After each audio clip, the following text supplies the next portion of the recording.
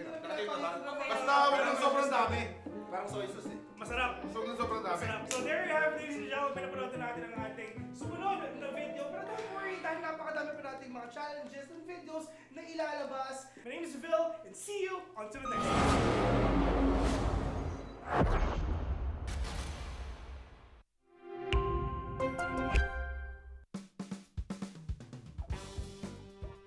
What is up guys? Phil here, back in again para sa Predator Bunker Brawl. Talagang sobrang solid tong araw na to, sobrang special dahil meron tayong panibagong co-host for today. Maagang-maaga siya para sa game number 2. So ladies and gentlemen, paano natin? We have Kuya Nick! Okay, Kuya Nick, sinasabi nila late ka daw, pero hindi. Maaga ka para sa challenge na to. Perfect timing for this challenge. Oo. Ang next challenge natin mga tropa, andyan ang word relay.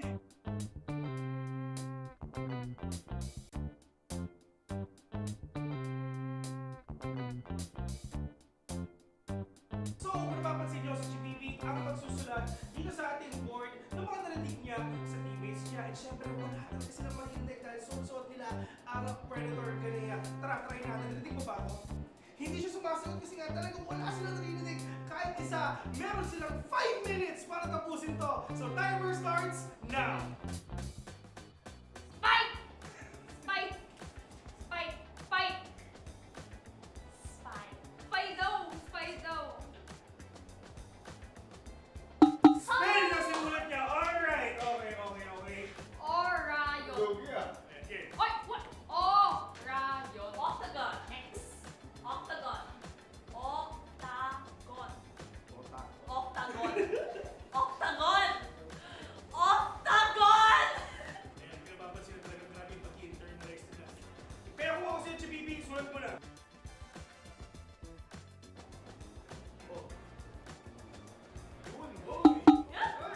Okay, next. Play! Play! Play! Play! Ang Valorant, diba? Play for picks! Play for picks! Tama naman din. Pass. Perfect. Rage! Quit! Rage! Quit! Rage! Quit! Rage quit! Kung hindi marunong na sa dulo nyo, medyo alangan. Dito lang yung pinakabait. Ito Oh, pinaka-crucial. shit, No, mali dapat sinasabi niya. Kahit sobrang galit ng first and second mo, pero yung third, tanong. Okay, sulat mo namin. No, next down. 15 seconds. Ses! Wala talo tayo, tanggapin na natin. 6. Wala silang nakuha ng isa. Pero sobrang lungkot lang talaga. Pero it is what it is. Team number 1 is handa na. In 3, 2, 1, go! Ano sila yun? Di ba yung strategy na dito ko yun? Tahimik. Less noise sila. Oo. Yan yung organ na team eh. Oh. At dahil dyan ang prediction ko 0. Doom! Pag 0-0 billion Two. score, parang yan ang... Yun! Muntik Okay, na. okay. Here we go. Okay. Pass. Soba! Soba! No. Soba! Soba? Soba! Soba! Soba! Aim! Aim! Bot! Bot! Point! Bot! Aim! Point! Import. Point! Okay na. Aim! Easy GG. Ayan. Ayan. Stand proud! Oy, yun na. Stand Yung proud! akala ko yun. Stand proud! Step bro. Yun. Stand Ano proud! ang ginagawa mo? Easy. At the end of the day, meron silang 1 point. At right now, alam na natin kung sino ang panalo. Ayun na. So pipili na ang Team 1 kung ano bang punishment na gagawin ng Team number 2 ngayon. This or that drink ang susunod na punishment ng gentlemen. Pero meron tayong plot twist. Ano yun? Ano?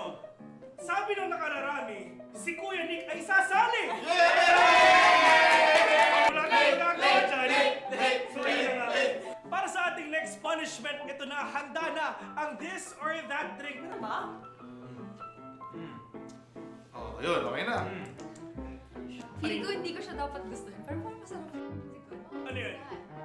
Tama na. It's Coke. Mahaba yung straw. Patis. Imbis Parang soy sauce. imbis na mahirapan, nag-enjoy pa.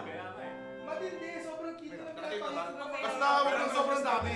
Parang soy sauce eh. Masarap. Huwag ng sobrang dami. Masarap. So there you have it, ladies and gentlemen. Pinapanood natin ang ating sumunod na video. Pero don't worry, dahil napakadami pa nating mga challenges and videos na ilalabas. My name is Phil, and see you on to the next one.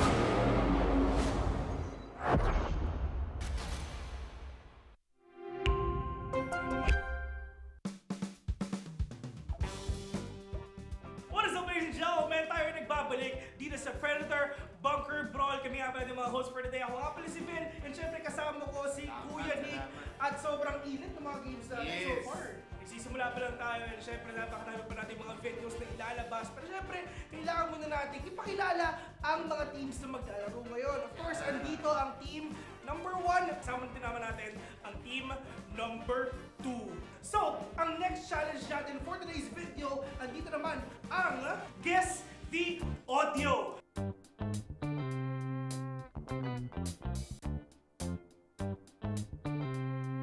Are you guys ready? Ready na? Team 1. Are you guys ready?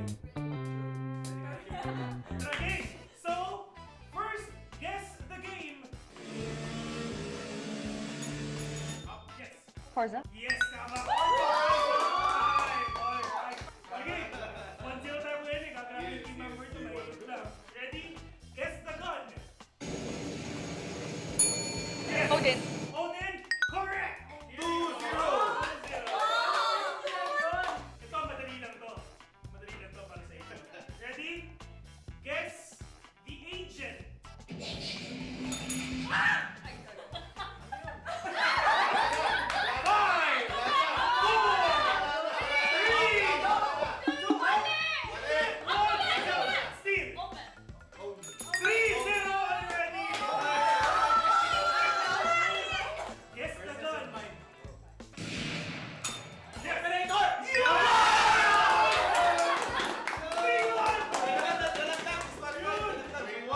Guess the agent. Next. Sino? 3-2 already. Yari na kayo. Yari na kayo.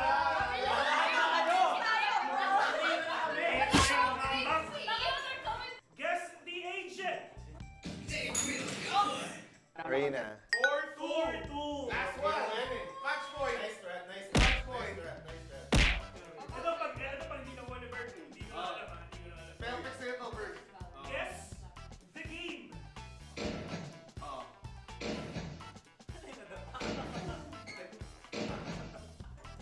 Wala. Tamang sagot ay Roblox. the future. The future. The future of esports. Okay, it's time. Guess the action in 3, 2, 1. Uy! Teleport correct. Guess the action. 5, 4, 3, 2, steal. 5. Spike defusing.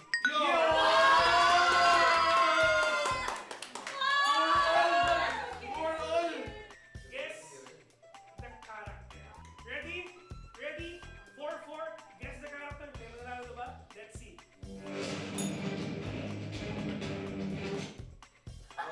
Roshan! Congratulations! Samsung Rosan. Ah, talaga? Rosan na ba eh? Ayun, kami sabi na. Okay! Hindi pati kami napaisip kung tama ba? Pero hindi nasagot sila eh. So yun nga, ladies and gentlemen, ang nanalo dito sa Guess the Audio, Guess the Voice. Palakpakan naman natin, team number 2! Papipiliin na natin ang team number 2 kung ano ba ang punishment ng team number 1. Game! Drink sour lemon. With no reaction. Legit yun. So drink sour lemon without reaction. So sabi na natin, ayan na. Shot. Shot puno. Game?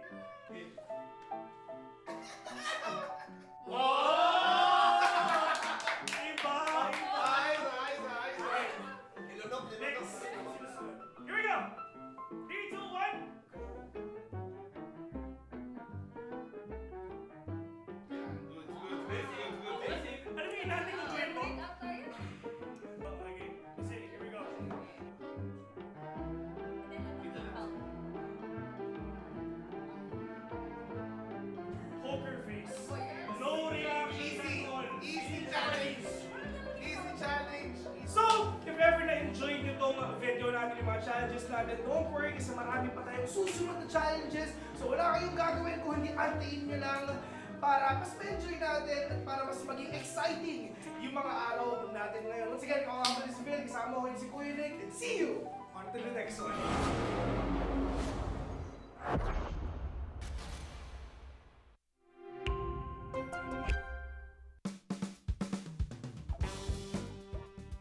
Tayo yung nagbabalik sa pinakabagong episode ng Predator Bunker Brawl. At kami nga pala yung mga host for today. Ako nga pala si Kuya Nick.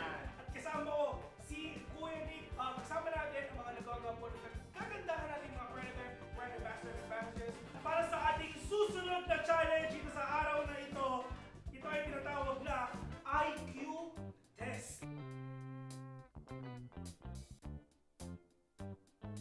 Direct, game na tayo! 3, 2, 1, go! Round 1. Yun. Guess the game. Yes. Flight Simulator. 1-0. Ayan. Guess. Guess the game, Kuya Nick. Yes. 3, 2, 1, go. Oh. Yes. Five. Ano yun? Forza? Yes, correct. Forza Horizon 5. Oh, Nagagawin lang. Isipin mo yung mga dating mga videos natin, Forza yung talaga yung nasasayo talaga si Amara. But here we go. Guess the game. 3, 2, 1, go. 5, 20 Four. seconds. Among Us. Among Us is...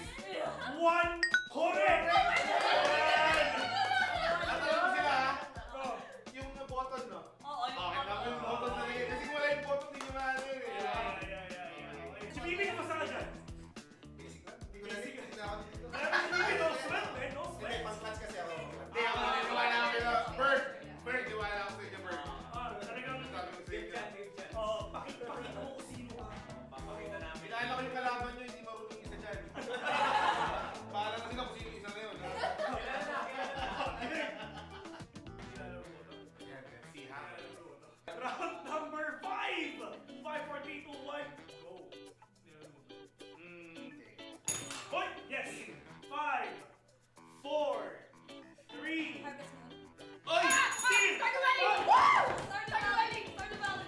Congratulations sa team! Phil, ito yung matatalo talaga na carry job eh. Oo! Binuhat niya Amara. Buhat na buhat! Buhat niya Amara. Okay. Si Amara nahulaan niya yung Forza. Oo. Nahulaan din ni Amara yung Stardew. Oo. Nahulaan ni Maggie yung Among Us. Oo, tama. Alam mo na kung sino hindi marunong sa kanila. Pero sayang. Congratulations, congratulations. Congratulations sa makatindi.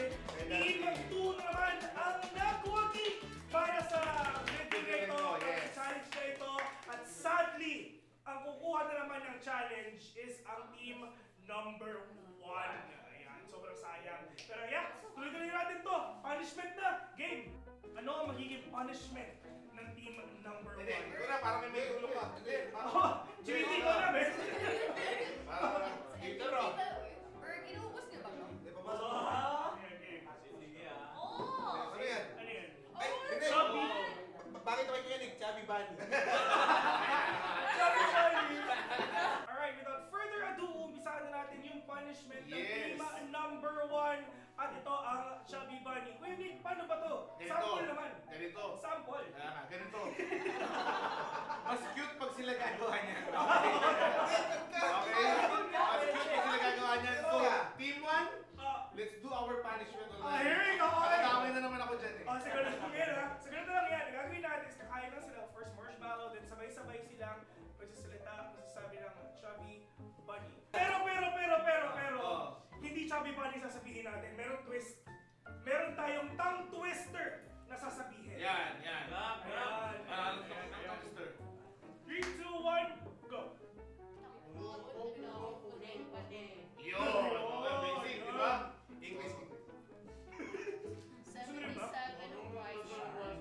Tapos na yung ating next challenge.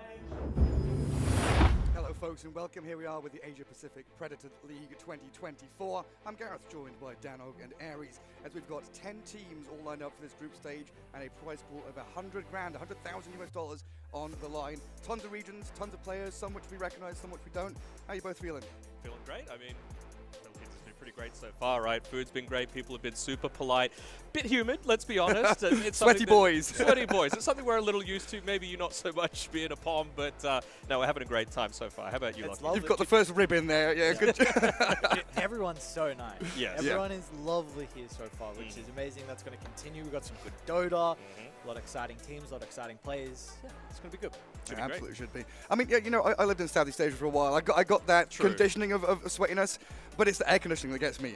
That's the, like, you know, the dry, the voice cracking, the throat and stuff like that. That's what gets me. So I'm like, turn off the air conditioning, just sweat it out, you know? Acclimatize myself to the humidity. It should be fine. I mean, Dota's a sweaty game anyway, right? That's true. You've that's got to true. be in that full sweat mode to be in the zone, in the mood, and get yourself ready for this. I mean, looking forward to seeing what we've got in store for us here. Like I said, you know, 10 teams, 7 different nations as well, all competing for this.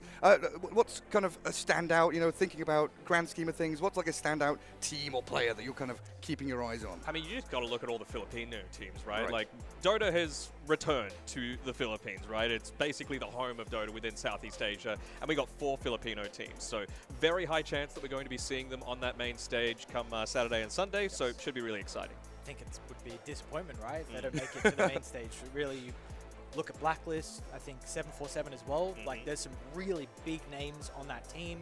You take a look at Group B with IHC, who I know are your favorites, actually heading into it. Question marks on Asta. There's a lot of very exciting teams, and I think anyone is able to take it. And it's best of ones as well. So yes, that's anything the can thing, happen. right? Anything can happen. It's this round robin format. You got to get top 2 if you're wanting to move through to that next part of the stage. So who knows? Maybe a reject May from China could make an upset. Not from China, from Japan could make an upset. But we've got Asta. Team from reject, China. yeah. Yeah, exactly. Yeah, I mean, you know, we always talk about Dota being, you know, like a best of 3 or best of 5 game, these upsets and outdraft and outplay. You know, one player overperforming in a best of 1 can be that difference maker. And you know, we're looking at here, top 4 all in that prize money, 65k for first place, 20k, 7.5 for third and fourth and second respectively. So you know, one of these teams, you know, looking at India with you know, one of their star players, No Chance. I've seen him play for several years. Thinking back to some of these old like Cobex tournaments in India, some of these other, you know, sort of ESL When he played for tournaments. Signify Played and all for that Signify, sort of thing. exactly. You know, he could potentially be one of these guys that, you know, drags his team up there, gets them into into spot, as we can take a look at the standings and all the teams that we've got ready for us here for the group stage at the Asia Pacific Predator League 2024. And already got a win and a loss there, apparently. We'll see, we'll see. I think we got that game ready to come up very shortly, so maybe that will be how things do The pan script. out. But you can just see, look how stacked the Philippines is on the left-hand side. So it would be a big surprise to not at least see one Filipino team go through the main stage, and I know that's what the fans, I believe the venue's already sold out as well for the main event, so that's going to be really exciting. Yeah, it's like a home crowd, home team. You know, you think back to the old school tournaments like Manila Major, Manila Masters. You know, back then, DJ on his Enigma, the Black Hole, the crowd going wild. That's what we're all really Tim's as hoping well, for. he's playing for Blacklist. Like, he makes some of those big Hell moments yeah. happen on land, so that'll be really great to see. Yeah, that he does. So it's going to be exciting. I mean, look at Group A, then you look at Group B. I know IHT currently playing in the qualifiers for Bet Boom. I mean, they are looking exceptional. What your victories in IESF, right? Yep, they got to the finals in the Asian Games as well. Barely lost to Team China, which was stacked with absolute like top tier players. So we'll have to see how they do. They're probably one of my picks to get out of Group B, but it really does seem even across the board, as we can see. As I was mentioning, first up, it is the Rambulan between ZOL and Execration,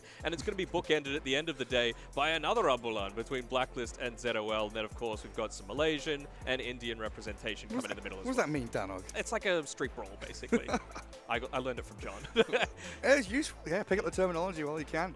I don't know. I still look at some of these team names. It always makes me giggle, right? You know, got Whoops. Whoops from India and the Council. You know, Yeah, true. two opposite sides of the I think spectrum. they used to be the Covenant, actually, last year, Bangladesh, and now they've changed to the Council, so I wonder what's I changed. like they're pretty good names, honestly. They Yeah. are. The Council. Yeah. I like it. Creative. for sure. But I'm interested to see what some team like Myth Avenue Gaming, because they are a team that's kind of been swapping and changing around a lot in terms of their roster. Obviously, this is a lot more country-based than, you know, a lot of other ones where, you know, you can pull someone from Singapore, you can pull someone from the Philippines, someone from Malaysia just to make up your roster, but this is a lot more country-based, this one. Yeah, absolutely. I mean, super excited to see what we've got in store for us. And of course, yeah, that first game coming up today. Best of one, the two Filipino teams, ZOL and Execration. Standout players, anyone interesting for you? 'Cause I know I've got someone close to my heart on one of these teams, but what about you boys? Probably Bob from Execration is my standout player. It's just I the wrote down perfect what he said username. before. Time to smack these kids is what he told us before this whole show started. So He shouted it. He walked in front of us. Aries was like, "What's Said, going "Hi, on, Bob." Bob? Hey, Bob." time to smack these Hey kids. Bob, how we doing? Time to smack these kids. Good. So That's what we want to see. Like, it's never boring watching a Bob game. That's the thing. And that's why I love IHC so much. It's never boring watching these Mongolian boys play Dota. So they're going to make entertainment regardless of the result. Yeah. I think for Zol, I mean, Younggod, for me in particular, I just want to see how he's able to perform. I mean, this was a person that was looked at probably a rising star in Southeast Asia. If we look back at the first year of DPC when he played for TNC, that was with Febby as well. Yep. And they didn't have a lot of success. And That then was when they were since with then- Your Way and stuff? Yes. Yeah. And then since then, like, Younggod's kind of fallen a little bit under the radar. I feel like very similar. You can put like Corden in that category in a way where, like, rising up, he has this big stint on Bleed. I mean, he's on Secret now, so that's incredible for him. But just like similar, like, kind of pub stars, and now where can they go from there? Yeah, and that's the thing that's always been really entertaining about C. The mechanical skill is absolutely there. It's just being able to pull it all together and make those big decisions. And, you know, just over the past few days, I've been watching some of that qualifier that you mentioned before. That's the big thing that's really been a standout for me is going high ground is riskier than ever. Like, we've seen so many throws in recent times, even from the more stable, like, Chinese teams. They're mucking it up as well. So we'll have to see how the teams are going to try and maneuver their way around that. Yeah, then going back to, you know, the topic you brought up about the best of ones, right? Thinking about these potential cheese picks. If you've got last pick and all of a sudden Huskar, Meepo, you know, think about the old days of Broodmother coming out. Like, oh, whoops, we forgot about that hero. Definitely potential here, and I think Tihi, for me, the player that I was saying, you know, close to my heart. I've watched him, you know, through TNC for years and years. Watched him, you know, from carry to mid, now to support. He's the kind of guy that can be like, hang on a second, this is the ideal pick in this scenario. You know, we'll play Phantom Lance against Invoker mid. You think back to 5-6 years ago, that was the hard counter to it. He's the kind of guy that can definitely pull out one of these strange, weird, out of left field And picks he's a out of great the Witch bag. Doctor player as well. And any time I could see a Witch Doctor work into a draft, I love to see it. Yeah, it's gonna be scary. I mean, this is a roster that's been together for a while, though, right? Yeah, so, what previously Made in Philippines, Xerxia, they've been together for quite some time. I mean, JG and Ken was kind of previously the 1 and the 2 where they went back and forth, but in regards to the 3, 4, and 5, they've stuck around Pretty for, stable, yeah. multiple years together. So we'll see how that chemistry is going to come into play. Yep. Should Yeah, be and exciting. what about their mid player then for ZOL? Are we calling it ZOL? Zol? Zol, ZOL? either. Let's go with Zol. Zol's just easier, right? One syllable? Yeah. Well, I mean, Mamang Dayon, Zol, that's the only person that's not Filipino in this is going to be in this series. So, of course, we've seen him. You talk about the cheese picks. Yes, Yeah. Mamang Dayon is definitely the cheese pick. We'll see. You know, we haven't seen him for a little bit, like a couple of months. So, of course, you know, previously on some big teams in Indonesia, we'll see how he's going to be able to perform now. But it's going to be exciting. He's a flashy player to watch. So Yes. what's he got in his repertoire then? What are these cheese picks? Huskar, Meepo. Okay, the ones. The ones. The yes. ones, yeah. So, I mean, we don't really need to look too much towards the spirits, but again, we haven't really seen him in a couple months, so it's still a lot of time to be able to practice on some things. Mid so Dawnbreaker. Oh, his Oh, conker. really? His conker. Oh my god, his conker is so good. yeah, so I mean, he was the first person we saw play the Dawnbreaker when you know Denog and I were Literally yeah, in captain's Yeah. mode. Yeah. 30 minutes later, he's in. so Playing it mid. playing a mid. Good So yeah, stuff. he has anything in the repertoire, and you know, who knows what we're gonna see? Like we said, best of one, anything is possible. Yeah, I mean, you brought up spirits there, and that's always been like a big one for me. Spirits and Puck, Filipino Southeast Asian heroes, right? Flashy, able to jump on people. You can make solo plays, you can control the map with them. Just as a general sort of thought process, where do you see spirits as heroes now? Is Storm good? Is Ember playable? Is Earth Spirit the only good spirit nowadays? Yeah, I mean, I think It really depends on the team, right? Because a team like Geek Fam, they're not playing at this tournament right now, but they love to have one of these more playmaking style of mids and then go super greedy in both side lanes. Like we've seen a POS 1 TA and a POS 3 Naga Siren, for example. To like just completely outfarm the enemy team on the map with something that generally shouldn't work. But if you can just get super aggressive with these playmaking spirits or puck, then it can work. Yeah. In regards to your question about kind of where the spirits stand, I think Ember is rising in popularity with the buffs to Mage Slayer. Been seeing a lot of Mage Slayer Embers at the moment. I think you got a couple other changes in the patch. Yeah, just with the chains, how many targets it hits and stuff. Void Spirit as well is, I think, a little bit more situational than the Ember, and Storm still feels okay. And puck feels good. Yes, so we will see the spirits. Without a doubt, I think we're going to see the spirits. Not from Among Dire as much, though. No, At least but not Bob? to the same... Bob, yes. Bob's going to Storm Spirit it up. Yeah. Bob, Storm Spirit, and Bob Puck are the two that I'm like, gimme those. I really want to see it. Yeah, should be good. I mean, Void Spirit for me is still like a Nisha hero. Honestly, like in my head, I don't like Void Spirit unless Nisha's playing it. It's just like one of those things where I've seen it flop so many times because it's such a delicate dance you play where it's like, I rotate into a side lane. If I don't get a kill, I'm losing my mid lane, I'm not getting my levels. And I think that's what the Spirits kind of suffer with nowadays, is just keeping up. Or Quinn, when he was back in NA, he was spamming that Void Spirit as well. So obviously he said he's never playing in NA. I mean, the two best mids in the world, right? Nisha and Quinn, the only two that are comfortable playing Void Spirit. Yeah. That's where where the hero is pretty much. The skill ceiling is pretty high. It's pretty nuts. I mean, outside of the mid lane, let's think about that, right? Carries into the supports. We talked about TE a little bit. What are we expecting from Execration, Shanks and CMO? For CML, he loves playing the Enchantress, and I think it really has fallen down the priority a little bit. I'm not sure why, though. To me, it's something that ticks a lot of boxes. Really strong in the lane, and Dota is such a scaling game these days. And then you've got tower pressure, which is always really important. You're hard to kill, very important. And then you've got the scaling for the late game as well. You've seen these position 4, position 5s really just become this significant right-click threat, and it just becomes so devastating. Yeah. I think for Shanks, we've seen... And a lot of teams now, like the position 4s are the ones to really be that flashy playmaker. And I'd say Shanks is that. Like, we've seen Shanks in previous Execration teams, like, completely take over games on the 4. We have, but I feel like a lot of his hero pool isn't really meta right now. Like, when I think Shanks, I think Snapfire, Mirana, and I guess a little bit of the Techies. Techies is meta right now. Like, it is giga busted at the moment, but certainly not the Snap and the Mirana. I'm just not quite feeling it. It doesn't feel like... It feels like they're strong at 15-ish minutes, but beyond that, it's not quite as strong. Yeah, unless you have like the perfect lane partner in the off lane, like Snap Center or something. Outside of that, it's like, it's not really worth it. Well, Mars is coming back a little bit, so maybe we'll see it. Okay. We'll see though. Like we were speaking about, best of ones and cheese. I mean, Execration, they've previously been known as like this Visage Marcy pickers, and they can pull that out at any time they want to. Yeah, right. Luna, Visage, Marcy, that sort of stuff. Like that was how they got a lot of victories in last year at some stage throughout it. So who knows? There's a big question mark at the moment, especially with the new patch. Like we really don't know what's going on. Any heroes that you boys want to put out on the table and say we're going to see a lot of this tournament? I've got 3. We've got our players coming out. Oh. So we can come back to that in a second, So they definitely are. So we can see Execration coming out onto stage now.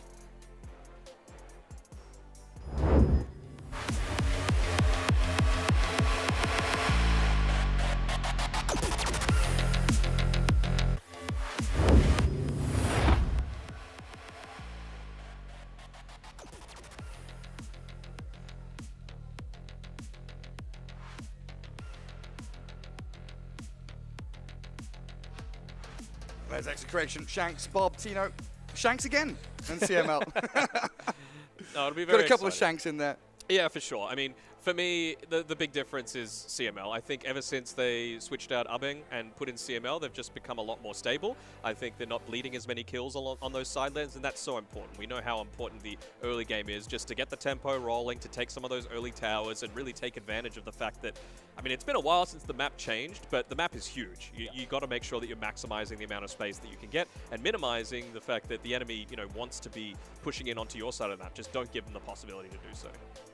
It's such a wild, double-edged sword as well, though, right? You have these situations where you're thinking in the back of your head that carry is farming those extra 4 camps on the outskirts of the map, but then also you have that much more room to play with, to play into Roche, to play into objectives, carve out a bit of map for yourself, get some... Like, warding now feels so much easier than it did back in the old days, because you've not got these tight angles where you have to go up a ramp. you have to go through this staircase or this river. Now you can just like weasel your way around and get some deep wards down. Yeah, look pretty for the, much. Like look for those perfect fights that you really, really want. Yeah, and like super deep wards actually give a ton of value just Yeah. because you're probably going to find people in those areas. You really want to punish people that are trying to be just that little bit greedier. And, you know, we were talking a bit before Execration was introduced about, you know, what heroes we'll see at the front. I think Batrider is going to be one of them. One, because Bob absolutely loves to play it, but in my opinion, it's one of the best position 4/5s out there at the moment. We've seen from IHC, Seth plays an amazing Batrider. He almost like solo carried the game from position 5 yesterday in qualifiers against Azure, which, you know, the recent winners of a big land, so that's a decent feather in his cap. And I just feel like you can be that super greedy support that just takes so much attention away. You're strong in lane, and then you've got a BKB piercing disable for the late game. It just ticks so many boxes. I always love those situations where heroes move from like off lane to 4 to 5. Like Clockwork was always a big one for me, where it's like Clock is an off lane hero. He's position 3. Back in the Bulba days, Yeah, like TI3, right? exactly. And then it's like, wait, why? Why are we giving him farm priority? He needs level 6 and an earn or something? Yeah. Oh, I just put him on a support. It's fine. I mean, Batrider's a similar story. You know, you look at Whisper, you think, oh, look at what he can do. But then you can just do that on a position 4 or 5 Pretty much, anyway. yeah. I think the thing is as well though with Batrider, if he does get the farm, like Matt was saying, like set You as can a scale. 5, you Yeah, can scale right. and you can carry as the game goes on. His axe is pretty ridiculous these days as well. It's Right? just- Like, there's so much extra range on it, so much, like a double leash BKB piercing. It's insane. And Dragging people around. the talents too, I think are another thing. He's got some exceptional talents. That's always something you have to look at if a hero is really strong at the moment or not. I think your 20 talent, your 25 talent with the extra flame break charges and the sticky being provided. So yeah, that's going to be something we definitely need to look at. And kind of like a support coddle, Batrider is going to get those levels because a lot of the time he's, you know, on the other side of the map, yoinking a wave, like making his creeps push the wave in while also taking neutral camps. So it's like you're just getting so much farm that you're not splitting the XP with anyone, you're not taking farm away, and you're in fact creating space while being greedy at the exact same time. Oh, you've So- stacked these camps. Oh, yeah, Yoink. for me. Pretty much, and people probably aren't going to defensively ward a lot of these camps as well, so Right. Batrider can get away with doing a lot of that sneaky stuff. I mean, a hero for me is like, I'm going to die on this hill, Abaddon offlane, Abaddon support, Aghanim Scepter. I think that is like super busted. But here we have our second team going up against Execration, ZOL or Zol, as we can take a look at their roster as well here for the Asia Pacific Predator League 2024. Let's see exactly.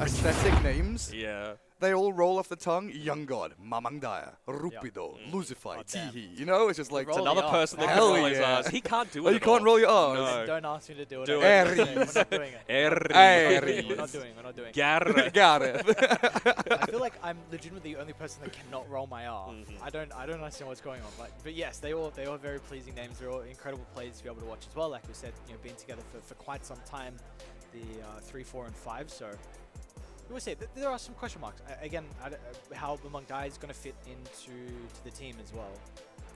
What's Mamang Daya doing there? Is he summoning some shadow clones or something like that? Pulling some Naruto moves. Would be hyped to see. Like the Void Spirit stands as well, right? True, actually. Yeah, that is the voice. What did we see? It? Well, maybe that's a little like Easter egg, basically just saying, oh, you'll see. Maybe I've we'll been pick the practicing boy. up my Yeah. supports Yeah. and my spirits as well. Spirits, yeah. There they are, all the boys. Get themselves ready. There's best of one. And it kind of will give people like an insight into what we're like in the room. It's very resemblant of like a LAN cafe environment, right, from the Philippines. The players aren't that far away from each other, so I'm sure if they get really loud and start screaming, that's when the mental game starts to come into the equation, right? Yeah, it's like you know, bring your own PC. You know, one of the old dream hacks, or like LAN, you know, like you say, LAN cafe situations. PC I mean, bang. yeah. Should be very, very exciting to see. You And guys, Ever Best get of into ones. LAN cafes? Yeah, When I was at university, I was. Okay. that's where I started playing. I lived in Brunei, and I started playing CS and Warcraft 3 back then. Had Gary's a man of the world. Man of He's the been world. everywhere. Well, I've been demolished by a 12-year-old Bruneian girl in Counter-Strike because she started swearing and screaming at me. Love it. Love That's it. like perfection, LAN cafe environment. You're there with, a bunch of kids, bunch of you're 13 as like 20-year-olds out there playing Counter-Strike, just like, yeah, cool, Probably chilling. like once a year, I still go back and watch like videos of ROTK on LAN. Oh, yeah? He literally like they're playing in some ballroom or something like that, and he gets up and just starts pointing and screaming at the other What, team. what was his nickname? It was like the Bull or something, wasn't Something it? like that. Yeah, yeah. The- Really? it- The ball? I Well, didn't know that. we're going to have to look this up after the game, but he had a nickname. It was like, I don't know, from Chinese to English translated as like the Screaming Bull or something, something like that. Raging he was, Bull or something. yeah, he was like a loud, aggressive. When you see those, Call of Duty highlights where you got the kids standing That's up. how I grew up. I mean, I But grew that up was my- over headset, wasn't it? Yeah, not, but in, not in person. My first esport was Call of Duty, so like one that I got into the scene sorry. with and watching. So I'm very sorry for you. well, no, it was good. What do you mean? Yeah. It was good to watch. It was entertaining. But yeah, you have people like standing up over the desk, like screaming at each other and stuff. We don't have that in Dota. It's calm. Well, maybe we get a question You wait mark. and see. You wait and Well, see that's today. in pubs. So In yeah, today Dota, we'll it's the see. monitors and the headsets that get all the flack, right? You're just That's like true. throwing things around, smashing tables. For maybe, sure. Maybe we'll see what Bob does. Again, we brought up earlier. I'm gonna smack these Yeah, kids. he's got We'll see. smack these kids. So, Got it all written down. Mhm. Yeah, I mean, we'll see. We've got those player cams. Mhm. They'll be recording Oh, I hope 24/7. so. We'll We're see watching. some reaction. I want to see some highlight shots of just All the highlight shots of the Filipino casters. yeah, true. yeah, they go crazy too. So we're gonna see how loud they're able to get Maybe as we well. just need to out loud them. Yeah, you're gonna have to compete. This is this is a competition now. we've got the Predator League for the teams, and now Ares up against the Filipino casters behind What are you us. gonna give me? What's the gonna keep that in prize? mind. It's Yeah. pride. Yeah. Pride. Yeah, Yeah. right. I like that. And the thing is, if we get louder, then they have to get louder than Yeah, that. it's just never ending. Mhm. It's infinite. Like bring down the walls of Jericho with, Should be with your exciting. shoutcasting. Exciting as. But I guess we can go back to that question. Like I mentioned the Bat Rider. Any other heroes that you can really see coming to the front here? specific role or No, any? across the board. High priority. I think Lena's going to be another one. I think Lena. We spoke a little bit about the Wind Ranger, like You don't like yesterday. it. I don't like the Wind Ranger, but we've been seeing it so far in some qualifiers as a one. Spirits is a big question for me. How they're going to be played in the mid lane. Tech is as well. We've seen a lot in the China qualifiers. I know you say it's very good at the moment. How the team's going to prioritize it. Southeast Asia has its own playstyle. They really can play off the back of cheese picks. So where does the Meepo and all this fit into play and stuff like that? And what's offlane kind of the meta Naga, going to be? maybe. Yeah, the offlane Naga, like. I legit think that second ban phase, we're just going to see the timer just drip all the way. Like, do we ban Meepo or what are we going to get rid of? Some of the spirits, because you get in these positions where you're just like, are we cornered? Are we going to get Meepo'd by one of these players? Because Meepo, even not as a last pick, even just as a third, fourth, can still do a lot of damage. Probably the two teams that you'll see that is, going up against ZOL for Mamang Daya and going up against IHC. You'll see a lot of those cheese bans coming through. I think Young God plays it as well. Yeah, he does, but Yeah. I think Mamang Daya, he's super capable of a lot of the unorthodox stuff, but I really think we're still going to see the Kunkka from him. Kunkka receives some nerfs, but it's still such a strong hero and he's Grandmaster on it, so he's going to be very, very comfortable. Yeah, so you feel like those nerfs, not enough for him to... It's still a strong hero. Okay. Yeah, what do you... Just what like the team fight priority? or anything that has repositioning capabilities is always going to be really strong with Tidal Wave. You're really strong against a lot of the meta heroes for the mid lane, like Puck, Lena, for example. X marks just means that a squishy hero like Lena does get crushed, even though it's typically, ranged, super long ranged hero has an easy time. Kunkka makes that a lot less so. He's always felt one of those heroes that is very good from the mid lane at both making the first move and reacting as well. So you can quite often be in these positions where you're a Puck, you find a rune, you TP to the side lane, you try to get a kill on a support, and you're like, well, damn, that didn't work out, gotta go back to my lane. Suddenly there's a Kunkka in your face. Yeah. X-marking you and counteracting that gank. You're like, wow. And then run buff, your team's yeah. not taking any damage. No one's Torrent, dying. Torrent Storm is going around All of your everywhere. spells are wasted. I want to see Bloodstone with the new Torrent Storm, actually, with the 75 AoE increase. Oh, yeah? It's actually pretty significant. That sounds nasty. Is that item purchasable with the Probably nerfs and the not. mana? But like, It's like you know, super super situational. late game. Yeah. I think Willow, it's workable. I think with that sort of thing because it works on like Terrorize and Curse Crown and stuff like that. So we'll see. And I'm really interested to see just on the point of the Conquer as well. It's not just a mid. We've seen teams super capable of running Right. in the off lane as well. So it's certainly very capable. Yeah, we're seeing Shopify put a lot of emphasis on the Saberlight still playing I think in the Amar offlane. plays it off lane as well. So yeah, I mean that's still a hero we're going to end up seeing as well. And what about some of the new items too? I mean, how are we feeling about all of them? I mean, I guess one you can look at is like Parasma for some of the mid laners. That's very interesting. You I'm know, more of a regards Kanda enjoyer myself. Of course, you're playing sniper, sitting in the fog, just Have waiting you for been your watching my moment. palms? Just peeping them every single time with I'm- that Ags. I'm a turbo enjoyer. Yeah, Like, true. I play a lot of, and every single turbo game has a sniper with like 3 rapiers, Kanda, just sitting in the fog waiting. Peep. I'm playing Warlock and just buying all the smokes, hope for a ninja gear, and Yeah. hide. Do not show yourself anywhere on the map. It can work with something like Clinks, right? Like Clinks feels really strong with it. Yeah. We've seen Tinies start to build the Kanda as well, just Morph. because Morph as well is another one of those heroes that do it. So just anything that can have that super high attack damage that has the point target abilities, you know, your tar bombs, your toss, your tree throw, your adaptive strike, that sort of stuff is going to be really effective. Yeah, Morph's got an interesting build as well. We've been seeing like first item Vlad's on that hero. So what do you think overall about the item? Because it did get some changes. Do you It feel like did. it's back to like because It's weird. There's been stages where it's been super busted. Yes. And you like must have. Yeah. Vlad's. But you needed it for Helm of the Overlord. That's the reason why, right? And back before that was even an item. It was like supports generally buying it because anything percentage based for both lifesteal and damage is always going to be really And strong. it was all small items as All well, small right? items, It's like they're built up incremental with a Bassi Bassi, and yep. the, yeah. So it just feels really good in that aspect. But these days, I don't know how I feel about a Morphling getting it, to be honest. Like, obviously, it gives you a lot of, like, sustain just to stay out on the map, both lifesteal and mana regeneration and, you know, extra damage and yada, yada, yada. But It feels like a nicer, cheaper Lincoln's. You know, you think about like Yeah. that Lincoln's like sustained defensiveness, but I think Vlad's is like a little bit nicer. I think Morph is a good shout of a hero that we're probably going to see A lot of. fair amount of, though. I think that his laning stage solid. That mid-game kind of weirdness, you know, the sort of 10 to 20 minute period where it's do I farm, do I fight, what am I doing? That Vlad's and the, you know, the kind of flagtree, whatever, you know, mid or safe lane build you're going for has kind of remedied that problem. And he just feels like a safe hero in general to play towards late game as well. So it gives you like multiple steps to play into a position 1 or position 2 carry hero, which always feels super nice. I think it's just like it's a safety net hero for me in my head. And you're never going to be lacking in late game damage, so you can get away with picking some of these supports that do fall off in that aspect to protect it. Like, I mean, Tusk is actually a pretty decent damage, but you can go Omni Knight, you can go Treant, you can go Abaddon, which I think is another hero that we're going to see a lot of just because it can go between support and core still. So, yeah, I think these are a lot of things that can be made to work. Abaddon's still like one of my favorite heroes, honestly. Like how busted his Ags is. Just what are you gonna do? I feel like that's an undervalued Ags because we haven't really seen it that much. He's just not. I think it's one of those hard things where he doesn't offer a stun or like team fight control from off lane, so people don't want to play him there. As a support, you want, you know, Ags Locket, and that takes too long as a support.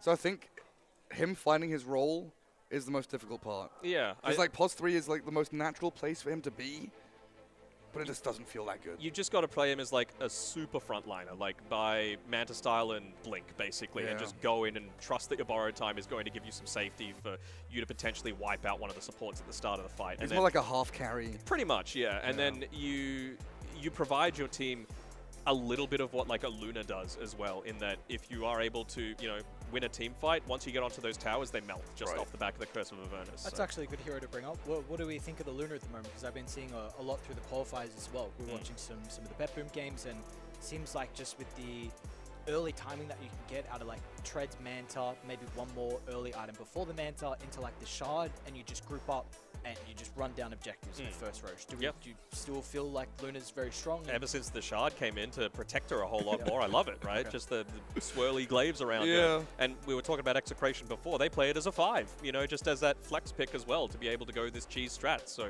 hopefully, well, ZOL would have done their research. You know, they would be playing a lot against each other, but certainly it's something that maybe the teams that haven't put as much of that groundwork in might get caught out.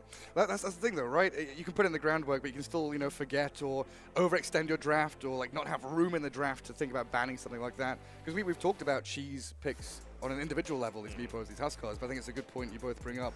about the tempo cheese.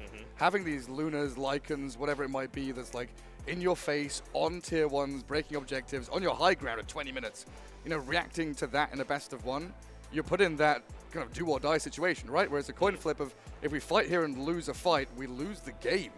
I was talking about Geek Fam a little bit earlier, and they went position 1 Beastmaster with Natsumi, and then like an off-lane Omni Knight just dominate the lane, and they had Mega Creeps by 28 minutes in the game that they were playing. Like so. you said, though, there is that kind of volatility with that style. Like you lose one fight on a high ground push, which we've seen so far, the game can just be over from there. Yeah, For either team. Yes. pretty much. Exactly, yeah. for either team. So we're going to have to see. You have to execute that draft. You're going to go for a tempo draft. You really need to make sure you're on point. Hey, absolutely. I mean, are the heroes in that same vein? I mean, Luna is the main one, right? He The hates Visage- Arc Warden, but I feel like we might see some Arc Warden. We'll probably see TA as well. Why do I hate No. I hate Arc Warden also, but why do you want to see Arc Warden, or you? It's in like pro level pubs. It's got like a 57% win rate. Like the mid lane is just so dominant. You're dealing way too much damage early on. I feel like it's just one of those heroes that you can, if you're going a real space making side lane, get away with 2 carries that are a little bit greedier, just because you've got so much lane shot that you're able to play around with that you just get amass like some massive net worth lead. I think there's a weird thing with the Arc Warden as well with the itemization. We're seeing some vessels as well. So I think the hero is like more undiscovered at the moment with what it's able to do. So they're figuring out what you're going to be up to. We do have a quick break now, though, as our best of 1 is still getting prepared. The team is getting ready for it, so we'll see you in a short while. So, ang kailangan natin gawin is sit back and relax at antayin yung mga bago nating uploads, yung mga bago nating video sa ilalabas dahil for sure, sobrang init, sobrang excited at sobrang saya nito. And, Principal, kasama ko si Kuya Nick at kita-kits sa susunod na episode.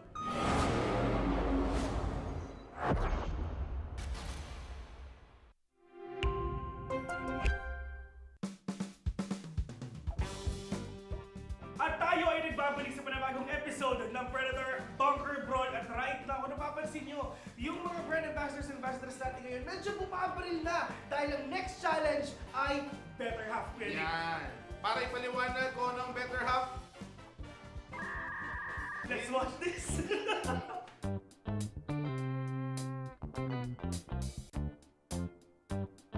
So nalakit na natin yung mechanics para sa ating challenge na Better Half. And right now, Kuya Nick, kitang-kita natin yung ating mga brand ambassadors and ambassadors na kaupo na. Yan na. Magbubukas na. Makikita natin ngayon. Gusto ko rin ako ng mga comment. Grabe naman sa ibig. Nagkakas na agad. Makikita na. Building. Grabe! Love! Hindi ka nag-experience sa site na to eh. Ready, kami ready. Dati. Ito, makakalunin namin yung top lane yan.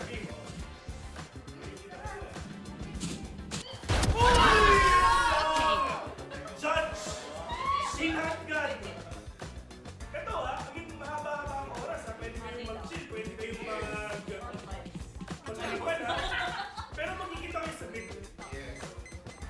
Despite, let's take what they have. Na. Go! May plano to, may plano to, may plano. Yung sa akin din may plano. Sobrang sneaky nung galaw na pinapakita nila.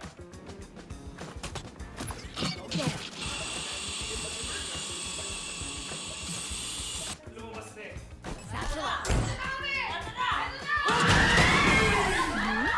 Outrun me. Ayun na yun!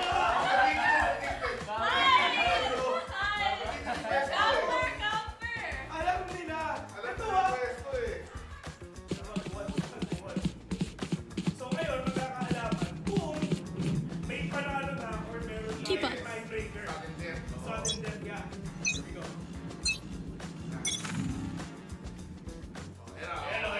Ayun o. Pero ako magsususin sa kalaban mo, Bert. Uy! Mahusay! Mahusay! Ano kapag tapos na rin natin yan? Top 7? Top 7 na region natin. Nakakalawa. Oo. Ito na, yan na. Yan na. Pwede sila magkita. Oh!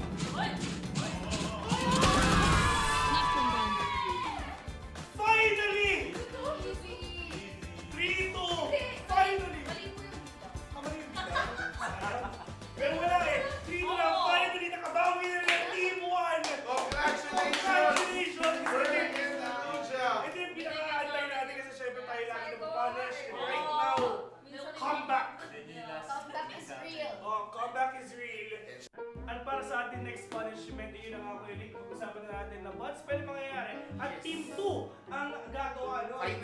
Finally, nakabawi na ng Team 1 dun sa lahat ng punishment na natanggap nila. Pero sino ba ang pinakaunang contestant sa harapan? Ang una nating mag-bat spell, syempre, ang kanilang one and only, siya daw ang secret formula. So dahil ang secret formula, Kwento niyo yun. ikaw ang mauuna sa ating punishment. GBB? Okay. Okay, GBB, 3, 2, 1, go! C. C. C-H. Oh, H. Oh, it's yun! Sige, I. I. Oh, I. B. Yun! Mas wala ka I. Oh, I. Oh, I. B. B. Y. Y. Z. Anong C? Okay lang. Next. 3, 2, 1, go! Wala rin ang A. spell.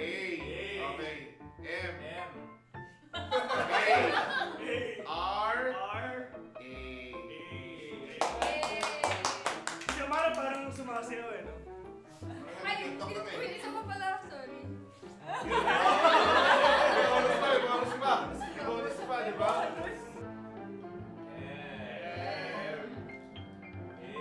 Good spelling. G. Next one, G. I. E. Alright. Host for this video, ako nga pala si Vince. Kasama ko si Kuya Nick. You're watching the Predator Bunker Brawl. See you until the next one.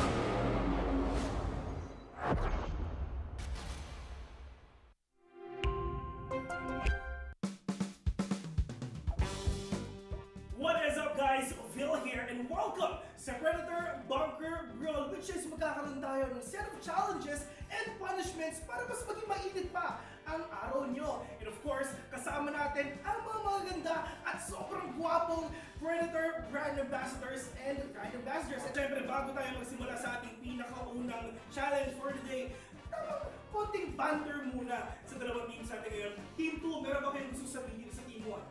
Friendly banter. Good luck on you, bay. Sabi ni Chibibi, syempre i-translate natin yun. Good luck daw, sabi ni Chibibi kasi kailangan niya yan. How about yung Team 1 Berg, pero gusto niya sa kanila? Good luck sa'yo, bay. Good luck sa'yo ba? Ano yung isa? GG easy. Alright, so narinig na natin yung mga thoughts ng dalawang teams natin today. So hindi na natin ito patatagalin pa. First challenge is ang Scribble Trouble.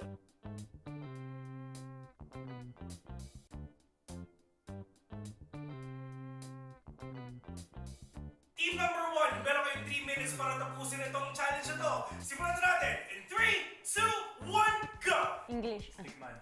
Wait lang. Number 1 na lang manalo.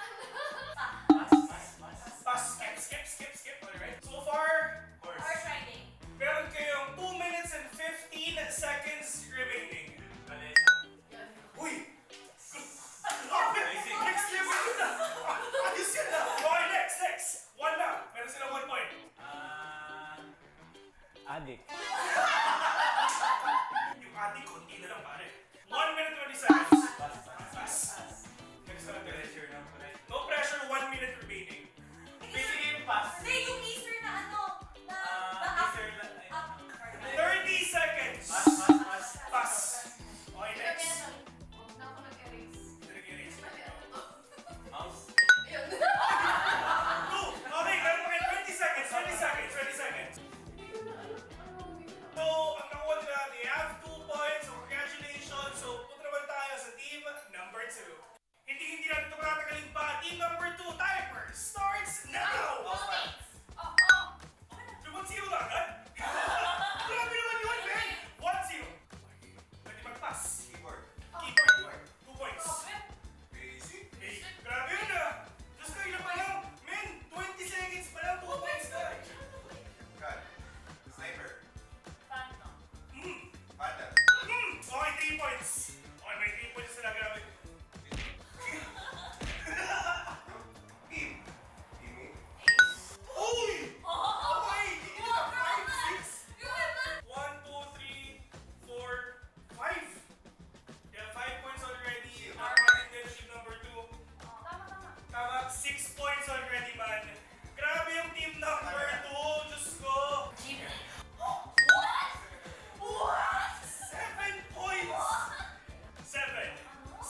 5, 4, 3, 2, 1, 0. Tapos na ang ating challenge for the day. At congratulations nga pala sa Team 2 dahil nakakuha sila ng 7 points. Sadly, ang Team 1, 2 points. Ang Team number 2 ang pipili ng punishment na gagawin ng Team number 1. So, here we go. Ayan na. GBEB, do the honors. Ayan na. Kinakabahan na yun. Uy! At ang challenge nila at ang punishment nila is Dynamite Roulette. Ayan. So, yeah. Mahilig pa sa spicy foods. Hindi ka mahilig sa spicy foods. Mahilig sa spicy foods. Okay. So, dalawa hindi mahilig. So, feeling ko talaga medyo mainit ang mga bibig nila mamaya kasi on their first punishment. Ready? Dynamite Roulette. Here we go. Direk, ano nga? Extra rice. Tsaka ketchup na rin. So kaya mo ubusin? Hindi ba ka, pero hindi mo kinain yung pula eh. Yung kaputi yung kinain niya. Wow. Okay. Hindi naman makakaminom sa'yo. Iba na, pero hindi malakad makakaminom sa'yo. Okay. Ibig sabihin, mataas yung tolerance nila sa... Nakita na natin ang ating challenge for the day. At huwag kayo mag-alala dahil napakadami pa natin challenges sa mga susunod pang episodes. So we're inviting everyone to come and join at panoorin at antayin yung mga susunod nating episodes na ilalabas dito sa Predator.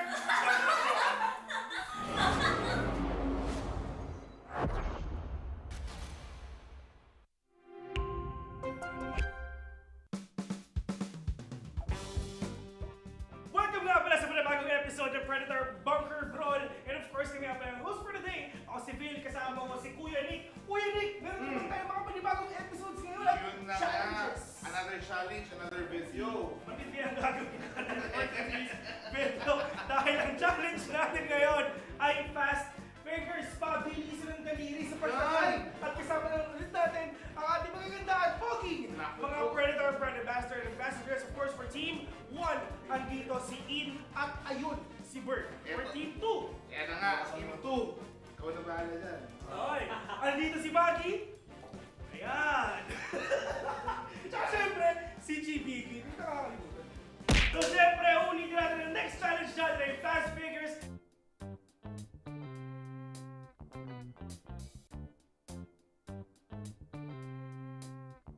Ready na kayo? Ready ka na? Timer starts now!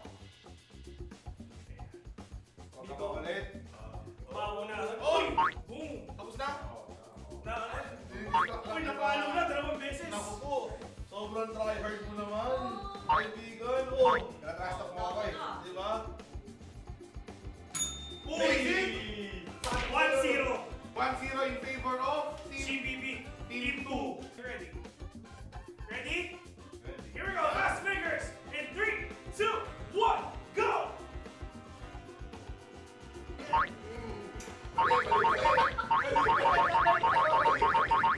Ang daya ni GBB. Yung kamay. Ba't yung kamay yung pinapalo mo? Nagtanong kasi kanina eh. Hindi ko naman alam na bawal ka kamay. Ang daya. Oo, madaya ang GBB. Oh.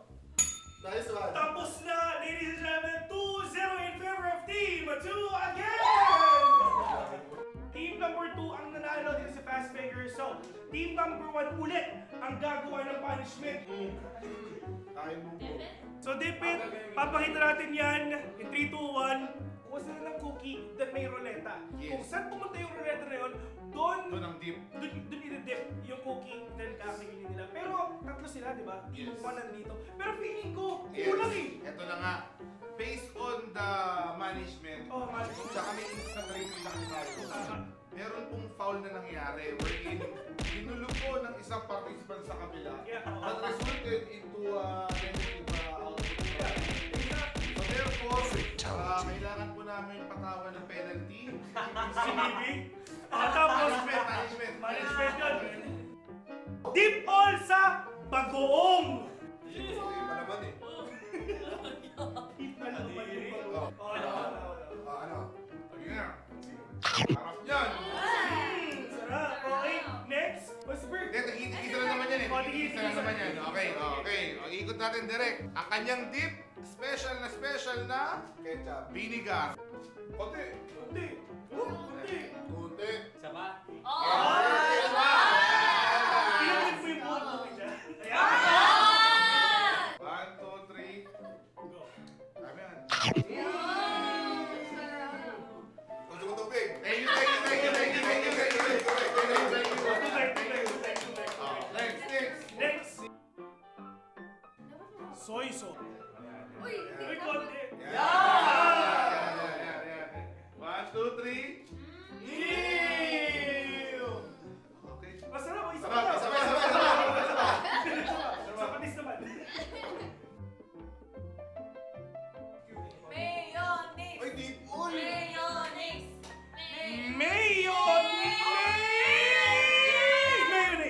Mayonnaise na, Mayonnaise. Wala akong kinalaman dyan sa roulette na yun. Here we go. New recipe. Sarap. Pwede. Pwede. Ayun, ang sure pa ako. Hindi na tayo may i-internalize pa. Baka pwede sa business. Uy! What? Okay, so yun ang ating matinding punishment dun sa ating fast players na game. Dumating tayo sa panahon na sa GBB. Eh, dumaan pa talaga sa butas ng karayom. Kailangan Manalo. may fear tayo rito. Nga, tapos na yung isa nating challenge for the day. At kita-kits na lang sa susunod na video.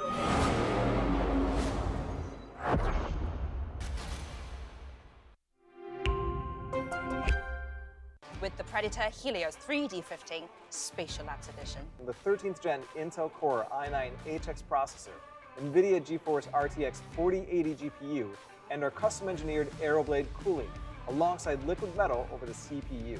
Delivering intuitive interaction and immersive sensation through technologies like advanced sensory solutions, optical display, and the latest real-time rendering technologies. With the Helios Neo 16. 13th gen Intel Core processor? Check. GeForce RTX 40 series graphics? Of course. As for cooling, the Helios Neo includes Predator's custom-engineered cooling solutions listed here, with our unique Aeroblade fans and liquid metal thermal grease. Predator Triton 17X laptop. This powerhouse features a GeForce RTX 4090 with a max TGP of 175 watts, the Acer Nitro XC452 CUV at 44.5 inches with a 32:9 ultra-wide aspect ratio and 1500R curvature. Predator Orion X. The Intel Core i9 13900KS Special Edition processor boasts 24 cores, a flagship NVIDIA GeForce RTX 4090. It is the smallest PC that features this GPU. Upgrade your gaming experience with the Predator Orion X.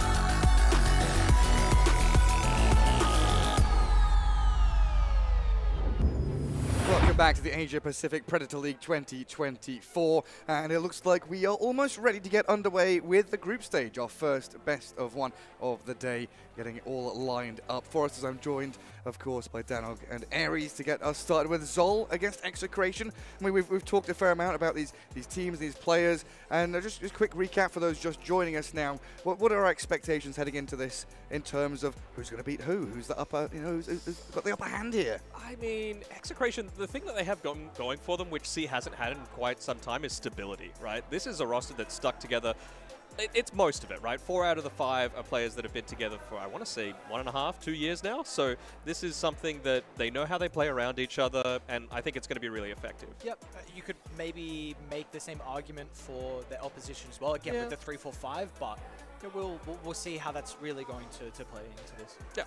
Yeah, 'cause you need that team cohesion, captaincy, you need star players. Dota has so many elements to it nowadays. You can't have any lapses in any of those areas. And of course, just a quick recap of what we've got underway here. Of course, it's the Asia Pacific Predator League 2024. $100,000 on the line, 60K for that first place prize. And of course, we've got 1 day of group stage, tons of games to be played, a couple of days break, and then the playoffs in that Mall of Asia arena, which should be a pretty spectacular show. Of course, everyone hoping for some of these Filipino teams to make it all the way there, as I believe we can get ourselves into our first game, first best of one. Look at that beautiful logo. One of the squads. Bob. Oh, Bobby. You love him. He was there. That's the thing I love the most about this Execration roster, right? Is that they're just here to have a good time, honestly. Like, they're so rarely in a bad mood. They're always there for a little bit of banter. When I was walking over there, he's like, hey, if there's an interview, Bob was like pointing at Tino saying, just give it to him, his English is great, like all that sort of thing. So really, the brains of the operation, though, in the middle there is CML. You could see him just pondering over everything. He's the center of all the discussions, and I really want to see what is going on in that head of his. A lot of experience as well, right, with Polaris and TNC. We saw he had some pretty good results with the boys on Polaris, and then talk about experience. Already mentioned Teehee there with in the middle. Previous years and what he's been able to do to define the meta in multiple different roles. Now, I know you talked about the air conditioning. Do you think Mamandaya needs those hand warmers? Because he's got them going at the moment. Has he actually? Yeah. Oh, I don't know. Just calling him out, sorry. I don't know about in here. It's a bit toasty in here with all the lights and I mean, there's 100-odd people in here. It's not too bad. You know what? I trust him. He's the mid laner. He's the one that needs to make a lot of the big plays. Let him cook. Exactly. His hands are cooking right now with how hot they are from those hot hands. I mean, that's one of those things, right? You keep your fingers warmed up. You press your buttons faster. But there's little advantages where you can. Yeah. I love me some Teehee. I remember a few tournaments, thinking like, Epicenter in Moscow and stuff like that, where it was legit. That'd be like, cold. Cold. They had to, they ran out of all of the ones where you just like rub it in your hand, right? Yeah. And they had to buy USB charged ones. Oh my like God. actual hand heaters to make sure the players were fine, because it was. My only experience with those is like when I go skiing. I put them in my boots and my gloves, and it's like, oh, finally, this is so good. But no, definitely for those mid laners, it's all about those fast twitch reflexes. And again, like that is, in my opinion, the highlight of the first 8 minutes is going to be the mid lane. Mamandaya against Bob is going to be super hype. Yeah, it also could be one of these like draft going, but it could be one of these little ritual things, right? You get yourself in the mood, in the zone. That's what you're used to doing. Like your lucky undies and that sort of thing. Yeah, exactly. Well, there we go. Draft already started. Quick run through the bands. Nature's Prophet, Grimstroke, Mars, Centaur on one side. Meepo already gone. Yep. A Lone Druid is out with there. A couple of cheese picks removed with Doom and Tusk. And Danog, like you were saying. Those flex picks. With Ares, Batrider, and Lina. They're just... We've seen a lot more of the Lina position 1 really start to be a lot more present, and you can even see some of that respect coming through as well. Most of the time, people aren't going to ban a Marcy at this stage, but against Execration, you have to, because they've still got that potential to be able to play around that. Obviously, with the Lina, it's just such a great 1-2 punch, and then you've still got the potential to run like a position 4 Luna. You could run a Visage as well. Like everything like that could work. So just take out the big thing that makes it work, and it is the Marcy. That's like the centerpiece of their cheese.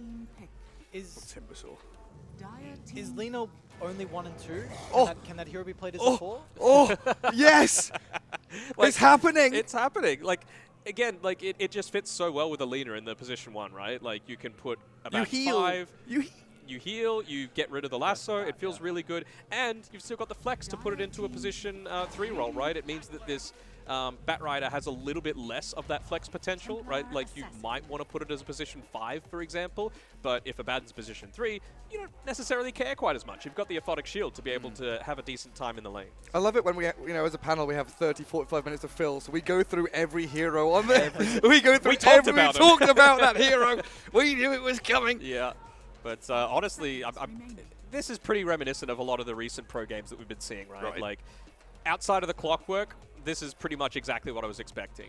Little surprised to not see the techies yet, but I feel like that's the sort of thing that Execration might look to pick up next, just because the reactive taser feels so good, the disarm against the TA, anything that's going to be hitting quite frequently, which TA tends to, they buff the taser so that you deal, I think it's about 250 to 300 damage with each hit that you're doing as well, so it's actually a pretty decent amount that you're able to dish right back to your opponents as well, and it provides a dispel. So it just feels like a complete no-brainer to me to pick techies. And I think still one of those big advantages of the tech is, hang on, I'm here in a Winter Wyvern. What is going Danog on? is a happy boy. Love me some Wyvern. How do you feel about the hero overall, like at the moment? I think it's in a fine place right now. Like they gave him some buffs to pretty much everything, actually. Like the absolute weak point of it is the laning stage. Like you just feel incredibly weak when you don't have that Arctic Burn available. Thankfully, over the years, they've minorly reduced the cooldown of it, so it doesn't feel quite so bad It was like anymore. 70 seconds at level 1 at one point or something like that. Now it's at like 40, so that's doable considering you have to count the uptime for it as well. But, in a meta where a lot of heroes, not necessarily as much in the Heart of Tarask meta, but that was really good because you could do percent-based damage. It felt really good. But again, it's one of those supports that can scale, right? You have Arctic Burn, you can buy Ags, you can buy Scythe of Vice, Blink, Winter's Curse on a BKB target, not just to set up for the rest of the team fight, just to burn basically the entire BKB duration in late game fights is really significant. What are we expecting the lanes to be, though, for Execration? I don't know. That's the other thing. It's like, what, do you want to run a leaner Wyvern safe lane? If you do that, then potentially you can run like... I don't like this being a Wyvern 5, and I don't like it being a Wyvern mid either. Just because you've got basically 3 heroes that have the capability to get on top of you very quickly, and I think you can't give us 2 cores in a Lina and a Wyvern that are just incredibly squishy that are just going to get 2-shot, basically. How does Arctic Burn work against Refraction? You chip away at it? Yep. So I guess it's like Wyvern against the TA and versus Clock, right? If it's TA Clock, you can fly out of cogs, you can burn Refraction. Even just Cold Embrace on a TA, right? Feels really good. All of the damage is coming through physical. And there's a bit pure if you're able to really be skillful with those side blades, but TA, one of those heroes that likes to buy an early-ish BKB, and again, the curse feels really great against that, right? All you really need is to have something next to it. It could be a neutral creep, it could be a hero, it can be a lane creep. Just to get that full 4 to 5 second duration out of it, Just and you feel the pretty reset happy. button against the Bat Lasso. Pretty much. Just like, chill, dude. Yeah. So Wyvern needs to be very cautious with his positioning this game because you are getting jumped. Look at all of Sol's heroes. They all jump the backline. I would hate to be a support in this game. Yeah, looks very difficult to play. Interesting with the Ember Ban from Zol, so because of course we still don't know where the Tiny is going to be going. Bob really likes his Tiny, but potentially we've seen in the past Ember be a pretty good matchup versus the Pocket, go back and forth, so we'll see. What do you like at the moment? Because again, we know Tiny plays very well into the Park. Is there any reason for you to go for a different counter pick though? Yeah, I'm a little puzzled as well. I feel like the Tiny into the puck would be totally fine. I really don't think the Tiny wants to be in a position 3 role this game. Just against the TA, you do basically nothing in the lane in terms of harass against her, whereas she's going to do a great job against you. Tiny up until he's level 6, 0 armor, and TA is just going to, A, with side blades wreck you, and any chance that he has to be able to get some right clicks onto you, that has the risk of death as well, especially considering you could be laning together with a Bat Rider, slow and repositioning with a Flame Break, and Clockwork, who can just lock you inside the cogs. I guess Ember's like a cover our bases ban, right? You've got limited lockdown. I don't know. I just feel like the Tiny into the puck feels solid enough. Yeah, I still think we're looking for a Wyvern lane partner at this point. Yes, I think it could be a position 3. It could be a pos 3 Abaddon. You never know, right? Could be. And then we're still waiting for a position 5. I just don't think Lina Wyvern is really the lane that I would be wanting to have. But maybe against the Clockwork, you actually do feel like that, because what is a position... If it is a 4 Clockwork as opposed to a 5, what does a 4 Clockwork do against a Lina Wyvern lane? Pretty much nothing. Yeah, I mean, do we have a Brew player here for Execration? Yeah, Tino can play Brew. So we could have Brewmaster off lane with that Wyvern, right? Could definitely work. Great way to be able to just proc the Cinder Brew. I mean, you just take TA out of the fight completely, Mm-hmm. which is always super nice to have. Yep. Are we concerned about the pacing at the moment? Because it looks like Zol, with potentially early Roshan, the vision advantage you have from traps and clockwork can get really aggressive.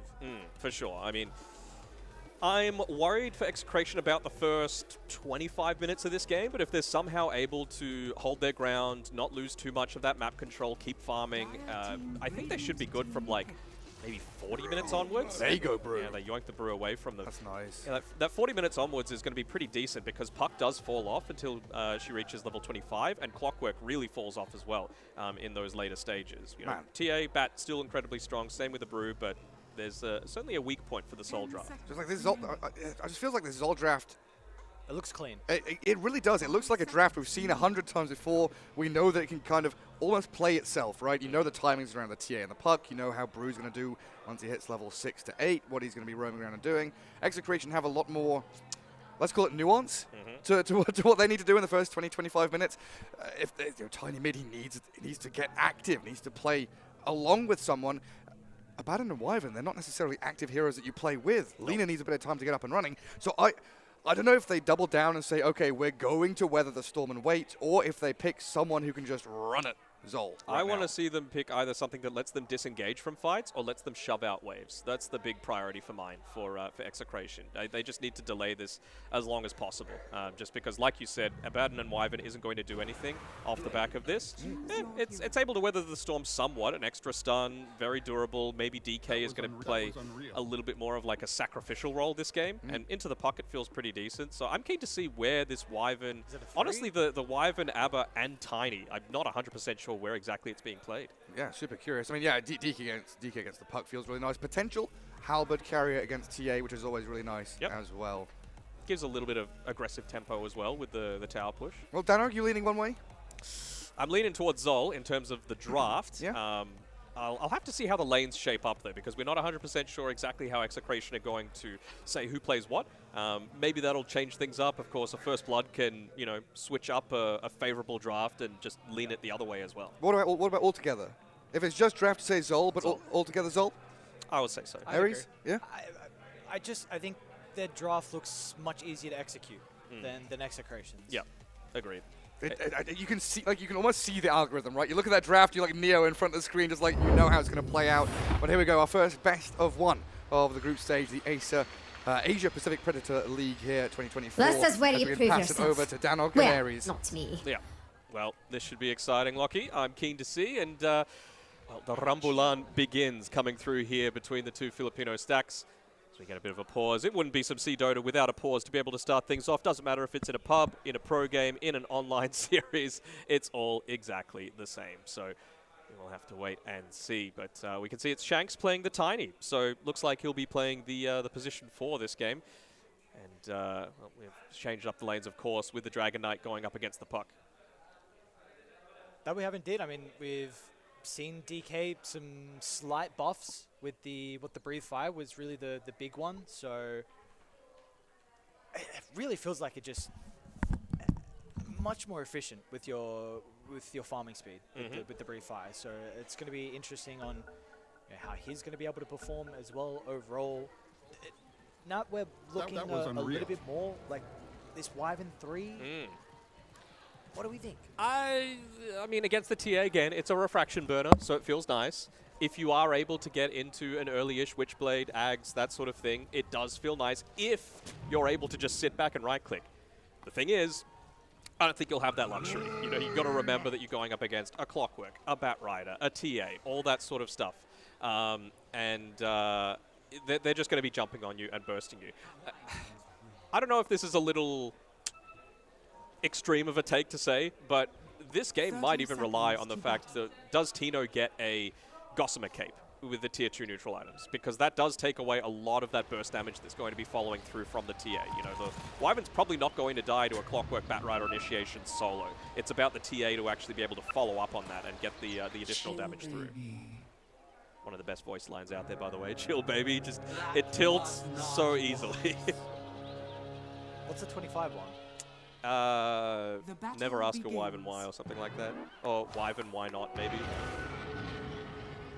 It's not great. Chill Baby's the best, and it's real early as well. Silver tier. No fights to start us off. Clean 2 for 2 in regards to the bounties. We're going to see how this matchup, of course, fares in the mid lane. We've seen it time and time again. The fact that this Dragon Knight is going to have a favorable matchup versus the Puck. And, I mean, Bob is, we said it before, Bob is probably one of his best heroes is the Puck, so he knows how to play against it, how to counter it, so he's got that ever so comfy Dragon Knight. You're just not going to be dying, though, on the DK, right? You have no worry of death in this lane unless you go for some super deep dive. You let the towers do a lot of the work for you, and it looks like another pause coming through here with a courier getting sniped there from Shanks. So unfortunately for him, just feeding a little bit of that extra gold through. So we get to see the Abaddon be that frontline position 5, but again, it really, the thing that we were talking about in the draft seems like it's going to be ever present during this game, right? Like a Wyvern, a Tiny, a Abaddon in the 3-4-5 really don't do anything to stop the eventual push, right? Wyvern, I guess, a little bit with the Winter's Curse, but she is going to be the main target every single time that they go for. So keen to see what they're going to be able to do about that to be able to protect her. Good Jenkins voice line. Yeah, it's this is something we brought up, right? Is the vision advantage that Zola are going to be playing with. So that's really is my big concern on just the positioning, and a lot of that is then going to come down to how Abaddon is able to fare on CML. Like, there's a lot he can do this game with the Dispel, right? Against the Lasso, which is really the big one.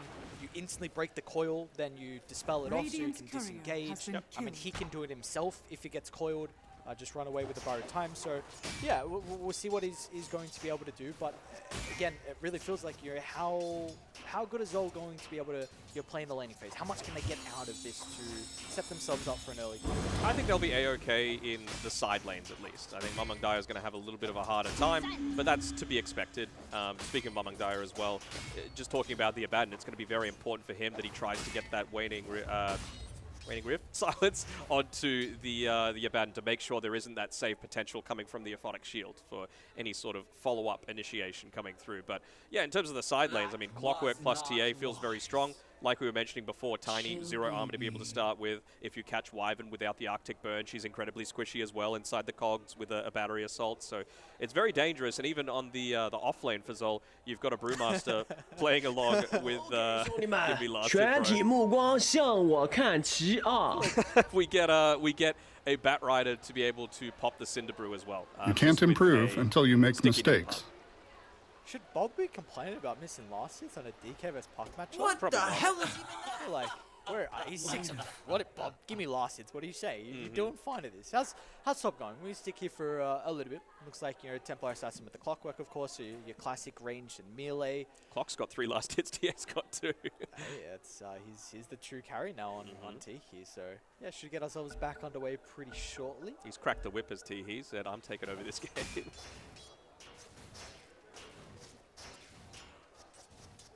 Hopefully, there's the end of the pauses, though. Just complete, stable, uninterrupted Dota is what we want to see. Doing a pretty good job with some of these denies here is Mamang Daya 2 against the DK. Feels really nice.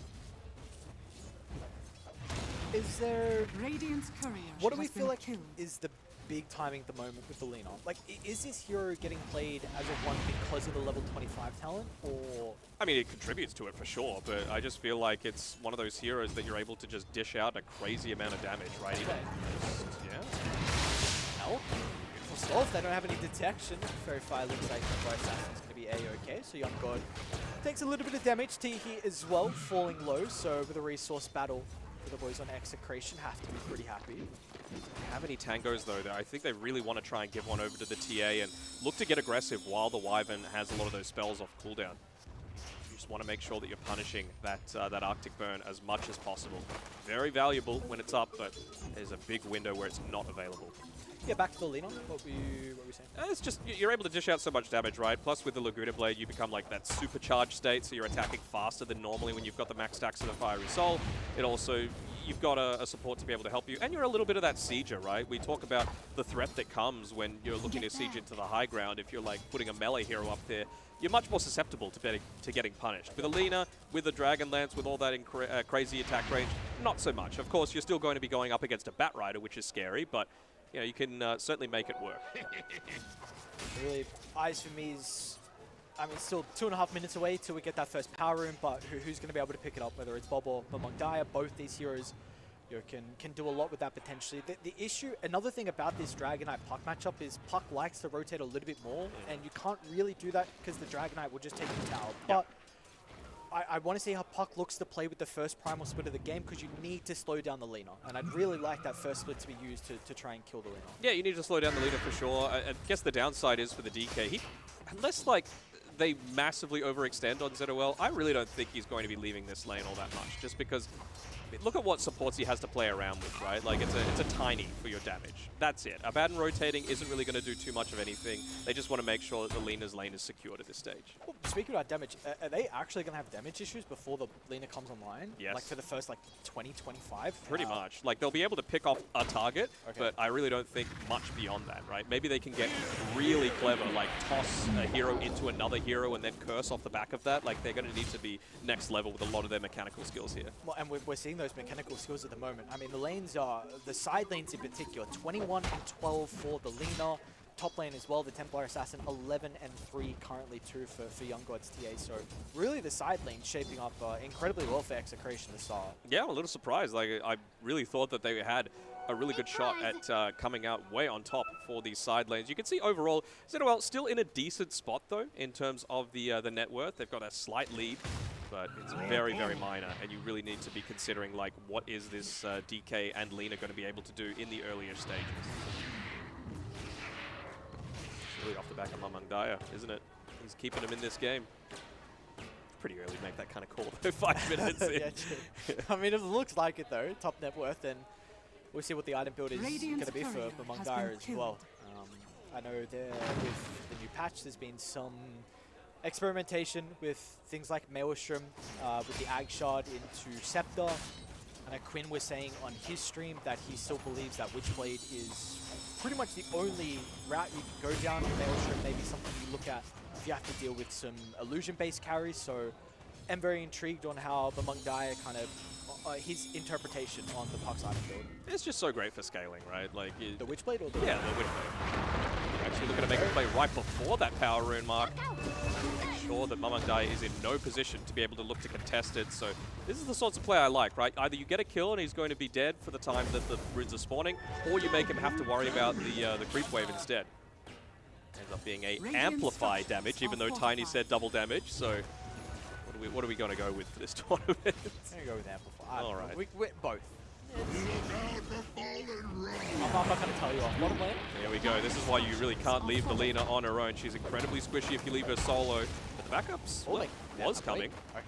Was that a coil being dropped, I think? Maybe to interrupt a TP? Actually, yeah, mid lane. Guys, going to be able to stop the TP. So this Outer Dragon form, a lot of damage onto the tower early on.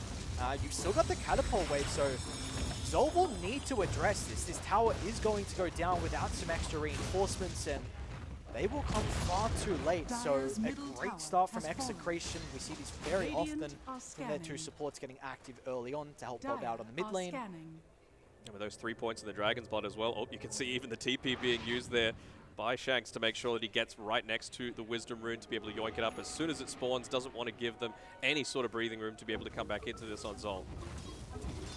How close to the split are we at the moment for the Brewmaster? That's really when we're potentially going to see another movement. 5 2/3 double bracer into the Radiance is going to be the build currently for Losify. We do also see the Bat Riders starting to go back and make some stacks towards a triangle, which is going to be really important for someone like the Templar Assassin. Yeah, I think Rapido is really going to look to make a lot of these plays off the back of the Puck Stream Coil as well, right? And by the time he hits level 6, it should be about the time that the Dream Coil is back up and available. So maybe they look to play off the 8-minute power rune. They're going to pray that it's bot. Radiant's top tower is under attack. Careful now, that Arctic Burn really starting to stack up. You've got something like the Avalanche too, and it takes off that damage, so... I want to see 1 point in the Cold Embrace at level 8 though. I think it's way too valuable of a spell to not just have 1 value point into it. going up against a TA that might be looking to try and get active. It's even decent at being able to help with some tower push. Got it. Easy And that's clap. that. Change the region, right? Still It working. still works, Still yeah. ticking. So straight to top he goes. Dire's top tower Another Outer is Dragon under form attack. ready to go. And this Templar Assassin forced to leave the lane. And again, we saw Zol. They weren't able to bring enough heroes to defend the T1 tower mid. We'll see if they'll react in time. Not to be.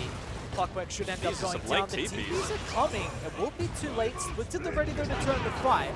They'll try and target down the Dragon at the moment. Great A pretty curse. good curse to help reset. Too late with the Cyclone. A lot of damage onto the Bat Rider at the moment. Still, they're going to be able to turn it back around as Bob's in some danger. Another aphotic shot. Meanwhile, the Lina through the portal drops a Laguna Blades. Now going to be able to land that LSA as Templar Assassin will be killed off. And now with the rest of Dire in some danger. Maybe Mamon Dire can Good turn it coil. though. It's not going to matter. The coil man. odds are 4, but he still goes down. Clockwork back alive.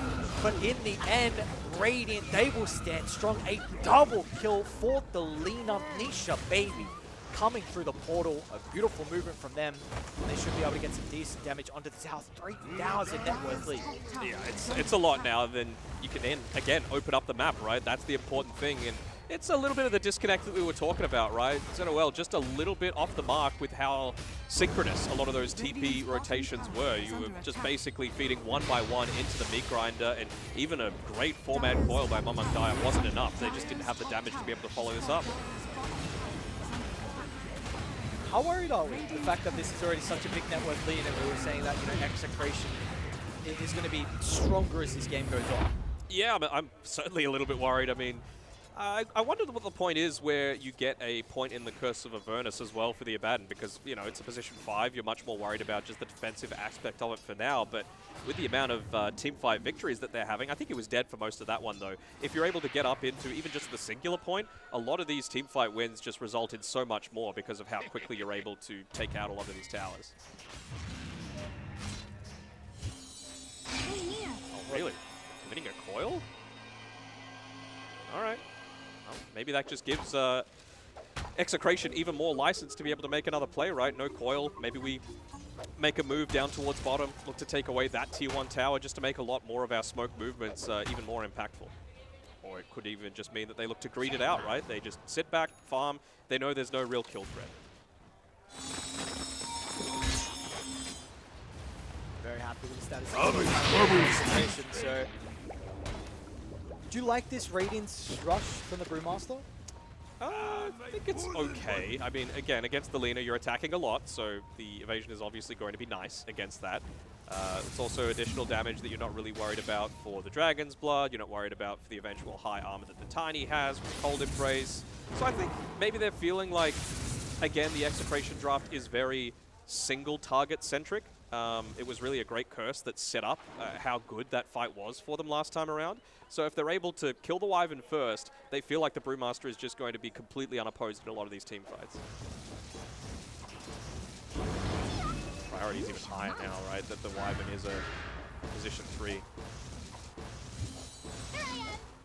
Nice how aggressive you're able to play as soon as that phase shift's used. Going to be the blink into the Manta style here for Bob on his Dragon Knight. We'll have the power run up in the next 20 seconds, so probably going to see another brawl. Wonder how much emphasis both sides are going to put to try and bring supports to help secure that. Net worth lead's not growing though. I see it ticking between 2 and 3k. They're certainly keeping level on ZOL. A big part of that is how much the Bat Rider is able to get as well. He hasn't really been doing the most of his cheeky like side lane pushing, building up a ton of stacks, and looks like they are going to be looking to take it now with Young God, looking to accelerate that net worth a little bit. He wants to quickly get into, I wonder if he's going to go the Deso or if he's just going to go straight into that blink, maybe feeling like Execration are going to want to flick the switch in a soonish amount of time. Are you a little bit worried about Tiny's net worth? How is he 3,300? Jank's big player. This is the pickoff that we're talking about, though. Doesn't really have too many people to play around with. Catch the Wyvern. Yeah, nicely done by Gaia. It's not even kill him. Yeah, he's got a Mage Slayer, dude. Mage Slayer Bracer, incredibly tanky at the moment. Even Abaddon here as well. So the Curse Shoes, not the longest cooldown at all. So up and ready to go. Not going to have the coil to work with as well. And bottom lane, they do see Tiny's in a little bit of danger getting dived, but again, it seems awkward for Zol at the moment. Their movements haven't been able to convert on any kills currently, but again, like you said, the lead is not growing. Yep, they're a little bit disconnected. Maybe they're just feeling like, you know what, we're happy if TA's farm, right? Like, you just needed to do something on one of the side lanes so that quad stack, was it a quint stack? I'm not sure what it was, but he was grabbing a ton of farm. But of course, Puck, one of those heroes that early game, you've got a medium amount of damage, I would say, but you really need someone to convert off the back of that. I have to say a Clockwork probably isn't the one. Can we see a potential Orchid considered for the Winter Wyvern to maybe have some solo kill potential onto the Puck? I feel like Silence versus the Brewmaster can be a little bit debilitating as well. It could be good, yeah. I mean, maybe they feel like they're going to be able to have enough lockdown with a DK blinking in, with the Lina follow-up, with a tiny stun follow-up as well, that they don't necessarily need it. Also, Orchid, not really a stat-heavy item, and Wyvern, with being a universal hero, loves any sort of stats. It's just going to buff up that damage so much. Okay. And I wonder where you need to put some defensive items in as well. Maybe that Mage Slayer, like, secretly, like, how tanky you truly are with mitigating a lot of the spell damage, because again, we said that Zol, that was really the big advantage you had with the capability to jump some of these backline heroes. So, and logically, it makes a lot of sense with the Mage Slayer as well, both for your survivability being a squishy-ish hero, but also just the way that Wyverns like to play a lot of these team fights, right? Arctic Burn, prior to Ags, only works on like the first hit to get the dot going. So you just want to get one right click on every single person in range, just so that everyone's slowed, everyone's ticking down, and everyone has that Mage Slayer debuff. It really reduces a lot of the damage that your team is taking. So they're going to be able to connect onto the Abaddon. Point level off the borrowed time, snipes the Bat Rider, and able to live to tell the tale, so easy escape for CML. We've got the Blink ready to go as well for Shanks. They won't be able to combine it with the Elder Dragon form, unfortunately, but where would you like them to make a move with this smoke? Maybe they're just thinking that they're going to invade, check if there's any sort of stacks. I mean, they've got the heroes to potentially take it. It's a nice defensive traps placed down. It's not going to be enough. And yeah, get the jump. Templar Assassin, that's the ideal target. Over the north side, they need to do something to protect their Karamu. The Bat Rider chucks a straight flame break. Is it going to be enough though? Lina tries to get in range. The Dragon Slave might tick him down the tower region. Jump over the top as Bob snipes him under the tier 3 tower. A great reveal of Shanks' Blink. CML is just wanting another kill snipe though, with the Aphotic Shield put off the Clockwork. Let the tower do the work to be able to blow it up. But in the end, much better for it to be able to go over to Bob instead. And yeah, I mean, they don't steal away any stacks, but anytime that you're killing a TA, one of those heroes, position ones that really rely on that early game tempo, that rely on being able to take towers and convert that into a Roshan, it's going to be a huge deal. Dire's bottom tower is under Glipnir attack. as well on the Lina, so certainly a lot of control that they've got that they're going to be adding through here. Dire's Feels nice against the Brewlings a little bit as well. Dire are scanning. Money to burn. Still working on the Witchbed, looks like, for the Wyvern. So Dire's bottom feels tower natural to me. is under attack. Plenty of stats, scales off your intelligence. You want to be building stats anyway, so yeah, why not?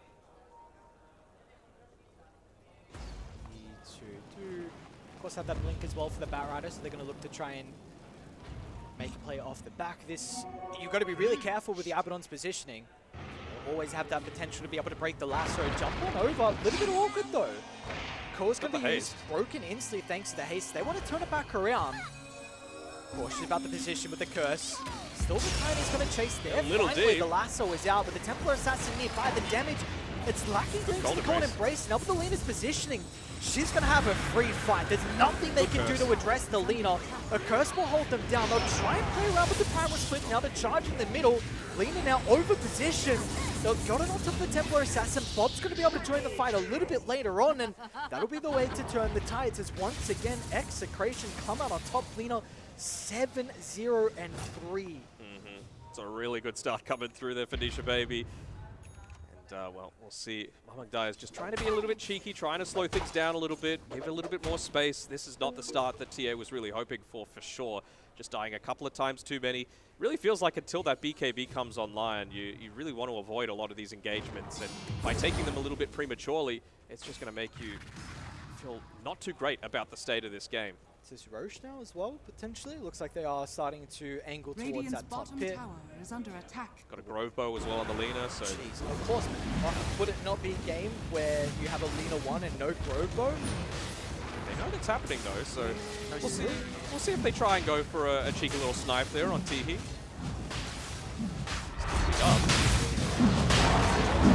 I just want to see a hook come in from the side. They're hunting. Oh, Nice that's start. They even got better. him. Instant stun with the Dragonite jump, and now, where are you running?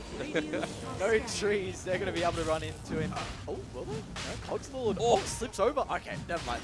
Oh, he goes in. Oh, into the light strike. Never mind. A ambitious attempt, I guess. What are you going to do? I mean, honestly, you're not running away. You're not escaping. You're TPing. May as well hope that Roche is low. Unfortunately, not to be. And I mean, Lina, again, 0 death to Ivan as well. So this is really scary territory for Zol.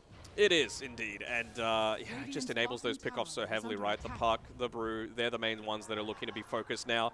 And Wyvern, in my opinion, shouldn't have been this free to just play the game, right? Like, Wyvern is a squishy hero. And, you know, partially the Mage Slayer protecting her for sure, but partially just a lot of the indecision coming through from Zol as well is really punishing them. I'm hearing a silence. Yeah, there we go. Into the Batrider down to the south.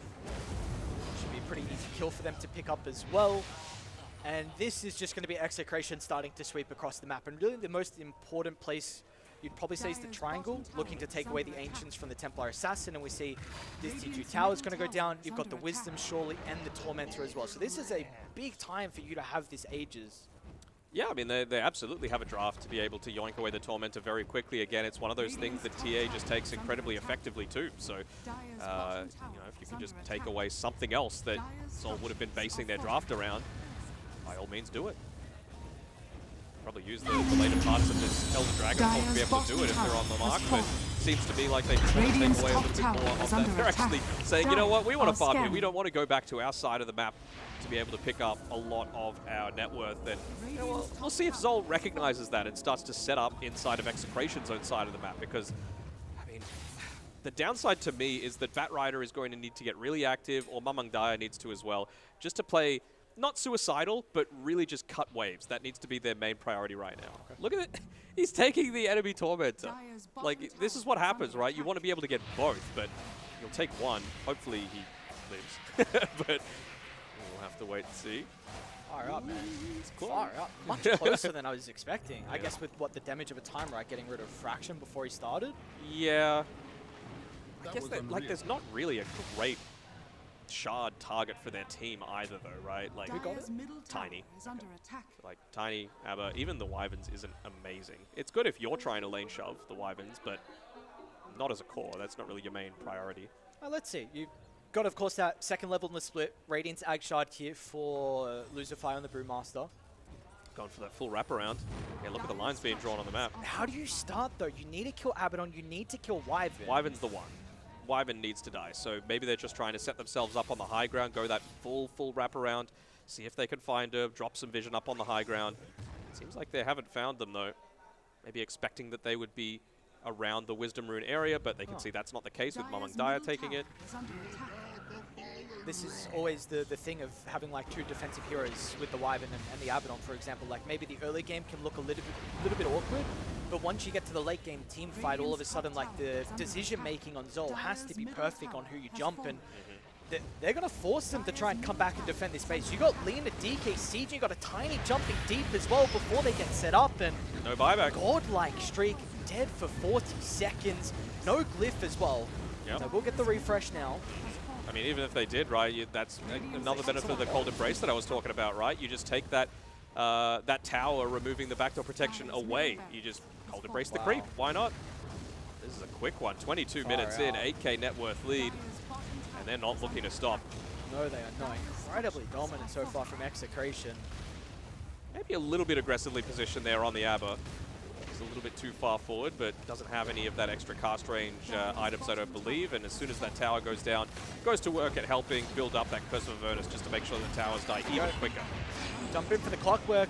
It's not going to be a bad way to start, but still no real damage for them at the moment. Snaps the coil. They're going to be able to drag back. Have they got the damage with the Templar Assassin? Still Shanks is dead. okay. Toss in the middle. there's nothing left in the tank for Zol. I mean, they barely tickled them in the end. They're going to go into the T4 tower as well. Dragon Tail into the curse. Is the silence going to be there? Of course, the stun lock is perfect from the Tiny. And this one, even with the buybacks, it's not going to matter in the end. The Primal Split is doing nothing. Zol just running headfirst into a brick wall. They're really lacking damage right now, aren't they? And you can see like a defensive blink is not what you want to be doing at this stage on a TA. Lost nearly 2 full lanes. Yeah, there we go. Manta Illusions are going to be the one to do it. Wow, this is... It's pretty unrecoverable to be able to be at this stage, right? 2 lanes of racks. Super creeps are incredibly strong at this stage of the game, right? Like, you just don't have the tools to be able to easily take care of them. And yeah, I really feel like they just... I guess they didn't really choose to go for that fight, right? It was Execration that took it to them, but they just needed to make some sort of plays with the Bat Rider, play to its strengths in being able to just force them back, force someone to move back and defend. Love a Specialist's Array on the Wyvern as well. Just gives you everything that you can possibly want. More damage, more stats, spreads out the Arctic Burn damage as well. It's just an amazing tier 2 item for a Winter Wyvern. Looking for the game ender here for Execration. Have a ward deep by the remnants of the T2 tower, seeing the puck, and if they're fast enough, they might be able to get the jump. Still on the low ground, maybe TA instead. Refraction's going to be able to protect him momentarily. Laguna Blade cuts away the health pool. Dieback. Now for the Clockwork deep inside the middle. No man's land for him. Mamang Dai next as well. They want to continue to chase. Maybe they just want the objective instead. With no TA and soon to be no Brewmaster as well. This one is looking like it's about to be over very shortly with the Aphotic Shield out of all things to secure the kill. Lots of misses there, though, with the Drunken Brawler. This is what I wanted to see, right? This is what I was talking about with the Bat Rider, but I think it's just a little bit too little too late, right? And yeah, probably going to be solo picked off, unfortunately, by the Dragon Knight, unless we can get some sneaky happy feet coming through from the Bat. With the traps as well, but that's just space, I suppose. T4 Tower's about to go down. Still got a split, but you might not get it off with the Orchid to start the chain control. We'll have an opportunity to be able to play around with it momentarily. Where's the damage? Doesn't seem to be there. Leanup just stands strong, wants the turn to try and deal with the Brewlings. Going to be a little bit cautious. They do have the lasso to potentially drag him back. Where's the Abaddon to help out at the moment? He's going to try and get in range. Cold Embrace buy some time, and again, the damage is just... Is Lena not going to die? Finally, man. That's a godlike streak. They're going to get a couple extra kills as well, but Bob and Shank still alive at the moment. It cost them so much in buybacks, though. Somehow Mamang Dai is still okay over the left side as well. Dodge out of the Avalanche. Now with the jump over the top, Young God snipes away the kill onto Shanks. It does look like Dragon Knight's going to be able to survive. So Bob makes it out, but that's a pretty solid hold. Still, is it unrecoverable, Demo? Yeah, okay, not unrecoverable. Let's give it a 1% chance of being able to come back into this. Just off the back of that fight, you got a lot of valuable gold given over to Zol off the back of that one, right? Yes, it costs buybacks. Yes, it costs, you know, a lot of win conditions. You've given up win conditions, basically. But now you're pretty much level on the Templar Assassin. You're pretty much level on the Puck. You're pretty much level on the Brewmaster in terms of levels, right? You want to make sure that Brew hits up onto level 18. You want to make sure that you're playing around this level 3 Dream Coil, for example, with the Puck, so that you can't just go for that instant snap. It's a lot more punishable. Radiant's middle tower is under attack. Looking like it's honestly gotten to the stage where maybe you do need to play off the back of someone just overextending, going up onto that high ground, right? With the lasso back inside the base. Very awkward position from the Templar Assassin. Just up on a cliff by Radiant's secret shop area. Just a ward, bro. He's role-playing. This stage of the game, that's not what I want my carry tier to be doing. Please be farming Saren. Radiant's he's going to go back and do just that. I like everything about what Mamang Dyer and Bat Rider are doing now. Yeah, I just really think it needed to happen about 10 minutes before, when, you know, Execration were in not a commanding position, not like a game-winning position, but a strong position, right? Where they're really wanting to exploit the lead that they'd built up until that point. They're going to try and force the issue. Pretty good positioning out of CML. They do have this cliff ward to work with, though. Lena's going to reveal herself, and now with the Lasso Force Staff, they're going to drag them out of range of the protection of the supports, but it's not going to matter in the end. Has time to pop the BKB. Now with the Curse over to the left side as well, holds the Brewlings into place. They should be able to deal with them easy enough. We just see how tanky they truly are. Once you don't kill the Wyvern or the Abaddon, these cores can stand strong. Multiple buybacks are lacking, and potentially a puck going to be sent to the grave as well, as Execration should be able to catch up to him among Dire. 65 seconds. TA dies on the other side as well. Full team. In the end, a 4-man wipe, and G's are called. Woo! That was a much stronger performance from Execration than what I was expecting. Not to take anything away from them, I just really thought that their draft had him in a rough spot where everything didn't connect super effectively, but those side lanes went far better for them than I could have possibly expected. And yeah, I just think a little bit of that target prioritization as well coming through from ZOL wasn't necessarily on point. They didn't pick off the Wyvern. They made a lot of rotations with heroes that aren't able to even secure a kill onto a support together. So I don't know, I just feel like maybe this is the new position 1 and position 2, not quite gelling with the rest of the team just yet. It's just incredible, no messing around, right? Stellar laning phase from Execration. Aries pointed out, you're looking at that first 3-4 minutes, it's like, okay, this Lena's 22 and 12. Oh god, oh god, oh god. In the back of your head as Zol, you're thinking, how do we deal with this? Honestly, the wildest thing for me was we were talking about the lack of damage from Execration potentially in that early game, first 20 minutes. They took that top fight, 9-10 minutes in, where it suddenly became, 6-1, 3k net worth lead, and you could see the lack of damage. We weren't wrong, it's just they perfectly spellcasted everything. Perfect Winter's Curse, perfect Light Strike rate, catching the TA, just everything, just dogpiled into these massive team fights, and then who needs damage when you have heals? Yep. Cold Embrace and shields and Mist Coil and all sorts of good stuff as we can take a peek at our MVP from that first best of 1 of the group stage. Wyvern? Who do you reckon? Give me the Wyvern. Bob. Yeah, I mean, I guess he didn't die a single time. Why not? What was the... Makes a lot of sense. Yeah, time to smack these kids, and smack them he did. Think he'd make a good dad, Bob? I'm not sure if he's a dad or not. Please, no. Yeah, please, no. But, no, he certainly performed at the end there. I mean, most of the time you see a DK, you're not all that excited. But, Manta Style, Ags, Specialists Array, it's a little bit more exciting to see, right? He was making those big dives, those Bob plays that we've come to know and love, and he was really on point with catching out Mamang Daya a lot of the time whenever he was, looking to get super deep in. I thought Mamang Daya played pretty damn well, to be honest, but Bob really was the one to be able to impact on that. It's the natural matchup. Yes. With the puck DK. It's a gotcha pick without being cheesy. It's like a cheese pick without being cheesy, Yeah.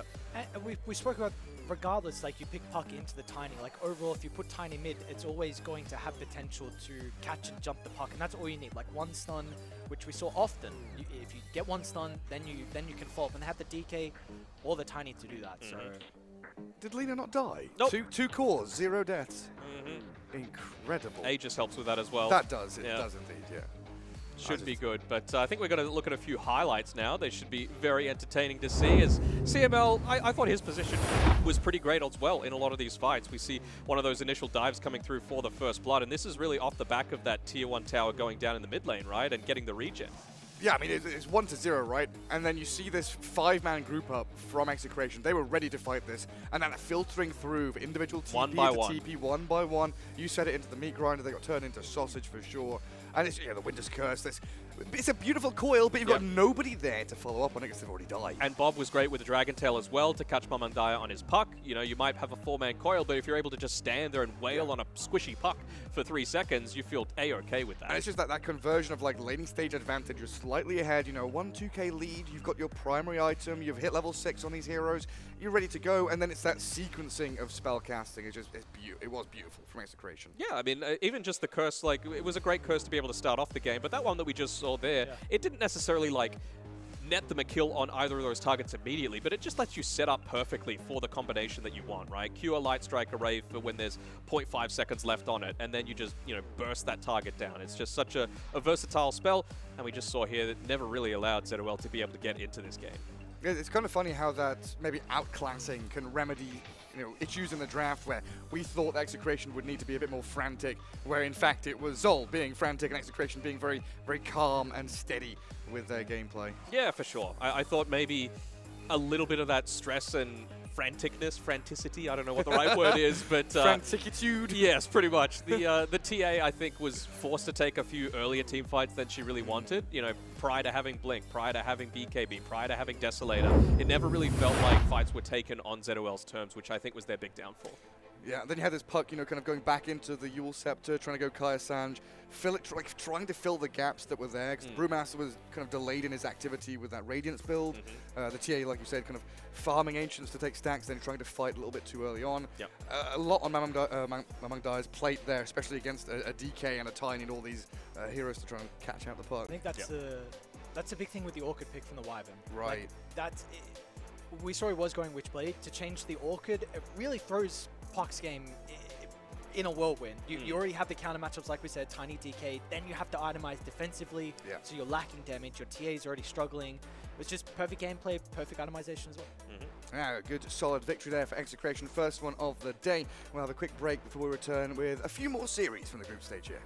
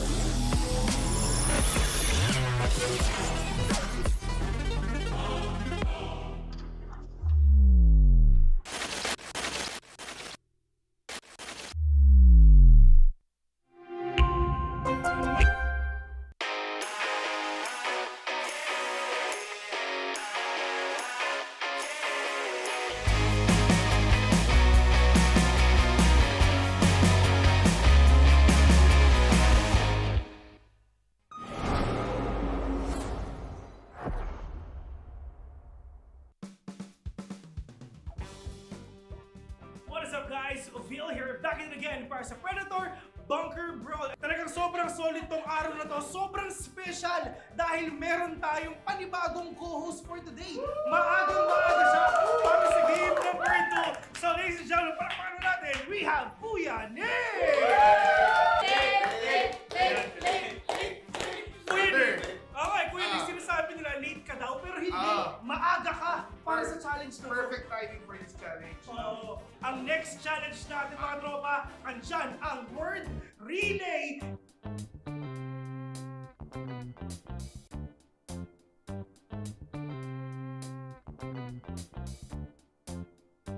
So, kung napapansin nyo sa GBB, ang syempre wala talaga sila mahindig dahil suot nila ang Predator Ganea. Tara, try natin. Narinig mo ba ako? Hindi siya sumasagot kasi nga talagang wala sila narinig. Kahit isa, meron silang 5 minutes para tapusin to. So timer starts now. Spike! Spike! Spike! Spike! Spike. Spike daw! Spike daw! Spell na simulat niya. Alright. Okay. Orayon. Lugi ah. Okay. Oy! What? Orayon. Octagon. X. Octagon. Octagon. Octagon. Octagon! Octagon! Ayan, pinapapansin na talaga grabe yung pag-internalize nila. Kaya kung ako sa'yo, Chibibi, sulat mo na.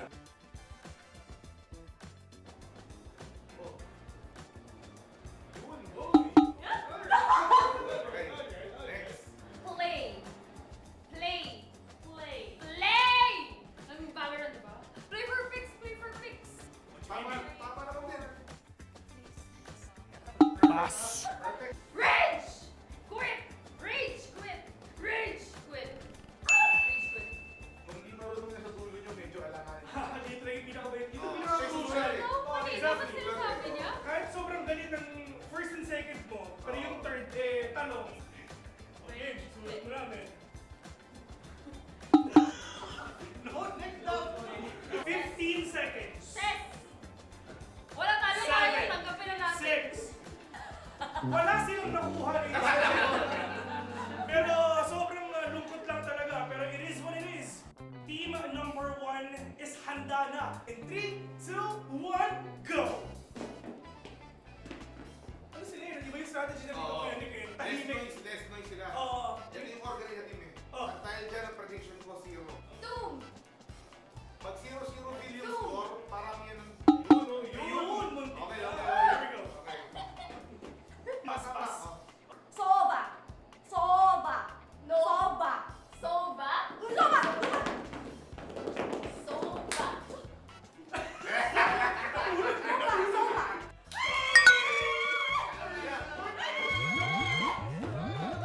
Aim! Aim! Bot! Bot! Point! Bot! Aim! Point! Import. Point! Okay na. Aim! Easy, Jimmy. Ayan. Ayan. Stand proud! Oy, yun na. Stand Yung proud! akala ko yun. Stand proud! Step bro. Yun. Stand Ako, proud! anong ginagawa mo? Easy. Easy, Jimmy. At the end of the day, meron silang 1 point. At right now, alam na natin kung sino ang panalo. Ayun na. So pipili na ang Team 1 kung ano bang punishment na gagawin ng Team number 2 ngayon. This or that drink ang susunod na punishment ng gentlemen. Pero meron tayong plot twist. Ano yun? Ano? Sabi ng nakararami, si Kuya Nick ay sasali! Wala tayong gagawa dyan. So ayun na nga. Para sa ating next punishment, ito na, handa na ang this or that drink. Meron ba? Oh, yun, okay na. Feeling ko hindi ko siya dapat gustuhin, pero parang masarap. Ano yun? Tama na. Let's go! Mahaba yung straw. Patis. Imbis na mahirapan, nag-enjoy pa. Matindi, sobrang cute na pinapakita. Basta wala ng sobrang dami. Parang soy sauce eh. Masarap. Sobrang dami. Masarap. So there you have it, ladies and gentlemen, pinapanood natin ang ating sumunod na video. Pero don't worry, dahil napakadami pa nating mga challenges and videos na ilalabas. My name is Phil, and see you on to the next one.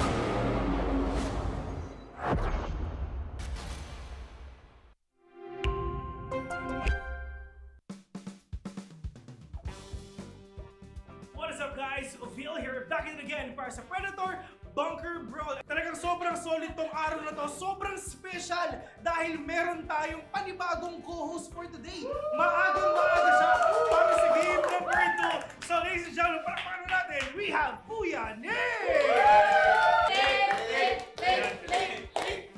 Kuya Nick! Okay, Kuya Nick, sinasabi nila late ka daw, pero hindi.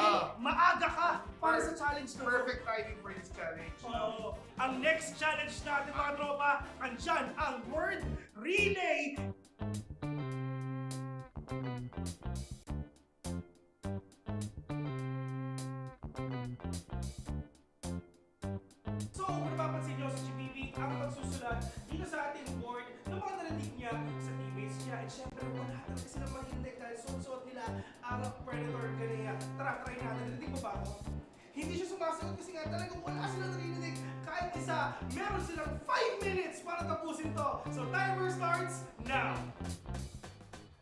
Spike! Spike! Spike! Spike!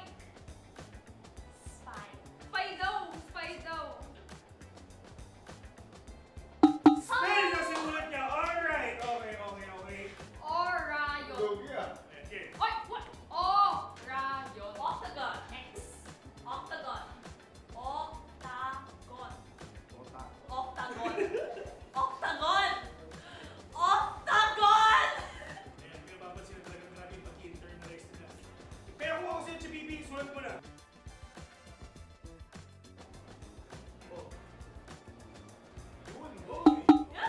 Okay, next. Play. Play. Play. Play!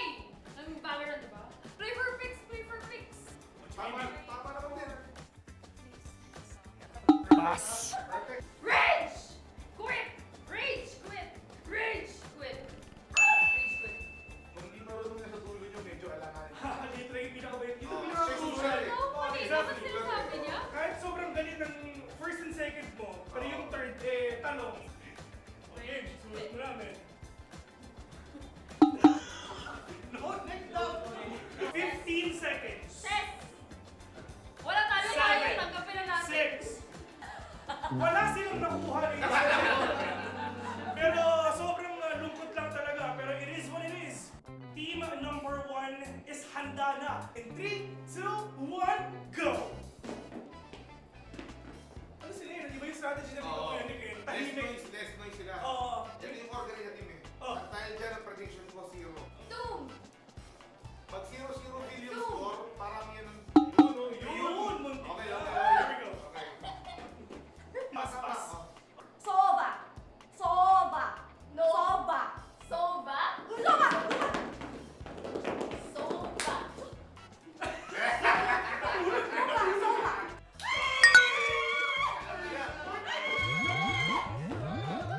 Aim! Aim! Bot! Bot! Point! Bot! Aim! Point! Import. Point! Yun, okay na. Aim! Easy, Jimmy. Ayan. Ayan. Stand proud! Uy, yun na. Stand Yung proud! akala ko yun. Stand proud! Step bro. Yun. Stand Ako proud! ang ginagawa mo, Bert. Easy, Jimmy. At the end of the day, meron silang 1 point. At right now, alam na natin kung sino ang panalo. Ayun na. So pipili na ang team 1 kung ano bang punishment na gagawin ng team number 2 ngayon. This or that drink ang susunod na punishment ng gentlemen. Pero meron tayong plot twist. Ano yun? Ano? Sabi ng nakararami, si Kuya Nick ay sasali! Wala tayong gagawa dyan. So yun na nga. Para sa ating next punishment, ito na, handa na ang this or that drink. Ano ba? Oh, yun, okay na. Feeling ko hindi ko siya dapat gustuhin. Pero parang masarap. Ano yun? Tama na. It's Coke. Mahaba yung straw. Patis. Imbis Parang soy sauce. Imbis na mahirapan, nag-i-enjoy soy pa. sauce Matindi, sobrang cute na pinapakita. Basta kami ng sobrang dami. Parang soy sauce eh. Masarap. Sobrang dami. Masarap. So there you have it, ladies and gentlemen. Pinapanood natin ang ating sumunod na video. Pero don't worry, dahil napakadami pa nating mga challenges and videos na ilalabas. My name is Phil, and see you until the next one.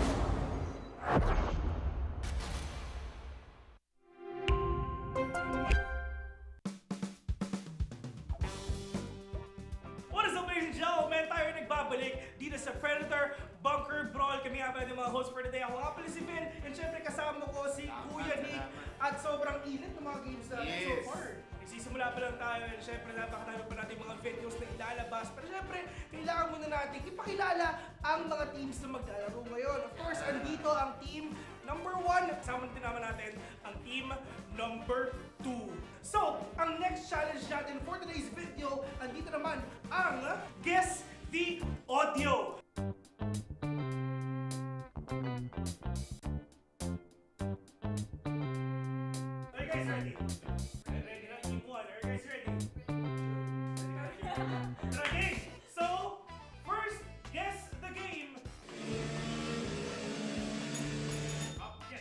Forza? Yes, tama. Alright. Okay. 1-0 tayo winning. Gagawin yung team member 2. May lang. Ready? Guess the gun. Yes. Odin. Odin. Correct. 2-0. Ito, madali lang to. Madali lang to para sa inyo. Ready? Guess the agent.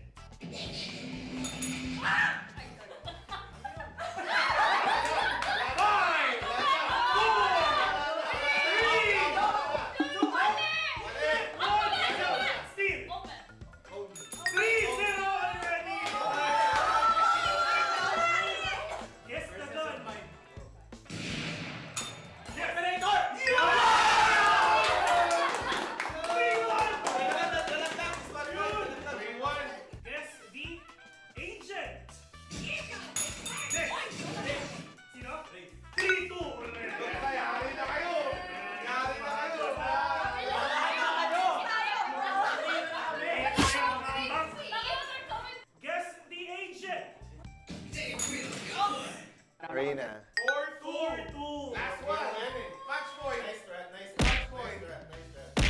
Ito pag hindi na mo ni Bert, hindi ko alam. Perfect setup, Bert. Guess the game.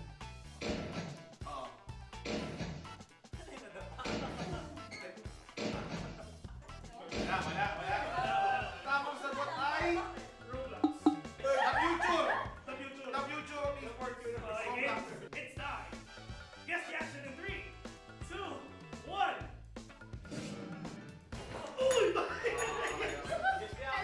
Teleport correct.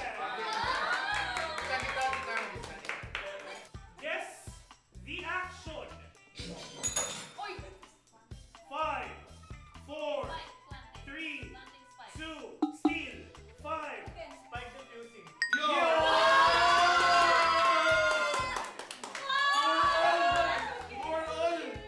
Guess the character. Ready? Ready? 4-4. Guess the character. May nanalo ba? Let's see.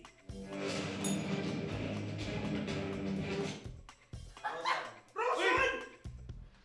Congratulations! Samsung Roshan. Ah, talaga? Roshan na ba eh? Yun. Kami sabi na. Okay!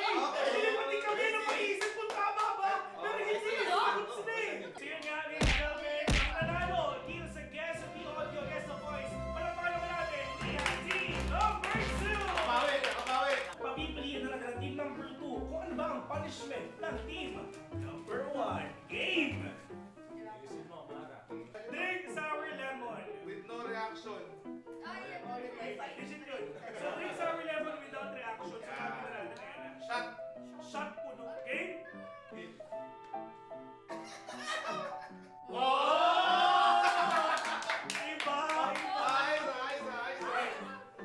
Next. Here we go! 3, 2, 1.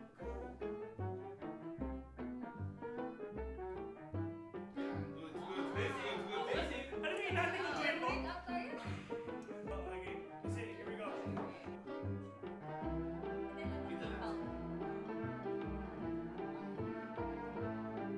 Poker face. No reaction at all. Easy challenge. So, if ever na-enjoy nyo itong video natin, yung mga challenges natin, don't worry kasi marami pa tayong susunod na challenges. So, wala kayong gagawin kung hindi antayin nyo lang para mas ma-enjoy natin at para mas maging exciting yung mga araw natin ngayon. Once again, ako nga si Phil, kasama ko si Kuya Nick, and see you on to the next one.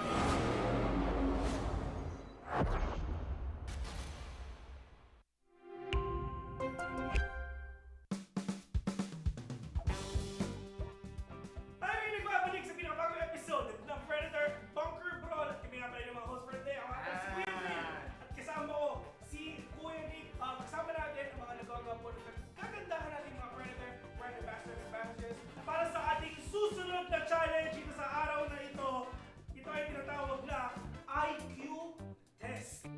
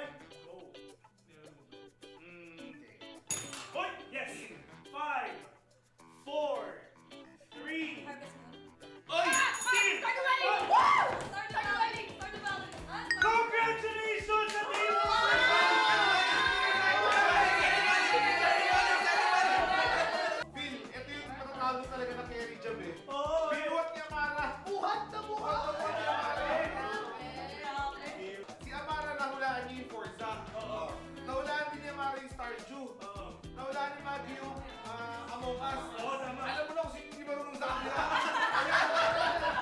Pero sayang. Congratulations. Congratulations sa makatindi. Team 2 naman ang nakuha para sa video na ito, ang challenge na ito. At sadly, ang kukuha na naman ng challenge is ang team number 1. Ayan, sobrang sayang. Pero yeah, tuloy-tuloy natin to. Punishment na. Game. Ano ang magiging punishment ng team number 1? Hindi, ito na, parang may ulo ka. Hindi, Oh, hindi ko na, men. parang dito ro. Or inuubos niyo ba? Hindi, papasok. Oh! Ano yan? Ano yan? Ay, Hindi. Chubby. Bakit ako yung Chubby Bunny? Chubby Bunny. Alright, without further ado, umpisahan na natin yung punishment ng Yes. team number 1. At ito ang Chubby Bunny. Kuya Nick, paano ba to? Ganito. Sample naman. Ganito. Sample. Kaya nga, ganito. Mas cute pag sila gagawa niya. Okay? Mas cute pag sila gagawa niya. So, team 1, let's do our punishment already. Here we go. Nakadamay na naman ako dyan eh. Oh, siguro lang yan ha. Siguro lang yan. Ang gagawin natin is kakain lang sila. First marshmallow, then sabay-sabay silang magsasalita, magsasabi ng Chubby Bunny. Pero, hindi Chubby Bunny sasabihin natin. Meron twist. Meron tayong tongue twister na sasabihin. Yan. Ayan. Ano to? Ayan. Mister? 3, 2, 1, go! Yun! Okay, basic, di ba? English. Tapos na yung ating next challenge for today's video. So, ang kailangan natin gawin is sit back and relax at antayin yung mga bago nating uploads, yung mga bago nating video sa ilalabas dahil for sure, sobrang init, sobrang excited at sobrang saya nito. And, si Phil, kasama ko si Kuya Nick at kita-kits sa susunod na episode.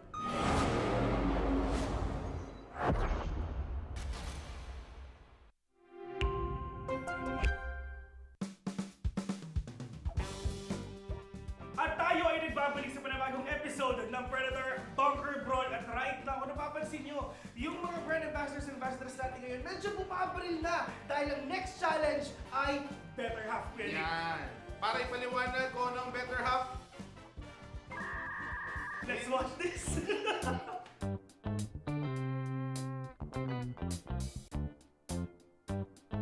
So nakita natin yung mechanics para sa ating challenge na Better Half. And right now, Kuya Nick, kita natin yung ating mga brand ambassadors and ambassadors na kaupo na.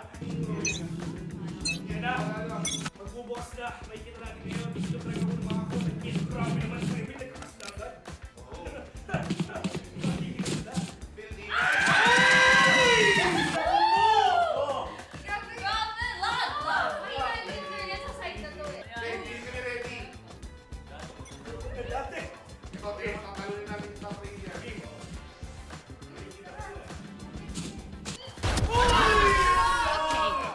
Judge! Sinatgan! Ito maging mahaba-haba ang oras ha. Pwede kayong mag-chill, pwede kayong mag-alipan ha. Pero magkikita kayo sa video. Yes. The spike. Let's take what they have. Na. Go! Grenade!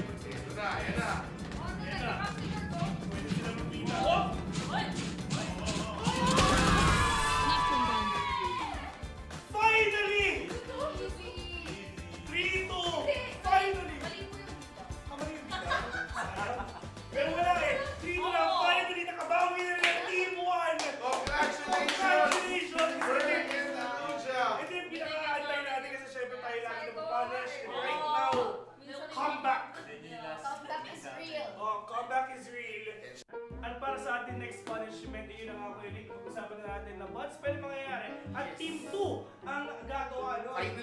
Finally, nakabawi na ng Team 1 dun sa lahat ng punishment na natanggap nila. Pero sino ba ang pinakaunang contestant sa harapan? Ang una nating mag-bat spell, syempre, ang kanilang one and only, siya daw ang secret formula. So dahil ang secret formula, ikaw ang mauuna sa ating punishment. GBB? Okay, GBB, 3, 2, 1, go! C! C-H! It's yun! Sige, I. B! Yun! Wala ka I. I. B. B. Y. Y. Z. Anong Z? Okay na. Next!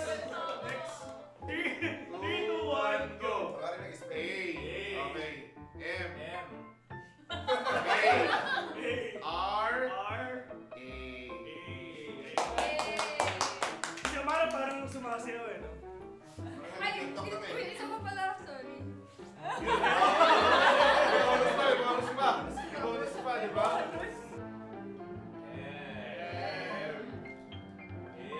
Good spelling. G! Next one, G!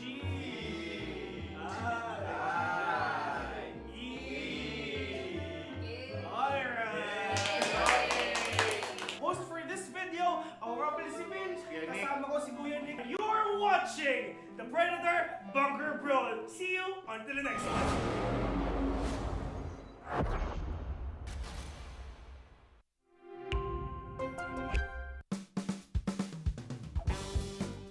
What is up guys? Phil here and welcome sa Predator Bunker Brawl, which is magkakaroon tayo ng set of challenges and punishments para mas maging mainit pa ang araw nyo. And of course, kasama natin ang mga magaganda at sobrang gwapong Predator brand ambassadors and brand ambassadors. At syempre, bago tayo magsimula sa ating pinakaunang challenge for today, konting banter muna sa dalawang teams natin ngayon. Team 2, meron ba kayong gusto sabihin sa Team 1?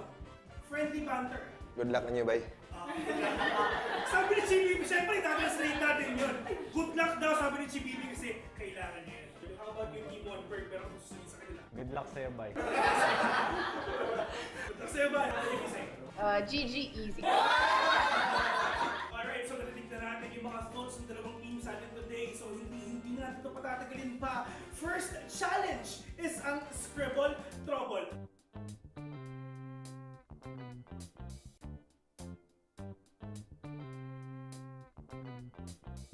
Team number 1, meron kayong 3 minutes para tapusin itong challenge na to. Simulan na natin in 3! Welcome back, folks. Here we are with the Asian Pacific Acer Predator League 2024. We've started off the group stage with a pretty swift victory for one of the Filipino teams. Starting off with Philippines against Philippines to start things off. Next up, though, Malaysia against India, I believe. Yeah, it'll be interesting to see how this one goes. I mean, the Indian roster has had a decently long run playing mostly with each other, but they've never really put the results on the board, whereas the Malaysian team, it's kind of the same, but there's a little bit more experience, I would say. What do you reckon? Yeah, definitely, without a doubt. It feels like we haven't really seen India on the, like, you go back to the event they had with the ESL, and that was kind of really it. We haven't really seen anyone else break in. Maybe, like, if you want to signal some players out, you could say Krish, but I want to see what position he's playing, by the way, because there's rumors that he might be playing support. Mid is by far his best position for mine, and No Chance as well. I think his best spot is 3, but he might be playing 1 this game just because he is one of the star players. When I think of an Indian team, I think No Chance and I think Krish.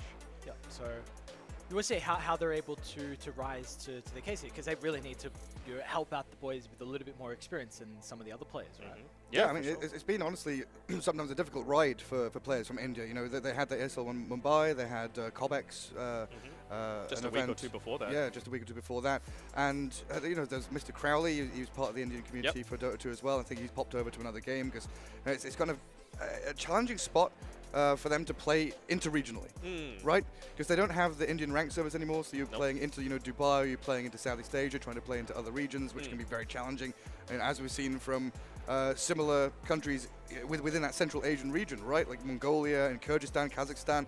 A lot of these countries have stellar players, like incredible players, and it's just like breaking out and finding that avenue to actually get to top level Dota that's been challenging. And it's like, you know, events like this that can, you know, showcase that ability and that talent. I think Mongolia's getting there. Yes. It's taken a long time though, and this stack has been together for a long time. Like IHC, you know, previously Lil Gun with some, you know, they didn't have good showings at all in like CDPC. Remember, there was like one game versus TNC where they won to stop them from They going. gatekept them, yes. And like, but they've been really your star players, like incredible to watch, but they've had to stick together because they haven't really been able to play with anyone else. It feels like that's... They're on 300 ping as well, you know? Yeah, it doesn't help. And that's why I'm excited about this Indian team, right? Is because, like you mentioned, you're either playing on the Singapore server or the Dubai server.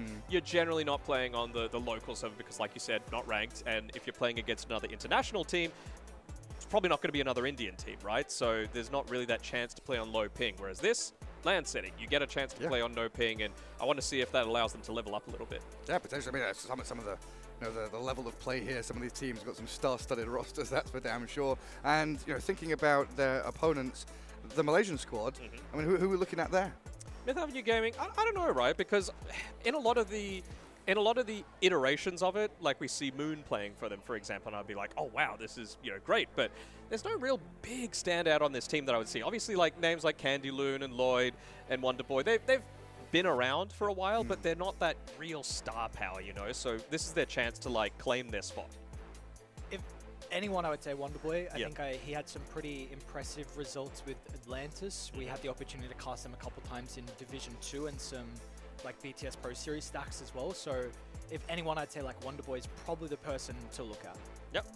Well, I think we're about to get a look at some of the players as well, so it'll be exciting for a lot of them, their first time on a LAN, which is always really hyped to see. Yeah, absolutely. You get some fresh faces up on our screen and see exactly who's going to be going up against who.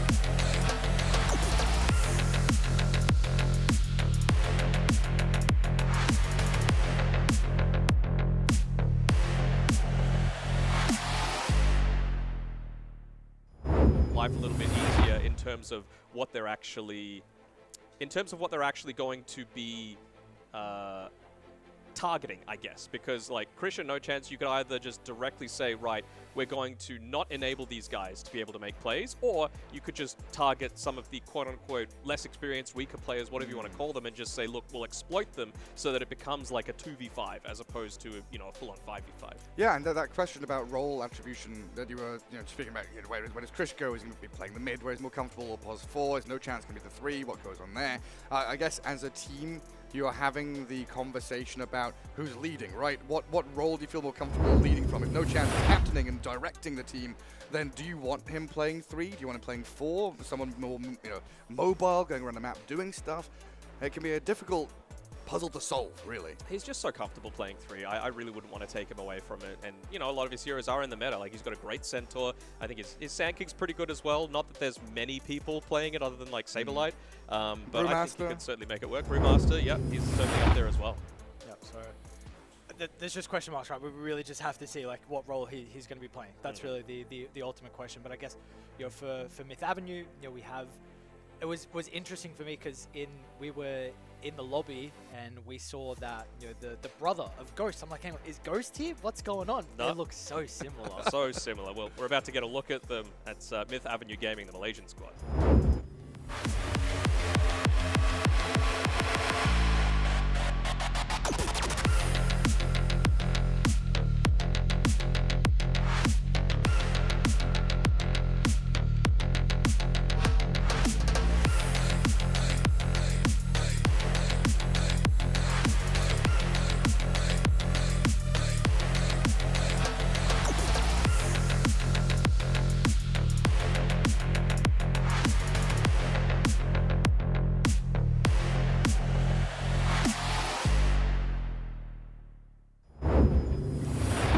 Myth Avenue Gaming, the Malaysian representatives here, of course, at the Asian Pacific Acer Predator League 2024.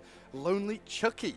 Yeah. Beautiful name, that one, isn't it? Yeah, for sure. And, you know, for people who are like, is that Ghost? Well, it's his brother, right? So they look identical. Just put some glasses on him as well, and it's like seeing double. Of course, Ghost, he's been picked up by Nigma as well, so very good chance for him to be able to learn a few things. And I don't know, if I'm Lonely Chucky, I'm going to be picking his brain about everything Sumail, Miracle, and Kuroki have to teach him.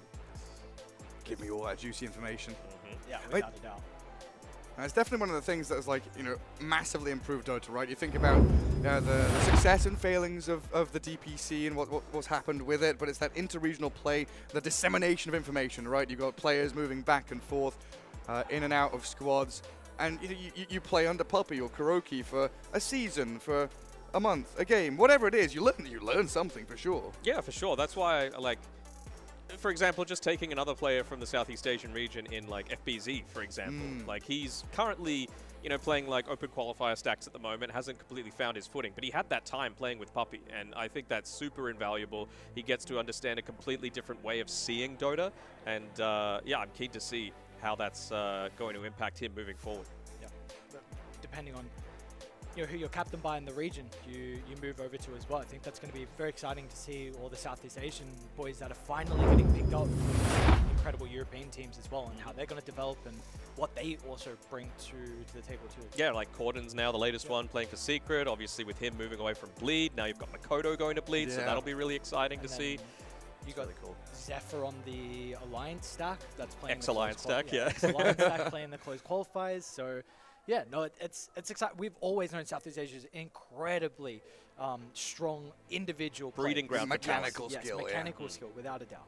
Absolutely, it's just kind of that direction. I mean, I like the way you put it. It's another way of viewing and seeing Dota, right? Because you can have a way of playing.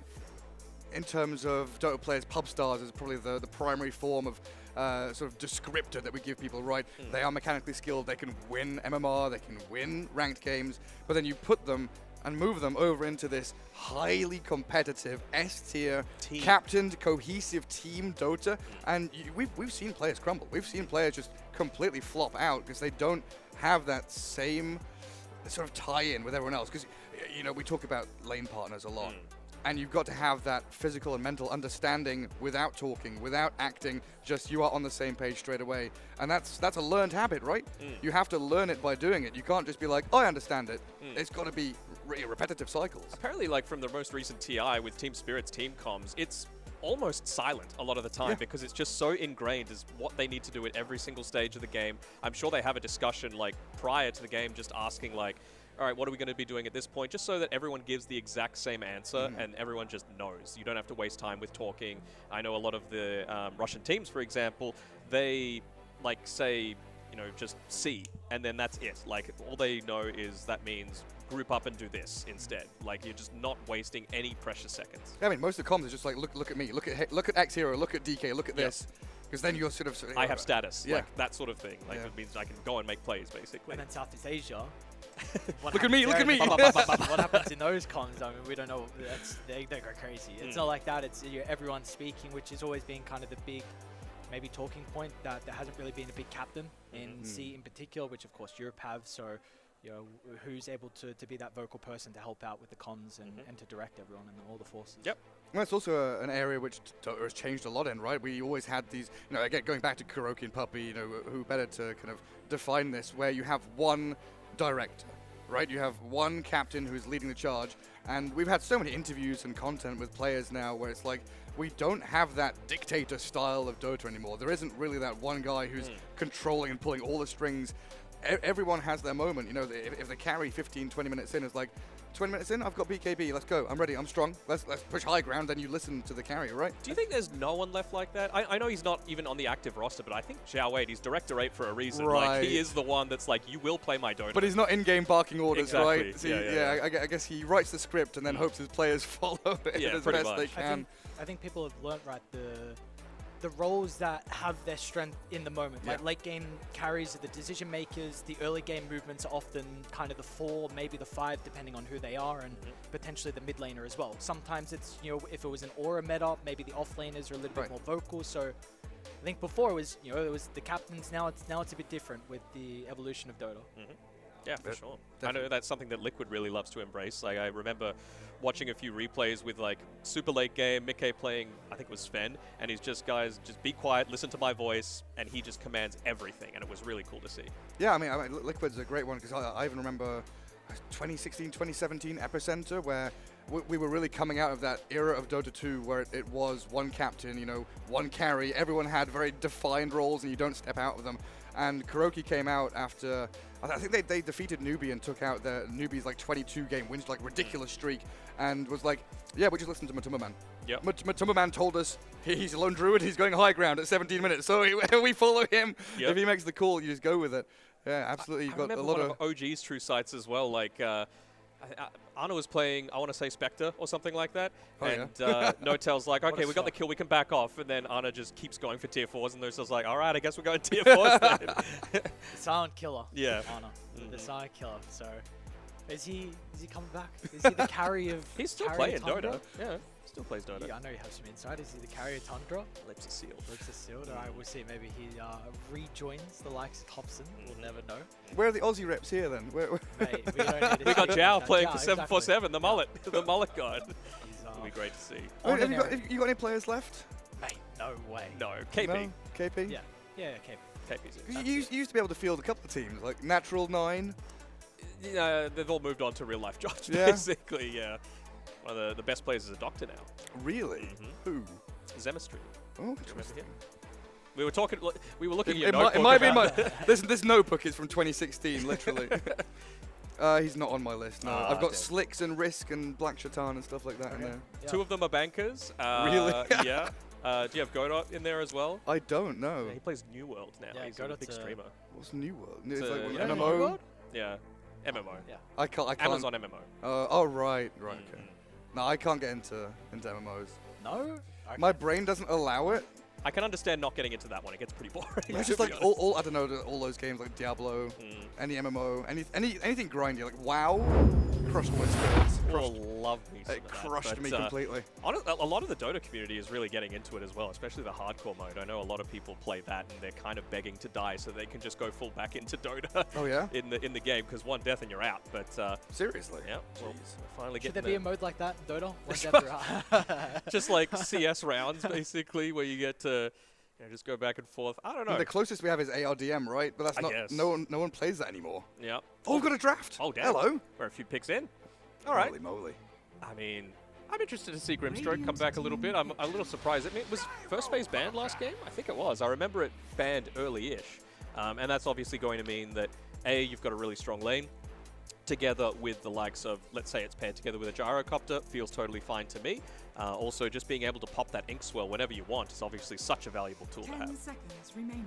There was some nerfs, right, in the B patch? A little bit, but Final nothing super 5 significant. seconds Like, just the remaining. ability to choose when to stun is still just giga-busted. The hero does too much. You can go down the list and it's like what he provides a team is just everything you would hope and desire out of a support. You're lacking like right-click damage and push, probably, are the 2 things that you're lacking. And fire out, you don't.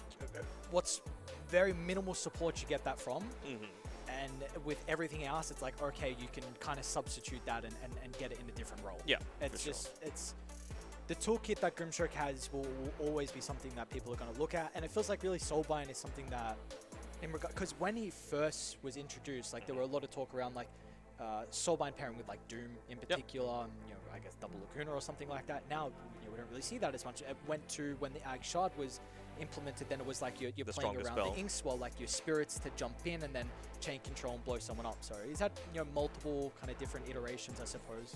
And they got an Ember Spirit to be able to play around with in this game, so that's going to be exciting, right? It just enables him to get so much more active. You've got an Inkswell, and I hear a Slardar as well come through. I'm not sure if it's on their team, but yeah, you've got a Root, you've got a Stun, never mind, it's on the other team, but that's A-okay. They got plenty of stuns. Stuns out the wazoo coming through, and that's always just really important whenever you're going up against the likes of an Ember Spirit. Wonder if this 10 would seconds be a remaining. mid-Slardar. I don't know, but Yeah. melee against the Ember, I know Yeah. there was a lot of Seconds remaining. experimentation with Slaughter and Pubs getting played mid lane, I of can course, see with the it. potential of the River, so you've already got a lot of minus armor as well. Slaughter with the Wave of Terror, so Nope. never mind. Okay, That's just as good. That is just as good versus the Ember Spirit, without a doubt. I mean, you absolutely rip him apart. Flame Guard, who cares? As the game goes on, you're a Hex Builder, which is always something that the Ember's going to, you potentially have to go Linken's this game against all the single target from... 10 Oh, seconds some remaining. nasty picks there, right? The OD against the Ember Spirit, like early picking Ember like this, you're always 5 susceptible to seconds getting remaining. Huskard or OD'd or Necroed or something. But even this Slaughter against Gyrocopter, it's quite often, historically been used as not a hard counter, but a soft counter, right? We always think about Slaughter in positions where he's against a melee carry, he can bully them, outlast hit them. But when the game progresses and you can just jump a gyro, He's great at scaling. yeah, I mean, he can just 1v1. Yep. Kill a gyro. Especially with how strong Solar Crest is now at the moment as well, right? You just buff him up even further.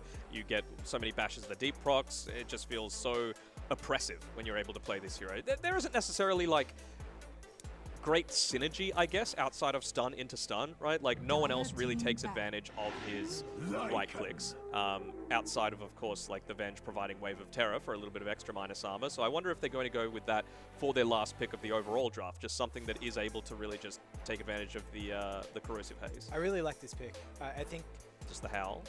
But also, do you 10 see seconds Venge and remaining. Lion? What are they going to do versus Lion summons running you down? And I think Radiant also in team particular, back. one of the weaknesses with OD is that I know we're speaking about he plays pretty well to the Ember, but Ember can be very active and you have the Grimstroke to enable you as well. So already Grim Ember plus a potential Gyro support can rotate and dive the OD. Doesn't matter if it's a little bit OD favored lane.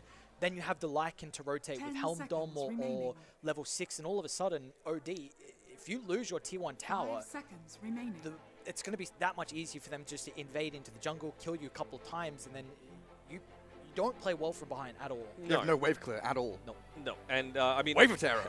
IHC aren't playing in this game, but you do see the Grimstroke Lycan combo as something they implemented first, right? Just it means you've got a stun in a Lycan lane, which feels incredibly strong. You put it onto one of those wolves. There's invisibility. It's a little bit of a surprise factor as well. I'm just a little worried about how single target Myth Avenue Gaming is, right? Like you just need to play to protect that one person, and I think you should be A-okay. I'm still not sure if this is going to be a 1 gyro or a 5 gyro, just because, ranged against the Slaughter doesn't feel too bad.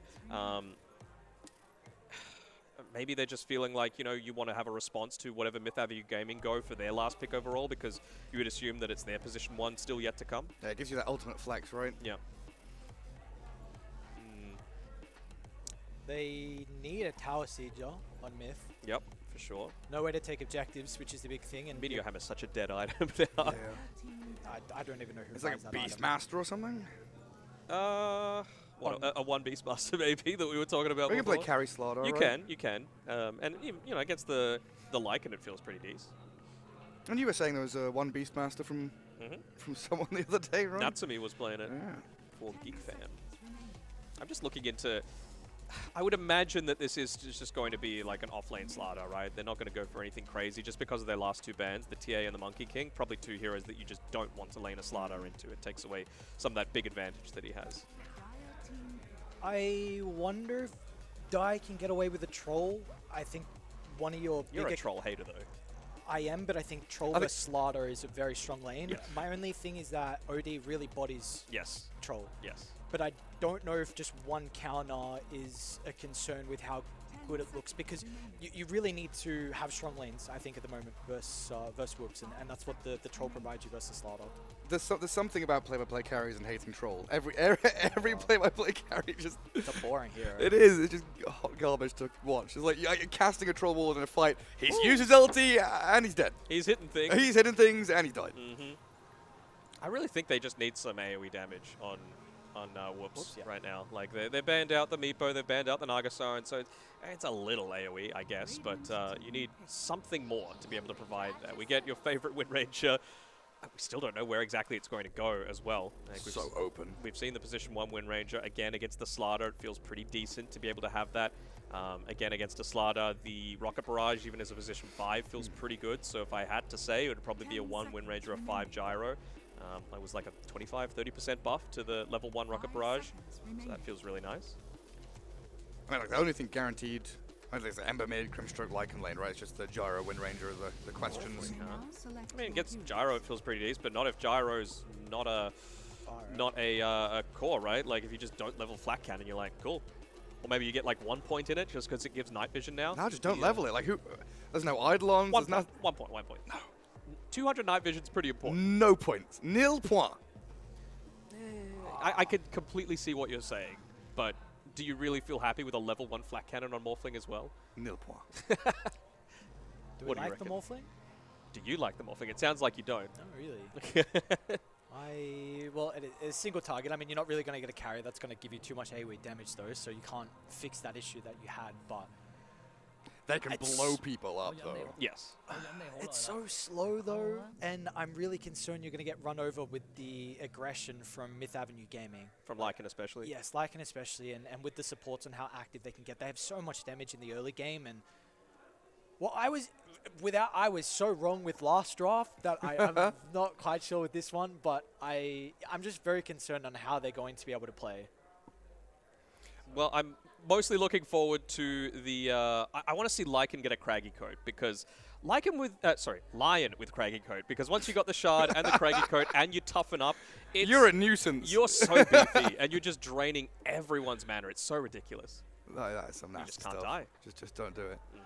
I mean, I don't know. You say you were wrong with the last draft. I don't think. I think we were all spot on. I think we were perfect, beautiful human beings, and it was just outclassing, outskilling, outmatching. This potentially a much closer game in its best of one. I'll let you take it away, boys.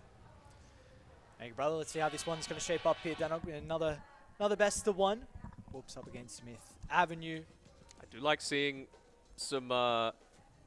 particularly on the Indian team, players on their preferred roles. No chance being in the off lane. We've got Krish in the mid lane. That's what I want to see. You don't need to change around your star players. Just make them as comfortable as possible, and then everyone else can kind of adapt their games to be able to suit them. You know, we were talking about in the pre-game all sorts of players, like, you know, maybe the 4 and 5 is a little bit more vocal at the start. Maybe that changes to the tempo controller, whether that be mid in terms of ganking or offlaner in terms of pushing. But I think this is a sort of game where they're going to be doing the majority of the chat, unless it's MNZ. If it gets later, maybe it's going to be the Morphling taking a little bit more if he gets a good replicate off. But we'll have to wait and see. We'll have to wait and see indeed. So, got a little bit of a pause. Hopefully it's not going to take too long before we get ourselves back underway. We get a lovely visual of the Dota map. Just a nice stroll. Normally the camera like zooms through this, but this feels like, you know, just it's nice. It's calming. Casual little walk, yeah. Very peaceful, just soaking up the environment. See some nice corridors, little radiant bases. Amaterasu, yeah. What? That's what the dog's called. Oh, okay. Some weeb thing. Yeah, pretty much. Out of touch. Here we go, back underway. So, not too long of a wait, and of course, wouldn't be a start of a game without a 5-man smoke. This time they're Radiant. We're just going to play very aggressive with their position. Chris leading the charge deep into Dai's triangle. No one's home, though. They'll know as soon as they go up onto that high ground, though. Well, we'll have to wait and see if they even choose to, just with the Watcher now claimed. They do, like, you got to avoid any sort of situation where you're going to get caught out. And, well, that's a very nice movement coming through there from Lloyd to scout out the fact that they have some sort of vision up on the high ground. So he was the fastest on the team. So just put the support out there, make sure he's able to reveal that sort of information. But yeah, just with the amount of stuns that the Indian team have, I really don't think Myth Avenue Gaming are wanting to go too far forward anywhere. And they themselves see that Whoops are making a move towards this left-hand side. Chucky. See a bit of a brawl, nothing too crazy though. Did he snipe the bounty? Not sure. Will be some nice damage onto No Chance. So Slaughter, very difficult lane, double range. That is not going to be a fun time at all. We know Slaughter can be very volatile inside the lane, and with a poor start, your game can really take a heavy hit. This is not a hero that has this capability to keep up. Having a look at all those items on the Wind Ranger as well, it was just stats. 2 circlets, 4 iron branches. So she is going to be prioritizing just harassing the hell out of that Slaughter. Whoa. What's Surely going on not here? just the Venge. wolves. And another Stroke of Fate. He's got the vision, and he's got the snipe as well. CZY strikes first blood. Given over towards the Grimstroke. Solo experience. Sure, I guess never mind. Yeah, I think it was solo. wouldn't have been close enough on the Lycan to be able to make that happen. But expecting Krish... I'm a little surprised that Krish hasn't gotten more opportunities, like on a dedicated team. He's just so individually skilled in my eyes that it'd be a waste to not, you know, give him that big opportunity. I do think there was some... His big opportunity was TNC, and there were some shaky moments. It definitely felt like there was some inexperience, but we also saw some moments where he's like, okay, this is it. What was actually the stack with Ponlo as well? Team D. And I also saw in some of those games where I'm like, Krish is actually completely taking over. So it just felt like there was some inconsistency, but he's a young player. Yes. He's very, very young.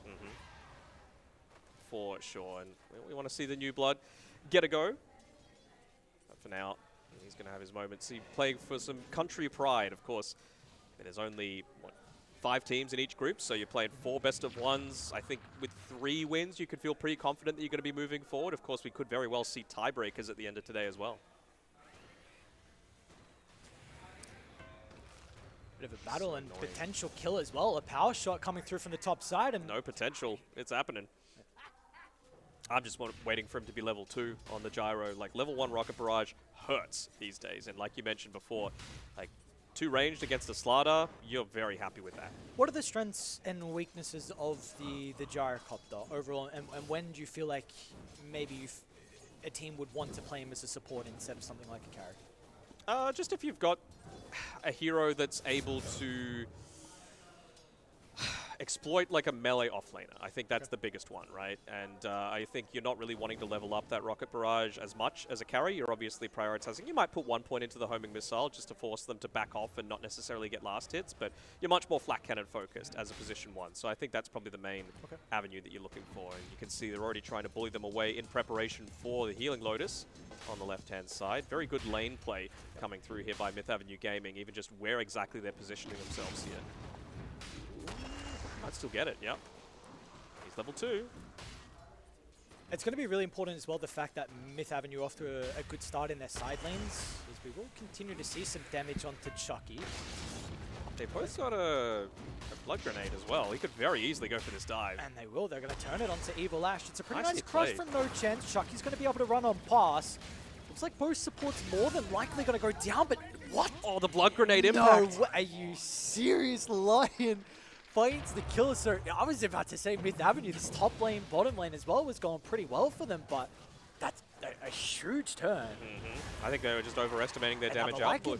Yep. Candy Loon as well is in some danger. MNZ should be able to help secure the kill, and all right, that's exactly what you need. The past minute going really well for Whoops, and we see mid as well. There's no doubt Chris should be having a great time versus Wonderboy. Yeah, Wonderboy's got a decent amount of CS for himself though, right? They're equal on CS, just a couple of denies being the difference maker there. And the other thing is, of course, Ember Spirit this game has the freedom to be able to make a lot of these rotations happen, right? You've got a Grimstroke to be able to play around with. You've got even just Gyro holding people into place once he's got the call down, going to be very effective. Oh, Evil Ash. Should be a kill. Never mind. Yes, mate. There you go. There is a kill. Nice snipe once again. 2 points power shot. So what I wanted to go to before, I think the side lanes, if they go really well for Myth Avenue Gaming, it's going to mean you can leave the cores solo while the supports rotate to help gank and dive the OD. That is really the vital thing, because again, that's one of the big weaknesses with OD, with heroes being up in your face early, similar to like a Shadowfin mid. You do not like heroes rotating, diving you under the tower. I get what you're saying with that, but also I feel like as long as you've got TPs on your own supports, they might be able to get a kill here, but there's that Lycan plus Inkswell combination that we were talking about, just on the annoying little wolves, and he's in able to trouble, get a quick kill. MNZ, how much more strength is he going to be able to shift into? Looks like it will be enough, but have they got regen once he goes Agi back down? Regardless, so some nice harass over towards some... Oh, never mind, all right. Evil Ash coming from top over towards bottom to be able to get the kill onto the Grimstroke. But as long as they've got TPs on the supports, with what I was saying, like if you're going to dive OD underneath a tower, then you're probably going to die yourself, right? Like you can't do it on Ember prior to being level 6, especially. So I'm interested to see how the supports do look to make a few of their moves now that we're approaching that power in mark at 6 minutes, just 20 seconds away. You can see that's emphasizes a lot of the pressure that they're trying to put onto Candy Loon, prevent some of those rotations coming through, and it's another kill for MNZ. Were we expecting the lanes to go this well for Whoops, or are they just kind of outplaying Myth Avenue Gaming at the moment the past couple of minutes? I think top lane they're outplaying them. I think bottom lane, It's a big rune. it's a huge rune. Plenty of damage to be able to come out. And just here, they've got 6 on Krish as well. They've got to be cautious of the turnaround potential. Sanity's drop doesn't really do too much, and now with the gyro, they're going to chase down Krish. No Astra to protect him. He's got a fairy and a stick. Wonderboy has the remnant over the top, but will secure the double, and now they'll turn to the triple as well. So here's the supports rotating, and they're going to be rewarded off the back of that. That is a lot of gold and experience given over to Myth Avenue Gaming. It just shows the impact of those power runes as well, right? Without the amplified damage, without the bottle refill, all of that does not happen. You are only able to keep continuing the dive if that is the case. So maybe just a little bit of an undercommitment there from Whoops. Actually, we're going to look to try and make something happen up on this top side. I think he only has the 1 point in the win run, yeah, so it's going to be a little bit of downtime that he has to play around with, but lucky enough for Lonely Chucky, he's got the wave pushing in pretty close to underneath his tower. Have you got a preference on Slada's item build? I guess it really would depend on how a lot of the other lanes go, right? Like, I think Blink Slada immediately isn't the way that it was back in, like, 2016, 2017. It's not the be-all, end-all. I think you do need to be worried a little bit about your own farm to some extent, just because you are going to be able to catch up to the likes of the Grimstroke and the Gyrocopter in a lot of these fights, just with, like, your sprint on its own. And it's just about having that kill threat and having that ability to continue farming for yourself. So I think you can go Blink, like, second, maybe third item. Okay. It's going to be very important once again. With the vision around the mid lane. They're going to make a go onto the outward Devourer. Ashel on cooldown gives them a big opportunity to chase Chris onto the tier 1 tower. Respecting the potential supports as we do see the Venge move over to the right side, but he might have just put himself on the firing line here, especially with Lloyd moving on over with the missile. Looks like they should be able to just get the kill, maybe not. Sidestep HBK, this time. okay. Yeah. No power rune. Nicely done by Evil Ash. I mean, again, if you're not going to secure those runes, you got to at least make sure that the enemy mid does not claim them. And well, no shield rune is a pretty big deal. Oh, that's going to be huge. Inkswell stun onto 2. And they're going to be able to clean up as well. No chance. Trying to chase down Chucky. Not to be, though. Win rate top of the net worth now. It's a good start from the Slada, but these rotations out of the supports really starting to pay off for Dial. It's all the movements that they really need to be making. Again, that was without the power rune and still just had no fear, just because they knew they had the control with the Shackle Shot, with the Inkswell, with the Searing Chains coming through from the Ember Spirit as well. So feeling very confident for this start from Myth Avenue Gaming, but you've got a Morphling that's pretty scary as well. MNZ certainly keeping up in terms of his net worth. Yeah, how do you want to see Dyer address the Morphling start? I don't necessarily know if you need to, right? Because, well, hold on. Big commitment here for just the 1 kill onto the poor little Venge. He's going to be able to claim the bounty rune at least, but it looks like they're continuing playing around this Lycan, just wanting to make sure that they've got that backline scout. Chucky's here too. I want to see if they can find him while he's still Agimorphed. It's a shift off. Looks like MNC is going to be okay. They've got 5 heroes, You though. can't go through the portal. Like, Morph needs help. He needs TPs. He might even just get the kill, though. Dyer, can they help Chucky? No. Anyone? Chucky gets no help. He's going to try TP up. Please make sure he doesn't get away. All right, there's the Inkswell. Far out. There's no way. There's no way. 5 heroes bottom. He snipes the Wind Raider, then TP's out in their face, too. Yeah. But looks like they should still be able to put some decent damage into that bottom tier 1 tower, one would imagine. Like, you got to open that map up. There's no other reason to be able to make such a heavy rotation from your entire team. And that looks like Candyloon and CZY are going to be able to do it on their own. But yeah, I think you can kind of leave Morphling somewhat solo, right? Just because of all the aspects that we were talking about, right? The Morphling doesn't really solve your Lycan issue. It's just about taking away all of that map control, picking up your farm, and then once you lessen the places. He's got Wind Run up now. Is it going to matter, though? Nope. Beautiful chain control. No chance of getting very close here towards the Echo Saber. They are bringing a couple of heroes top, though. Both supports currently. Even Wonderboy starting to turn his attention over towards his top side of the map. Nice so they jukes should be able to chase him down. Vision, I don't believe is there, so he'll TP out. Very nicely done. Emerson giving up first blood. Evil Ash has been really on point. very intrigued on how Candy Loon's going to look to try and use his Helm Dom and next use of the Shapeshift as well. If they're going to try and wrap around on this mid-tier 1 tower. The Skelly boys tell you all you need to know about that. He is full on rat, in my opinion. I mean, you could just look to play around mid off the back of potentially that Siege Wagon. Maybe he's just going to, again, prevent the amount of farm that the Morphling's able to claim. Krish has actually been doing a pretty good job of keeping his own Siege Creep alive. Might be at the cost of his own life, though. And HBK still doesn't have the level 6 at the moment, so no swap to be able to get him away, and that might just go to the Venge as well, because here's the Lycan. Straight with the backline stab, not really required in the end, and now 5 heroes from Myth rewards himself with the tier 1 tower. A lot of map control for them now to work with through the early game.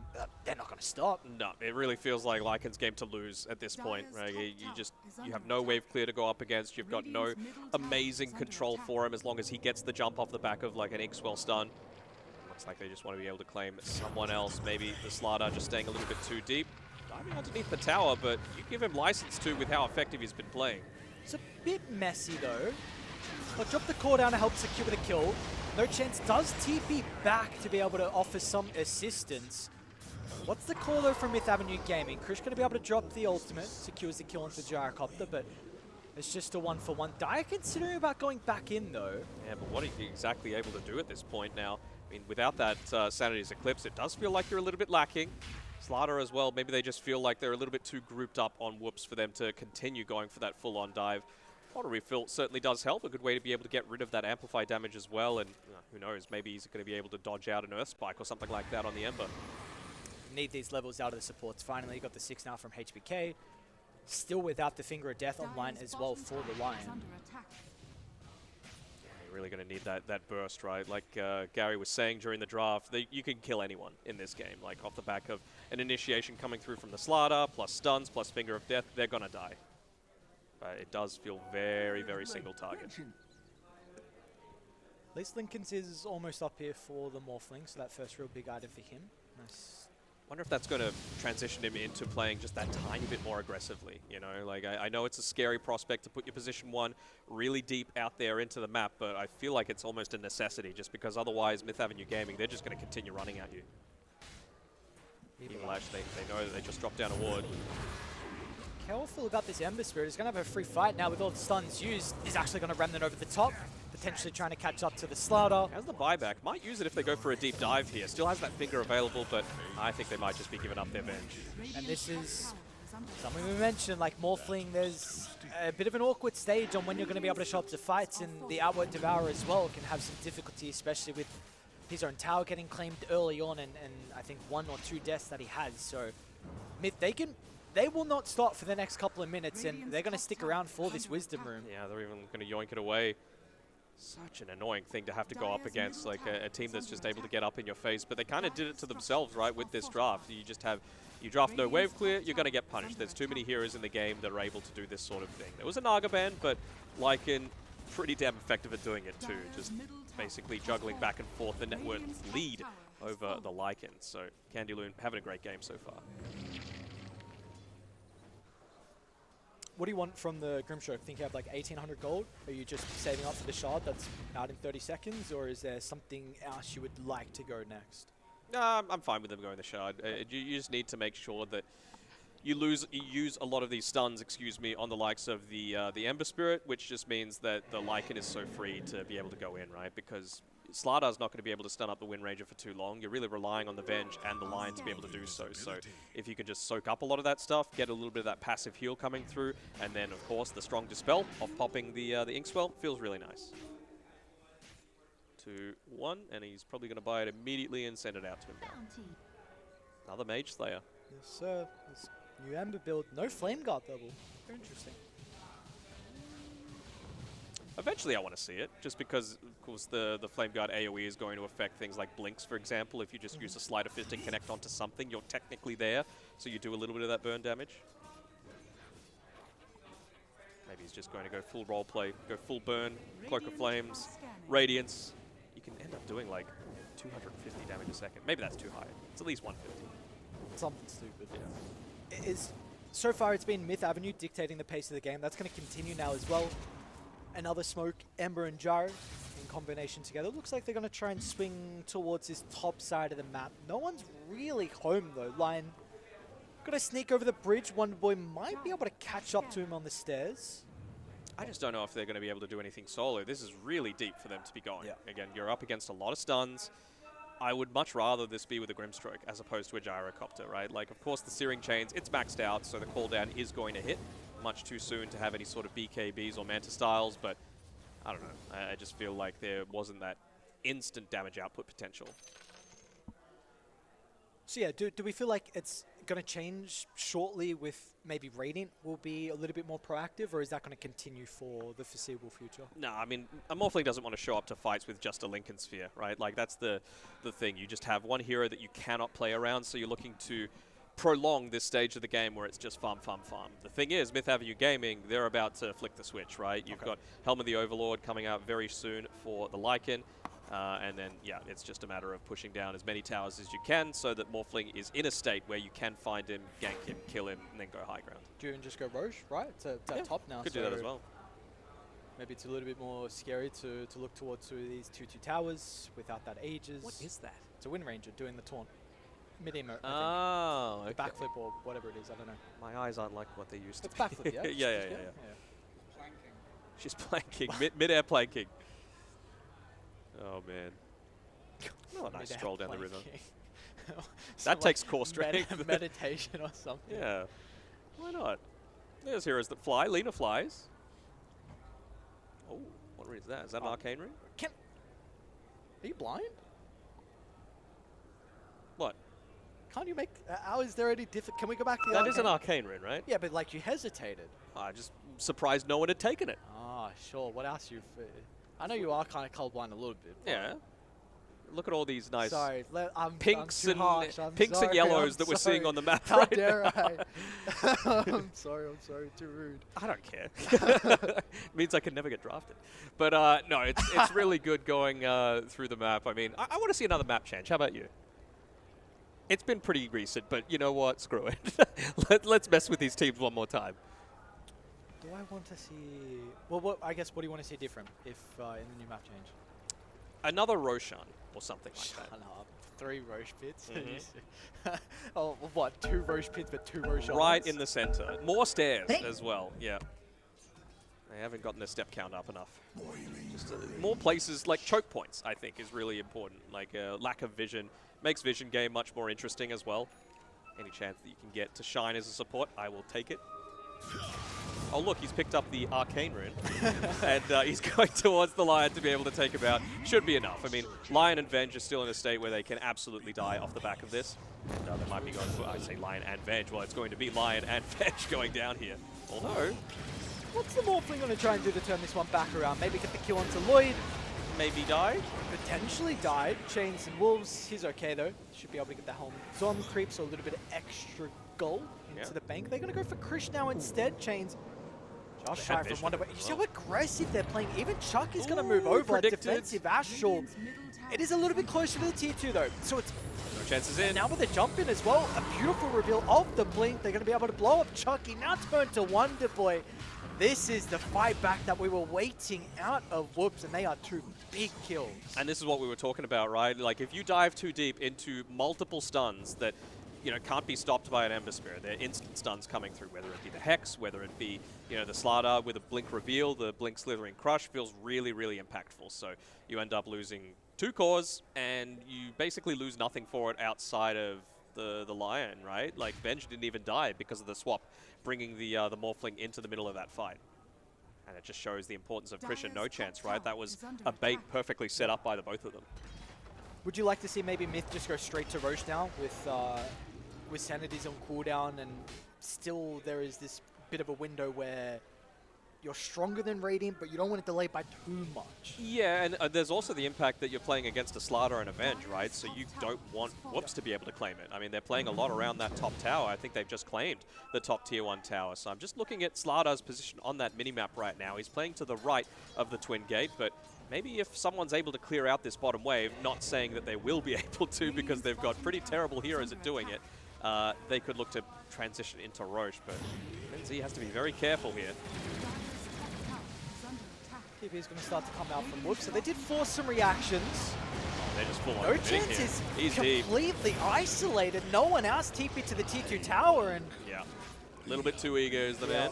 bit of a mistake, and I mean, they capitalized on that instantly from Myth Avenue Gaming. That's going to be a T2 tower now as well. And maybe the clip will stop them, will it? I don't know, 30 seconds still.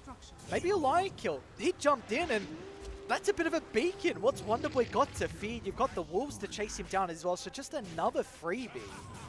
And this push, it kind of highlights what we were talking about with Roshan a bit before as well. Not only does your aggressive play stop Whoops from wanting to do something like Roche, probably would have been the right choice at the end of the day, right? If they just gave up that tier 2 tower and went for Roche, you had the tier 2 glyph available, so that would have stalled things out. You probably would have been able to claim that. You wouldn't have died on 2 heroes on your team, 1 core, 1 support.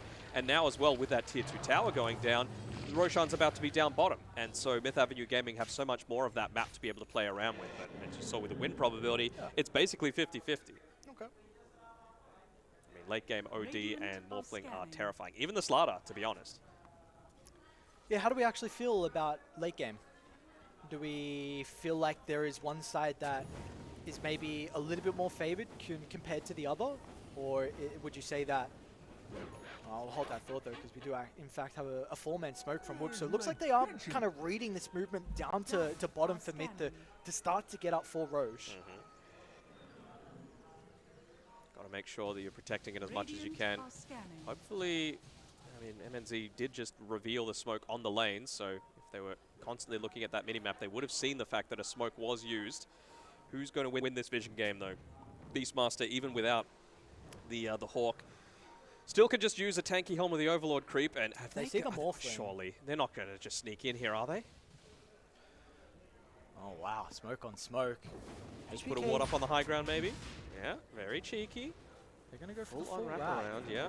They got a second one for the twin gate. That's what I'd really love to see. They do need a scout up. Roche will fall fast. Cooldown's going to do that, but is it going to be a little bit too late? Wonderboy, they're making different Remnant's calls. Inside the pit, but the Astral protects the OD for the Aegis. It's going to be dropped on the deck, and Lycan snags it. Can they still continue to fight, though? Looks like Myth Avenue Gaming can turn towards Krish inside the tree line. They'll be able to catch out the Outward Devourer. Now MNZ is in no man's land. He's got no boys to play with. Gets the Wind Ranger Replicant. I guess with the Wind Run, he's going to be able to escape, but that is a Aegis taken out in the face. They still find another one as well. Evil Ash was hiding down in the trees, and they were able to scout him out. So a beautiful fight from Myth Avenue Gaming, being able to read that Whoops. We're in Roche thanks to the micro from Candy Loon. They're able to take that fight accordingly. Yeah, I think it was just a little bit of that indecision, right? They needed one of two things. They either needed to just put up that ward that they did. It was a clever ward on the right-hand side with the Lotus Pool, but then they needed to immediately do Roche. They just waited 5 seconds too long, and we saw how quick Roche was dropping, right? You have the amplified damage, you have Slardar, of course, just hitting into it, same with the OD with that pure damage, very, very impactful. Or they needed a ward up on the twin gate with Venge standing to the left-hand side, would have allowed them to be able to set things up a little bit easier, but it just allowed Myth Avenue Gaming to get the jump. It was a really defensive use of the Astral as well, so Krish was completely out of that fight, had no opportunity to be able to pick up that Aegis, so not only do you lose the fight, you lose the Aegis as well. And more map control as well. Myth Avenue swing towards the western side of the map. They will be a little bit too late for the Wisdom Room, however. At least they've been able to claim that. Almost getting up into some of that later game scaling on the OD. Almost level 15, getting into the Witchblade. Has to be careful with his positioning on Krish, though. It's very... Wonderboy. Oh, awkward. And now that might cost them. Chucky's going to go deep under the tier 3 tower. He too is going to be a bit cautious. Look at the AoE damage. They are ripping them apart. Wonderboy now towards the Outward Devourer. 4 down.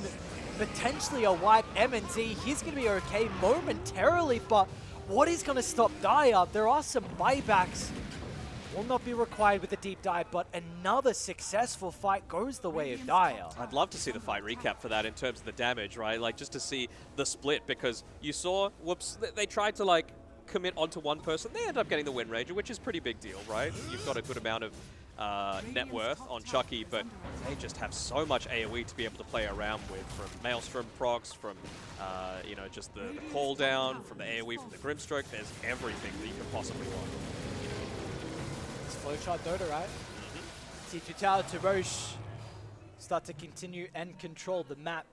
Now you got the Tormentor, and Chucky is the one with the Aghanim shard, so a little bit awkward potentially with the Gale Force. Probably not. It's pretty good against Slaughter. Nullify a lot of the effect of that that sprint that he's got. No BKB yet either on Slaughter, so he's going to be susceptible to that. What else have we got coming through? Still no Witchblade finished up by Krish. HBK looks like he's working towards the Pavis, so just a little bit of that protection to make sure that you don't necessarily need to use the Astral defensively at the start of a lot of these. You can just withstand that tiny bit more. And of course, if you can eventually get into a Solar Crest on either the OD or the Slaughter, it feels amazing. What do we want from the Slaughter though? Because he had a great lane. We saw a lot of the impact early on from No Chance on the offlaner, but he's been very quiet so far through some of these early to mid-game fights.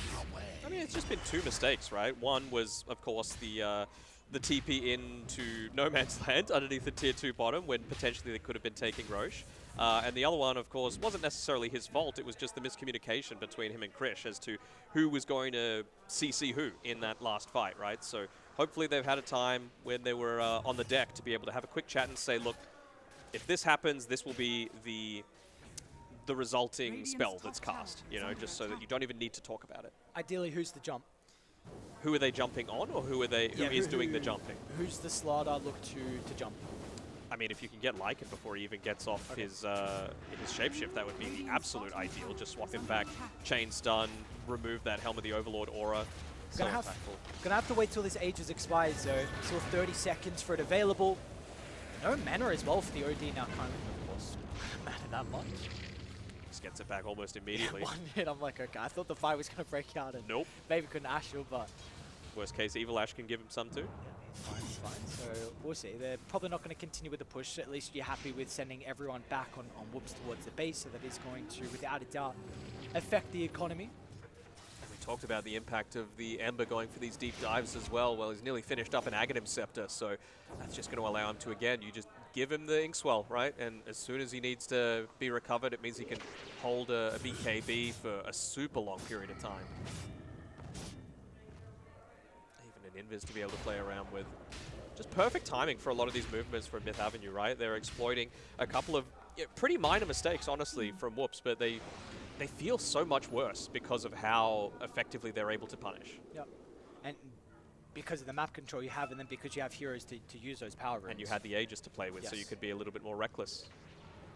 And they've gotten so much off the back of that. Yep. This net worth lead is really continuing to... I mean, MNT's keeping up. Like, this Morphling is doing a very good job to find his farm. It's just the ultimate question is, what is he going to be able to do with that gold? And he would love to be level 18. He's just a little bit short right now. Like half a creep wave from being able to head up onto it. But at least Slaughter has the the BKB now, so he's able to actually just commit onto that backside. Once he's inside of that that puddle that he drops from the crush, is that little bit more tanky.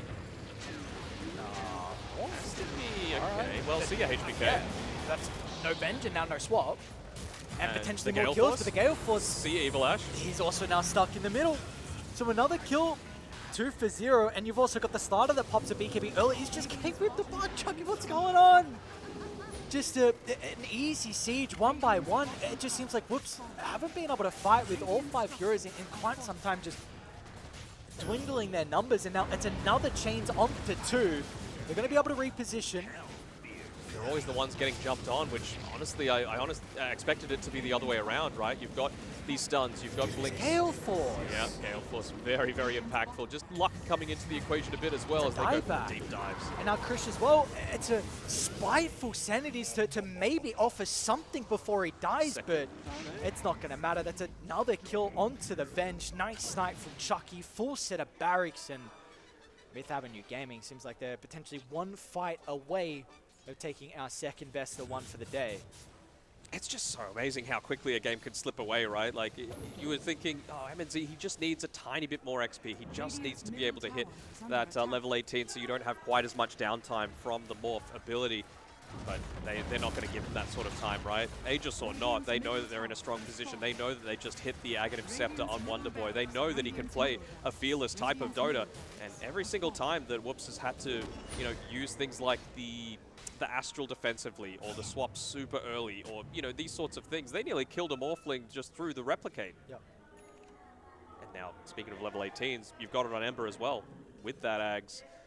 Really want, well, he's going the Shivas, which feels great as well against the Morphling especially, but wouldn't hate to see them prioritize just sticking around where a Tormentor might be so that they could pick Aghanim Shard up for the Ember Spirit as well. So it's pretty likely that both the Grim and the Gyro would have a Shard. Great ones for them as supports. See the power shot from Chucky. Looks like he's aware though. Nice attempt with the Shackle, but it's a little bit off the mark in regards to the position. So this is, you have to stick around here from Whoops. You've kind of committed with that high ground ward. If you leave this area, all of a sudden there's going to be nowhere to farm. That's a long remnant in. Instant Hex. Have they got the damage? So Senators might be required to burst him down. Ember's still alive. Wonderboy activates the BKB, and now the fight is over. There is nothing they can do. They've committed too far. It's time to dive on Myth Avenue. They're onto the Outward Devour. There's no buybacks available. An ultra kill and a potential rampage as well to close out this game. Of course they take it away from him, but regardless, what a start to the event for Myth Avenue Gaming. Yeah, that is really, really clinical Dota, I think is the best way to put it, as we see the boys. Not too big celebration, smiles on the face though, and it's great to see, you know, a solid start for them. This Myth Avenue Gaming roster, or just the organization in general, haven't had the best results in recent times, but to get off on the front foot feels really good for them. We talked so much about team cohesion and that synergy, you know, going into this group stage with these kind of mixes and, you know, groups of players trying to all mesh together. I think that was the big difference maker here. You know, team cohesion, very broad concept, but we can narrow that down to kind of positioning and looking at how these guys set up for macro positioning and micro positioning, where there was a massive difference once we hit that mid game. Lion and Venge kind of running around thinking, hey, we've got to play with our Slardar, but Slardar was, you know, trying to get his first items. Morphling wasn't really getting involved. And then you have this 5-man Wrecking Ball, just death machine, Lycan leading the charge, 4 heroes behind him. Let's go.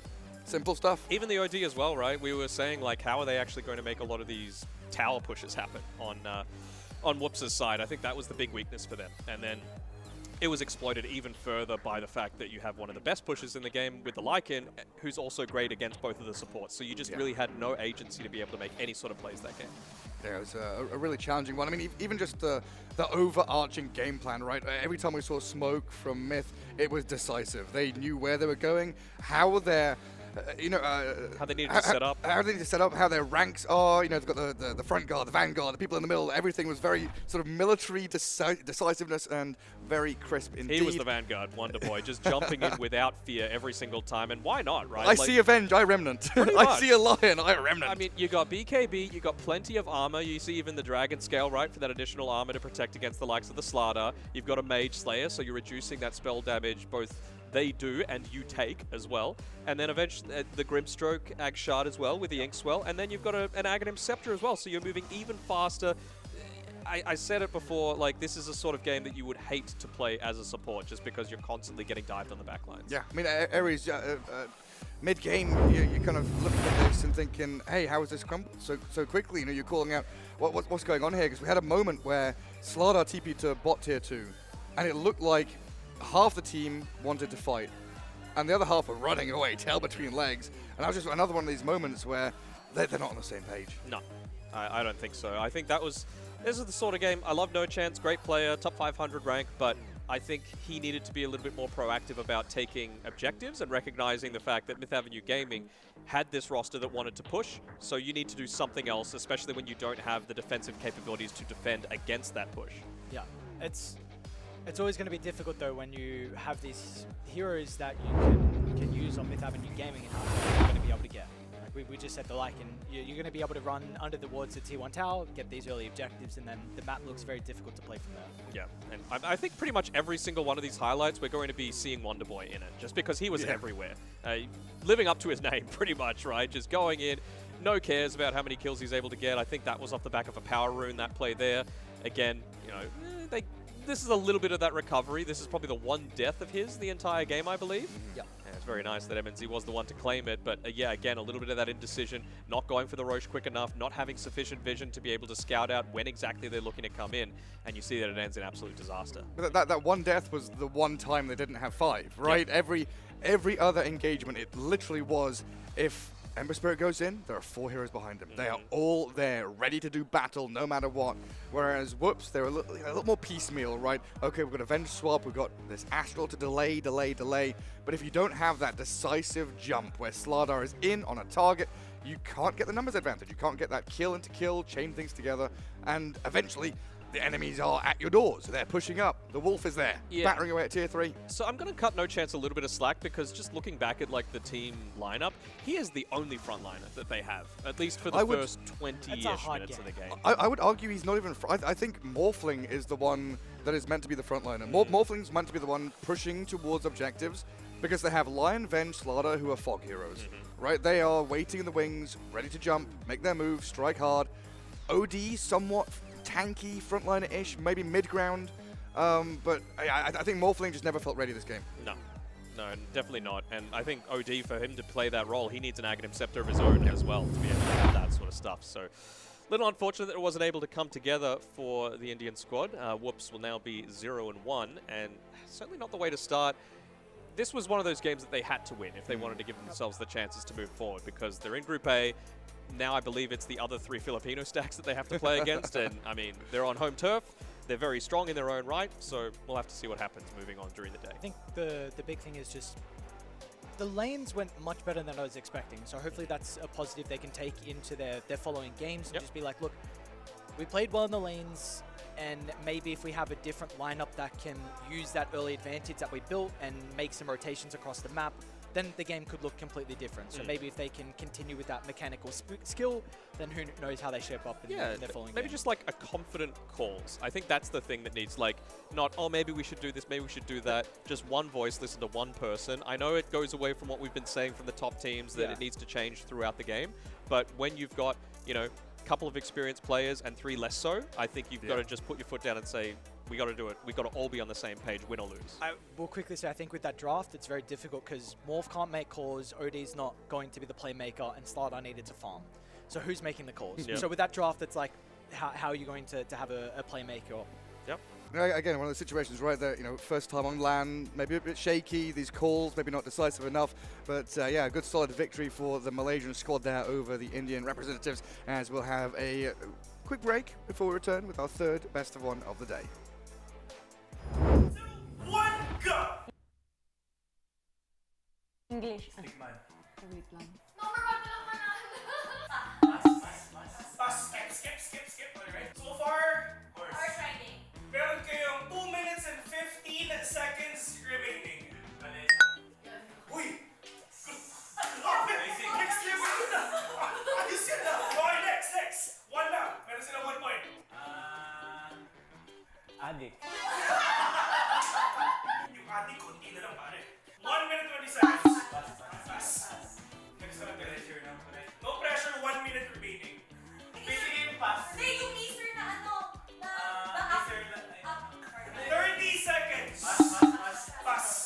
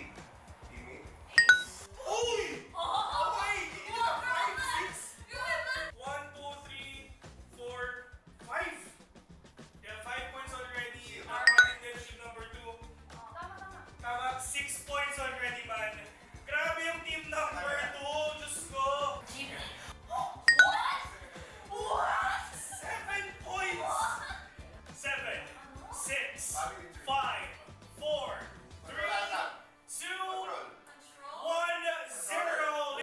Tapos na ang ating challenge for the day. At congratulations nga pala sa Team 2 dahil nakakuha sila ng 7 points. Sadly, ang Team 1, 2 points. Ang Team number 2 ang pipili ng punishment na gagawin ng Team number 1. So, here we go. Ayan na. GBEB, do the honors. Ayan na. Kinakabahan na. Uy, at ang challenge nila at ang punishment nila is Dynamite Roulette. Ayan. So, yeah. Mahilig pa sa spicy foods. Hindi ka mahilig sa spicy foods. Mahilig ka sa spicy foods. Okay. So, dalawa hindi mahilig. So, feeling ko talaga medyo mainit ang mga bibig nila mamaya kasi on their first punishment. Ready? Dynamite Roulette. Here we go. Direk, ano nga? Extra rice. Tsaka ketchup na rin. So kaya mo, hindi ba ka, pero hindi mo kinain yung pula eh. Yung kapula yung kinain niya. Wow. Okay, game. Hindi naman makakagay sa'yo. Iba na, pero hindi malakad makakagay sa kanya. Okay. Ibig sabihin, mataas yung tolerance nila sa... Nakita natin ang ating challenge for the day. At huwag kayo mag-alala dahil napakadami pa natin challenges sa mga susunod pang episodes. So we're inviting everyone to come and join at panoorin at antayin yung mga susunod nating episodes na ilalabas dito sa Predator.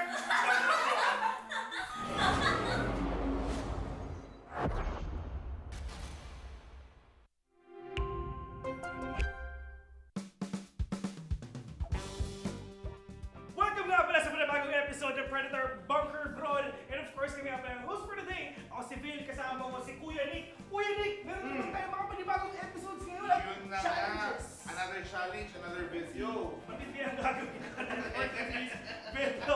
Dahil ang challenge natin ngayon ay fast fingers, pabilisan ng daliri sa pagkakain. At kasama na ulit natin ang ating magaganda at pogi. Mga Predator, Brand Ambassador, and Ambassadors, of course, for Team 1. Andito si In at ayun, si Bert. For Team 2. Yan na nga, Team 2. Ikaw na bahala dyan. Okay. Andito si Maggie. Ayan. Tsaka syempre, si GBB. Hindi nakakalimutan. So syempre, ulitin natin ang next challenge natin ay fast fingers.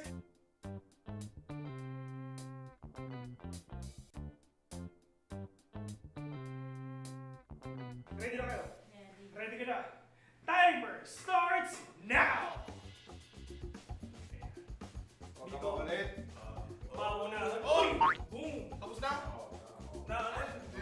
Uy, napalo na 2 beses. Naku po, sobrang tryhard mo naman. Kaibigan, oh. Kinatrastok mo ako eh.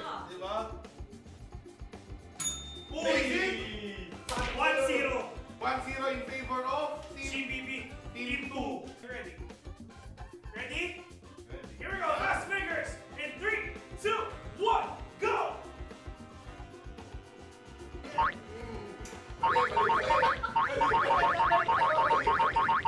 Ang daya ni GBB. Yung kamay! Ba't yung kamay yung pinapalo mo? Nagtanong kasi kanina eh. Hindi mo naman alam na bawal ang kamay. Ang daya! Oo, madaya ang GBB. Huwag ka Oo. mabulong. Nice one. Tapos na, ladies and gentlemen, 2-0 in favor of Team 2 again!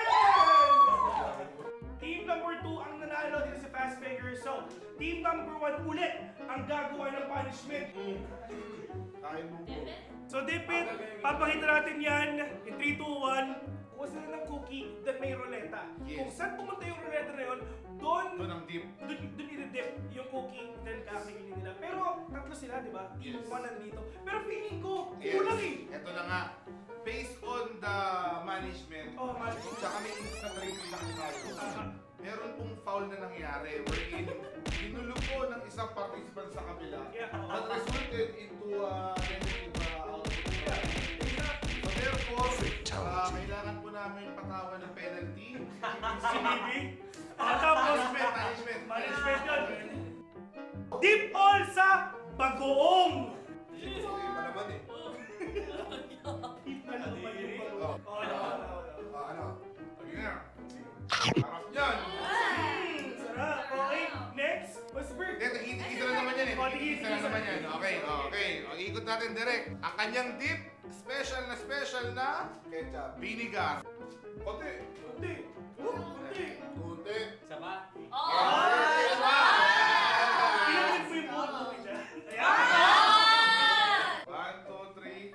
Go. Kami yan. Gusto ko tubig. Thank you.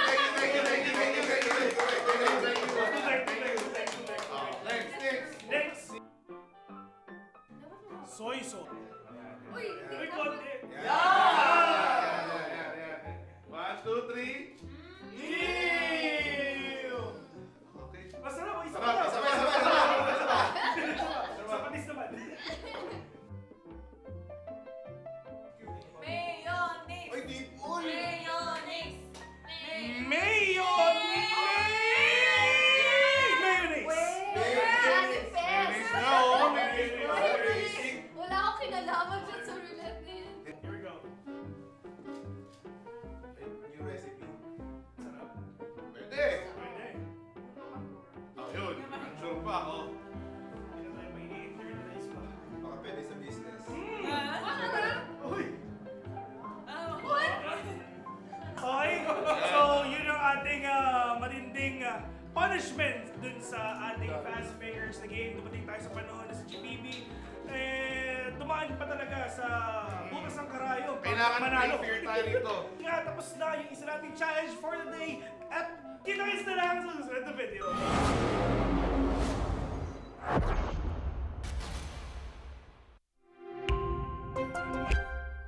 With the Predator Helios 3D15 Spatial Labs Edition. The 13th gen Intel Core i9 HX processor, NVIDIA GeForce RTX 4080 GPU, and our custom-engineered Aeroblade cooling, alongside liquid metal over the CPU. Delivering intuitive interaction and immersive sensation through technologies like advanced sensory solutions, optical display, and the latest real-time rendering technologies. With the Helios Neo 16. 13th gen Intel Core processor? Check. GeForce RTX 40 series graphics? Of course.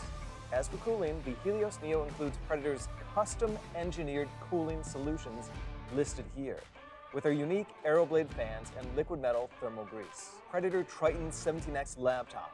This powerhouse features a GeForce RTX 4090 with a max TGP of 175 watts, the Acer Nitro XC452 CUV at 44.5 inches with a 32:9 ultra-wide aspect ratio and 1500R curvature. Predator Orion X. The Intel Core i9 13900KS Special Edition processor boasts 24 cores, a flagship NVIDIA GeForce RTX 4090.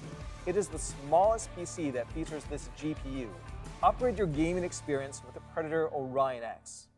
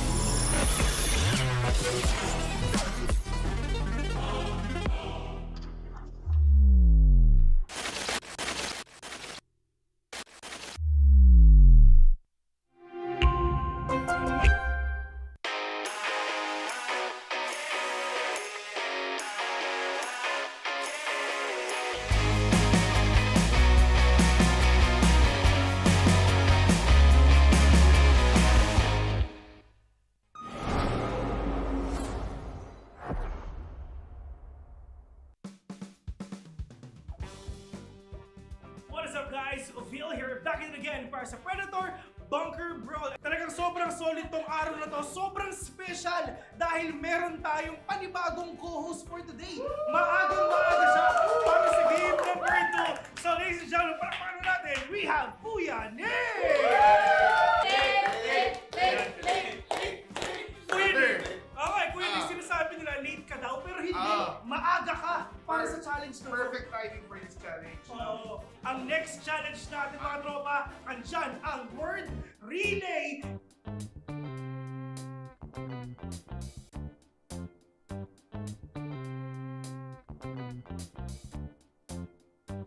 So, kung napapansin nyo sa GPP, ang magsusulat dito sa ating board ng mga narating niya sa teammates niya. At syempre, wala talaga silang mahilig dahil suot nila ang Predator Ganea. Tara, try natin. Narinig mo ba ako? Hindi siya sumasagot kasi nga talagang wala silang narinig. Kahit isa, meron silang 5 minutes para tapusin to. So, timer starts now. Spike! Spike! Spike! Spike! Spike! Spike daw! Spike daw!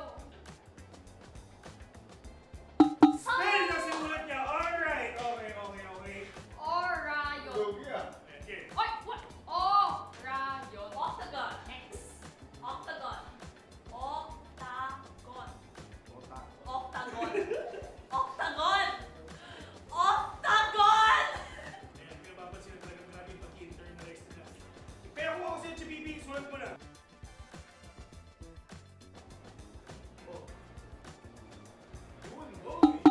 Okay, next. Play. Play. Play. Play! Ang background, di ba? Play for picks. Play for picks. Tama naman din. Pass. Perfect. Rage! Quit! Rage! Quit! Rage! Quit! Rage quit. Kung hindi marunong na sa dulo nyo, medyo alanganin. Dito lang yung pinakabait. Dito Oh, pinakakusulat. siya No, pwede. Dapat sinasabi niya. Kahit sobrang galit ng first and second mo, pero yung third, tanong. Okay, sulat mo namin. No, next down. 15 seconds. Set! Wala talo tayo. Tanggapin na natin. 6. Wala silang nakuha rin. Pero sobrang lungkot lang talaga. Pero it is what it is. Team number 1 is handa na. In 3, 2, 1, go! Ano sila yun? Iba yung strategy na Oo. pinag-communicate. Less noise sila. Oo. Yan yung organ na team eh. Oh. At dahil dyan ang prediction ko 0. Doom! Pag 0-0 billion Two. score, parang yan ang...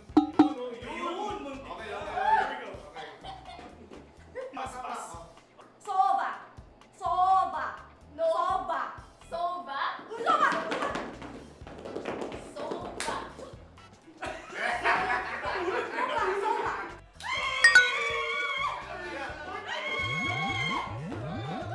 Aim! Aim! Bot! Bot! Point! Bot! Aim! Point! Import. Point! Okay na. Aim! Easy, GG. Ayan. Ayan. Stand proud! Oy, yun na. Stand Yung proud! akala ko yun. Stand proud! Step bro. Stand Ano proud! ang ginagawa mo, Bert? Easy, Jimmy! At the end of the day, meron silang 1 point. At right now, alam na natin kung sino ang panalo. Ayun na. So pipili na ang team 1 kung ano bang punishment na gagawin ng team number 2 ngayon. This or that drink ang susunod na punishment natin, gentlemen. Pero meron tayong plot twist. Ano yun? Ano? Sabi ng nakararami, si Kuya Nick ay sasali! Wala na magagawa dyan. So yun na nga.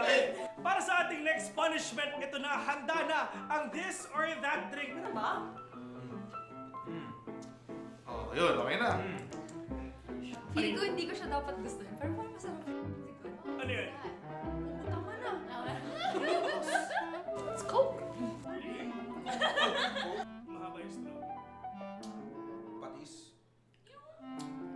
Imbis na mahirapan, nag-i-enjoy pa. Kaya nga eh. Matindi, sobrang cute na Nakita ba? pinapakita ng mga- Basta kami ng sobrang dami. dami. Parang soy sauce eh. Masarap. Sobrang dami. Masarap. So there you have it, ladies and gentlemen. Pinapanood natin ang ating sumunod na video. Pero don't worry, dahil napakadami pa nating mga challenges and videos na ilalabas. My name is Phil, and see you until the next time.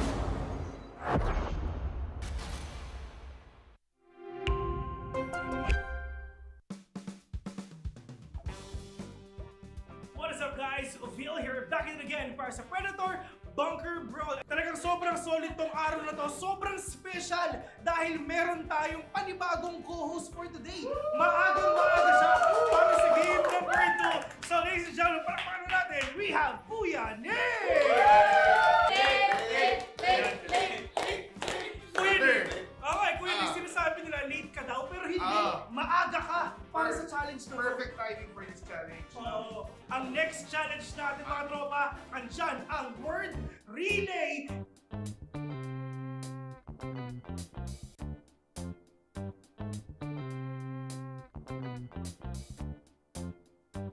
So, kung napapansin nyo sa GPP, ang magsusulat dito sa ating board ng mga narinig niya sa teammates niya. At syempre, wala talaga silang mahindig dahil suot nila ang Predator Ganea. Tara, try natin. Narinig mo ba ako? Hindi siya sumasagot kasi nga talagang wala silang narinig. Kahit isa, meron silang 5 minutes para tapusin to. So, timer starts now. Spike! Spike! Spike! Spike! Spike! Spido! Spido! Spell na simulat niya. Alright. Okay. Orayon. Lugia. Okay. Oy! What? Oh! Rayon. Octagon. X. Octagon. Octagon. Octagon. Octagon! Octagon! Ayan, pinapapansin na talaga grabe yung pag-internalize nila. Kaya kung ako sa'yo, GPP, sulat mo na.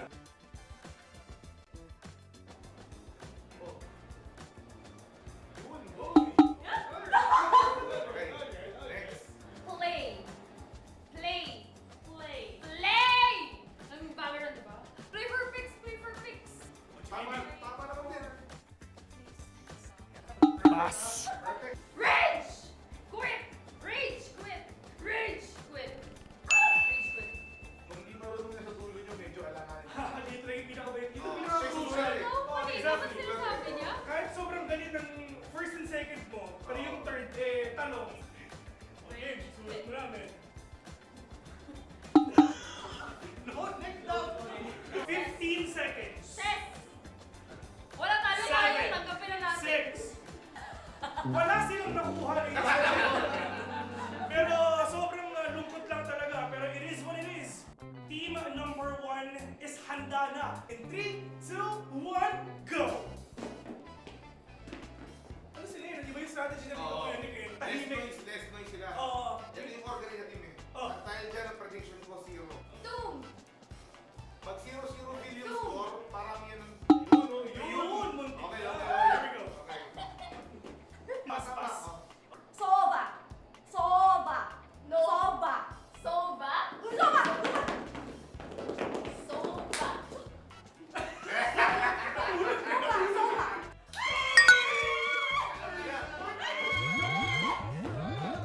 Aim! Aim! Bot! Bot! Point! Bot! Aim! Point! Import. Point! Okay na. Aim!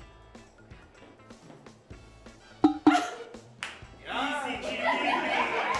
Ayan. Ayan. Stand proud! Oy, yun na. Stand Yung proud! akala ko yun. Stand proud! Step bro. Yun. Stand Ano proud! ang ginagawa mo, Bert? Easy, Jimmy! At the end of the day, meron silang 1 point. At right now, alam na natin kung sino ang panalo. Ayun na. So pipili na ang Team 1 kung ano bang punishment na gagawin ng Team number 2 ngayon. This or that drink ang susunod na punishment ng gentlemen. Pero meron tayong plot twist. Ano yun? Ano? Sabi ng nakararami, si Kuya Nick ay sasali! Wala tayong gagawa dyan. So yun na nga. Para sa ating next punishment, ito na, handa na ang this or that drink. Meron ba? Ayun, okay na.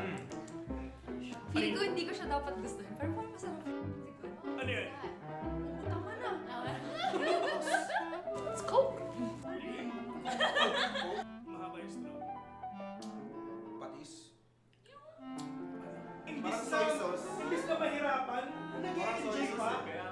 Matindi, sobrang cute na pinapakita. Basta wala ng sobrang dami.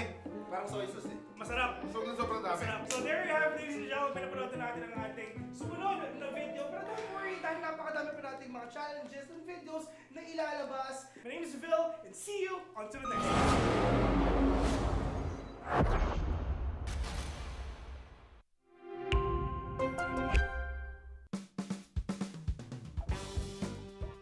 What is up, ladies and gentlemen? Tayo ay nagbabalik dito sa Predator Bunker Brawl. Kami nga pala yung mga host for today. Ako nga pala si Vin, and syempre kasama ko si Kuya Nick. At sobrang init ng mga games natin so far. Nagsisimula pa lang tayo, and syempre napakadami pa natin mga videos na ilalabas. Pero syempre, kailangan muna natin ipakilala ang mga teams na maglalaro ngayon. Of course, andito ang team number 1. Kasama din naman natin ang team number 2. So, ang next challenge natin for today's video, andito naman ang Guess the Audio.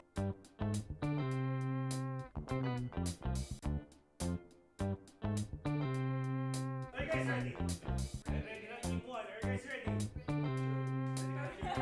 Okay, so, first, guess the game. Yes. Forza. Yes, tama.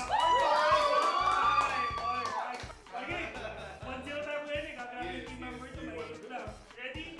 Guess the gun. Yes. Odin. Odin, correct. 2-0. Ito, madali lang to. Madali lang to para sa inyo. Ready? Guess the agent. Five, four, three, two, one. Steve. 3-0 already.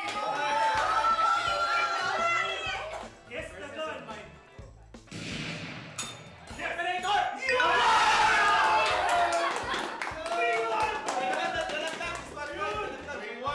Guess the agent. Next. Sino? 3-2 already. Yari na kayo. Yari na kayo.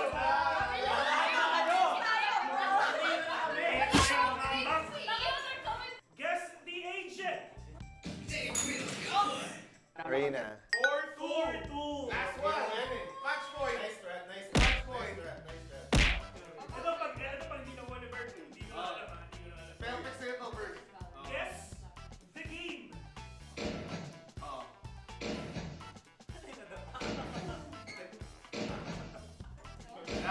Wala. Tamang sagot ay Roblox. the future. The future. The future of esports. Okay, it's time. Guess the action in 3, 2, 1. Uy! Teleport correct. Guess the action.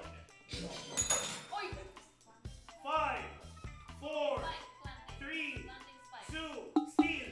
5. Spike defusing.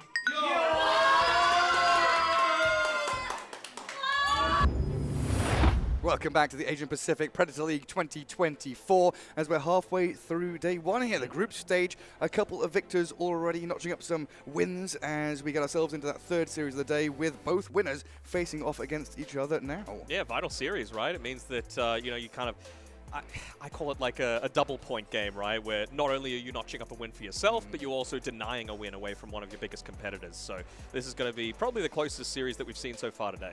Yes, without a doubt. I mean, we'll get to see Philippines go up against Malaysia, so very important. Country to be able pride. to- yeah, country pride, and to be able to get that win. What do you say? Probably 3 wins should secure it. Should be good. Should yeah. be good enough. So you'd love to be able to get that second win under your belt, and both teams pretty convincing, Yeah. I have to say. No, I can say so. I mean, we don't know how some of the other results have gone. Like, we've got great other teams in this qualifiers, right? Like Blacklist, they've got 2 games later today on this stream, but they've been playing stuff on the other streams as well. Yep, yeah, you've got ASA, you've got IHC that are going on Group B. There's a lot of other games, a lot of other series, a lot of other teams to keep track of as well. Yeah, there's tons, you know, a couple of streams, of course. Also the Filipino stream, we can hear them going on behind us when we're in game, enjoying themselves a ton, of course, here in Manila. So yeah, Execration up against Myth coming up next. Execration seemed, you were saying, kind of convincing victories to both teams, but Execration felt like they were much more in the zone, in the mood, ready to go from the very beginning, whereas Myth maybe took a little bit time to get up and running, but when they hit their stride, they were ready. The thing that impressed me most about Execration is they made what we thought was a more flawed draft work and work amazingly, and I think that's really convincing for mine. Yeah, I'm still trying to work out how they were able to do something like that. It's the Wyvern, that's what. Yeah, it was. Well, we've got one of the teams being introed now.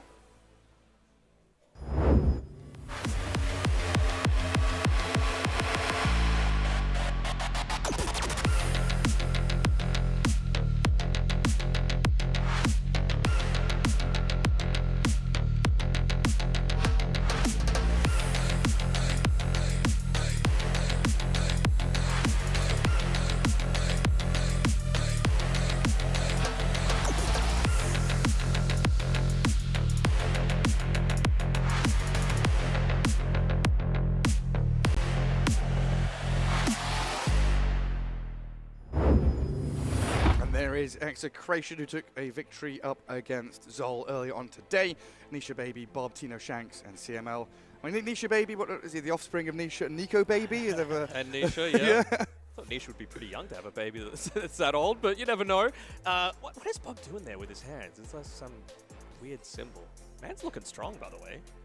Really gems. Yeah. It looks like he's saying sit down. Yeah, probably. I mean, he did that last game, right? He ended up being the MVP on his Dragon Knight, which it's pretty rare to have that sort of outcome right on a DK. It's not exactly the flashiest of heroes.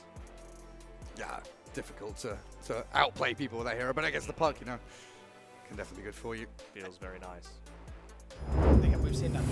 He's a very volatile. He can be on his game, and we've seen Bob sometimes be off his game, and when he's off, he's way off. He's way off. When he's on, he's way on. Bob's a very, very flashy player to be able to watch as well, as we can see the man on our screen there as well, on the right side. I think for me, though, was the carry, Nisha Baby. I was actually very, very impressed with some of his early rotations with the lane going through the portal. Of course, the least experienced out of all of them, and I think his early movements that we saw out of him was something you would see from a more experienced carry who's been in the scene for quite some time. So it's going to be very exciting to see how he's able to play back-to-back games now. It's like that delicate balancing act between, like, do I go this additional wave? There's a range creep there. I want to go kill it. But no, I will rotate and get that. You know, that first move we saw right up against Zol, where they were 8 minutes in, 5 heroes strong in that top tier 1. But we do have their opponents, Myth, and we can take a look at their roster as they prepare themselves for this best of 1 against Execration right here.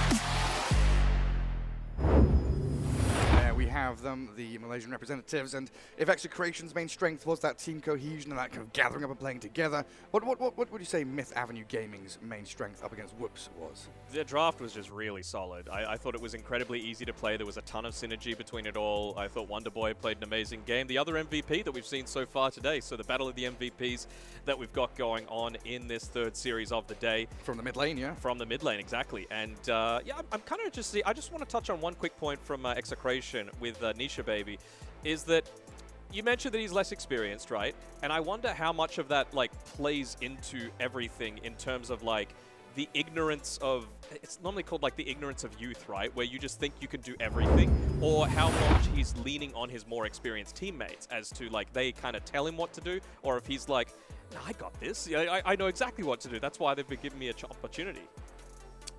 What do you reckon? I feel like it should be the latter a little bit more.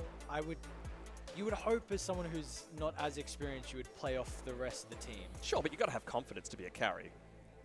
Yes, but I think they're different things. Okay. I mean, there's like vibe and feel, and then there's understanding the game kind of thing, right? Where Confidence and arrogance. Yeah. I think the difference between the two. Yeah, you need to understand like your timings and when to go and things like that, but I also think there will be things like map movements across the map that will come over time with experience, and that's where something like CML and Shanks can really help out. Sure, I was just wondering, like, that early rotation that he made through the Twin Gate, for example, how much of that was on him, and how much of that was on his team calling for him to do it? Like, this is an important fight for us. Like, Yes. everybody 5 man, let's go. Yeah, pretty much. So, Yeah, interesting to see. Can he continue to replicate that in We'll these have to coming wait and games? see. Because also it's not going to be an easy task at all. And with the mid matchup, Wonderboy and of course Bob, we said MVPs, but I think they're both very similar playstyle, very very flashy players. So what heroes are they going to get their hands on?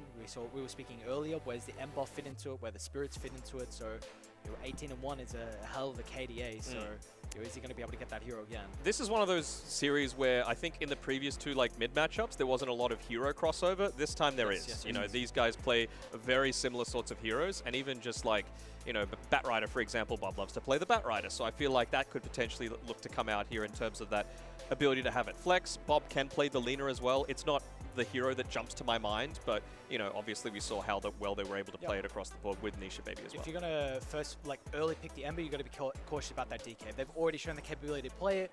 We know Bob's very good on it, even though we said he likes these flashy heroes, he can also play the ones that are a little bit more boring when required and make them look like an MVP performance. Yeah, and that's the thing, like, do you start building your draft around that? Like, if you go for that M pick, then you're relying on the next 3 bans to, like, remove Huskar and Necro and stuff like that. Do you want to pick up a Puck and then be worried about the DK? I don't know, it's that toss-up between securing a really good mid laner for your player early on, or kind of delaying that mid lane pick till later because you know how important the matchup's going to be in this kind of game. I'm really looking for the flex this game, like in particular. Like across I roles. mentioned the Bat Rider. I think Nature's Prophet is going to be a really high value one as well. Kunkka could absolutely be one too. So I think those are just going to be valuable so that you don't get yourself kind of pigeonholed into that bookend of like, well, I've just lost this lane off of hero picks, nothing mechanical skill related. Because I'd say they're on a pretty similar level in terms of mechanical skill. Yep. At least off the back of that game, that's definitely what we saw. So big thing was a lot of the laning phase, right? Was and some of the rotations out of the supports, which always we see from Execration, they are very, very good at. And of course, we saw last game from Myth Avenue Gaming. So we've spoken about the mid lane supports as well. Then we need to consider and how active they're going to be able to be in the early game, securing power runes, where they ward, if they want to try and help out to enable those position twos. Off the bat, no draft. Who do you think's going to win? I think Execration, but just that's purely like because of the players and because of the roster. Okay, so me it's Execration because of the Wyvern pick. Let's go team. No, but I think this is a valid point though, right? We're looking at a very small sample size of who they played and what they've played so far. And thinking about the best of one that Execration won against Zol, they were so crisp. Yes. Their spell casting was superb. Laning stage, like Aries said, was top notch. They're coming out lanes, 3 cores, out farming their counterparts, looking very good. I don't know if they're going to give Myth the wiggle room that they had against Whoops. No, I don't think so either. And honestly, Whoops' laning stage was pretty good too. Like they got a surprising amount of kills, I think, in the early-ish game. So I think it's hard to say, right? Because in that game 1, there was quite some time until First Blood happened. I think it was around 8 or so minutes, maybe 7. So maybe we'll look to see a different sort of thing again. Don't get too active, don't play into their hands, and maybe this Execration roster that has been a little bit more structured for longer is going to say, look, we're going to rely on our macro gameplay as opposed to these micro little mechanical skill interactions.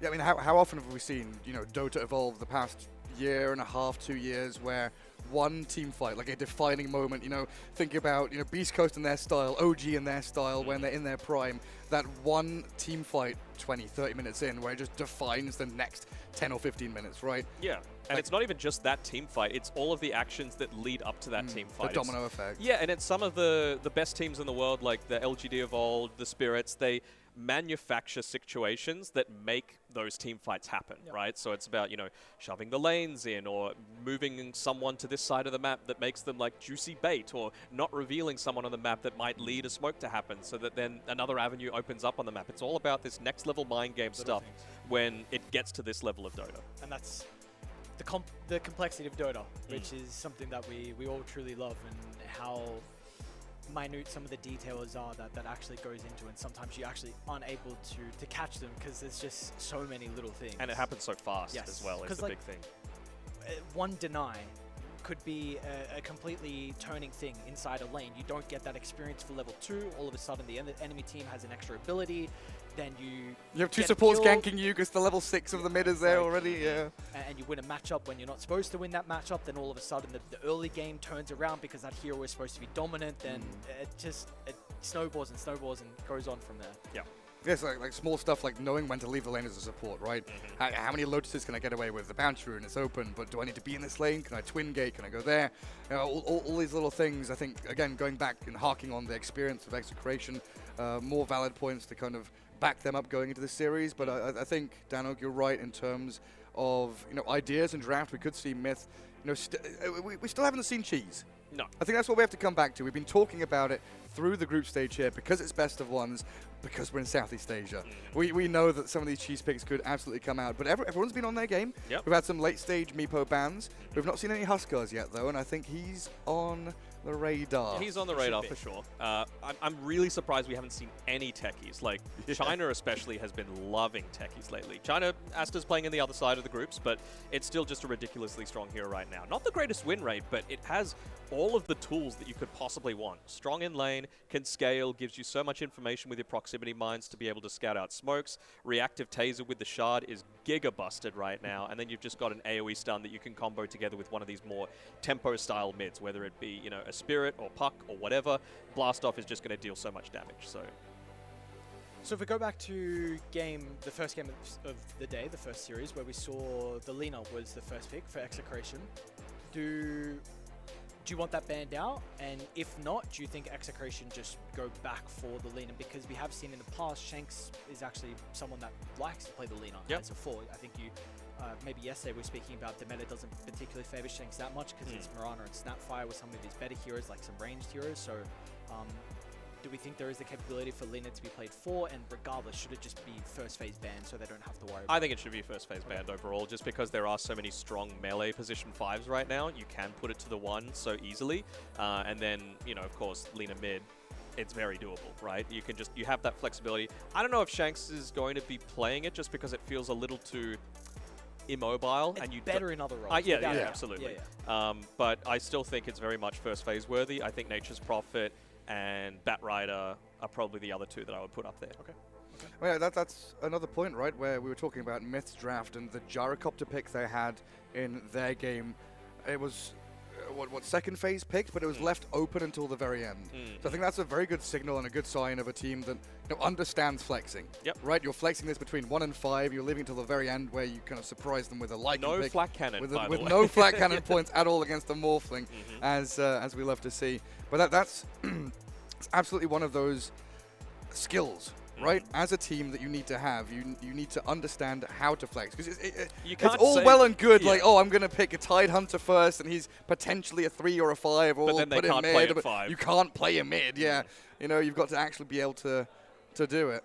Yeah, for sure. Like, you would hate to be able to say that, and then your position 1 says, wait, I don't play gyrocopter. You know, not that it's the most complex of heroes, but you know what I mean, right? Like, you got to have the capability to be flexible, and that's why some of the best teams over the years are the ones that have the most diverse hero pool. It's all well and good to have, like, you know, a set strategy, your way to play, but I mean, when was the last team that had, like, I guess Game & Gladiators does have a very game and way to play, right? Like, you can always tend to see where the supports are going to move, how they're going to take team fights. They abuse twin gates a lot. The supports all have, like, Celery tends to be more the pusher, Tofu's more the stunner, like, all that sort of stuff.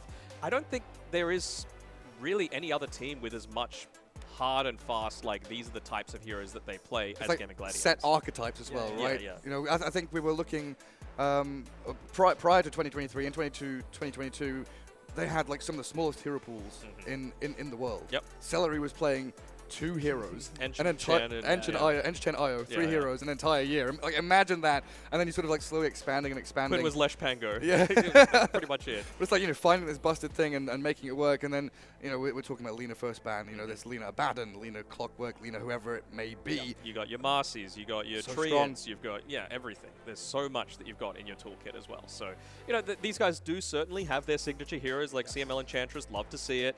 Bob, Batrider, Puck, love to see it. And even from the Myth Avenue Gaming side, of course, we see how strong they can be on a wider range of heroes. Yeah, so again, it's just a question of...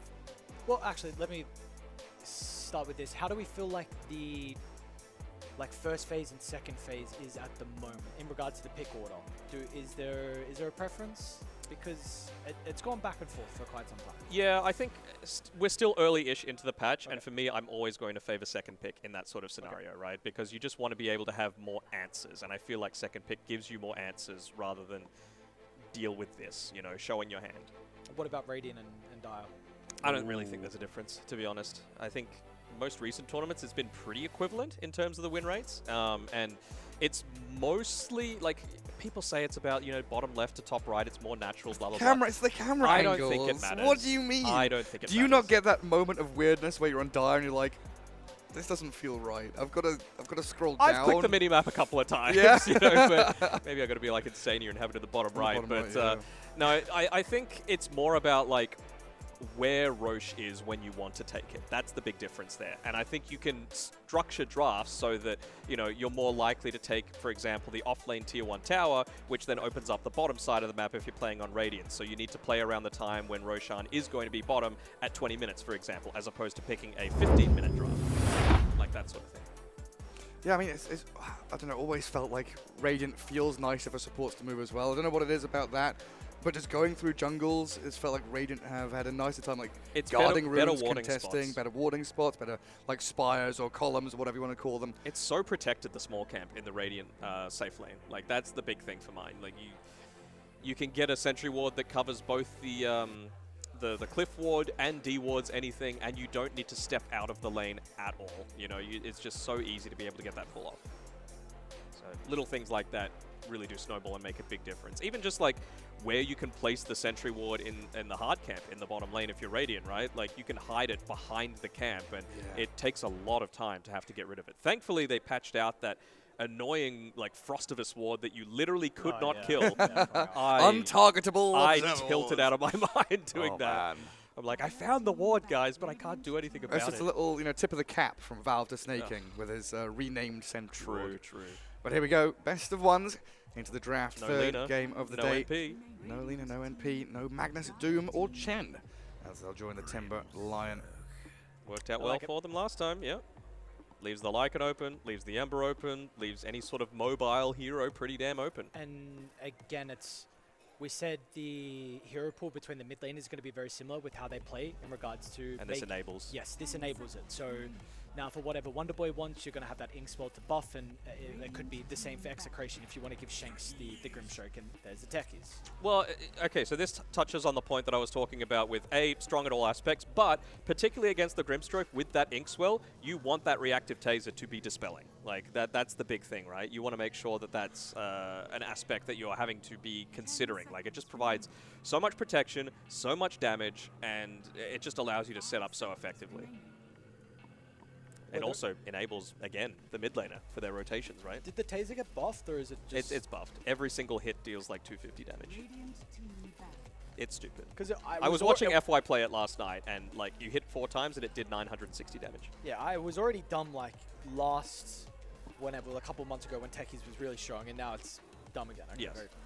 Very cool. Very cool, very cool. Techies, what a hero. Fun and interactive. Yes. Yeah, pretty much. Again, I know you brought it up before, but the mines, I think, are probably arguably the most undervalued part about the hero with the vision that it provides. Yeah, information. Yes, and we've always gone about it with how important information is, and the fact that you have these mines that are always able to scout out traps, you put them on stairs, that's the pathways into the fights, and all of a sudden you have this information and you can take those fights accordingly. So I wonder if Myth Avenue go for, again, like, I guess Techies is a little bit more survivable against the likes of a Lycan because, again, you've got that disarm through the taser, so you're not going to die quite as quickly. Also, your armor is generally pretty good, but also the fact that you've got the bombs that are going to be scouting out any sort of like wolves that are chasing people or, you know, all that sort of stuff. So I wonder how effective that is, but in a way, it's kind of a double-edged sword, right? If you're about to make a smoke attempt happen, then you just send the wolves out in the exact path that you're going, and if there's any mines, they'll blow up on the wolves instead of your actual heroes, and it doesn't actually give away anything. Quite a bit of time being put into this. Last band of the stage, Wind Ranger going to join the ranks of the rest of them. So it looks like Execration, you know, they've looked back, they've opened Dota buff and seen, hey, hang on a second, let's get rid of some of these heroes that Myth have been picking up. Yep, Ghost's brother Lonely Chucky played a pretty good Wind Ranger in the last game, so why not just take it away? Might mean that they're wanting to abandon a little bit of stuns this game, you know, go for a little bit more perhaps on the damage front than the CC to be able to, you know, lock down a lot of these fights. Really wonder when the mid laners are going to get picked up. Who's going to show it first, and because we didn't really get any bans in the second phase. I mean, the Primal Beast, I suppose. But Just now bang out like Storm Ember. Just I mean, I would imagine that Execration are going to pick it with their last pick of this phase. Yep. Yeah, Just, the 18th. yeah, so it's protected. You can then have the 2 bans to follow it up for the biggest counters to it. So I wonder, like, if Myth Avenue Gaming are going to pick their mid, it either needs to be now or it needs to be at the very end. A lot of reserve time. Thinking about what they want, they're going to go down the Phoenix route, so it gives them good scaling. Yes, very good scaling. Team fight as well, which is something that the Phoenix provides. We'll see what the response is going to be from Myth Avenue Gaming. Of course, you are now looking to address this Supernova. It is no catch though, which again we've been speaking about. The mid laners very playmaking heavy, and a lot of those are those slippery spirit heroes and puck. So that is something that Phoenix does not provide. You know, I love, well, as a support player, I hate the hero, but Night Stalker I think can work. Obviously, Supernova is like a mini counter to it, but you just want to get on those backlines, I think, as the Night Stalker. That's the big thing for me this game. And I really feel like the positioning of the supports on Execration this game is going to be so vital. So anything that's just able to, you know, get across territory to be able to find them is going to be the best thing that you could possibly hope for if you're on Myth Avenue Gaming. Like something like an Ember Spirit, for example, you get a Searing Chains into, you know, whatever on any hero besides Phoenix or Techies. They either toss their Taser or they toss the Sun Ray out, and suddenly that hero just doesn't die. So I think you need something to initiate reliably on those heroes. Venge, probably not the one, but it also provides Myth Avenue Gaming with a little bit of protection if Execration are wanting to go down the similar sort of route. Venge always going to be offering you some decent scaling as well. Add in that bit of minus armor. Yep. Is it still as busted as what it kind of was when those changes came out? It's pretty busted. Okay. Anything that just allows you to trade unequally with your opponent is always going to be busted. Oh, Phoenix, how much armor have you got? Oh, yeah. It's gone. Minus even more. Pretty much. And the attack damage reduction as well. You know, Rubik has it. Venge has it. I guess Underlord has it a little bit, but he's not Giga Strong right now just because the position 1 counters to it don't feel that good. Or sorry, they are too good. And there's a little bit more of that team fight. Yeah. That's a steal as well, right? We could have easily seen Execration pick up the Mars there. You talking about lack of control. You add in that arena to a Supernova and a blast off and stuff like that. Things get nasty. And now it's still a Mars with a Grimstroke. So it's not like they've lost anything on their side. Yeah, and I mean, you drop that arena and you're not going to be able to blast off into the arena, right? Like, that's one of the things. The Hekies just hits the wall. So that's a fun little interaction that provides a little bit of that protection. You never know. Maybe they're going to go for one of these squishier ranged heroes now, because you've got a little bit of protection from the Venge. You've got protection from the arena. You've got, you're probably not going to want to use Inkswell onto something like, I don't know, a Drow. I'm not saying it's a Drow game, but it could be if Execration, their next few picks enable it. But you definitely need someone that's going to be active at the very start of this game for Myth Avenue Gaming, for Wonderboy to be able to play. Do Execration go? I mean, do you just directly respond to the Mars? That I don't... Bob doesn't pull... No, sorry. I don't think Wonderboy plays the mid Mars. Yeah, I'm pretty sure it does. He does? I think so. I could see it working, but I'm just worried about his scaling potential, to be honest. Like, Flex is good, but you don't want a useless mid hero, you know? And the Mars can quite often be that. If you do not... If you fall off hard. Yes. If you don't get a couple kills. And it feels like the item build's a little bit awkward on a mid-Mars as well. Do you need an egg hitter nowadays? Because that was always a big topic around Phoenix when it was picked. Oh, we need to pick Lina. We need Mirana or Snapfire to kill the egg. I think you can look at it two ways, like have an egg hitter or a way to reset fights. It might be a little bit difficult now just because Rolling Thunder and the Roar makes it, you have to kind of stand your ground and fight. And regardless, already the 3 heroes on Myth Avenue don't disengage very well. I mean, I guess swap and you can get out, or maybe if you use Arena defensively, but Execration, we're going to see them go down the Pangolier route, so you will now, of course, have the opportunity to pick your counter matchup into the mid-Pango on Bob. And he's already going against a Grimstroke as well, so you are subject to potentially being locked in place by that Soulbind. Also, swap, I guess, is a factor to be able to provide a little bit of protection. I still wouldn't mind seeing them address it a little bit more. Like someone that, I want to see someone on Myth Avenue that builds Nullifier at some point of this game. The lane is fine, right? Like, you really like having this Ember Spirit against the Pangolier. It, of course, is enabled by the Grimstroke. I still want to see the Nullifier both for the Shield Crash and for the eventual Solar Crest that I'm sure is going to come out from probably CML. Now, this is where the mind games come into play. It's actually carry Beastmaster, offlane Pango, and the Husker last pick mid against the Ember Spirit is going to come out. Get destroyed. That would be amazing. I mean, offlane Pango hasn't really been a thing for a while now, though, sadly. Very, There's like, very I don't know, sad. Sacred plays it in South America, but outside of that, it's like, nah. Pretty much, yeah. Like, FPZ played it a little bit. And my boy Zai, but Yeah. Retired. We only talk about current players. Yeah. One of the greats, for sure. So what are we missing here? We've got 2 supports, offlane and mid, do the carry for Myth, and Execration. Carry for them? Just build me Nullify and have an ability to jump the backlines. Like, they're banning out Faceless Void. Are they considering something like a PA? Like, just for a lane with some minus armor, you do pretty well against the Beastmaster if he decides to go the Boar route. You're able to jump onto the Phoenix and burst through pretty quickly. You can deal some damage to the Rolling Thunder just with your Stifling Dagger. Would you like someone to take objectives? Yes. And I'm not sure exactly what that might be, but I'm trying to think of, like, what heroes accomplish everything that I'm saying. Terrorblade. Backline, but also build Nullifier, but also push towers. There's not many. Yeah. Like a Sven? Maybe? This is where we need the Dota 2 hero list in front of us, because we're getting old and memories are fading. Yeah. He's not. He's only 24. You're only 24? You're a decade younger than I am. Oh my god. Sorry, brother. Yeah, it's unfortunate, isn't it? Who's that? It's a Luna! Okay, there's some tower taking. Decent against the Beastmaster for sure. Provides certainly that group up and go aspect along with the Vengeance Aura from the Venge. And again, it's not quite the Drow that I was talking about, but it fulfills a similar niche, right? You can sit back, you've got people to protect you, which is exactly what you want. What do you get now? I mean, you mentioned the Terrorblade before. Do you just Terrorblade now? I mean, I don't know, you can get away with a Spectre or like something like that this game even. I'm just thinking of the reflection against the, a Lifestealer. Lifestealer. This is what I was thinking when, like, the Mars was picked. I was thinking instead of the Pangolier that might be when they revealed that, and that would have led to them not necessarily getting counter-picked in the lane. But I guess they were feeling a little bit more like they wanted to protect the carry. They wanted to make sure that Nisha Baby had plenty of confidence going into this one, because that's what they really need, right? Yep. They want to make sure that their newest player is feeling confident, give them a good lane, make sure that they're able to make it work. Do you think it's a good lane? I'm a bit concerned about the... Against the Mars?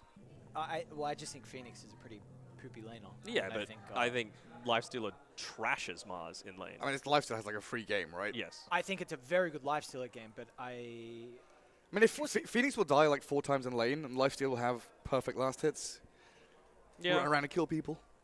Do you need to even go forward too much on the Phoenix? I don't think you do. Like, you could use your good right-click damage for sure, and then just on the Fiery Spirits play. I don't think Lifestealer needs too much babysitting this game. I don't know. With the Phoenix, though, it's like, do you need to? And what else? I'm bored. I want to go click enemy heroes a little bit. Pretty much. I think his main job is just to protect the hard camp, make sure that's disabled to enable the Lifestealer to have a really good lane. So we shall see how it all pans out. Bob looking stoic as ever, but that will change very shortly. I'm waiting to hear those big yells come through. It looks like they're feeling pretty confident. What do you reckon? Who are we favoring? The left team was... Yeah, Execration was the lifesteal, right? So yeah, I think... You'll find out in a second. Yeah, we'll get into game and we'll see. remember. I'm also trying to remember. My God, Dota 2, it just all merges together. We've Left got was tons, Myth Avenue. Yeah. Tons of drafts. Grimstroke was Myth Avenue. Grimstroke, Venge, Ember. Who do you favor? Execration. You favor Execration? I think it's Lifesteal who's going to munch on them all. Yeah. So I'm going to go with them, but it's time for the game now. We can pop over into this best of one and hand it over to Aries and Danog. Now we can confirm who is indeed on the left side, who is indeed on the right side. I'm full agreement. I think this lifesteal, if you get off to a good start, I think it's an incredibly free lifesteal game. We'll see if it's going to be able to get to that stage. We mentioned a lot about the matchup versus the Mars. Against the Luna as well, you absolutely destroy this hero. Of course, Luna very hybrid damage, so the Rage is going to have a lot of mitigating factor against some of the Eclipse. And just the fact that you're able to get on top of the Luna, that's something that she does not particularly enjoy, something that the Juggernaut is also very good at. Jug and Lifesteal kind of go hand in hand against that. So we will see. I like the early game a little bit more from Myth Avenue. More playmaking ability for sure. But yeah, in terms of how I think the actual team fights are going to play out as opposed to pickoffs, I think Execration should be feeling pretty strong about this one. And I was a little bit more convinced with their actual execution, the Execration execution that we saw earlier in the day. So, oh god, we're gonna hit that tree. No, we should be good to go in a little bit of time. I mean, the players have had time to be able to set up all of their settings. Shouldn't be too long until we're into it. Do you have either of these teams making top 4? Execration got second last year, by the way. They lost to Polaris 2-1 in the grand final. I'd see Blacklist. Asta? Yeah. I don't know. It's okay. Polaris is strong too. Yeah, you want Polaris as well. I was gonna say I want Polaris, and then it's like Execration or Asta. Not quite sure. So make a pick. Put them on the table. I'll say Asta. Whoa, lads, this is a high ground where Execration already set up, and we have a Terra Discard, and they will. Confirmed Execration hater Aries is not feeling very confident about them. Words in my mouth. That's okay. That's the classic. Not making top 4. No, but no, they certainly have the stuff to be able to do it. Again, home ground advantage, and I want to see them. We mentioned before about them being so happy-go-lucky, full of energy. Imagine them feeding off the energy of a live Filipino crowd. That would be so high. Dude, Bob would. Oh, that man would go crazy. I could see him standing up, raising his arms up in the air, just making absolute havoc happen. See what he can do with the Pangolier. Not the easiest lane into the Ember. We see sometimes the Pango goes like 1 point into the lucky shot to be able to make this lane not so bad, but ever since they made it not disarm, it doesn't quite feel as good as it used to. I do think overall the early game can really go back and forth though between the Ember and the Pango. Mainly when Pango gets Diffusal is really the big thing, when it can maybe turn a little bit into his favor. Of course the chains is always very frustrating. I will say before Diffusal, I think with the Grimstroke again, this should be very easy for them to be able to put a lot of pressure onto Bob. So we're going to have to keep tabs on how many times he dies until that Diffusal, and then it can kind of go back to his favor. I completely agree with you, but you also need to consider the fact that if Grimstroke's leaving, that means there is a Mars solo in a Lifestealer lane, which is not what you want either. Like, if you're going to make that happen, you're giving up something else across the map, is essentially what I'm saying. And, you know, once it gets later on, then the Techie's reactive taser starts to come into the equation, then Bob is even more protected. Did he steal that? He did! I think Wonderboy stole that that tree that Bob planted. That's pretty high. Goddamn mid laners. He needed a pause. It's the lag. He needed a pause. It's the lag. Ooh. And Wonderboy's like, he's like, yeah, that's right. Yeah, you need a pause. That's what I thought. Thank you for the Iron Branch, brother. I appreciate that one a lot. So, yeah, we should. Easy money, easy 50 gold. Extra value out of the Tango too. Even more worth it. So. Yep.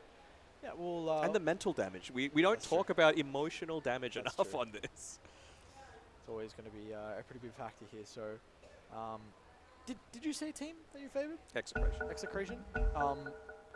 is through the full stage of this game, or are there some concerns where maybe they're not going to be as strong? I do agree with you that they're going to have this point where, you know, prior to the defusal, it's going to be scary, especially because, like, Ember's another one of those heroes that really doesn't need much to get active, right? All you need is the Mage Slayer. It used to be the Orb of Corrosion and Phase Boots and a Wand, but yeah, it certainly does look to get very active very early on. What about this? CML playing Techies instead of the Phoenix 5, where how you, of course, Shank's playing the Phoenix on the off lane now. Do we feel like this is...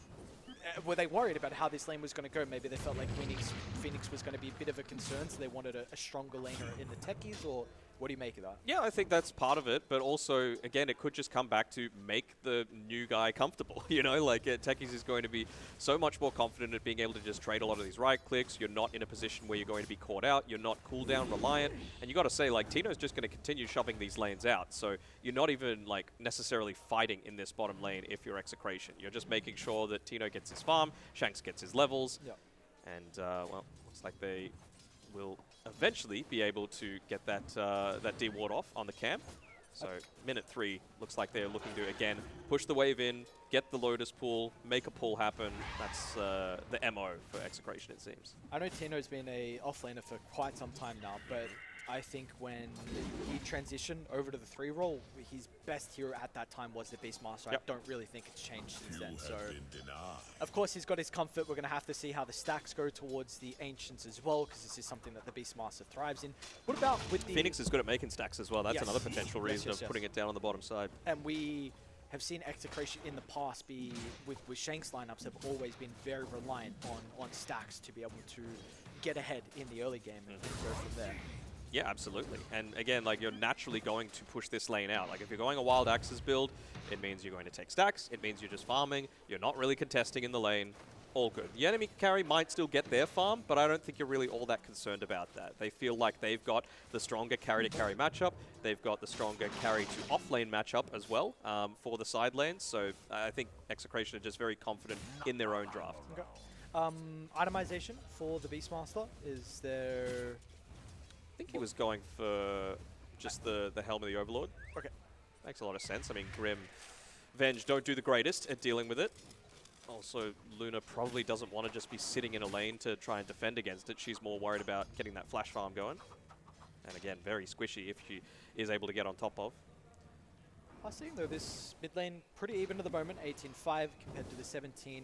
Really, everyone's off to a fine start. I guess maybe Luna's the only one with not as many last hits currently, but it's very even so far to start our third best of 1. Yep. I think big props need to be given to Bob just with how well he's done in that lane. Of course, you know, it's still about 20-20 in terms of the last hit count, but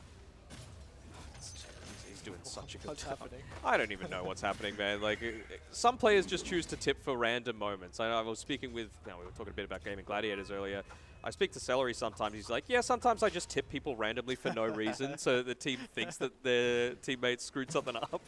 It's all about the mind games, bro. Oh my god, it's the mental warfare.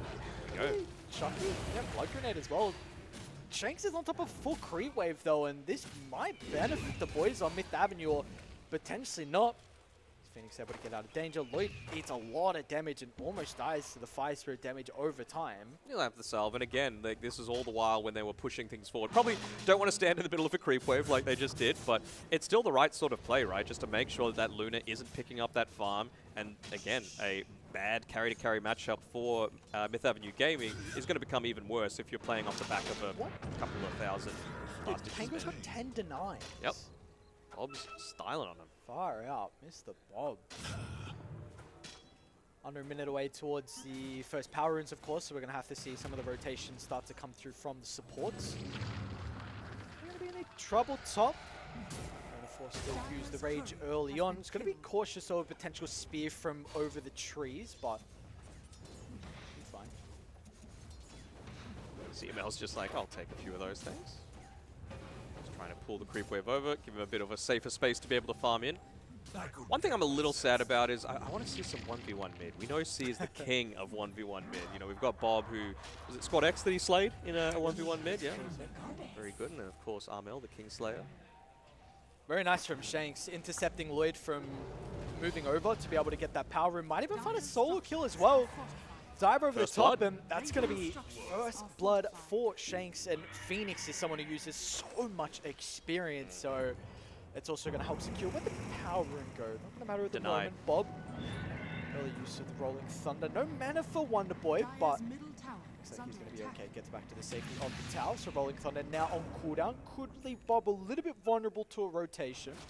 So Tino ended up denying that amp damage with his boar. So he just didn't want the Ember Spirit to be in a position to pick it up. I'm sure that was sort of the call happening at the time, saying, look, my lane's in a bad spot, send a boar. If it's on the bottom side, just deny it. Don't worry about it. Just. We were talking about like one deny being the difference between an outcome of a lane. Like an amplify damage on an Ember Spirit is absolutely the difference between something that could, lean it a little bit more towards Myth Avenue Gaming's side. Rotate to a side lane, get a double kill. All of a sudden, that's extra gold you need towards that early item, whether corrosion, close to the Mage Slayer, whatever that item be. And yeah, it's a very snowbally type of game. So little things pay off. We've got double bounties there. See, the little things, double bounties. I mean, Grim's about to yoink it away. I think yummy goal. Yeah. Oh. Not the tree. Easy. Didn't shift queue it. Come on, CZY. The inefficiency. Inefficiency. So disappointing. That's one thing I know I do better than some pros is shift queue. There's not much, but I shift queue when I pick up runes. Here we go. Let's. I really want to see how they're going to try and play with the wards around mid lane as well. Very important to, of course, secure them to potentially be able to get that kill onto the Painkley. Overall, like, where would you like the vision to be currently set up from either side? I'm fine with there being more just to play around this bottom lane for Tino, right? Like, I think he's getting pretty close to being able to have that Vlad's available for himself, so that means maybe they can go for a bit more of these dives. He's only half a level away, and Chucky's nearly dying from having the Primal Roar. So if they just set up vision perhaps behind the tower or near the Twin Gate area, I'd be totally comfortable with that. You've just had the Wisdom Rune spawn. I think both teams have already claimed them, so the supports, especially Shanks, is going to be in a very healthy spot to be able to take one of these fights and be relatively stronger than his compatriots. Nice how some of the tech is. I don't know if there's much Candy Loon can really do. Rage is over though, so Speed can push him away, but it's not going to matter. Let's still get the kill.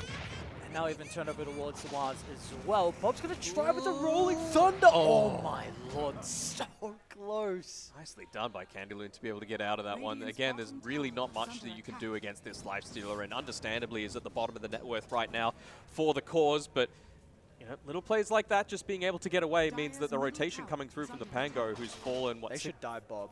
600 gold behind? What, no Rolling Thunder? Yeah, you got to go. This is a big opportunity. No Rolling Thunder. And they're going to try and Brandon over the top as well. A little bit awkward with the spell casting.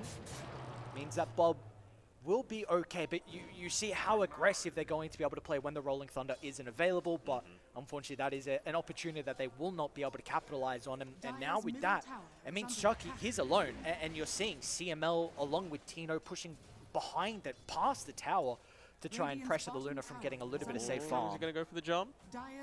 Creeps, but maybe it's just taken a little bit too long, and they feel like the reinforcements might be starting to come through the jungle, and they're dead right. So again, a lot of the vision placed around this side, not too much in the terms of wards, but definitely just using those boars as a mobile observer ward, and Wonder Boy has scouted them out. Might need a roar, see what Tino's going to try and do to help get some separation. No points in the chains. Well, they'll have the Ink Swell to be able to close the distance onto the tech. It should be a pretty easy kill there. The roar comes out. Bob's here as well. It's a lot of damage onto Wonder Boy currently without the resources. Ember will not be able to escape. He's getting some separation for the moment, but finally cut down, and now with the Rolling Thunder back up as well. Bob moves on over towards the stairs, and Chucky slain on the low ground. Bob rewarded with the double kill. And now they'll turn their attention over towards the Vengeful Spirit as well, as now Lloyd has no one to play near him. Triple kill for Bob. And all the while, this is what we were wanting, right? If you're Execration, just a solo 1v1 lane with the Lifestealer against the Mars. Like, you really do not get pushed out of this lane at all, and there's always kill threat coming the other way. So even just gone the 1 point in the Bulwark just to make sure that he's not taking as much of that, that damage coming through. They were almost able to get one more round of spells off from the techies, but it's enough just to be able to set up onto Wonderboy. They were just waiting for Bob to have all of his spells up again, and, well, he really made the most of it with that triple kill. Yep, just Techie's thing. What a hero! Oh, it was a bait! Alright, well, I mean, that's a big kill for Chucky to be able to... Oh, hang on. Dude, please tell me CML doesn't get the kill. 15 health. Are you serious? It was that close. Yeah, Zeus ult now. Come on.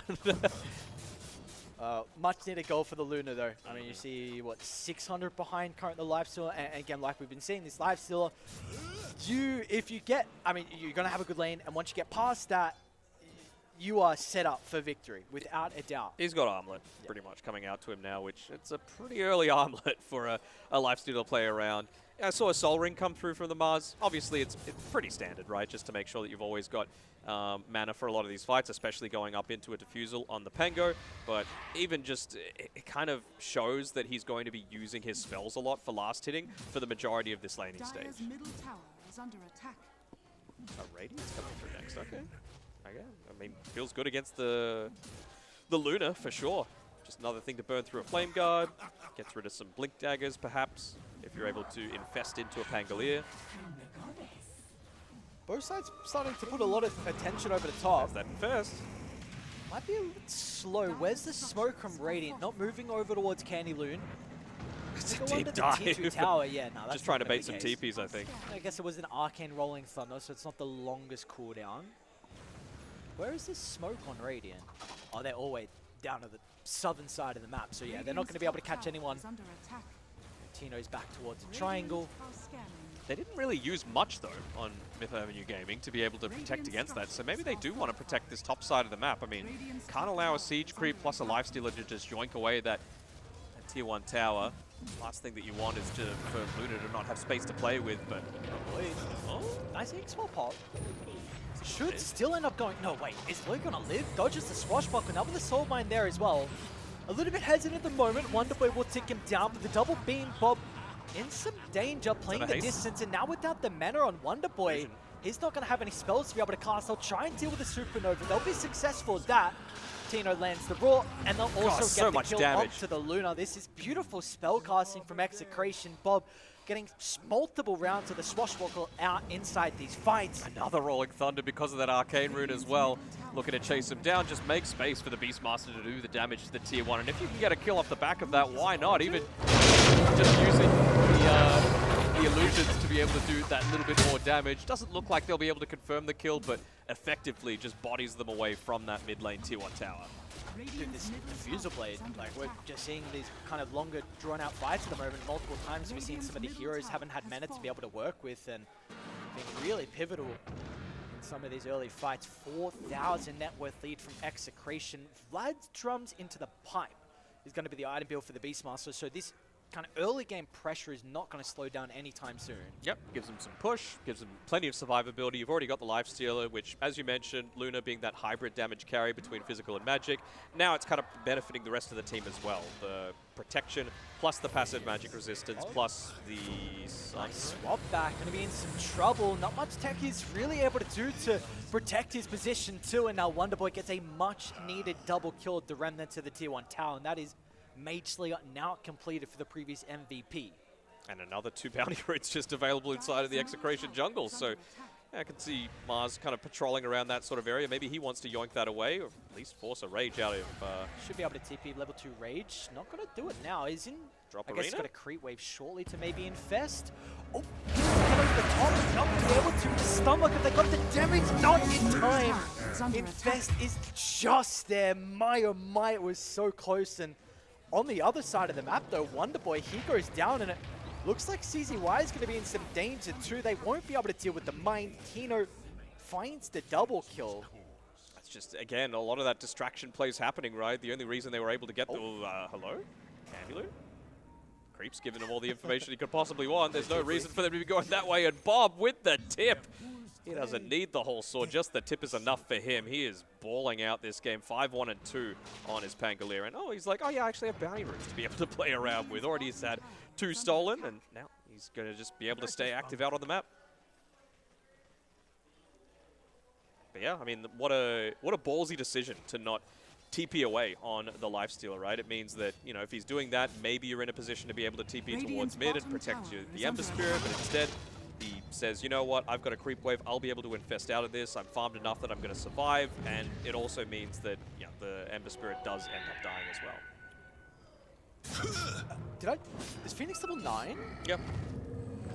What? Jake's a big boy. Look at his network! Yeah. I feel like I see this in more than 75% of the execration games, where Shanks is just... It stacks. He spent a lot of time stacking. We haven't had our camera on it for too long, but you didn't really need to be in that lane at all once you was level 5 on the Beastmaster. You were just shoving the lane in, no real kill threat. A lot of the action elsewhere was forcing the Venge to be able to protect some of the other lanes, and it meant that you just built up a huge number of stacks on the Phoenix. You know, took a little bit of farm for yourself as well whenever the Bob rotated away from that mid lane, and then, yeah, this is the result, level 9. Wow. Very early Aghanim shot from Bob. He had the Manta queued up. I guess, of course, Shard incredible against the chains from the Ember, instantly able to dispel that.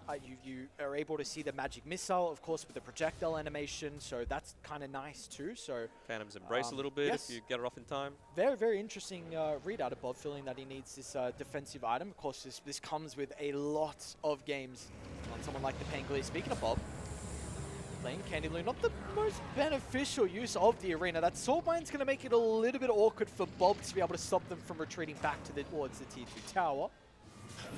Completely on the mark with that swashbuckle that time around. And Wonder Boy's pretty healthy though.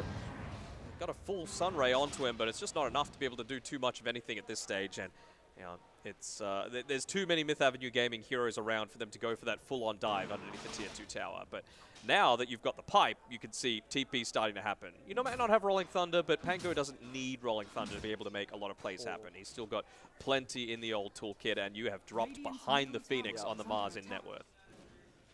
I know we were speaking about the potential of if it's going to be played mid and the difficulty has to scale. That's still the same of an offlane Mars, and it can maybe be even more as we see. I don't know where CML died. Solo kill for the Luna? Yeah, Eclipse you. So he's actually, I mean, this is kind of Luna things when you're left alone, though. You of course, have that innate farming mechanic, has done a decent job to catch up, but regardless, it's not like it's the greatest Luna game. At least she's 2 levels ahead, right? Like, you've got that ahead of Yona at this point in time. He's about to hit level 12, though. We'll have that level 2 infest to be able to play around with. This is a deep dive. They really want to be able to just connect Early that one rage. Ghoul Frenzy click onto him. Can't they swap him out of the... Yona. Some change up, but looks like Bob again going to try and cover his tracks. Great Soulbind. Defensive swap over towards the right side. Raw's going to stop the speed chain control. Now Yona's going to be able to get the right clicks off the Candy Balloon. They're protected with that Sunray as well, repairing all the damage.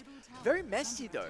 Was awkward to start, almost retreating back to the Tier 2 tower. You felt like maybe there was an opportunity, but Myth Avenue Gaming weren't able to find that split-second chance to be able to capitalize in our Bob as well. Once again, going to continue to move on forward. They'll try and deal with the Grimstroke, and they'll do so with ease. They know no fear. Execration with the 8,000 net worth lead. There is nothing stopping them. I mean, this is the type of draft. Like, Tino has everything that you could possibly want, right? He's got drums, he's got Vlads, he's got pipe. That's all you need. You know, are they going to be able to get this kill? Surely not.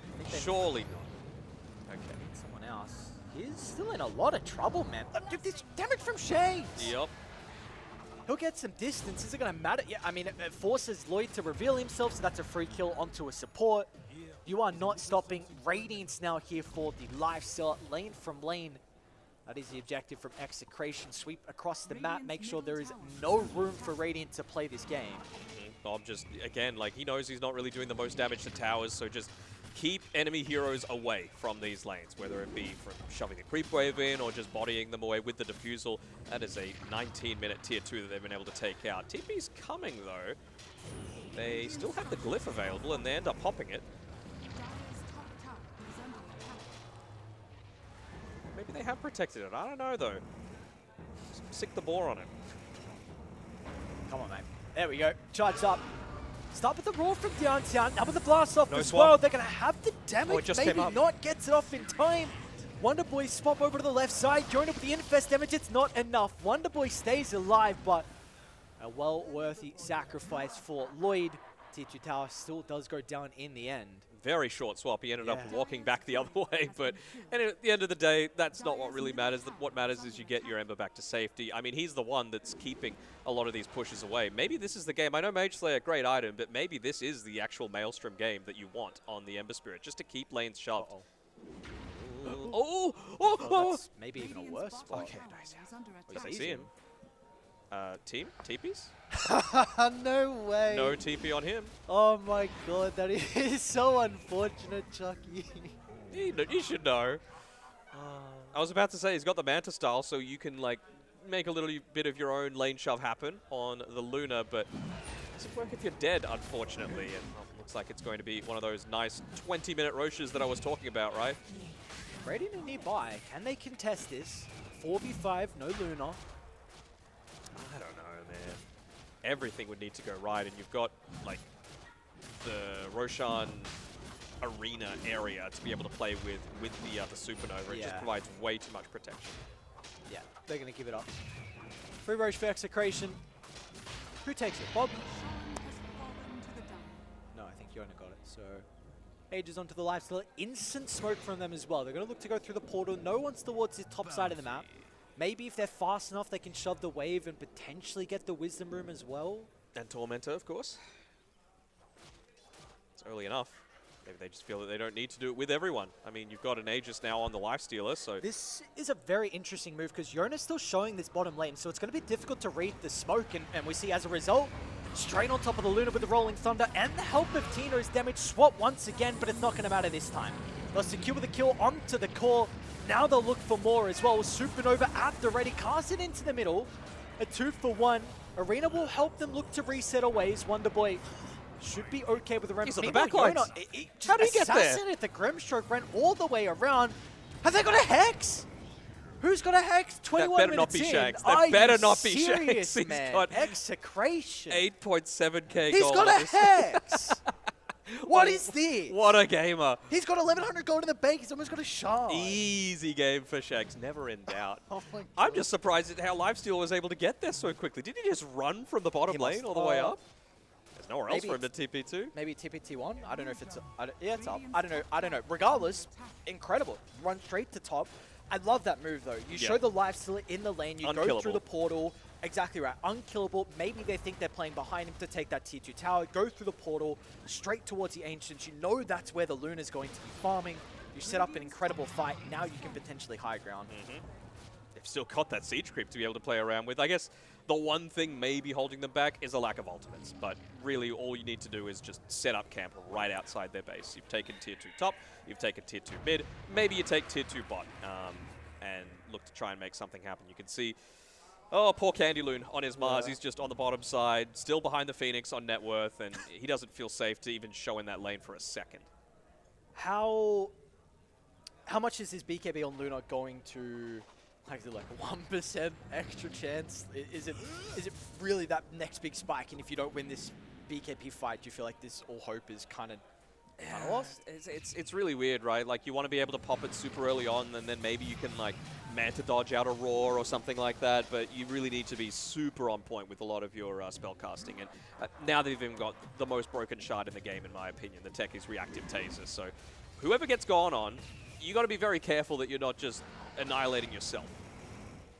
So we do always have to be cautious about this potential swap back. Maybe if you're even perfect, they could be further into Spear. Yes, so to look at Bob. He has no cares. Oh my God. He's got people protecting him, no worries. Taser can go out on him, Sunray can go out on him, and well, we were talking about a lack of ultimates 30 seconds to a minute ago. They got them all now. This has to be perfect. Yeah. Smoke up. There's the Not start. bad. A long-range spear onto the barracks. This could be the opportunity. The Infest bonus health keeps him alive. Arena's going to be laid down, but no one wants to jump into 5 with the potential level 2 egg on the head as well. So T3 tower gone. You've got a BKB now on Chucky, but it seems like Execration have set up. You still use no ultimates outside, well, Rolling Thunder now, but see you later, Candyloon. He is just in way too deep. He's got the buyback at least to be able to play around with. On Luna. They might be able to blow up before the BKB. The damage has been dealt. Further down to the south she goes. She's okay, but that is a defensive use of the BKB. They get a double buyback out as well. This is You're going to stick around. What's going to He's dead. stop you? Wonderboy's gone as well. No mana into the Hex. Execration. Back-to-back performances from them have been incredibly crisp.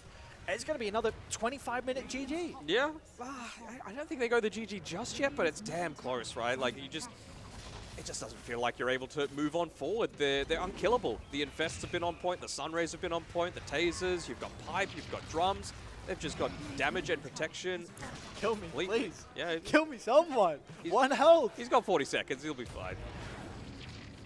And he's even got a little bit of extra lifesteal coming through from those Vampire Fangs. Most of the time you're a little worried about going into a Luna during the nighttime because she's got that advantage, but not with the Fangs.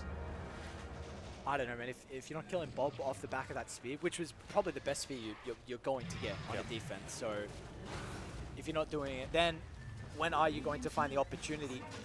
Is Kenny really trying to find the angle? They want to target Shanks, but he's just jumped too far where no one else can follow up on the arena. Ultimate now completely wasted. Bob? You do have Bob in some trouble. Sunray, though, from Shanks means that he's more than okay. Repairs a lot of the damage. Bob with the Rolling Thunder, chasing them past the Ancient. As Execration will find a 5-man wipe and force the Gs to be dropped. It ends up being the classic, right? 26 minutes, 25, 26k net worthly. That is the mark of an absolute stomping. And, well, Execration, they seem on point. It seems like a day-by-day prospect for them and for this tournament where, realistically, they're only playing for 2, maybe 3 days if they get all the way towards that grand final. This is going to serve them in real good stead because they are looking crisp, they are looking clean, they are looking on the same page, and they are looking incredibly scary. Looking like they're going to make their way out of groups, only dropping that 1 game to Blacklist, now 2-1. Execration up in 2nd place with only Whoops to play, I believe, now as their final opponent. So it looks like pretty smooth sailing for Execration in that group so far. And yeah, I mean, what can be said? Very crisp gameplay from Execration through and through. Having 2 unkillable heroes, you're talking about the Beastmaster and Lifestealer, both the heroes showing on lanes at multiple stages in that match, saying, hey, look at me. Meanwhile, you know, Phoenix with The a rest Hex of them are just playing elsewhere. just diving you and killing you. Yeah, I mean, really Myth. They were out looking and hunting for kills. They desperately needed them with this Venge, Grim, and Ember. Candy Loon had a very, very sad game. No real opportunities to arena outside of defensive ones. It was just so tough going up against a cohesive Execration lineup like this. That's it, Shanks. Give him the heart. But yeah, the Hex, ridiculous. The fact that you can have this Veil on a support, I much prefer it compared to something like an Ember Spirit. It doesn't give you that same level of scaling potential. Yes, I know it can eventually build into something like the Shivas, and that feels kind of nice, but I really prefer to see Ember Spirit be a little bit more of that right-click threat, because you saw they built the Pipe, they had the Rage, they had BKBs, they had Rolling Thunder to be able to play around with. If you're worrying about magic damage and spell damage in an effect with the Veil, it's really just going to be not quite as effective. You can see at the very end there, Wonderboy was trying to build into a Desolator, but it just wasn't enough. I mean, that really was the story of the game, really. I mean, Ares, they tried. Myth, they look solid in certain situations where they are smoking as 3 or 4, getting these ganks going, allowing Wonderboy to play forward aggressively, but it was just a losing battle. We can see all during the game what exactly happened, right? This was off the back of Shanks getting a very nice first blood to be able to get things started, make his way towards that Hex, but it was really just that Raw setting up for everything that they could have possibly hoped for. I think Shanks even ends up almost getting away with this one, but really it was the Bob show for the first, 20 minutes of this game. He was getting triple kills everywhere. He was landing swashbuckles on 4 heroes at a time. He was getting Arcane Runes up. Yeah, also that. Just out of the sleeve non-stop. Only Rolling Thunders, got like 20 Rolling Thunders in 20 minutes. That's very impressive. They were able to turn it around right off. They ended up dying to just the supernova burn here, unfortunately, for Wonderboy. That's another swashbuckles, man. They're so good. There's going to be a lot of momentum now for Execration. With I know we've seen, of course, previously this roster with Palos. There were a lot of hopes for them in Southeast Asia. We saw them, of course, play at multiple lands, well, multiple majors. Last DPC, no longer Palace with them, of course, Yona or Nisha Baby. I think he's been off to a great start so far, and they have also looked a little bit shaky in some of the qualifiers we've seen so far, Dream League and Bedroom Darcher. So, you come in today with 2 victories on the mainstream and 2 very, very dominant victories as well is the important thing. Yeah, absolutely. I mean, they are looking incredibly strong. They look like they I like the fact that they can trust Nisha Baby to be able to carry these games, right? They give him the best possible pick that could have hoped for in the draft. They even switched up the lanes with the supports to make sure that that was the case. And then, yeah, it is to help him in a way, but it also just means that, you know, your techies and your Phoenix are free to make plays across the map, / make stacks. It just felt like, A, Bob had too good of a lane in mid for the matchup that he had, and B, there was just no saving that Mars, unfortunately. Yeah, I mean, how much of a difference is this with like the skill of the team overall? Because I mean, we've talked about like team cohesion, playing together as 5, making these moves. Is it the speed at which Execration are doing things? I mean, Aries, what do you reckon? Is it like their draft, their lineup is built for this? What are they doing differently? You could just, maybe it's just execution. I think Bob just took over the game with some of the rotations, and I think Shanks as well with his Phoenix in the early game. I think you get a couple of power runes, you're on an active hero. We've seen it on the likes of Gaming Gladiators. You Quinn on the Pain Go, you get all these runes, and he's vibing. He's vibing. Early diffusal game just turn from that. Tino did a great job at manipulating the map as well, right? Like constantly shoving in lanes, using his boars, not just to sit idly farming in a lane.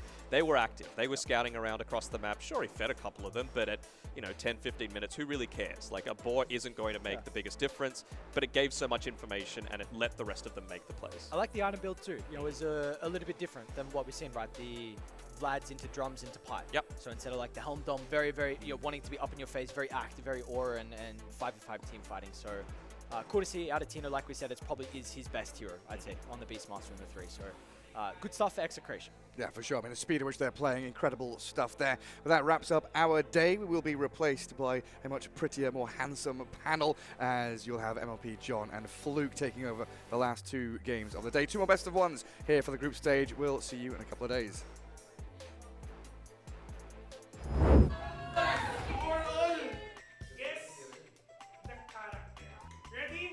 Ready? 4-4. Guess the character. Let's see.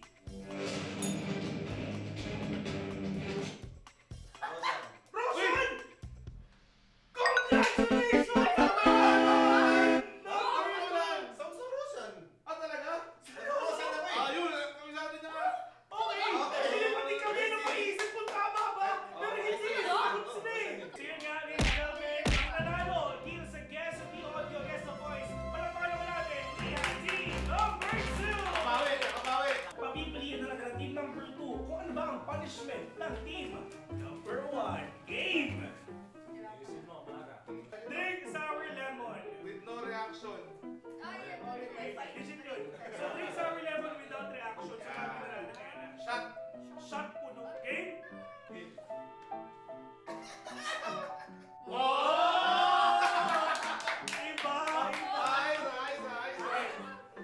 Next. Here we go. 3, 2, 1.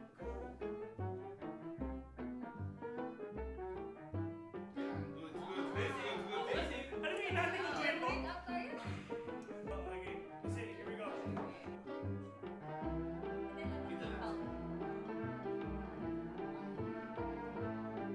Poker face. No reaction at all. Easy challenge. Easy challenge. So, if ever na-enjoy nyo tong video natin, yung mga challenges natin, don't worry kasi marami pa tayong susunod na challenges. So, wala kayong gagawin kung hindi antayin nyo lang para mas ma-enjoy natin at para mas maging exciting yung mga araw natin ngayon. Once again, ako nga si Phil, kasama ko si Kuya Nick, and see you on to the next one.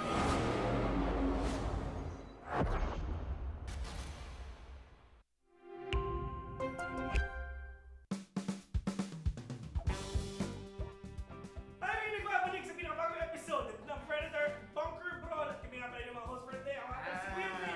At kasama ko si Kuya Nick. Kasama natin ang mga nagagawa po ng kagandahan natin mga Predator Bastard Advantages para sa ating susunod na challenge dito sa araw na ito. Ito ay tinatawag na IQ Test. Direct, game na tayo! 3, 2, 1, go! Round 1. Yun. Guess the game. Yes. Flight Simulator. 1-0. Ayan. Guess. Guess the game, Kuya Nick. Yes. 3, 2, 1, go. Yes.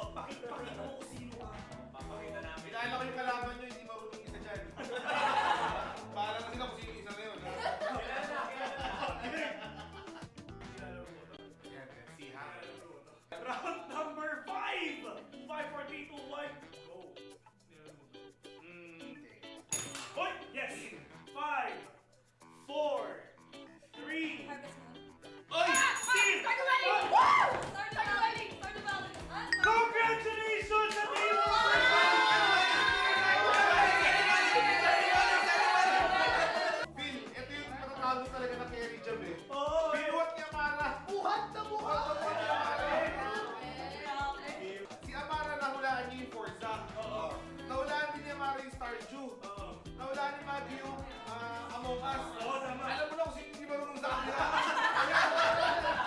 Sobrang sayang. Congratulations. Congratulations sa makatindi. Team 2 naman ang nakuwagi para sa meeting na ito, Yes. challenge na ito. At sadly, ang kukuha na naman ng challenge is ang team number 1. Ayan, sobrang sayang. Pero yeah, tuloy-tuloy natin to. Punishment na. Game. Ano ang magiging punishment ng team number 1? Hindi, ito na, parang may ulo ka. Hindi, Oh, hindi ko na, men. parang dito ro. Or inuubos niyo ba ito? Hindi, papasok. Oh! Ano yan? Ano yan? Ay, Hindi. Chubby. Bakit naman yan eh? Chubby Bunny. Alright, without further ado, umpisahan na natin yung punishment ng Yes. team number 1.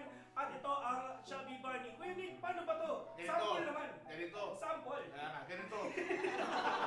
Mas cute pag sila gagawa niya. Okay? Mas cute pag sila gagawa niya. So, team 1, let's do our punishment already. Here we go. Nakadamay na naman ako dyan eh. Oh, siguro lang yan ha. Siguro lang yan. Ang gagawin natin is kakain lang sila. First marshmallow, then sabay-sabay silang magsasalita, magsasabi ng Chubby Bunny. Pero, hindi Chubby Bunny sasabihin natin. Meron twist. Meron tayong tongue twister na sasabihin. Yan. Ayan. Ayan. 3, 2, 1, go! Yun. Basic, di ba? English.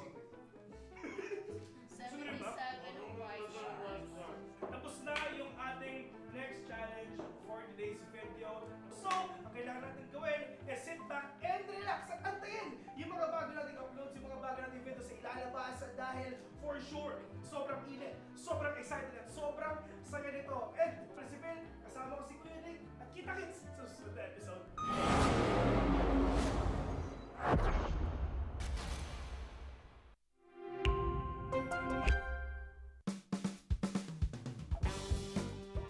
At tayo ay nagbabalik sa panibagong episode ng Predator Bunker Brawl. At right now, kung napapansin nyo, yung mga brand ambassadors and ambassadors natin ngayon, medyo bumabaril na dahil ang next challenge ay Better Half Winning. Yan.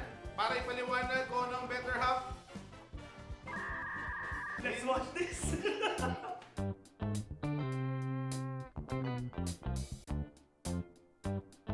So nakita natin yung mechanics para sa ating challenge na Better Half. And right Yes. now, Kuya Nick, kita natin yung ating mga brand ambassadors and ambassadors na kaupo na.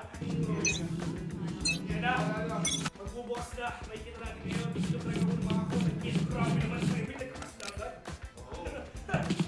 Magiging na. Building. Grabe! Lag! Ay, internet sa site na to eh. Ready, kami ready. Dati. Ito, tatalunin natin yung top 3 yan.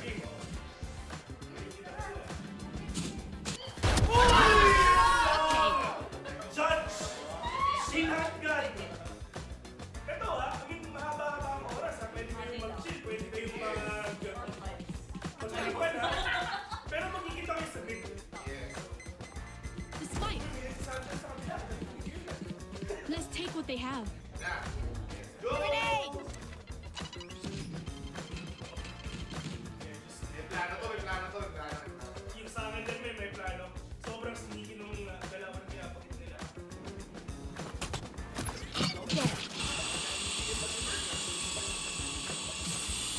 Lumabas na eh. Satchel out. Grabe! Ano na? Outrun me. Ayun na yun! Alam nila! Ito ha! So ngayon, magkakaalaman kung may panalo na or meron na Keep up. tiebreaker. Sudden death, yeah. Here we go. Ayun na. Pero kung susunod sa kalaban mo, Bert. Uy! Bigger they are. Hawlay! Ano tapos na rin natin yan? Top 7? Top 7 ang region natin. Nakakalawa. Oo. Ito na, yan na. Oh,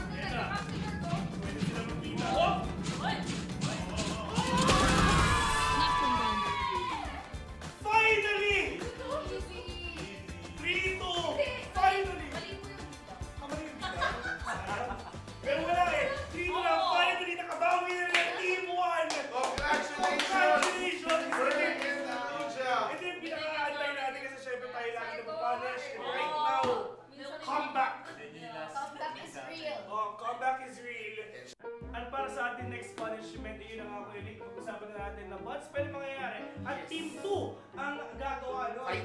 Finally, nakabawi na ng Team 1 dun sa lahat ng punishment na natanggap nila. Pero sino ba ang pinakaunang contestant sa harapan? Ang una nating mag-bad spell, syempre, ang kanilang one and only, siya daw ang secret formula. So dahil ang secret formula, ikaw ang mauuna sa ating punishment. GBB? Okay, GBB, 3, 2, 1, go! C. C-H. It's yun! Sige, I. B. Yun! Wala ka I. I. B. B. Y. Y. Z. Anong Z? Okay na. Next. 3, 2, 1, go! A. Okay. M. R. A. Si Amara parang sumasayaw eh, no? Ay, hindi isa pa pala. Sorry. Bonus pa, di ba?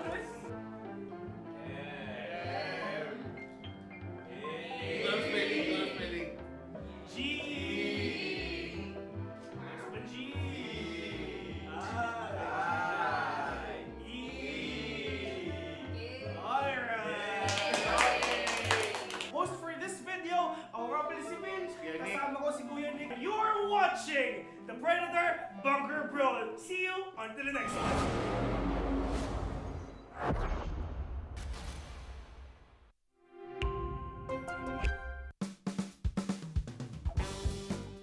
What is up guys? Phil here and welcome sa Predator Bunker Brawl, which is magkakaroon tayo ng set of challenges and punishments para mas maging mainit pa ang araw nyo. And of course, kasama natin ang mga magaganda at sobrang gwapong Predator brand ambassadors and brand ambassadors. At syempre, bago tayo magsimula sa ating pinakaunang challenge for today, konting banter muna sa dalawang teams natin ngayon. Team 2, meron ba kayong gusto sabihin sa Team 1? Friendly banter. Good luck on you, bye. Sabi ni Chibibi, syempre i-translate natin yun. Good luck daw, sabi ni Chibibi kasi kailangan niya yan. How about yung Team 1 Berg, pero gusto niya sa kanila? Good luck sa'yo, bye. Good luck sa'yo ba? Ano yung isa? GG easy. Alright, so narinig na natin yung mga thoughts ng dalawang teams natin today. So hindi natin ito patatagalin pa. First challenge is ang Scribble Trouble.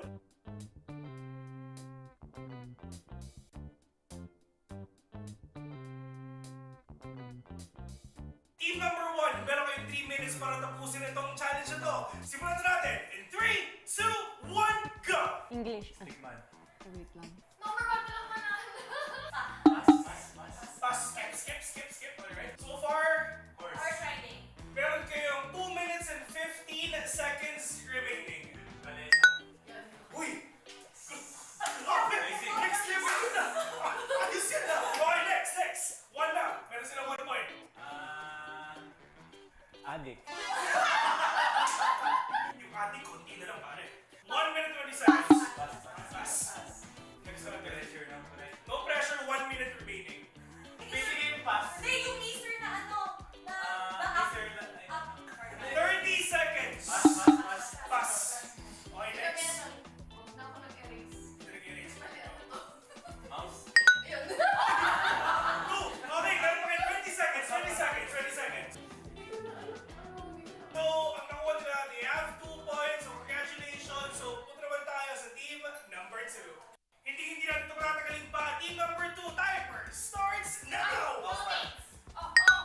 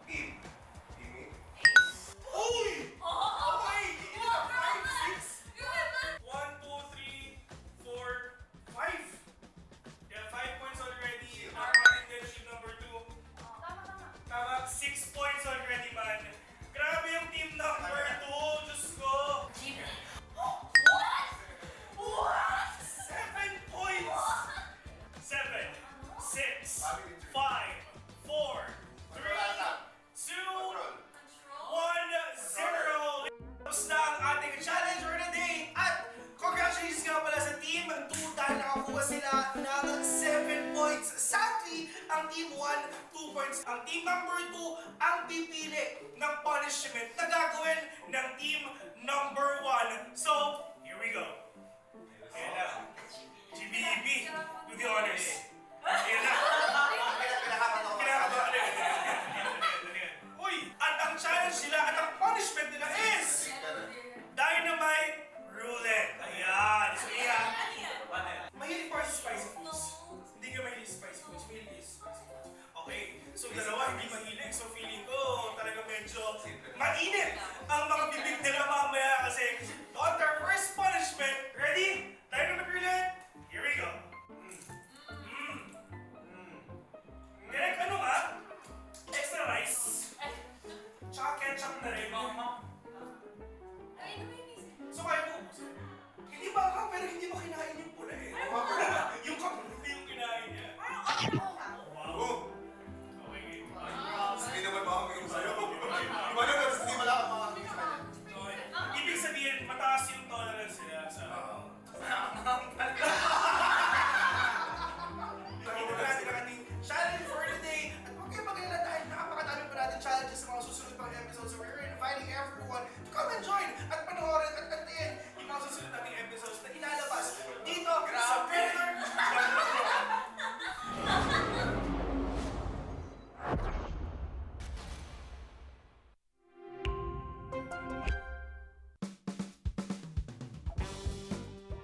Welcome nga pala sa panibagong episode ng Predator Bunker Broad. And of course, kami nga pala ang host for today. Ako si Phil, kasama mo si Kuya Nick. Kuya Nick, meron naman tayo mga panibagong episodes ngayon at Yun na nga. challenges. Another challenge, another video. Matindi ang gagawin natin for today's video dahil ang challenge natin ngayon ay fast fingers, pabilisan ng daliri sa pagkakan. At kasama na ulit natin ang ating magagandaan, Pogi! Mga Predator, Brand Ambassador, and Ambassadors, of course, for Team 1, andito si In at ayun, si Bert. For Team 2, Yan na nga, Team 2. Ikaw na bahala dyan. okay, andito si Baggy. Ayan. Tsaka syempre, si GBB. Hindi nakakalimutan. So syempre, ulitin natin ang next challenge natin ay Fast Fingers.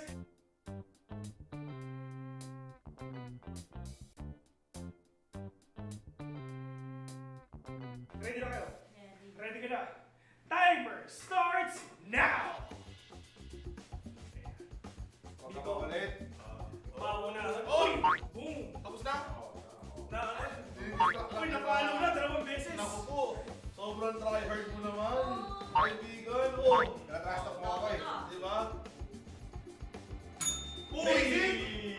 1-0. 1-0 in favor of Team GBB. Team 2. Ready? Ready? Here we go. Fast fingers. In 3, 2, 1, go!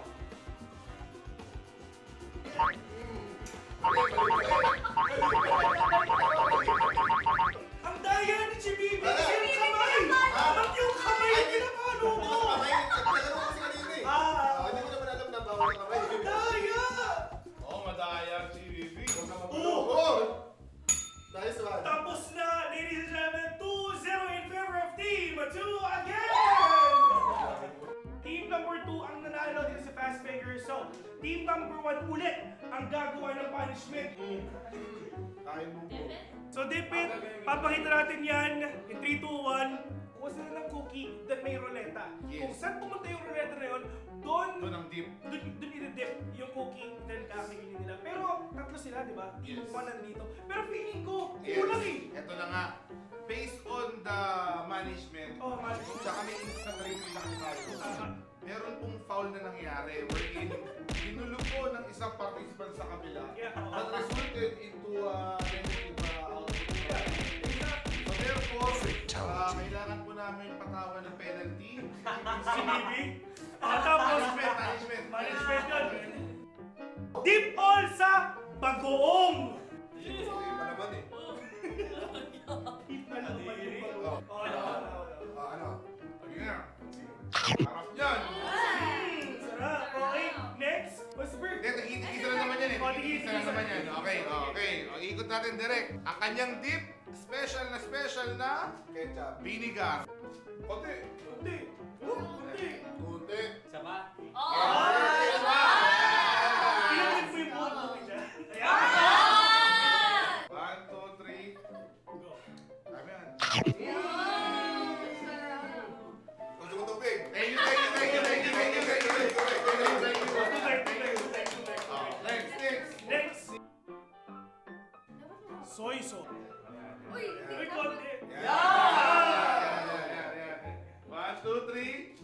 Ew!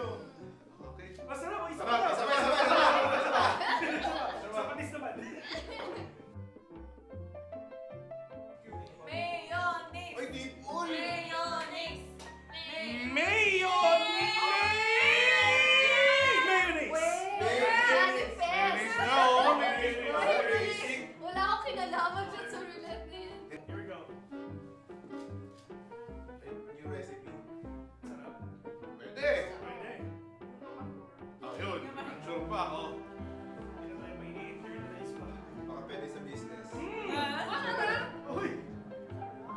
What?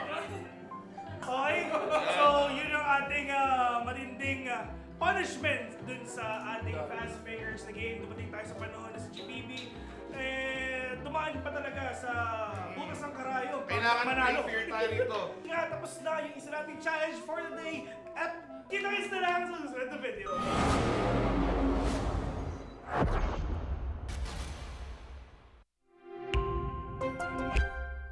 With the Predator Helios 3D15 Spatial Labs Edition. The 13th gen Intel Core i9 HX processor, NVIDIA GeForce RTX 4080 GPU, and our custom-engineered Aeroblade cooling, alongside liquid metal over the CPU.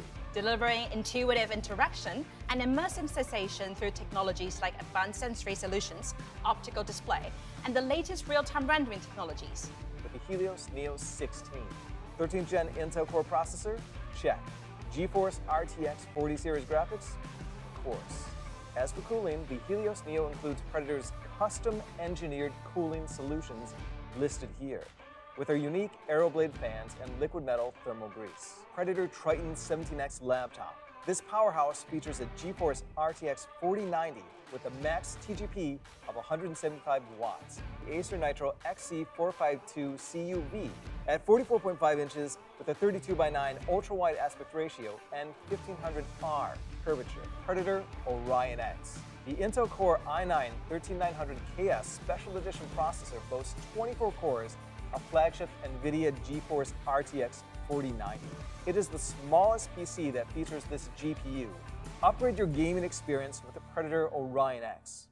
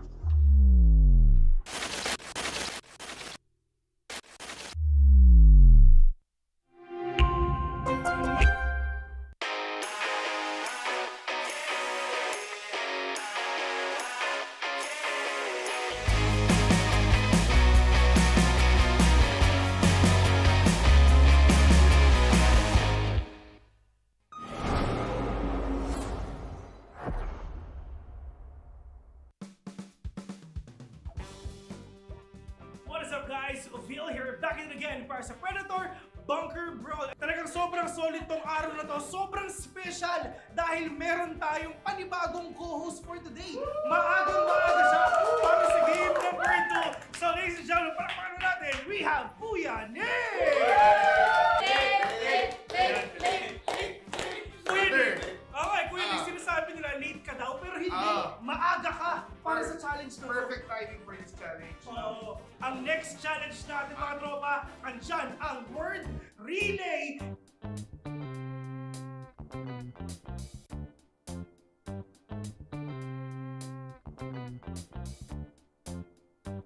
So kung napapansin nyo sa GPP, ang magsusulat dito sa ating board ng mga narinig niya sa teammates niya. At syempre wala talaga sila mag-index dahil suot nila ang Predator Ganea. Tara, try natin. Narinig mo ba ako? Hindi siya sumasagot kasi nga talagang wala silang narinig. Kahit isa, meron silang 5 minutes para tapusin to. So timer starts now. Spike! Spike! Spike! Spike! Spike! Spike daw! Spike daw! Spell na simulat niya. Alright. Okay. Orayon! Okay. Oy! What? Orayon! Octagon! X! Octagon! Octagon! Octagon! Octagon! Octagon! Ayan, pinapapansin na talaga natin pag-internalize nila. Kaya kung ako sa GPP, sulat mo na.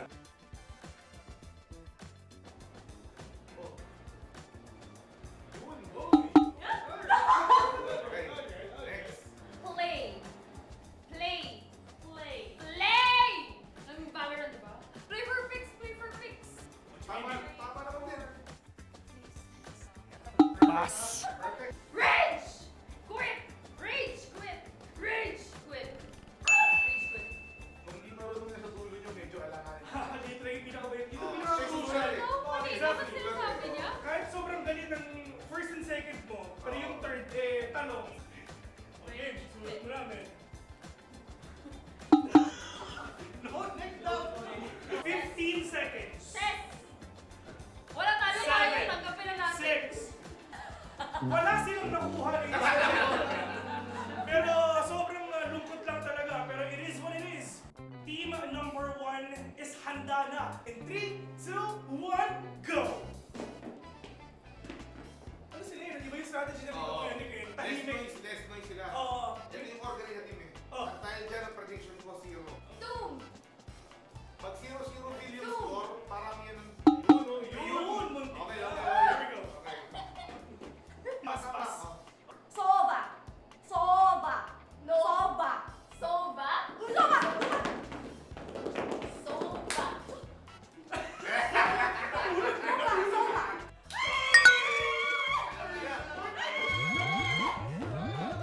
Aim! Aim! Bot! Bot! Point! Bot! Aim! Point! Import. Point! Okay na. Aim! Easy GG. Ayan. Stand proud! Oy, yun na. Stand Yung proud! akala ko yun. Stand proud! Step bro. Stand Ako, proud! anong ginagawa mo, Bert? Easy, Jimmy! At the end of the day, meron silang 1 point. At right now, alam na natin kung sino ang panalo. Ayun na. So pipili na ang Team 1 kung ano bang punishment na gagawin ng Team number 2 ngayon. This or that drink ang susunod na punishment ng gentlemen. Pero meron tayong plot twist. Ano yun? Ano? Sabi ng nakararami, si Kuya Nick ay sasali! Wala tayong gagawa dyan. So yun na nga. Para sa ating next punishment, ito na, handa na ang this or that drink. Meron ba?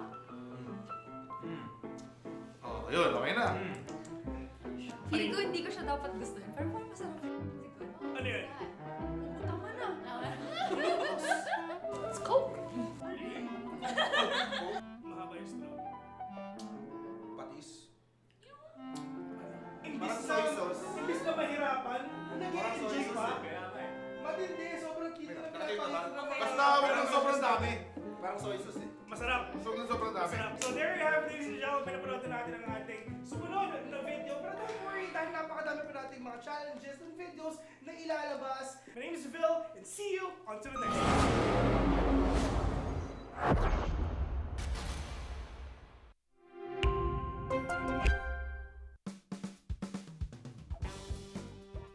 What is up guys? Phil here, back in again para sa Predator Bunker Brawl. Talagang sobrang solid tong araw na to. Sobrang special dahil meron tayong panibagong co-host for today. Maagang-maaga siya para sa game number 2. So ladies and gentlemen, para natin, we have Kuya Nick! Kuya Nick! Okay, Kuya Nick, sinasabi nila late ka daw, pero hindi. Maaga ka para sa challenge na to. Perfect timing for this challenge. Oo. Ang next challenge natin mga tropa, andyan ang word relay.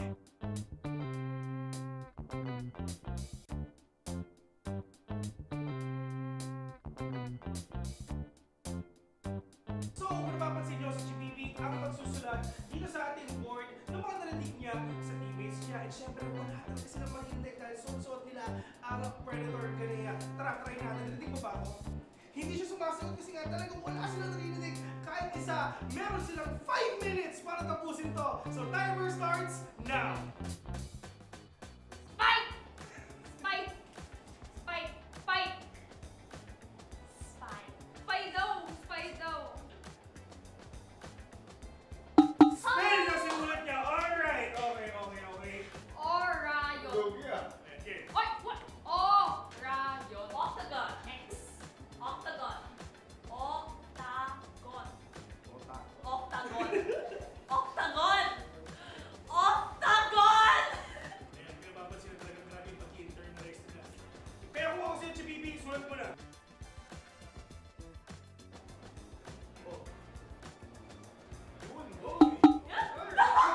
Okay, next. Play. Play. Play. Play! Ang Valorant, diba? Play for fix. Play for fix. Tama naman din. Pass. Perfect. Rage! Quit! Rage! Quit! Rage! Quit! Rage quit. Kung hindi marunong na sa dulo nyo, medyo alangan. Dito lang yung pinaka-bait. Dito Oh, pinaka-crucial. shit, No, mali. Dapat sinasabi niya. Kahit sobrang galit ng first and second mo, pero yung third, tanong. Okay, sulat mo namin. No, next up. 15 seconds. Set! Wala tayo tayo. Tanggapin na natin. 6. Wala silang nakuha na isa. Pero sobrang lungkot lang talaga. Pero it is what it is. Team number 1 is handa na. In 3, 2, 1, go! Ano sila yun? Di ba yung strategy na dito kaya ni Ken? Tahimik. Less noise sila. Oo. Yan yung order na team eh. Oh. At dahil dyan ang prediction ko 0. Doom! Pag 0-0 billion Two. score, parang yan ang... Yun! Muntik. Okay. Here we go. Okay. Pass. Soba! Soba! No. Soba! Soba! Soba! Soba!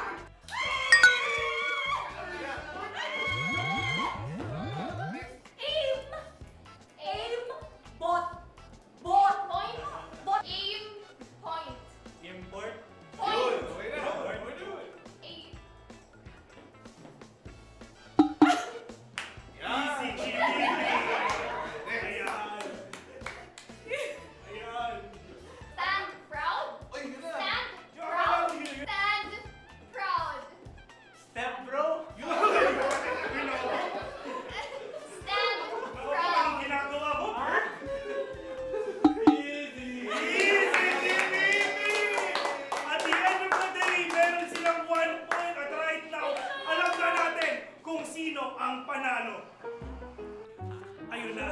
So pipili na ang Team 1 kung ano bang punishment na gagawin ng Team number 2 ngayon. This or that drink ang susunod na punishment ng gentlemen.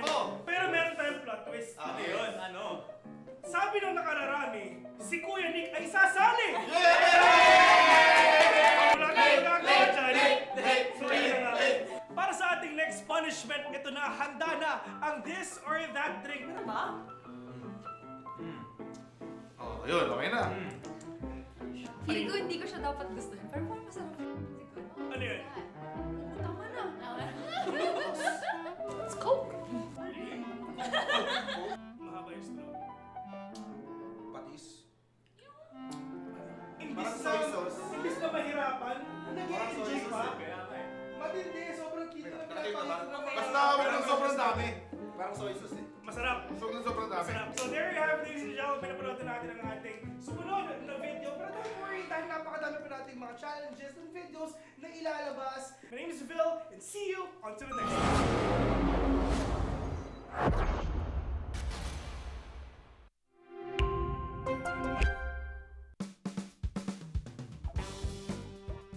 What is up, ladies and gentlemen? Tayo ay nagbabalik dito sa Predator Bunker Brawl. Kami nga pala yung mga host for today. Ako nga pala si Vin, and syempre kasama ko si Kuya Nick. At sobrang init ng mga games natin so far. Nagsisimula pa lang tayo, and syempre napakadami pa natin mga videos na ilalabas. Pero syempre, kailangan muna natin ipakilala ang mga teams na maglalaro ngayon. Of course, andito ang team number 1. Kasama naman natin ang team number 2.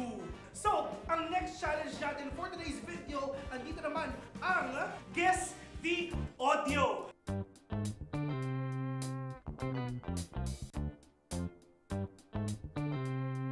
Are you guys ready? Ready na, team 1. Are you guys ready? Okay, so, first, guess the game. Yes. Forza? Yes, tama. Alright. Okay, 1-0 tayo winning. Kakarami yung team member 2. May lang. Ready? Guess the gun. Yes. Odin. Odin, correct. 2-0. Ito, madali lang to. Madali lang to para sa inyo. Ready? Guess the agent. Five, four, three, two, one. Steve. 3-0 already. Guess the gun. Generator.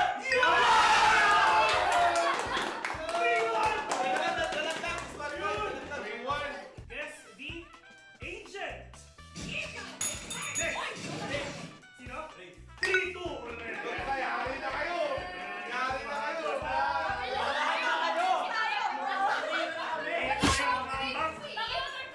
Guess the agent. Reyna. 4-2. Last one. Match point. Nice strat, nice Match strat. point. Ito pag hindi na mo ni Bert, hindi ko alam. Hindi ko alam. Perfect setup, Bert. Guess the game.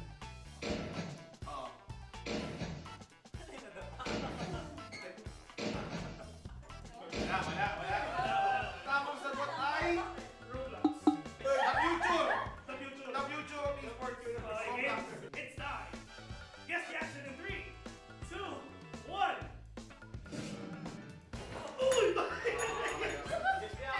Teleport Harvest. Guess the action.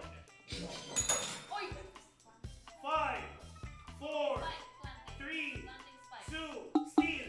5. Spike defusing.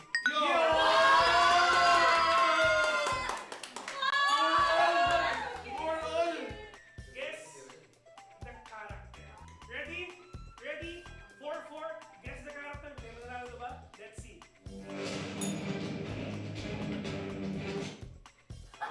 Roshan! Congratulations! Ah, talaga? Ayun, kamisado niya nga. Okay! Hindi pati kami na maisip kung tama ba? Pero hindi sagot sila eh. So yun nga, ladies and gentlemen, ang nanalo dito sa Guess the Audio, Guess the Voice. Palapakan naman natin, team number 2! Papipiliin na lang ng team number 2 kung ano ba ang punishment ng team number 1. Game! Drink sour lemon. With no reaction.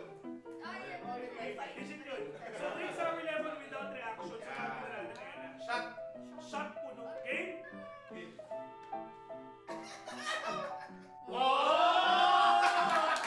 Iba!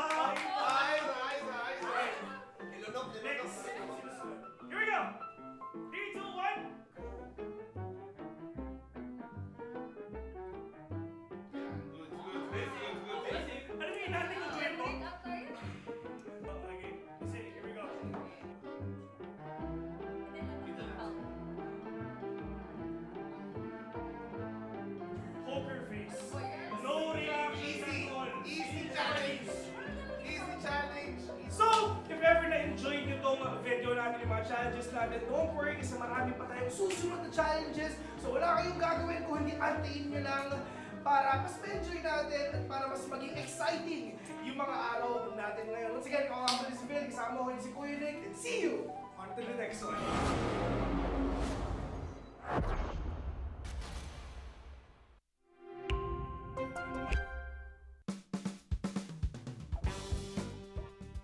Tayo yung nagbabalik sa pinakabagong episode ng Predator Bunker Brawl. At kami nga pala yung mga host for today. Ako nga pala si Kuya Nick.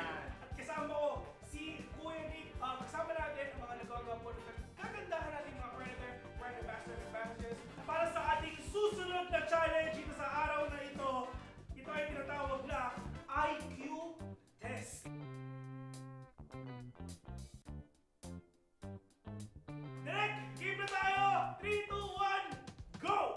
Round 1. Yun. Guess the game. Yes. Flight Simulator. 1-0. Ayan. Guess? Guess the game, Kuya Nick. Yes. 3, 2, 1, go! Oh. Yes. 5. Ano yan? Forza? Yes, correct. Forza Horizon 5. Oh, never. Isipin mo yung mga dating mga videos sa ating Forza, yung talaga yung nasasalit talaga si Amara. But here we go. Guess the game. 3, 2, 1, go! 5, 4, Among Us is... 1, correct! Alam mo sila ha? Oh. Yung button, no? Oo, yung Okay, tapos yung button talaga. Kasi kung wala yung button, hindi nyo maano yun eh. Yeah. Si Bibi, kumusta ka dyan? Basic lang. Hindi ko na ako dito. Si Bibi, no sweat, eh, no Hindi, sweat. pang-class kasi ako. Hindi, ako naniniwala ako sa'yo. Bert! Bert, niwala ako sa'yo, Bert. Talagang, Sabi ko sa'yo. pakita mo kung sino ka. Kilala ko yung kalaban nyo, hindi marunong isa dyan. Para kasi na kung sino isa na yun. See how. Round number 5! 5, 4, 3, 2, 1, go! Hoy! Yes! 5, 4, 3, Oy! Steve! Start the wedding! Start the wedding! Start the wedding! Congratulations sa team!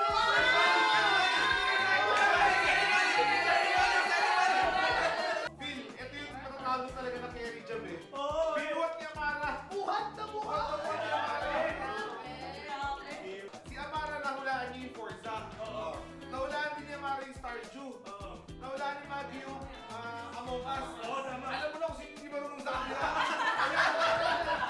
Super sayang! Congratulations! Congratulations sa makatindi!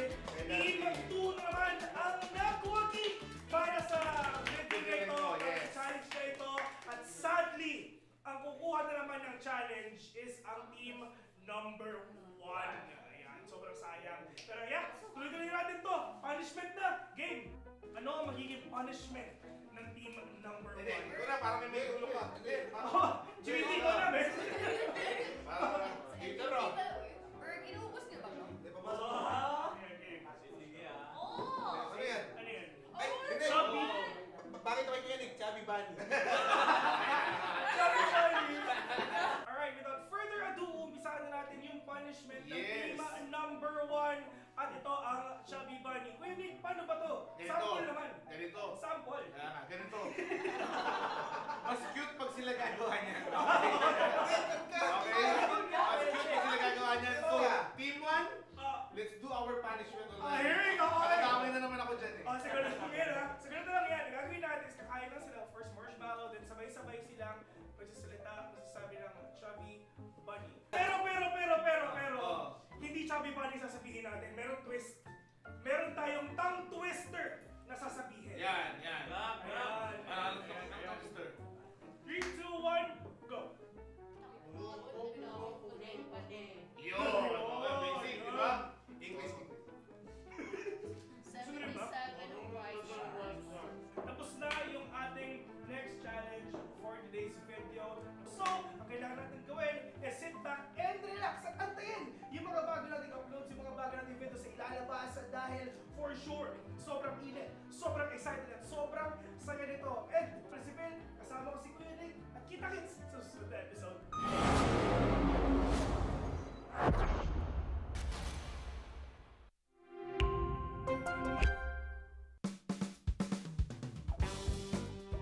At tayo ay nagbabalik sa panibagong episode ng Predator Bunker Brawl. At right now, kung napapansin nyo, yung mga brand ambassadors and ambassadors natin ngayon, medyo bumabaril na dahil ang next challenge ay Better Half Winning. Yan.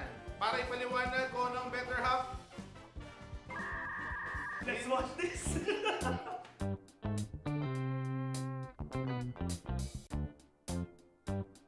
So nakita natin yung mechanics para sa ating challenge na Better Half. And right Yes. now, Kuya Nick, kita natin yung ating mga brand ambassadors and ambassadors na ako na.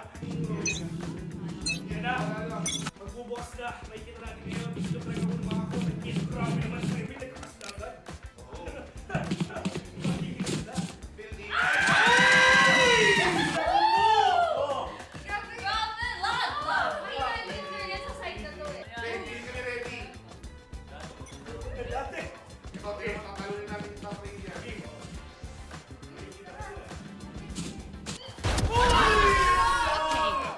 Judge! Sinhatgan! Ito I mean, mahaba-haba ang oras Pwede kayong mag-chill, pwede kayong mag-alipan Pero magkikita kayo sa big. Yes. Despite, let's take what they have. Na. Let's go!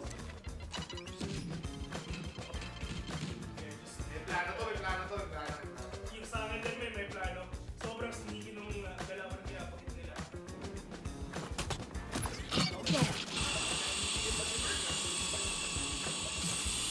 Lumabas na eh.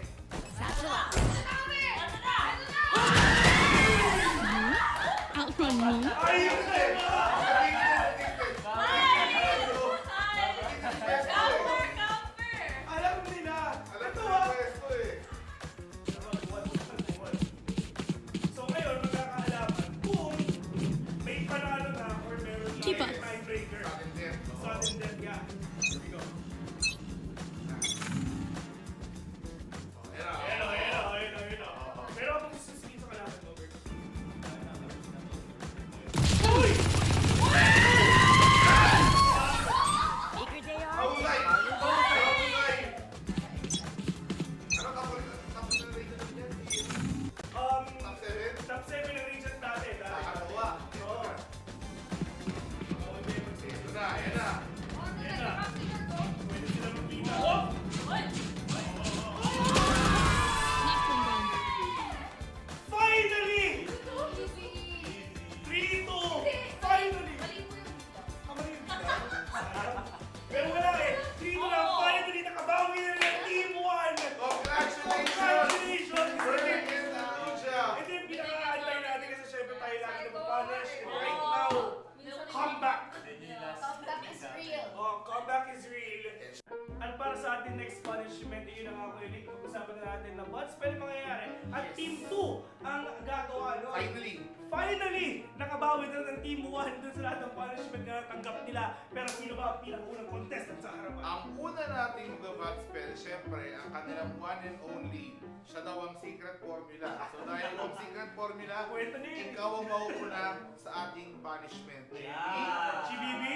Okay. Okay, GBB! 3, 2, 1, go! C! C. C-H! Oh, it's yun. Sige, Ay! ay. B! Yun! Mas wala ka I. Oh, I.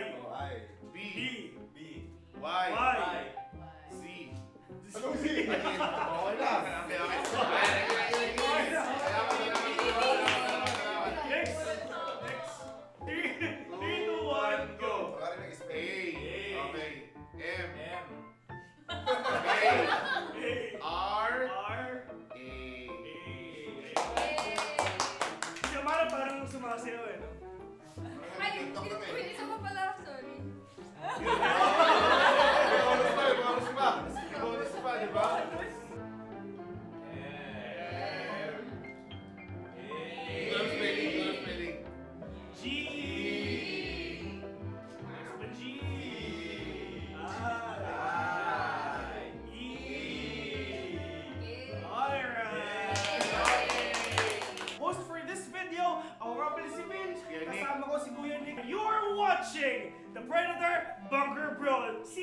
On to the next one.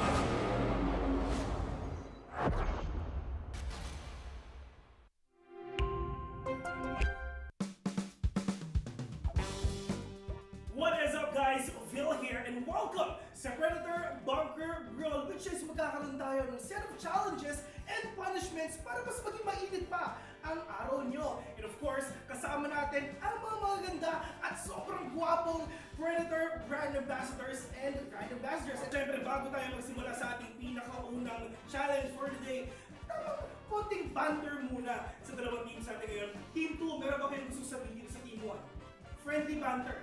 Good luck na niyo, bay. Sabi ni Chibibi, syempre i-translate natin yun. Good luck daw, sabi ni Chibibi kasi kailangan niya yan. How about yung Team 1, Berg? Pero gusto niyo sa kanila. Good luck sa'yo, bay. Good luck sa'yo ba? Ano yung isa? GG easy. Alright, so narinig na natin yung mga thoughts ng dalawang teams natin today. So hindi natin ito patatagalin pa. First challenge is ang Scribble Trouble.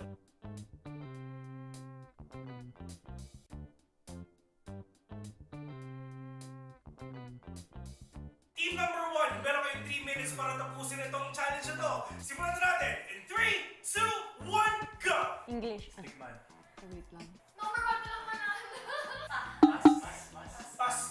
Skip. Alright. So far, Horse riding. meron kayong 2 minutes and 15 seconds remaining. Uy! Next level na! Ayos yan na! Okay, next! 1 na! Meron sila 1 point. Adik. Yung ating konti na lang pare. 1 minute 20 seconds. Pass. Next na lang. No pressure, 1 minute remaining. Basically yung pass. Hindi, yung laser na ano. Na 30 seconds. Pass. Okay, next. Na ako nag-erase. Nag-erase. Mouse? Yun. 2. Okay, meron pa kayo 20 seconds. So, ang nakuha nila, they have 2 points. So, congratulations. So, punta naman tayo sa team number 2. Hindi natin ito matatagalin pa. Team number 2, timer starts now! Yung 1-0 na agad? Grabe naman yun, man! 1-0. Pwede mag-pass. Keyboard. 2 points. Basic. Hey, grabe yun ah! Diyos ko, ilan pa lang? Men, 20 seconds pa lang, 2 points na! Sniper. Okay, 3 points. Okay, may 3 points sila, grabe. Team. Uy! Okay! 5, 6. 1, 2, 3, 4, 5. Yeah, 5 points already. Nakapalit din team number 2. Tama, 6 points already, man. Grabe yung team number 2. Diyos ko. 7 points. 7, 6, 5, 4, 3, 2, 1, 0. Tapos na ang ating challenge for the day. At congratulations nga pala sa team 2 dahil nakakuha sila ng 7 points. Sadly, ang team 1, 2 points. Ang team number 2 ang pipili ng punishment na gagawin ng team number 1. So, here we go. Ayan na. GBEB, do the honors. Ayan na. Kinakabahan na. Uy! At ang challenge nila at ang punishment nila is Dynamite Roulette. Ayan. So, yan. Mahilig pa sa spicy foods. Hindi ka mahilig sa spicy foods. Mahilig sa spicy foods. Okay. So, dalawa hindi mahilig. So, feeling ko talaga medyo mainit ang mga bibig nila mamaya kasi on their first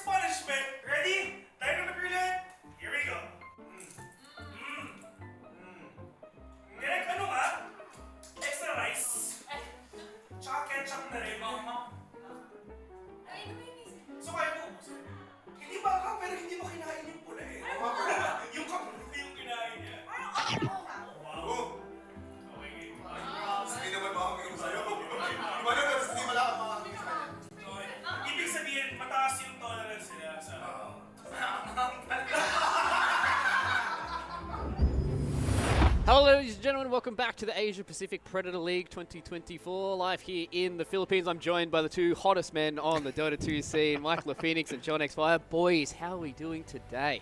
Yeah, not too bad, Fluky Fluke. You know, we're here in Manila now. It's going to be a fantastic day of Dota 2. We've got some Blacklist games. We've got some Whoops games. We've got some other games.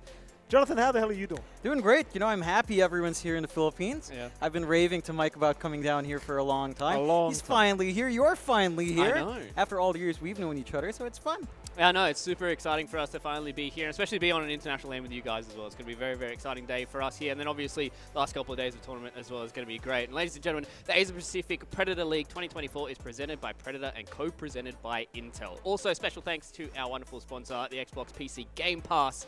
It's going to be able to bring you guys all of the Dota events throughout the entirety of these next couple of days. Boys, we've already had the first couple of games in this group stage so far, and it seems like some teams are already putting themselves towards the top of that group stage, but we haven't had any close games today. So, Mike, are we going to get ourselves any close games towards the end of today? Oh, look, I'd hate to be that guy. I mean, look, let's talk about the first series we've got. Whoops versus Blacklist rivalry. This could be a pretty rough one. I think Whoops lost to Myth Avenue Gaming earlier. Yeah, if I that's a remember little bit correctly. rough. There's 30 minutes, not too bad, but that was Myth Avenue. Now you've got Blacklist to deal with. I'm not sure if I want to say it's going to be a close game, Fluke.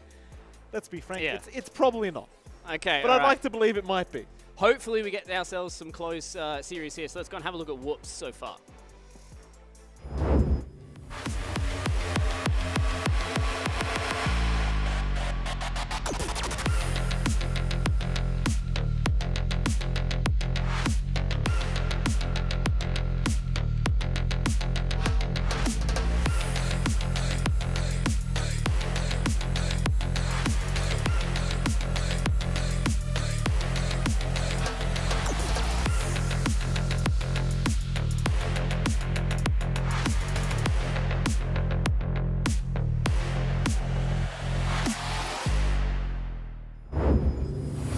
Right, that is the Whoops lineup, boys, coming in from the India qualifier. As we said so far, unfortunately, they haven't really been able to put their best foot forward. But John, going up against a team like Blacklist in a best of one, there is a good, you know, kind of segment for them to try and, you know, maybe make some weird stuff happen in a best of one, right? Yeah, and I think this is actually, interestingly enough, maybe a matchup that they can read a little bit better, purely because, you know, Krish spent some time in the Philippines. He's played he's scrimmed with some of these guys, so he has some understanding of how all Filipino teams work, and it's a little bit rough for Whoops because these are veterans in the Indian scene, and No Chance has been around forever. We used to have Negi on hand. I know Ash has been playing for a while. Krish, of course, had his stint in the Philippines.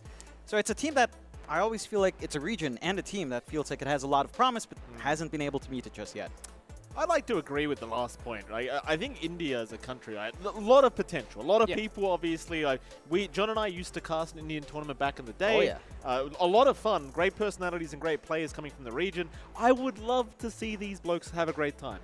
Yeah, exactly. I would really love to see them be able to, you know, come in, put their best foot forward. I think across like quite a lot of other esports as well, I think India has been one of those countries that is kind of hard for them to break into because they have to go up against juggernauts like Blacklist. So let's go and have a look at their roster right now.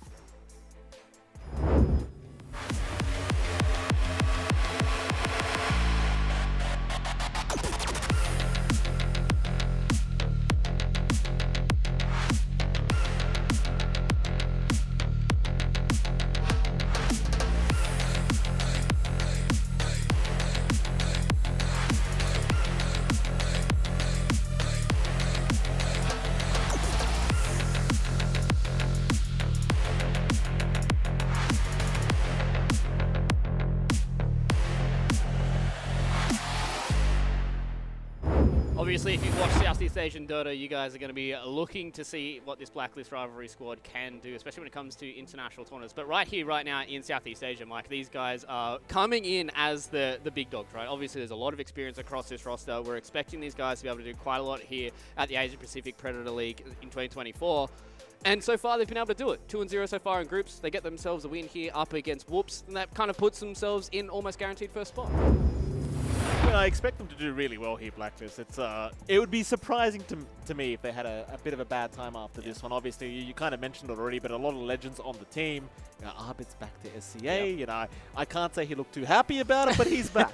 He's back in the region. What do you mean? He's the happiest I've ever seen him on a LAN. He did not look happy 5 minutes ago when I saw him, John. Maybe not 5 minutes ago, but you run into the guy, he's smiling. He's got a little swagger in his walk nowadays. And I will argue one thing about Blacklist. They're looking good here. And that is the Blacklist that all of us kind of want to see, especially the Filipino fans. But it can be up and down. And I know, we were hanging out downstairs in the viewing room. And, there's always something to learn. We saw the coaches, we saw the analysts just watching games, figuring out, not the happiest. They're happy to win, of course, but there are things to tweak. And it just reminds me of some of the games that we used to see of Blacklist in open qualifiers. And there's an opportunity here in best of ones. If you catch them out with some cheese, something like a Husker last pick sneaks in, maybe that's something Whoops could look at, because that's where some teams have found success. Exactly, and I think, coming into a tournament like this as well, for a team like Blacklist, because obviously their sights are set on, winning TIs and all that kind of stuff, going to majors, doing a lot of damage internationally. Coming into a tournament like this, they're probably going into a game like this against Whoops where they want to make it not look close, right? Yeah. Like, that's the whole point of them coming into it. But being best of one, as John did say, Mike, these weird drafts can really start to catch these teams off guard, and maybe this is where Blacklist need to try and work on that consistency rather than other stuff. Yeah, I certainly agree. I think Blacklist, I don't know if you want to play any games here. I don't think you want to experiment too much. Like maybe a bit of experimentation if you get a little bit overly confident, but Whoops is a team that, while they're not going to be the favorites, they could certainly do something a little bit spicy that might throw a bit of a spanner in the works. And in a best of one, you really don't want to mess around. Just get to the main event. Get a good placing, get to the main event. That's what you want.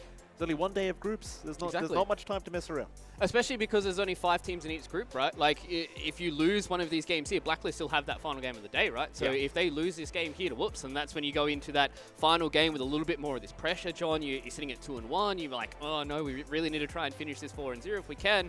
And that's when you really put a lot of the pressure back on Blacklist. And I think for Whoops, they're going to be the opposite, completely unchanged. They can do whatever they want. Obviously, they want to try and get themselves a result against a team like Blacklist. But this is where I think they can do quite a lot of experimentation and see if they can cause some damage to these top teams. For sure. And I think that's where a lot of smaller teams tend to shine when there are no expectations. Like I was having a chat with someone who worked with Yoe. A lot of pressure was on him when he was on TNC, but suddenly he goes to a team where he has no expectations. He looks great. So maybe that mental hurdle can disappear for a team like Whoops as well, because in a way, Whoops not only carries their own expectations as a team, they're carrying like a nation again, like a full nation that doesn't get that much representation in Dota 2. So that can kind of creep into your head sometimes, and hopefully maybe they can shake that off and rally. Something I appreciate, I don't mean to interrupt, I do appreciate the fact that you do have tournaments like this. No, sure. That 100%. offer you an Indian qualifier, right? Because I'm an advocate, I mean, this is completely off topic. I was an advocate for the Middle Eastern qualifiers. We've seen MENA pop up. I've been saying it for a long time too. Why does India not have a qualifier in most tournaments? I mean, you've got over 1 billion people there. You're telling me we can't scrape a team together? I don't know. I mean, maybe if Whoops do some damage here, that really starts to open the eyes for a lot of these TOs. And when you look across a lot of these different tournaments that do have a lot more of these regions, looking across even this one, we've got a Japanese team that's here as well. We've got a Mongolian team that's here. Obviously, IHC are doing quite a lot of good stuff so far throughout the other tournaments that they're playing. But, when you see these teams represent some of these underrepresented regions, it really does give a lot of fire to a lot of those other players. Obviously, Mike, you and I coming from Australia, that was something, a little bit of a hopium, pipe dream years and years ago. You see one of your teams go on to a tournament like this. Yes, they might not win the entire thing, but if they get top 2, top 3, it really starts to go behind it, and then they go back to their own region and they bring that experience in. And John, I think that's going to be something really big here for Whoops to try and bring into. But I want us to start talking a little bit more about Dota itself. Some heroes that we're starting to think about here. I think so far, a lot of the heroes that have really kind of we've been seeing quite a lot of today has been the Ember Spirit. I think that's going to be a big one for a lot of these two teams to really be able to play around with, especially when you've got players like Arbed in the server, right? Like, if you let that hero go through, I think that's when you can really see Blacklist kind of put the foot to the throat to a team like Whoops if they let some of these stronger heroes go through. Yeah, for sure. And again, there's always the cheese picks for Whoops to have to consider for Blacklist. For Blacklist, I feel like the pool is so much more open. Like, you have a wide pool to choose from. You have this really good flex with Gabby on the off lane, showing time and time and again he can just take something that they don't want in the mid lane matchup or in the safe lane matchup, just toss it onto him. He'll find a way to make it work and apply pressure from that position. I think one hero that I really love to see from Blacklist has been, honestly, Abid's Kunkka, I think, has been really good recently. It's something that's really popped off. I'm wondering if that's going to be a consideration for Whoops to ban out, because, hey, if you give it a Kunkka away, guess what? You can maybe try to shoot for that Husker. Yeah, and I think that's also kind of circles back to what you were saying a little bit earlier, Mike, where it's like, you don't want to play any games if you're Blacklist here, right? And I think Kunkka is one of those heroes that is very easily pickable in the early parts of these drafts. If it does get countered, as we've said, you can throw it on the Gabby, you can even throw it in the safe lane if you'd like to. Maybe in a weird position for Kunkka, but I think, for Blacklist, them having a lot of flexibility early on is probably going to be a key to success in this first game, right? Yeah, I mean, absolutely. And this is kind of the thing as well with Arbed, right? I'm just thinking to myself, right? The guy just came back to SEA. Yeah. Obviously, we know they had a bit of a rough run in the previous team. And I wonder how it must feel to not have to, lift that much weight all the time. I mean, that's how it feels, right? Am I wrong? How is North America catching strays? Am I wrong, We're in bro? the Philippines, Mike. You can't be shooting that far away, bro. Am I wrong? Am I wrong? I'm not saying you are, but I also don't want to own that comment. Listen, that is completely I'm just going to say it. I'm going to say Arbed must be feeling good. I mean, you lift like 50-kilo dumbbells at the gym and then you go back to 20, it's going to feel great. That's all I'm saying. Yeah, and conversely, I'm not naming any names. Conversely, we sent someone else to NA. He's got to look some way down. It's a trade. It's the OFW trade. That's all it is. North America, they're trying to make some big boys out of Southeast Asia, it seems. We saw Japoy the other day as well. We had a phone call with Japoy. Let me tell you, he was looking a certain way. I've seen that look before in someone's eyes, and oh no, Mike. Oh no. It is what it is, boys. I can't believe you just thrown a stray curveball like that. If the North Americans have gotten themselves out of bed to watch this tournament, they're going to be very upset with you. I love NA. Right? I did NADP. I love NA, but you've got to call it how it is. Sometimes things go wrong. Arbed was the hashtag free Arbed. It was around for a long time for a reason. Is what I'm saying. Yep, very, very true. And I think obviously seeing Blacklist at these most recent tournaments as well, I think that has been something that we've been seeing quite a lot out of him as well. It's just like this kind of unchained Arbed and going back to what he was kind of known for in a lot of his previous teams. So I'm very, very excited for him to be able to jump into that and for us to be able to see this first draft of this game as well. We're getting ourselves ready with the teams so far, ladies and gentlemen, and we will be able to see it right now. A couple of bans in, boys, so far. Meepo's gone, Lone Druid, Naga Siren. I think Blacklist, as you said, Mike, not playing any games here. No, get rid of these cheese picks. I mean, all these heroes that you're seeing, like Naga Siren, annoying to play against. LD annoying, Meepo annoying. Just get rid of all the cheese picks. Whoops. Obviously, I think they should go in with a draft that is pretty unexpected here. Maybe go for some cheese. I don't know what they're going to be looking for, though, because it seems like Blacklist are just literally just banning all of them. Just get rid of all the heroes you just don't feel comfortable playing against. Yeah, I mean, they at least leave an option for that cheeky Husker. But again, it's something that you don't necessarily want to first pick that hero. I guess you could try to set up. I feel like Dazzle is still a hero that does work despite the changes to his ultimate not applying to items, which kind of sucks, really. Like, one big thing with like a support Dazzle, even though it wasn't that common, was just uptime for Arcane Boots felt pretty good. Yeah. Just being able to sustain your teammates felt pretty nice. That aspect's taken out. So it's hard to justify like a first pick Dazzle, but again, if you're setting up for some cheese, that could be a route Whoop takes. I think taking away that comfort we talked about from Blacklist is big as well. Like, I still see the Kunkka up in front. Yeah, still very, see the very Ember, true. DK, Gyrocopter Flex is still there. Yeah, I like that. I like a lot of the heroes that you've been putting out there, John. I think there's going to be some heroes that Blacklist can really start to look towards and try and pick out if they want to try and go for. I mean, I wouldn't hate the Dragon Knight right now, right, Mike? You're looking at towards Nature's Prophet, where he's one of those heroes that likes to try and gank towards a lot of those lanes. DK, very, very hard to gank, especially when you've only really got right clicks early on for an MP. Yeah, I'd agree. I think Dragon Knights look very, very potent in this meta, and even before the new patch came along, right? Like, Dragon Knight was just doing fantastic, so you could just go down to that route. I'd like to just complain a little bit about the fact that NP is still completely busted as a hero. I can't understand how this hero did not get completely dumpstered in the new patch, but somehow it's still allowed to be what it is. There are sacrifices to be made, right? Like, at least NP's active. Do you remember the time when you just cliff farmed NP? Would you rather that or this? That was the best! What do you mean, John? That was the best! That's all we had, Jonathan.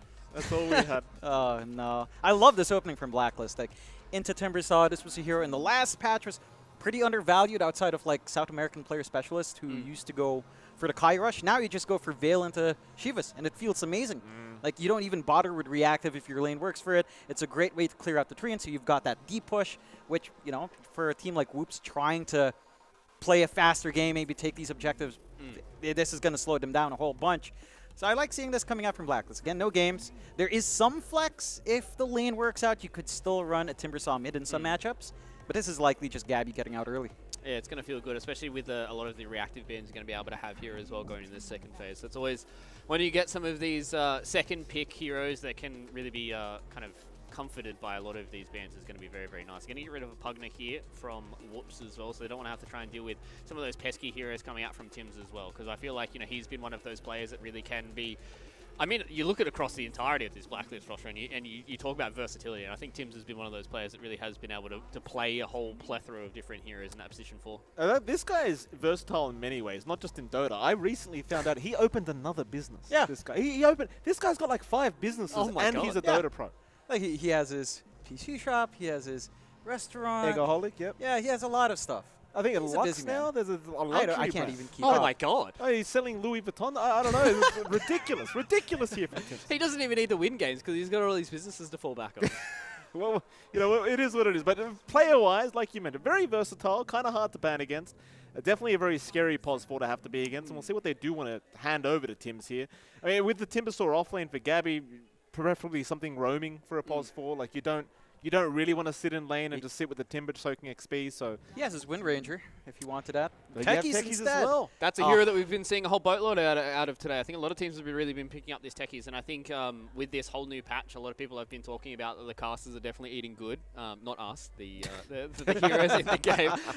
Just really be able to use quite a lot of these new items and the way that, you know, the game works with a lot of this spell resist and all that kind of stuff that's been coming in. So Techies, one of my favorite heroes of all time, so I'm very, very glad to be able to see that, especially on a player like Tim's as well. And, you know, he can rotate quite early on once his Timbersaw gets a few more of these levels. And now the question is for Whoops is, how do they play around this? Do they play, you know, kind of ungankable lanes? Do they try and play heroes that really just get in front of the techies? Like, that's the question they need to answer now. They're going global. I mean, they've got the charge, they've got the teleportation, some really high early activity.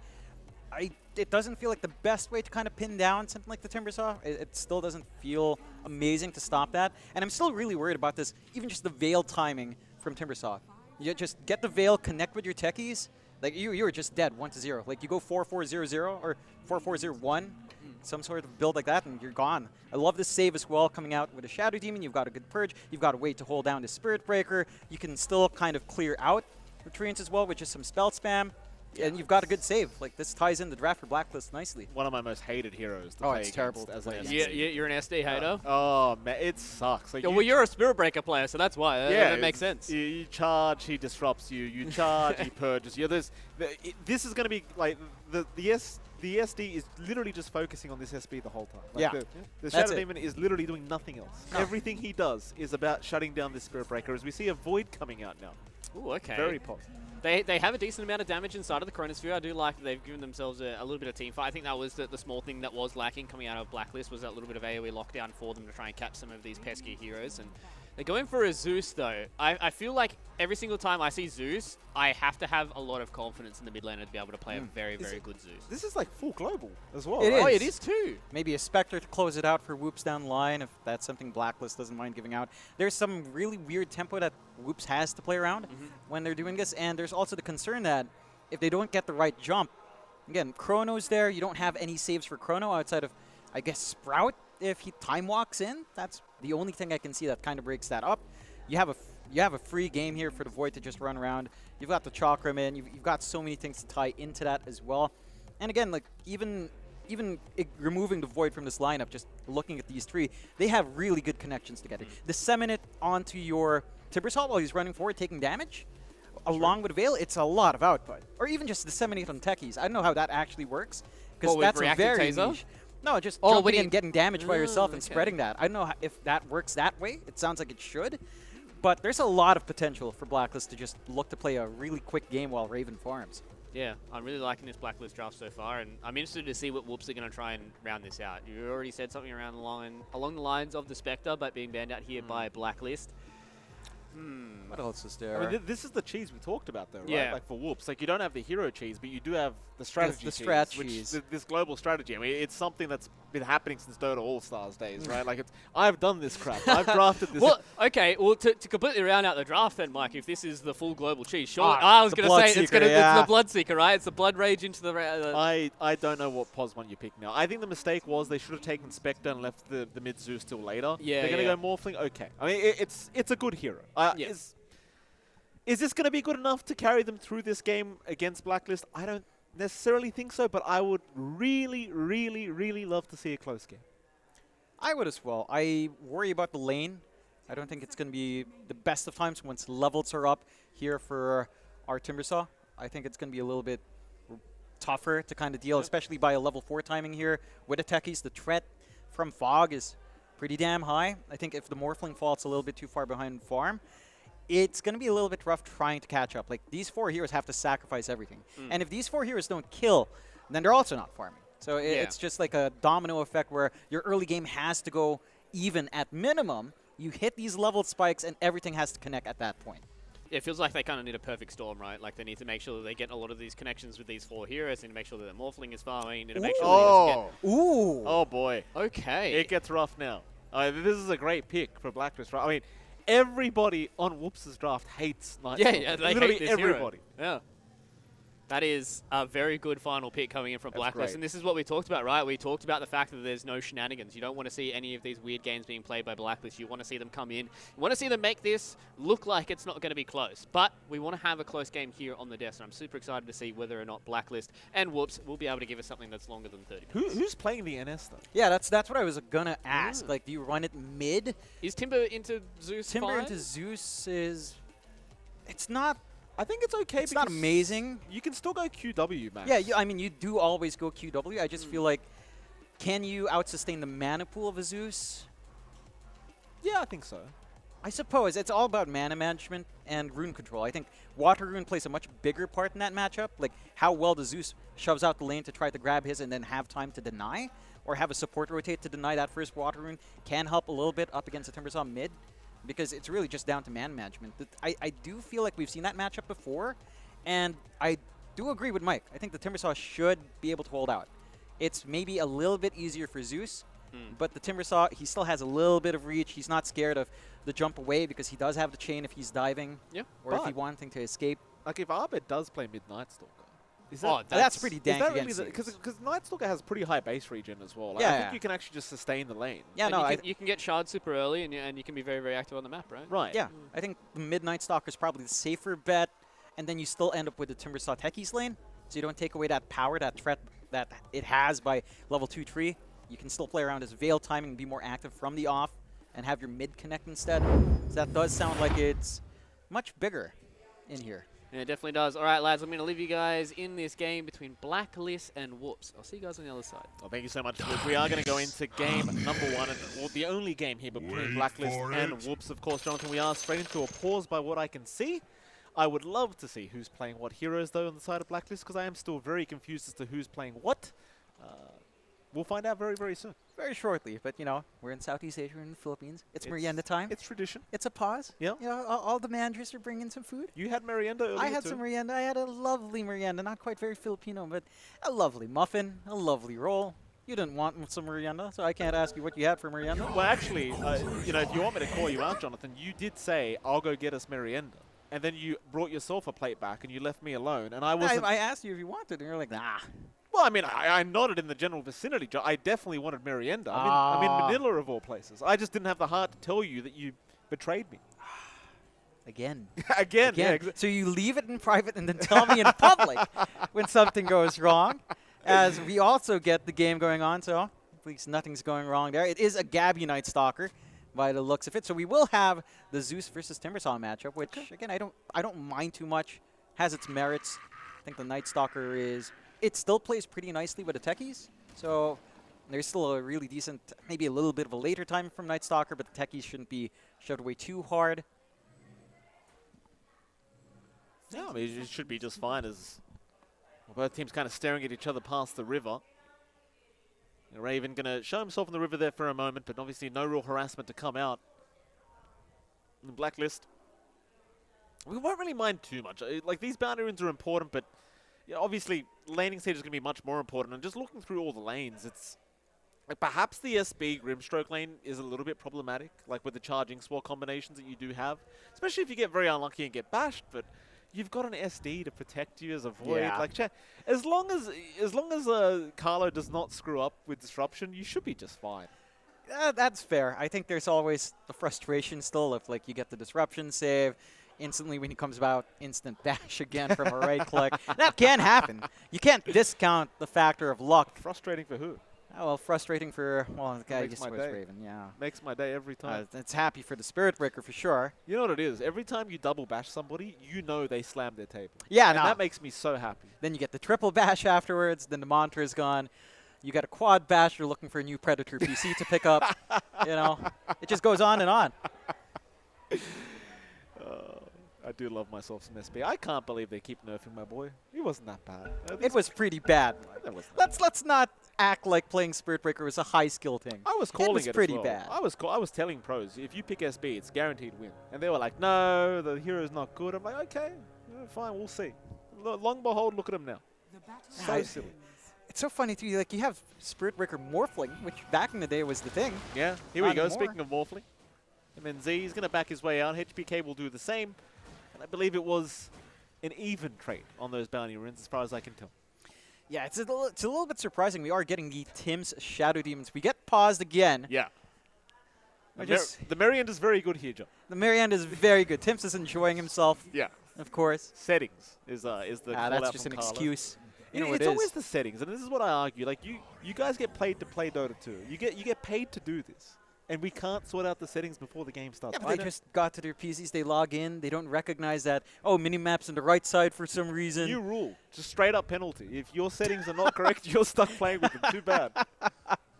That'd be an interesting change as we do get a quick unpause going at the very least. I forgot my train of thought. Yeah, Tim's is on the Shadow Demon, which takes away, again, maybe some of that aggression that Pause 4 Techies has, but it opens up some stacking opportunities, I suppose. Shadow Demon with access to triangle does feel good. You can just kind of focus on playing poke in the lane rather than playing too far aggressively. Again, Night Stalker's timings here are a little bit slower, so there should be some room to breathe here for MNZ is, yeah, number 3 pause. Beautiful. By the way, John, I do have to correct this as well. Tim's is playing the SD. Yeah, Carlo's exactly. Oh, there you go. Exactly. So he can stack. Then he can play a little bit slower. I don't see that much aggression coming out from Blacklist with these lane setups. Like you lost the Timbersaw Techies. You don't have that good save as well now for Raven. I suppose Taser isn't too bad when you're getting dived by the Spirit Breaker. You can disarm him so you can't get bashed, right? At the very least. But it's not amazing to kind of go for like blast off Taser. That doesn't sound amazing. I missed the alt techies as well, by the way, pre-nerf. Remember when the Q did 380 damage? Oh. And nobody was playing it. I was spamming that thing in pubs non-stop. It was amazing. It was amazing. And they nerfed my boy. What do you mean? You make it sound like he didn't deserve it. Remember when he just turned universal, his right-click damage, he outranged everyone in trades. What was wrong with it, John? 380 damage for Ah. like 90 mana. What was the problem? Sounds like a good trade to me. Shut up. Get out of here. Anyway, looking at the lanes, top lane, MNZ and HBK again going to be up against Gabby and Tim's. Tim's having a brilliant time, and so is Gabby right now. I don't expect much action from this laning stage. You're pretty much seeing all of it. HBK will sprout the NS. He will Quelling Blade out. And they'll do all up about 15 damage. Yeah, they'll do it again. It's pretty important to shove him away by 3 minutes, then that's really all you care about. You just control your lane. The more exciting lane's probably going to be bot, where, again, you've got this charge Inkswell combination with no chance. That can happen. You don't have the protection that you were expecting for this Face's Void. Level 1 time walk, atrociously long cooldown. So you're not going to be able to bail out every single time. Again, whether or not you get Taser here for Carlo, I don't think you do, but yeah, he does. Yeah, nice jump in. Evil Ash in a bit of danger. Raven not getting, well, he doesn't have the bash, so can't get lucky with that. But they do just force Ash away as mid lane. Krish is having a bit of a rough time. Seems like Arbed was getting a little bit aggressive here against Zeus. And well, you kind of raised this point earlier. Does Krish get off enough damage to kill Arbed before he runs out of mana? Answer is no. Arbed is perfectly fine, and at this stage, even with the runes, you're probably not going to have enough. As now Gabby trying with the Crippling Fear. MNZ will give him the all chat, but this is the thing. Gabby's going to get to a stage where that Crippling Fear is going to be impossible to get away from once you hit that level 6. And for MNZ, once you get silenced, you are just pretty much screwed. Now you're just dead. Like, he is getting some good saves out from HBK to hold back at the very least. His lane isn't going particularly well. He is starting to lag a little bit behind in farm in comparison to how much Gabby can do. Your biggest issue here is that with Tim's just spamming the Shadow Poison, it doesn't give you the comfiest of time to just try to trade on the NP. We're not seeing the opportunities for HBK as well to just leave that lane, as Morphling with, you know, just low levels of attribute shift isn't the safest here to leave alone. So you don't have that rotation as well from the NP. And, you know, we were talking about this aggression from Blacklist disappearing. It's much more painful for the NP to not get that opening to just safely rotate. Like, he relies a lot on just snowballing on all of this extra damage and extra armor you get with teleportation. And until he sees that point where MNZ is safe to leave alone, which he's clearly not finding yet, he's just not getting the activity you'd want for this hero early on. Yeah. Gabby's having a really damn good time. 20-4 in terms of CS. Just absolutely zero contest here on this Night Stalker. And I do wonder whether he oh, here we go. Crippling Fear's out. He actually got the silence before the Strength Morph, though MNZ have the stick charges, so we'll be okay to survive. Gabby really trying his best to get aggressive so early on. And just feels like he's got no fear. With the double braces up, it's just, you're not getting through his HP pool. It's just not happening. It's just way too durable. Again, you're not able to leverage teleportation HBK, even if you just want to try to jump the NP. You don't have the follow-through damage with your Morphling low. And again, these passive lanes for Whoop plays right into what Blacklist would want. Abed does manage to find himself the water room as well without too much trouble. Denial wasn't there from HBK, so again, he gets to sustain in lane. He's going to have his mana to spam out. I do like that Abed does get the value point here, as we do get Gabi finally finding that kill. Gabby got a kill onto MNZ solo as a Night Stalker versus Morph at level 4. That's a problem if you're MNZ. You just died to a level 4 Night Stalker solo. Yeah, it doesn't spell a good tone right now for Whoop. Again, there was pressure for HBK to rotate out, but his rotation also doesn't amount to anything. Rune still gets picked up. They go forward here. Yeah, and Evil Ash is as good as dead. That was a bit of a blood grenade thrown out there from Carlo to get the kill, I believe. And well, oh no, just a bit of a throwaway, as it's already 2-0 the way of Blacklist rivalry. And oh, whoops, so it's just not much you can do right now. You're just going to try and secure a better laning stage for yourself, but it's looking pretty tough. It is rough, right? Like we talked about this importance for Whoop to come out with strong lanes, to get these level connections very fast. My timing here is like around 10 minutes, 12 minutes, where you'd want to really just be able to leverage some of that global strat, some of that charge, ink swell, and pressure across lanes. They're just not finding any opportunity. Again, the teleportations from HBK as well, it's just onto mid to take the room. Oh, not again. Not again. They've got the Crippling Fear out. He did Strength Morph, but he's just so much damage being pumped out from Gabby and Tim's, and they've got the kill. MNZ, he will not survive. As Gabby with another tip. Gabby's just bullying kids now this day. Gabby, take it easy. Take it easy. Oh, HBK's being chased down. Gabby should have this one in the bag as well. Meanwhile, bottom lane, there's a bit of a dive in on Raven, who does get bashed up, but it seems as though Raven is going to be just fine. There's no chance. He's going to have to walk away. They're not finding anything trading back here on Whoop. It's not the best time in the world right now for Whoop. All the aggression's coming in from Blacklist, moves across the map. MNZ just respawned. Yeah, he certainly did, and MNZ might be as good as dead. Gabby is just bullying him away again. MNZ trying to get towards the creep wave, understanding he can't really leave it like this. Gabby's just bullying him around his own tier 1 tower. HBK is going to show back up. Meanwhile, No Chance goes down at bottom lane, as I believe it was Carlo who took that kill on the techies. Evil Ash now being chased down by Raven. Raven ignoring the creep wave underneath his tier 1 tower. It's going for the kill on a full HP Grimstroke. This almost takes me back to the NA/DPC a bit, Mike, if I may. You know, this reminds me of a Shopify Rebellion game in NA.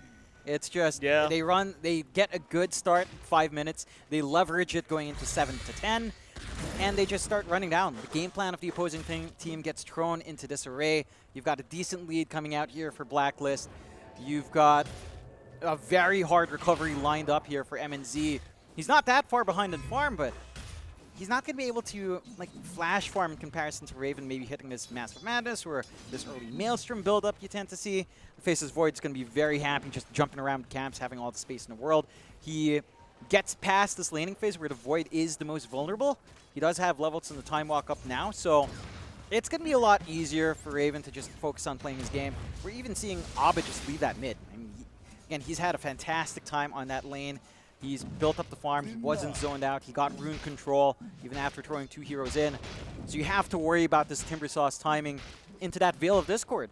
And that it's just going to come out. There's just not been enough to stop him to go into the Veil, into maybe some magic protection. You know, I see a pipe being very useful here as well, if that's something that Blacklist will want to pick up. And it's just, it feels like there's no contest right now. Certainly doesn't feel that way. 2K advantage the way of Blacklist rivalry. HBK now mid lane being chased down by Arbit. Tim's going to just disrupt up the Zeus, ensure that there is no real chase to come here from Krish.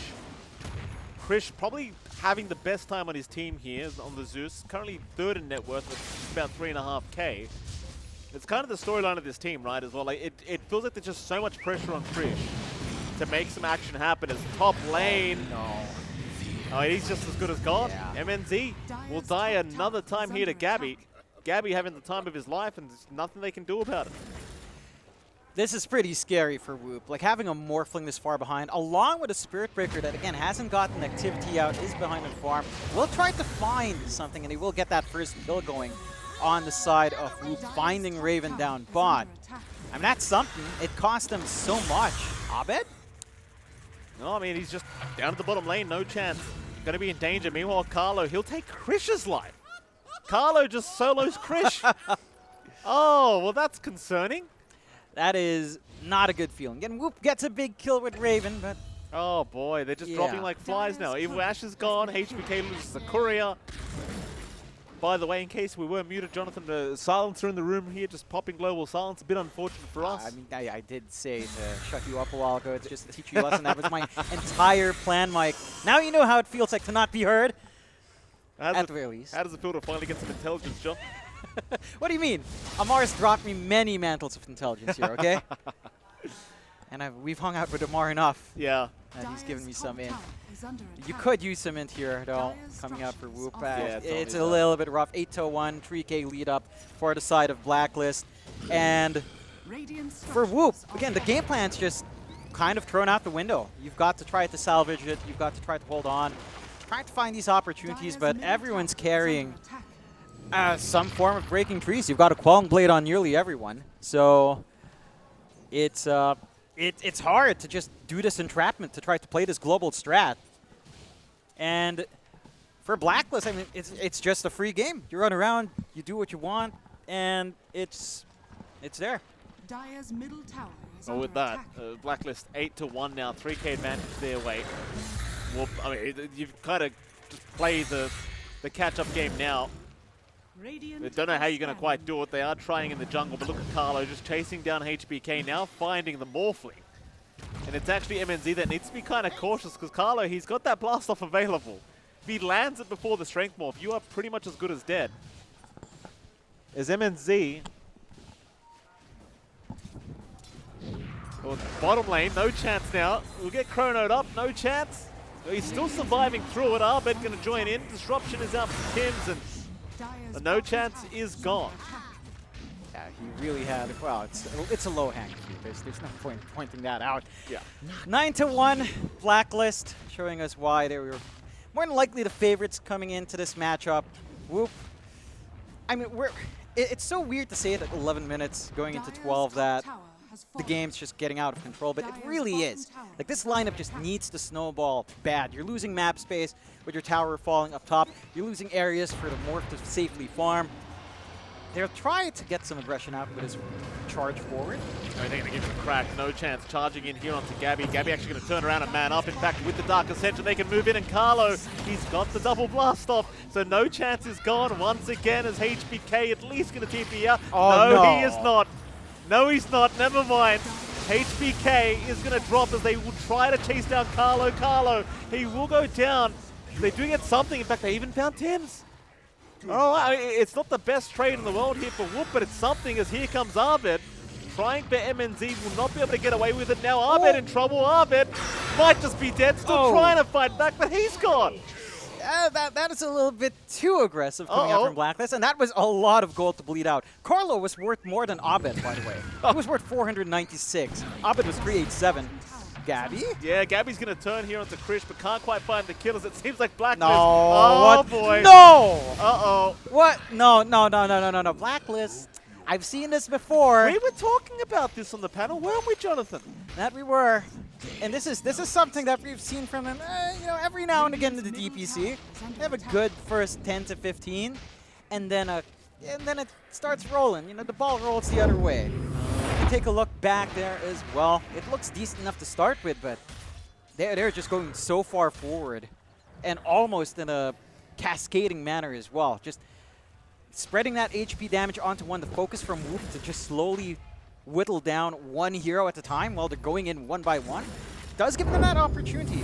And that's, again, a huge recovery. You had 400 gold coming out from Carlo. You might try to find MNZ here.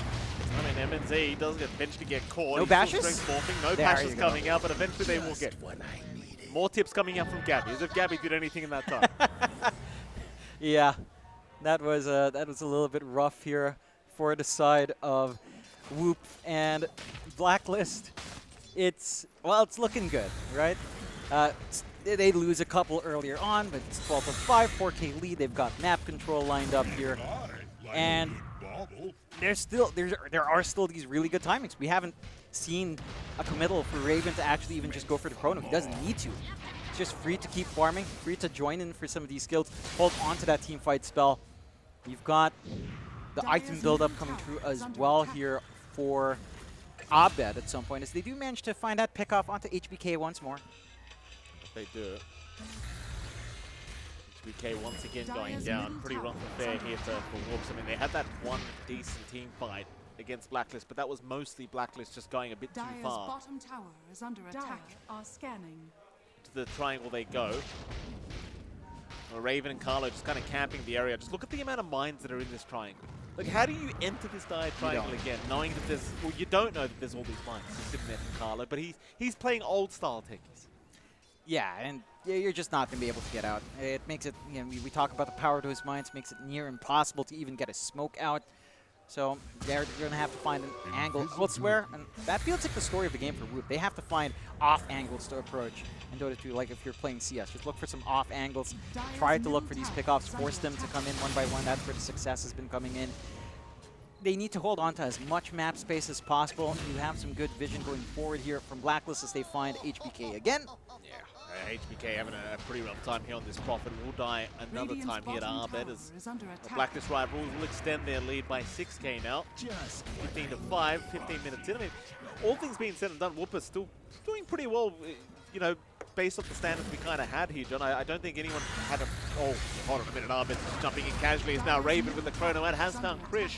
And Krish, but there's no real damage coming out, but Arbed eventually... Oh, never mind. Never mind. Krish has gotten some revenge here as Gabby going to try and head up from the south, rather from the east or west, but won't really work out in his favor as Tim's now getting caught out. It's such a messy team fight, I don't even know what I'm saying anymore. Tim's has gone. East or west, whichever side that is on the map. I forgot how to use the compass, John. Don't worry, it confuses me sometimes. Sometimes I say west. And again, the off angles come out for Whoop, right? Like, they bait Raven into thinking that he can kill off a Zeus, which is surprisingly tanky. Abed can't reach in with his damage. They're not piling on elsewhere. You're not throwing in the mines here from Techie. So you get to, again, use a big team fight spell from the side of Blacklist, force it out, get some room for Whoop, although... Yeah, Gabby's just having a great old time here against MNZ. I believe Gabby is indeed out of tips, so he cannot tip MNZ again. No, but I don't think he really needs to. I think the point has gone Not across. HBK. Yeah, not again. He's been inhibited up. There's nothing he can do. That is just that. This is a rough game for HBK. As Carlo, nice blast off timing. Krish does get caught in it. Mid-air, that is. It seems though Krish is still going to be okay, but he's a constant threat. Knowing these supports just around the corner at any time, ready to go. Ready to go diving your tier 2s. Like they don't care right now in Blacklist. They're just looking for more and more and more to feed off of. Yeah.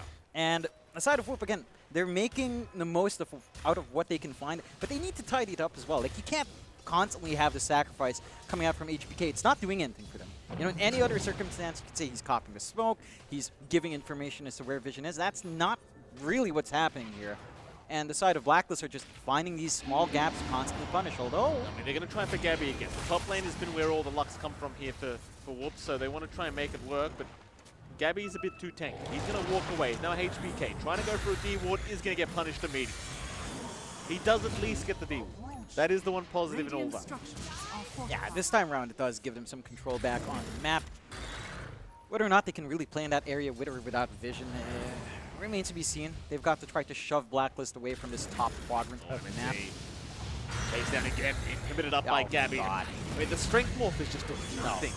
Level 2 strength morph is just not helping at all here for MNZ. And it's a confident choice, right? You go for the max adaptive strike, that's fine. Max waveform, alright, fine. But then it's like, you don't have the strength morph against this Night Stalker, you're really paying for it as now Krish. Still trying to fight back against Tim. No chance to charge in. Arbit, though, just taking down the Zeus. Tim is going to go down, but now a great chrono coming up from Raven, catching 2 of them. They've taken down No Chance. They've got HBK. That'll be another to go down. It seems like Evil Ash even showing up at the last second, but is probably just set to fall. And will. That's a full team wipe coming out here for Blacks. Just chopping them all down one by one. Really nice small plays coming out. Like even Abid just going for the body blocks to prevent that early kill off onto the techies jumping in. Gives them the opportunity to just, again, drag it out, find the additional kills they'd want. And whoop, I mean, they're losing map space. The recovery's not there. Oh, he's just hunting MNZ. MNZ, he just cannot get a break. Gabby will not leave him alone. Yeah, it's rough for MNZ. He just has no map to play. It's not, you know, out of a lack of trying. It's just the control from Blacklist and the early game from Blacklist has just made it near impossible for Whoop to find her footing. I appreciate this build-up from Krish. I believe he is going for the right-click Zeus build. He went for Phylactery and Yasha, so he's trying to go into the Shard, but it doesn't feel like that's taking off at all. Like, we're not going to be hitting that timing later on where right-click Zeus can just whittle down these high HP percent heroes. I mean, no disrespect. I think Krish is literally just understands that he has to carry the game. Yeah. It's this Morphling is not carrying this game. No. It's not, I mean, he could end up making a big comeback in like 30 minutes, but that is 30 minutes that you don't necessarily have. Blacklist, I don't think, are feeling too charitable here against Whoops. And yeah, Krish just doing what he has to do. Yeah, I mean, the one positive of this kind of build, right? Once you have the Manta, you can split push pretty nicely. You can de-push these lanes, try to buy some space out. Flash. Yeah, he's running. Bet, do you want to dive? Carlo's on the way. Oh, yeah, he Carlo's wants to dive. He's on. There you go. Carlo will take it. Ahmed with the cheeky kill secure. Oh, no chance. That is not the greatest charge in the world. Gets willing death immediately, but is going to be okay. He'll survive. I just enjoy when Blacklist are starting to kind of play games like this. You know, Carlos looking for another kill to put under his belt. Abid steals it away. And, you know, they're probably just poking each other back there in the boots. Whoop probably poking each other in a very different way here as well. Are going for a smoke out with the Spirit Breaker and the NP. Issue is they don't really have vision to play under. Like there is just no information coming in on the map here for the side of Whoop. Already showed that smoke as well for No Chance. Yeah, absolutely. I mean, No Chance at least has the Shadow Blade, so he will be able to walk away. Problem is, like, you've just got no space to farm as Whoop. Like, they're going to smoke up a split. Look at the mines. Yeah. That's the information given. They know you're smoked. Unlucky. It's so dirty. Come back next time. Ahmed charges out. That's a Timbersaw you're trying to jump, though. He is not an easy target. He'll use up the SB. In comes HBK. They are still going to give it a crack. Ahmed still just tanking through it, but the bashes are coming in. Ahmed gets silenced up. Will go for the TV play out, but no, he is down. That's a great kill. I thought perhaps Blacklist were trying to rotate a couple heroes over to help, but it seems as though they'll just leave Ahmed to die. Yeah, that's a big kill to give away. 862 gold going away. Whoop onto the one guy who's trying to play carry Zeus. Yeah. Onto Krish, and that's going to be a huge boon for him. Timings into, again, that Manta, that Shard is going to start to look a lot clearer now for the Zeus. It's space coming out here for MNZ as well, where he's not being pressured in lane. He knows he's safe. He doesn't have to worry about Timbersaw. There is still a lot more for Blacklist to play with, though, I would say. Like, even suffering a death like that, they've still got 11k lead. They've still got control here. Evil Ash. Oh, Gabby having the time of his life. This is why we said it's such a great Night Stalker game, as Carlo is going to secure or help secure a second. And this really is the perfect Night Stalker game. I mean, there's just no two ways about it. They've got no play against you. No chance. Trying to walk away from this situation. Raven actually had the dust that time around, I do believe. And well, that'll be another killer. Now Krish getting caught out here by Gabby. And Gabby, I mean, Gabby really is the true carry of this game. That he is. Like, he had a Great time up top. He just suppressed. He got that solo kill onto MNZ, and he's just been so active since then. I like his build as well. Typical Vlad's. Gets the Diffusal to help chase, and then a Mage Slayer on top to mitigate some of that output in prolonged fights. It's hard to stop this Night Stalker. Like, you're looking for what? Support, 4 staves to come out with literally no real gold gain coming out here from Sports. Whoop. A bit of a pipe dream for them to find that at this point. Again, forward vision is just not coming out here for the side of Whoop as well. Inside of Blacklist, outside of toying around a couple times, they've been playing pretty clean. You know, they have played to their advantage. They get this really good read as to what Whoop wants to hit in terms of timing and just deny it completely. Like, we haven't seen this great charge into Thunder Gods, into a wider team fight with the NP TPing in. It's just not there just yet. They'll go for a 5-man smoke. Charging on Carlo. Carlo is down. That's a great start. They find a little bit more than Carlo. Doesn't really seem like it, as Blacklist are going to just retreat for now. Not too interested in forcing a fight when they don't have to. And Whoops, in fact, they're just going to run all the way across the map. They just screw it. In fact, Evil Ash is just going to die. Not sure to... Was it just mines? It was literally just mines. Probably it. Unfortunate. Very unfortunate. Well, you know, I guess I don't feel as bad about it in comparison to old Techies. I can't say it's a worse feeling here for Evil Ash. Roshan, though, is going to be a pretty tough thing for Whoop to kind of deal with. And side of Blacklist, just getting it uncontested. Going to have that secondary life, can start to consider poking into the high ground off the back of this as well. I don't see them dealing with 2 lives on Raven all too well. He has the Lincolns to protect anyway, so any instant silences or soul binds falls out the window. Charge falls out as well. That kind of surprise initiation with Charge Shadowblade not going to be there. Let's see what Blacklist does decide to do. Going for a cheeky smoke first with Gabby and Carl looking around. They don't quite have their vision. It has expired, and they haven't set up top in a while. They've been camping down bot. But they find something nice. Should be a really easy pick off. Oh, they knew no chance. Did charge in there for a second, but they won't be able to quite catch him. Raven now into the bottom tier 2 tower. Not really too much they can do to defend this by the seams of it. Oh, MNZ. Unfortunately, we'll get Psalms once again. This man has not had a good time in terms of reacting to these answers. So in they go with a soul bind. Perhaps they can try and trade here. They've got Carlo getting quite low, but Gabby's probably the big issue, as Gabby might just turn, but no, Nether Strike will actually hold him in place. But now in comes the comeback. Here comes the turnaround. They've taken down HBK, and now the Chrono. Raven not messing around. He'll find the Zeus as well. Krish is down. It's a 3-for-1. What are you meant to do? Like, it takes you just way too long to find these kills. There's now no chance. Well, he's going to try and get away, but they've got Disruption available. He needs to get out of vision to give himself a chance with his charge. Tim has got him. This is why I hate SD, John, right? You've just got no play out unless he just screws up. Yeah, no, I do agree. SD is probably one of the most annoying heroes to play up against, just because all of his saves are obnoxious, his offensive potential is obnoxious. A really good turnaround from Blacklist, like a really nice play from Gabby. Walks down towards the large cap, uses a shard to gain a little bit more HP, and that just buys him enough time to get his team coming in. They couldn't find that burst damage here.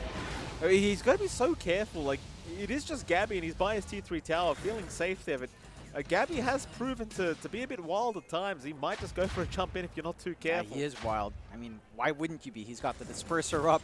So it's much easier for him to get that chase down onto a lot of these targets. The 4 stabs doesn't feel like is coming fast enough. I'm not sure if we already have those on both the supports. I think we saw it on Krish, along with his Manta and Phylactery with Shard. On top lane, who they got?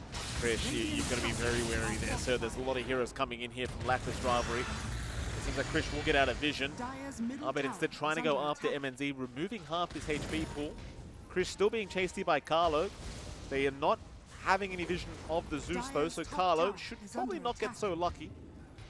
Does get some nice vision down on the north of the map. Dire's top tower is fallen. And just see Krish, like, he just does not feel safe messing around with the support tech. He's like, that's a pulse 5 that he's running away from. But they just have no vision. They have no idea where Blacklist are. It's just very tough. It goes from 1 to 0, 100 to 0 very quickly for Krish. He only has the 4 staff to defend. He has to be a little bit cautious. However, the stall game from Whoop is there. They've got the Manta, they've got that Shard.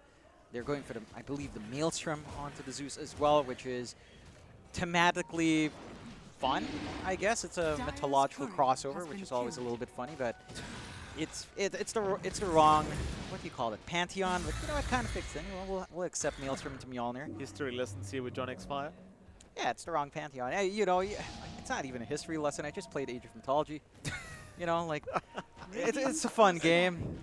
If there was like a Age of Mythology Dota, like an arcade game, I think I'd play that all day. Oh, bottom lane, no chance. Gonna try and jump in on Tim's. Obviously, he's really got no way out, knowing the SD is just casually watching him and no chance. Well, there you go. Yule's out. He's got charge. Disruption. Oh, they don't find it. They do not get the disruption. No chance. Able to walk his way out this time. He's going to be just fine. Meanwhile, top lane, Raven. He's got the Zeus again. Krish. Oh, those dashes are ugly. Yeah. And he tried to jump off the map. Bit of a panic press on the heavenly jump, I think, is now MNZ. Also caught out. Gabby. I don't know if he's going to pursue him. He may. he's diving. Yeah, he's going after Evil Eye. We'll take care of the Grimstroke first. Why the hell not? You can't stop it right now on the side of Whoop.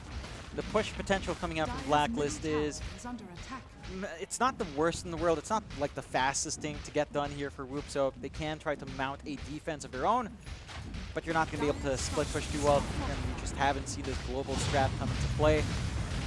And with the disperser, it can go actually a little bit faster than you'd expect it to here. So I'm going to just go in right now on the side of Blacklist and start pushing in. And the side of Whoop, well, it's a hard thing to just kind of try to hold on, right? You're playing at a 21k deficit, 37-11.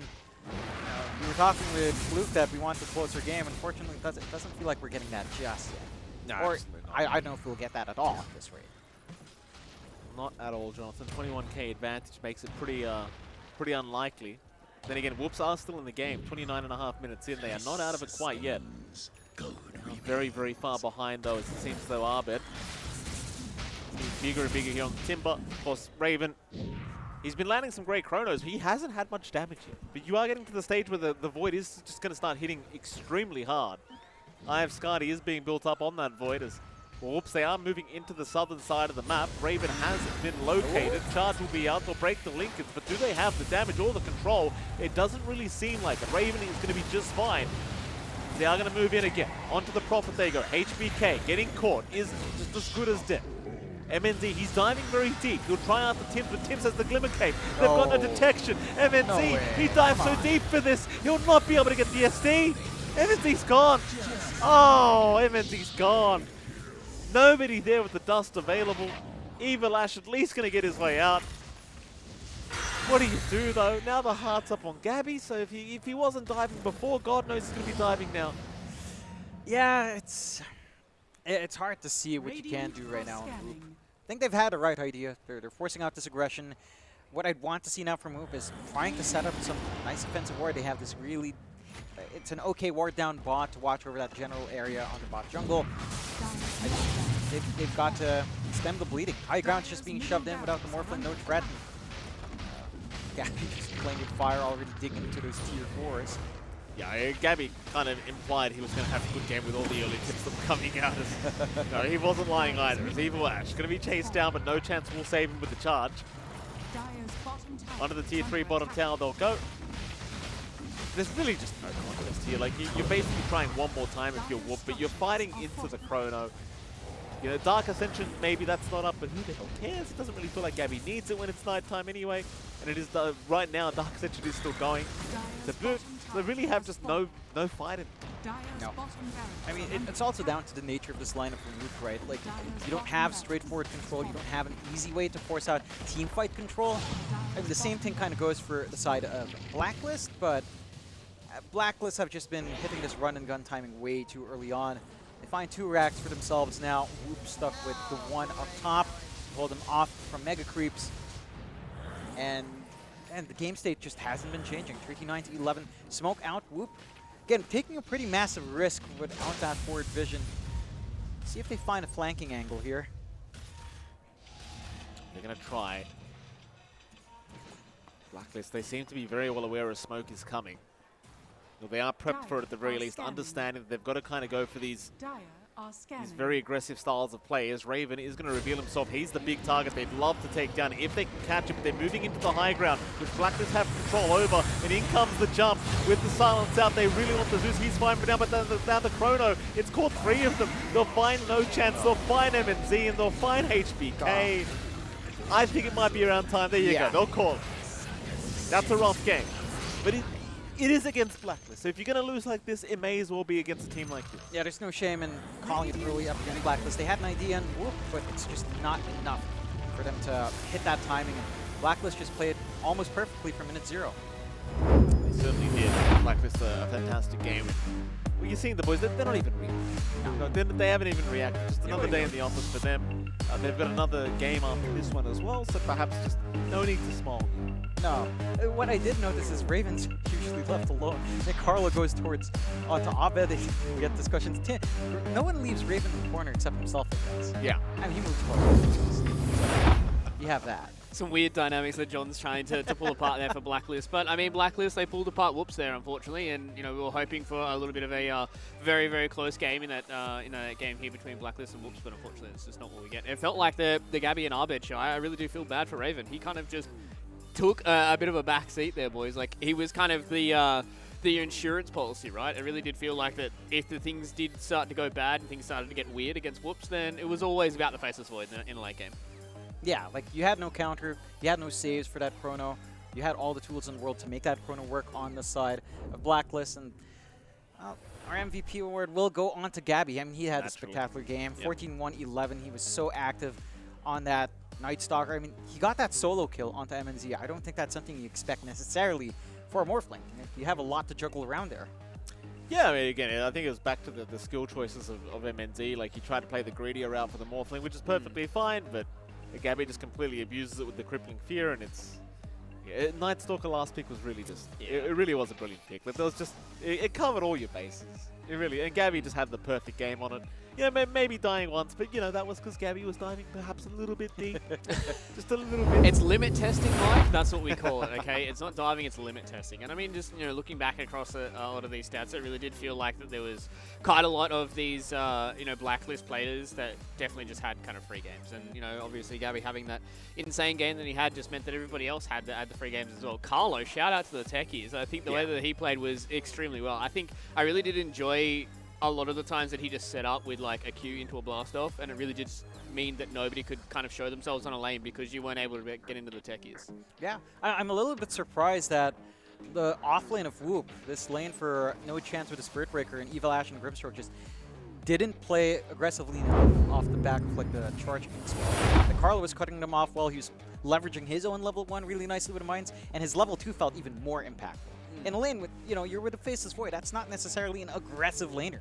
It doesn't want to necessarily jump in, but they make it work, and you can see in the highlights again just how aggressive all that action was coming out here on top for Blacklist. They set their sights onto MNZ for a very long time and just made him have no game at all. Well, it felt like, we even saw what Krish was trying to do. He knew that he had to go for this, the kind of hot hands build that you have to go on Zeus if you want to try and go for this carry, because MNZ was shut down so much, right, Mike? And they just weren't able to really alleviate any of that pressure was coming on either of their two calls. No, you just couldn't. I mean, just all the lanes were going real badly. Like, Krish tried his absolute best to transition to some kind of carry Zeus build-up, but I mean, we have seen it before. I believe it was actually NADPC. Yeah.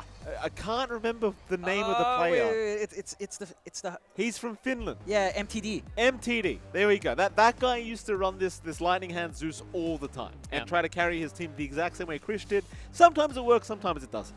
Against a team like Blacklist Rivalry, sadly it doesn't for Krish, but I appreciate the attempt. Yeah, and I mean, unfortunately for Whoops as well, going 0-3 now in the group stage, boys, it's kind of put them mathematically out of the running for them getting in towards the Mall of Asia arena a little bit later on in the league. But, I mean, they at least put up a decent fight, I would say. There has been some games that they've been able to show a little bit of prowess, but, I mean, you're going up against a team like Blacklist. Like, we're coming into this tournament looking at Blacklist, like, these guys are probably going to be the guys who win the entire tournament, and they wanted to come into this game, get themselves a 3-0 in the group stage, and take off a little bit of that pressure going to their final game of the day. Yeah, and I think it's still really important for Whoop to look at all of this as a learning experience, right? We were talking about the, carrying through for the region of India. Even with a loss like that, there's a lot to pick up. There's a lot to understand, to learn. What's keeping me from this level?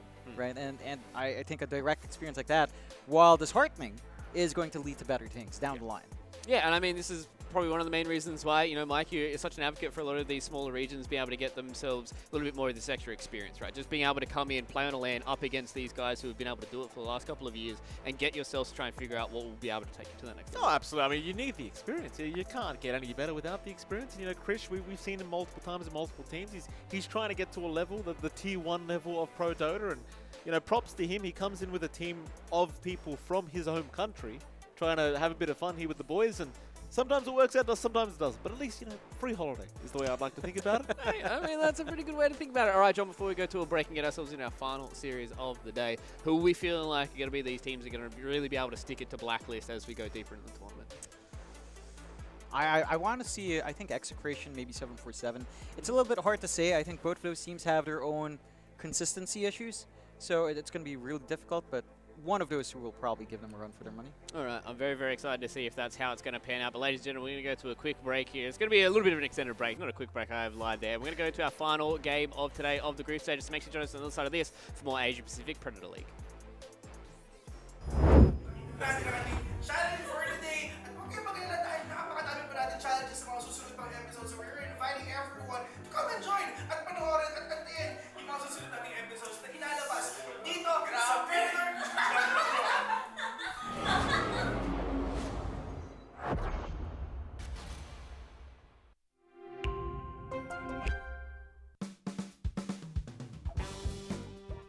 Welcome nga pala sa panibagong episode ng Predator Bunker Brawl. And of course, kami nga pala ang host for today. Ako si Phil, kasama ko si Kuya Nick. Kuya Nick, meron naman tayo mga panibagong episodes ngayon. Yun na nga. Challenges. Another challenge, another video. Matindi ang gagawin natin video dahil ang challenge natin ngayon ay fast fingers pa, bilisan ng daliri sa pagkakain. At kasama na ulit natin ang ating magagandaan, Pogi! Mga Predator, Predator, and Ambassadors, of course, for Team 1, andito si In at ayun, si Bert. For Team 2, Yan na nga, Team 2. Ikaw na bahala dyan. okay, andito si Maggie.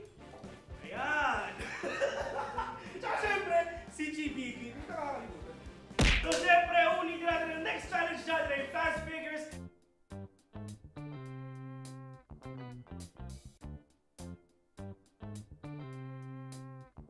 Ready na kayo? Ready ka na? Timer starts now! Huwag ka ulit. Bago na. Oy! Boom! Tapos na? Uy, napalo na 2 beses. Naku po, sobrang try-hard mo naman. Kaibigan, oh. Nakatrastok mo ako eh. Di ba? Uy! 1-0. 1-0 in favor of CBB. Team 2. You ready? Ready? Here we go. Fast fingers. In 3, 2, 1, go!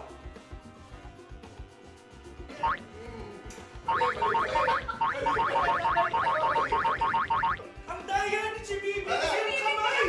Ba't yung kamay yung pinapalo mo? Nagano kasi kanina eh. Hindi ko naman alam na bawal kamay. Ang daya! Oo, madaya si Bibi. Oh!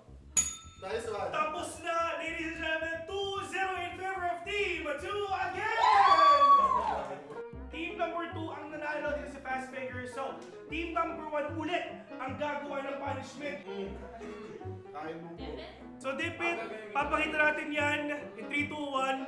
Kuha sila ng cookie, then may ruleta. Yes. Kung saan pumunta yung ruleta na yun, doon ang dip. Doon i-dip yung cookie, then kakingin nila. Pero tatlo sila, di ba? Team 1 nandito. Pero feeling ko, kulang eh. Ito na nga.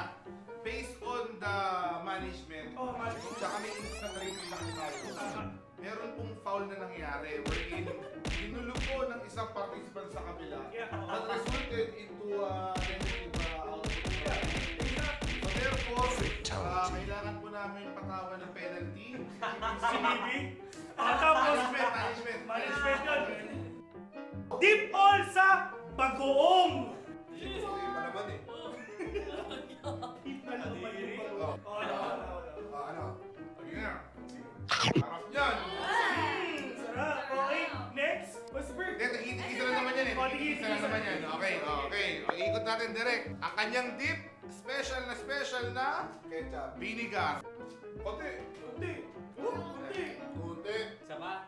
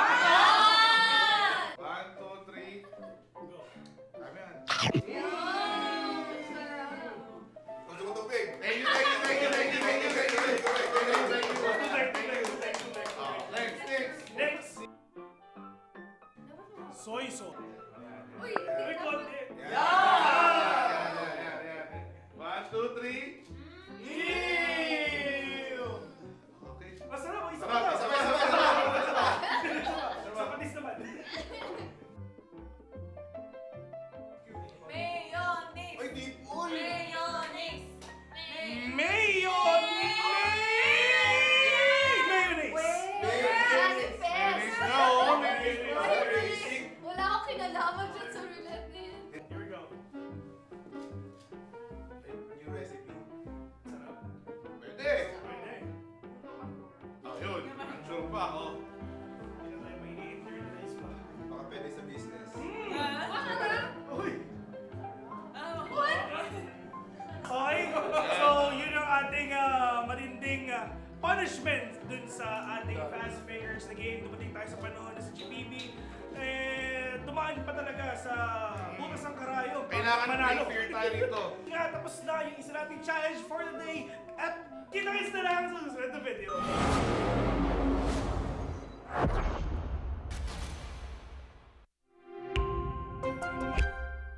With the Predator Helios 3D15 Spatial Labs Edition. The 13th gen Intel Core i9 HX processor, NVIDIA GeForce RTX 4080 GPU, and our custom-engineered Aeroblade cooling, alongside liquid metal over the CPU. Delivering intuitive interaction and immersive sensation through technologies like advanced sensory solutions, optical display, and the latest real-time rendering technologies. With the Helios Neo 16. 13th gen Intel Core processor? Check. GeForce RTX 40 series graphics? Of course. As for cooling, the Helios Neo includes Predator's custom-engineered cooling solutions listed here, with our unique Aeroblade fans and liquid metal thermal grease. Predator Triton 17X laptop. This powerhouse features a GeForce RTX 4090 with a max TGP of 175 watts, the Acer Nitro XC452 CUV at 44.5 inches with a 32:9 ultra-wide aspect ratio and 1500R curvature. Predator Orion X. The Intel Core i9 13900KS Special Edition processor boasts 24 cores, a flagship NVIDIA GeForce RTX 4090. It is the smallest PC that features this GPU. Upgrade your gaming experience with the Predator Orion X.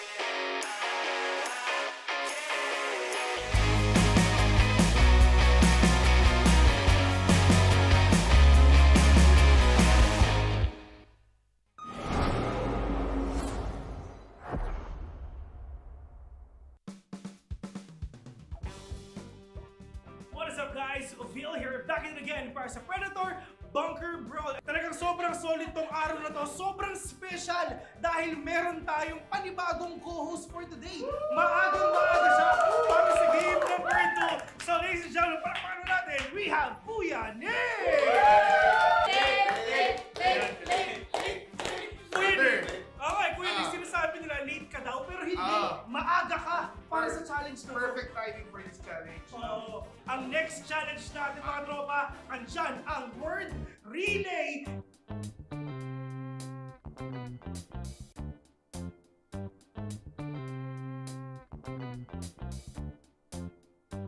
So, kung napapansin nyo sa GPP, ang magsusulat dito sa ating board ng mga narinig niya sa teammates niya. And syempre, wala talaga silang mahindig dahil suot nila ang Predator Ganea. Tara, try natin. Narinig mo ba ako? Hindi siya sumasagot kasi nga talagang wala silang narinig. Kahit isa, meron silang 5 minutes para tapusin to. So, timer starts now. Spike! Spike! Spike! Spike! Spike! Spido! Spido! Spell na simulat niya. Alright. Okay. Orayon. Okay. Oy! What? Orayon. Octagon. X. Octagon. Octagon. Octagon. Octagon! Octagon! Ayan, pinapapansin na talaga grabe yung pag-internalize nila. Kaya kung ako sa GPP, sulat mo na.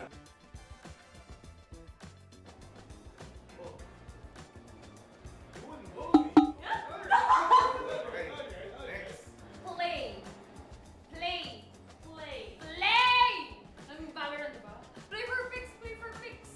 Tama naman din. Pass. Perfect. Rage! Quit!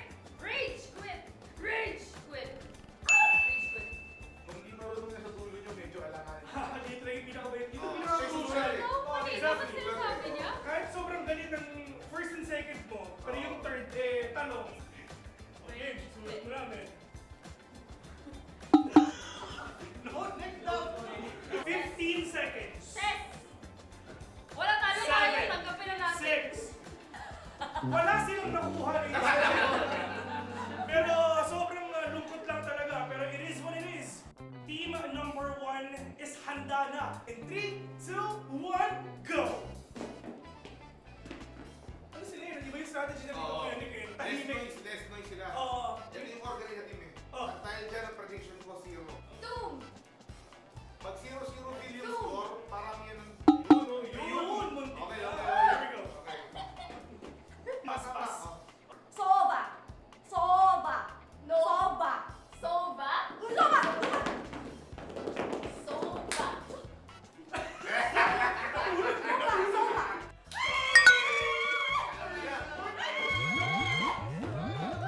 Aim! Aim! Bot! Bot! Point! Bot! Aim! Point! Import. Point! Okay na. Aim! Easy GG. Ayan.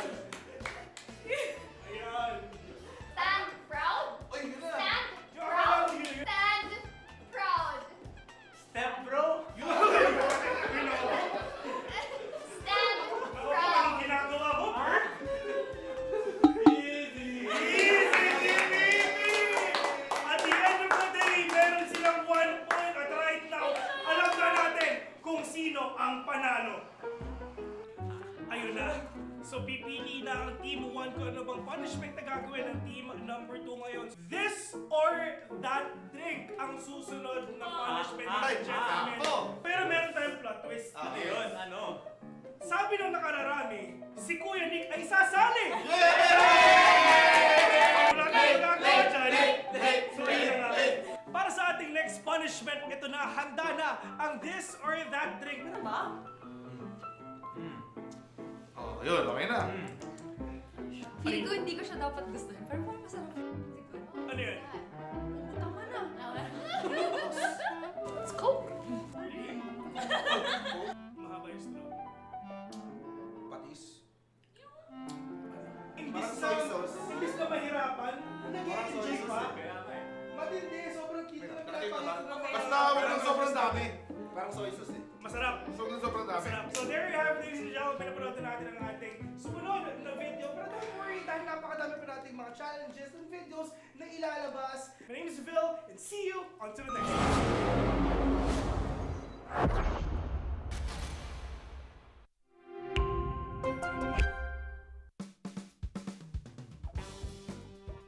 What is up, guys? Phil here, back in it again para sa Predator Bunker Brawl. Talagang sobrang solid tong araw na to, sobrang special dahil meron tayong panibagong co-host for today. Maaga siya para sa game number 2. So ladies and gentlemen, para paano natin, we have Kuya Nick! Kuya Nick! Okay, Kuya Nick, sinasabi nila late ka daw, pero hindi. Maaga ka para sa challenge na to. Perfect timing for this challenge. Oo. Ang next challenge natin mga tropa, andyan ang word relay.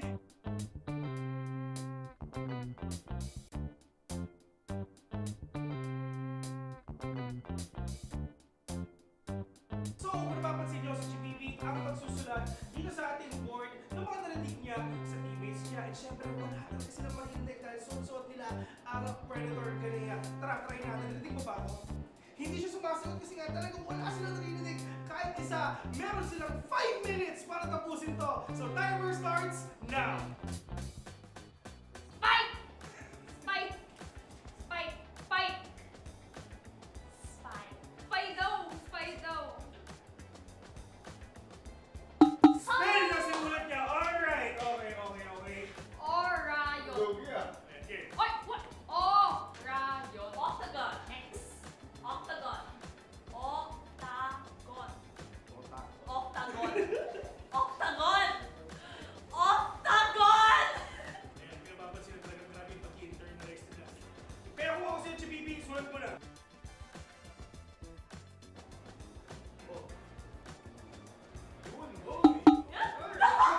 Okay, next.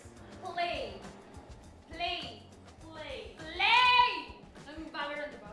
Play for fix. Play for fix. Tama naman din. Pass. Perfect. Rage! Quit! Rage! Quit! Rage! Quit! Rage quit. Kung hindi marunong na sa dulo nyo, medyo alanganin.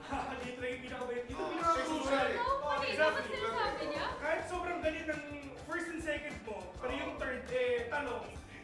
Okay, sulat mo namin. No, next down. 15 seconds. Ses! Wala talo tayo. Tanggapin na natin. 6. Wala silang nakuha ng isa. Pero sobrang lungkot lang talaga. Pero it is what it is. Team number 1 is handa na. In 3, 2, 1, go! Ano sila yun? Di ba yung strategy na dito ko yun? Tahimik. Less noise sila. Oo. Yan yung organ na team eh. Oh. At dahil dyan ang prediction ko 0.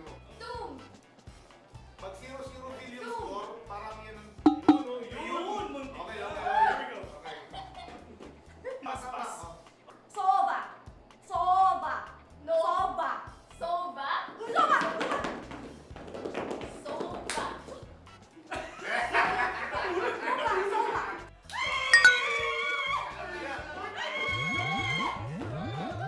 Aim. Aim. Bot. Bot. Point. Bot. Aim. Point. Import. Point. Okay na. Aim. Easy, GG. Ayan. Stand proud. Oy, yun na. Stand Yung proud. alam niyo yun. Stand proud. Step bro. Yun.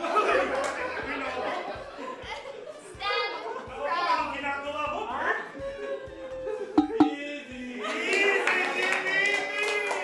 At the end of the day, meron silang 1 point. At right now, alam na natin kung sino ang panalo.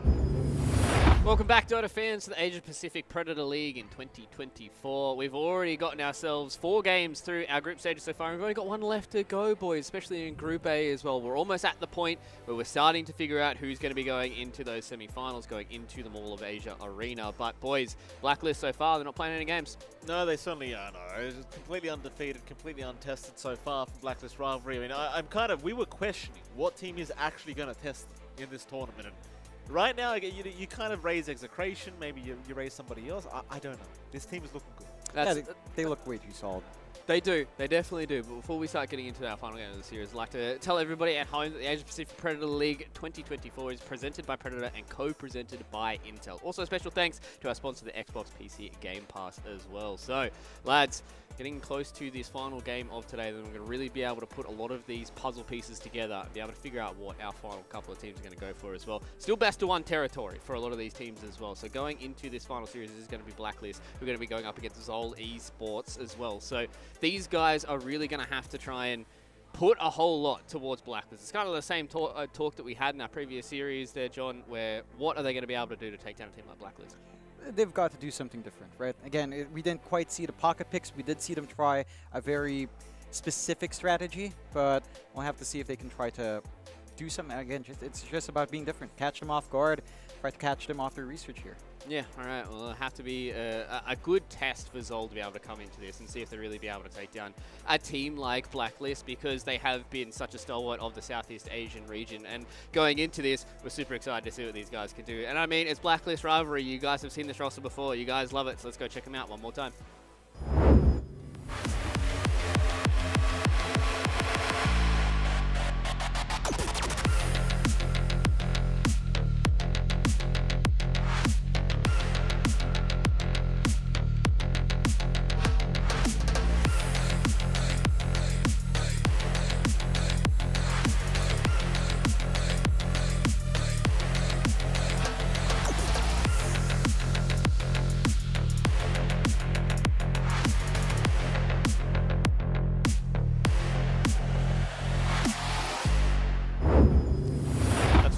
Blacklist rivalry, you guys have already seen them about 30 minutes ago, so Mike, hopefully they haven't gone out of Twitch chat's brains. I know they're pretty small when it comes to Twitch chat brains, but they should at least know who these guys are. Yeah, I dare say so. Blacklist rivalry, again, looking undefeated right now, looking fantastic here in the APAC Predator League, and obviously looking like probably the favorites to take the whole tournament right now.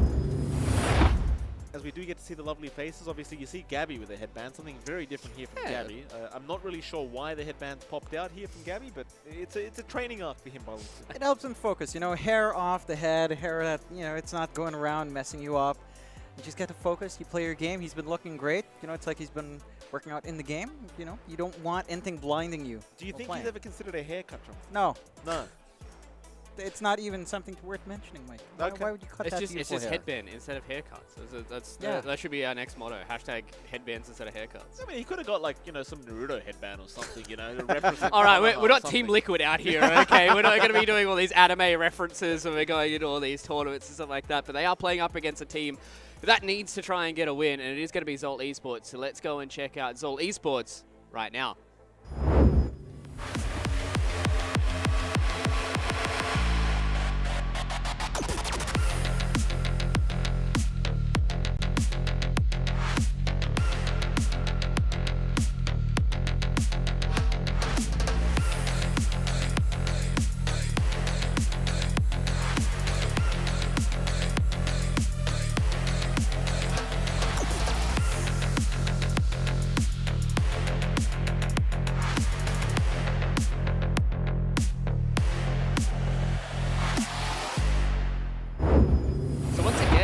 Some well-known names floating around the Southeast Asian region here on this Zol Esports roster, but Mike, it's still going to be an uphill battle because they're playing against Blacklist. I mean, that's going to be the conversation that we're going to be having throughout the entirety of this game, is they are going up against Blacklist, so they're going to have to pull something big out of the bag. Yeah, I'd agree. I mean, this is a team that certainly can surprise us. These are great players, this is a great roster. I certainly, like, unlike last series where I was pretty sure Blacklist were going to win this one out, this one could be a bit of a mix-up. You never really know, because you do have these players that I think are highly skilled. A lot of cheese picks available, especially through Mamang Daya, who does tend to play real fantastic for any team he's part of. And this is going to be an interesting one. I think this is maybe the closest match we at least have today.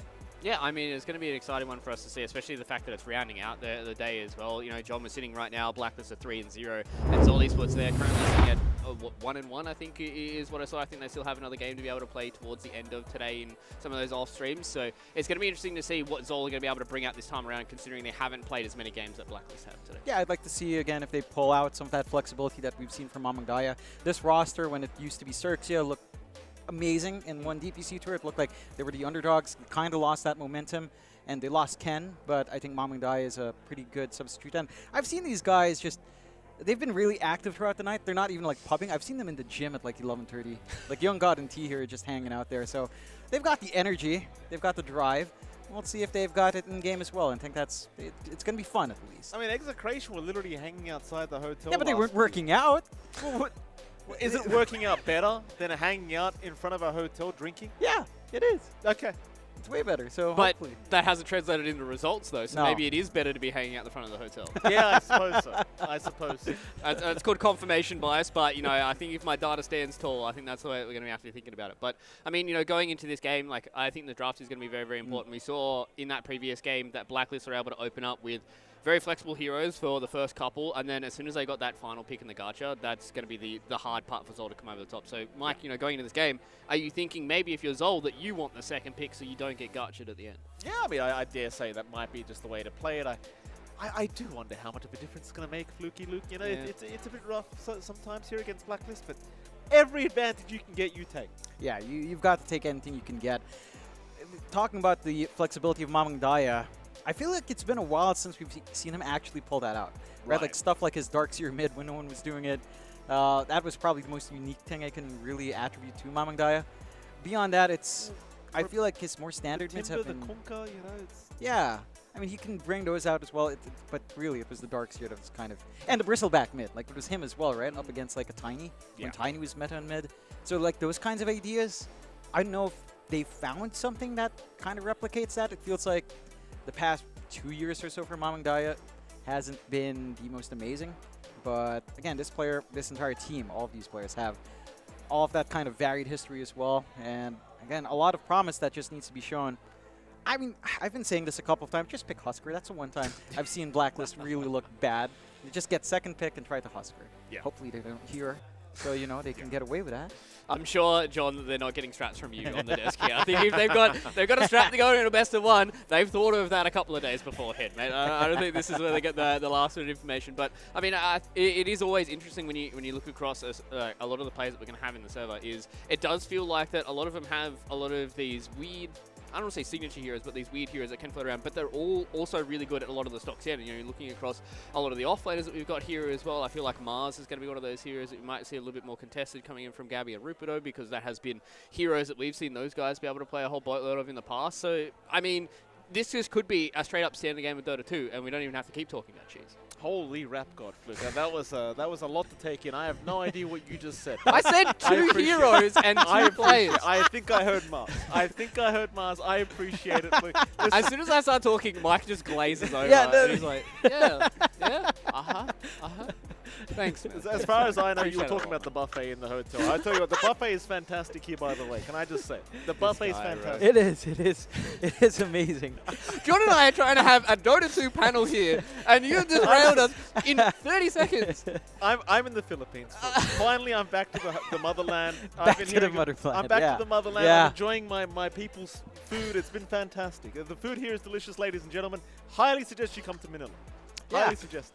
It's a great time. We haven't even really left the hotel, which is really bad, but it's actually really nice here. Yeah. And I honestly, I tried some of the Filipino food completely off topic. Now I tried the Filipino food. It's actually a good representation. Did you really think you were going to host the panel with us and not talk about food? I was hoping to avoid it, but I didn't That's think very it would funny, be, mate. you know, 2 hours into our first deck segment together. But hey, I mean, if that's what we're going to be talking about, then that's fine. I do agree. The food here has been fantastic. I haven't tried any of the local cuisine yet, which I'm very excited to try some. But I don't know how deep I'm going to go into the weeds with all that kind of stuff. I feel like I've got a pretty mature palate as a human being, so I'm kind of open for anything. But, I mean, the food so far has been fantastic. Yeah, I mean, we'll bring you a bit of balut later on. That was the one thing that Yeah. everyone asked me to try, and I don't know if I could do it. I don't know if I could do it. delicious. I think I might do it just to do it, to represent everybody. Yeah. But, I don't know. It's not that bad. I've had it like a couple times. Yeah. It's good. You have some vinegar. It's pretty nice. Okay. Obviously, I've had it multiple times. Yeah. Oh, obviously, yeah. This Giga guy, Chad this guy's an Mike, expert. obviously, he loves it. I mean, obviously. Yeah, I yeah. have for breakfast every day. This man, I've seen his diet. He eats balut and fresh durian every day. I used to be a balut salesman before Yes. I became a caster. Yeah. Have you not heard the law? We'll talk about another day. But I used to be a Okay, Philip I need to get a mic education and see. I Sales- thought I knew most of the lore, but apparently not. There's a lot of lore. All right, it seems like I'm learning something new every day when it comes to you two. You guys have been a bundle of joy in a wild ride already. I can't believe we've still got like a whole grand final to get through. We've got all these semi-finals, all the rest of the group stages. You guys are already derailing me so far. But, I mean, we are getting ourselves into the game very, very soon, ladies and gentlemen. We are going to have a draft on your screens when it does come up. So I'm excited to see that and excited to see some of the new stuff. So far, I think with the patch, I'm going to talk about Dota. I know, Mikey, you're going to glaze over in a moment. But with the patch, we haven't really seen any of those weird niche mid heroes, John, so far. No. I haven't seen too many of these like Darkseer mids that are rushing, like Echo Saber and stuff like that. It feels like it's kind of back to stock standard kind of mid lane Dota. Yeah, I think even some of the, like melee strength mids outside of like DK have kind of faded away. Shaker, Ogre Magi is kind of gone. We've seen Kunkka come back in. It's a weird regression, but I don't think it's unwelcome because we did have that really quirky mid that I don't think many mids adjusted too well. Certainly some did quite nicely, but the one constant that annoys me is still Pangolier.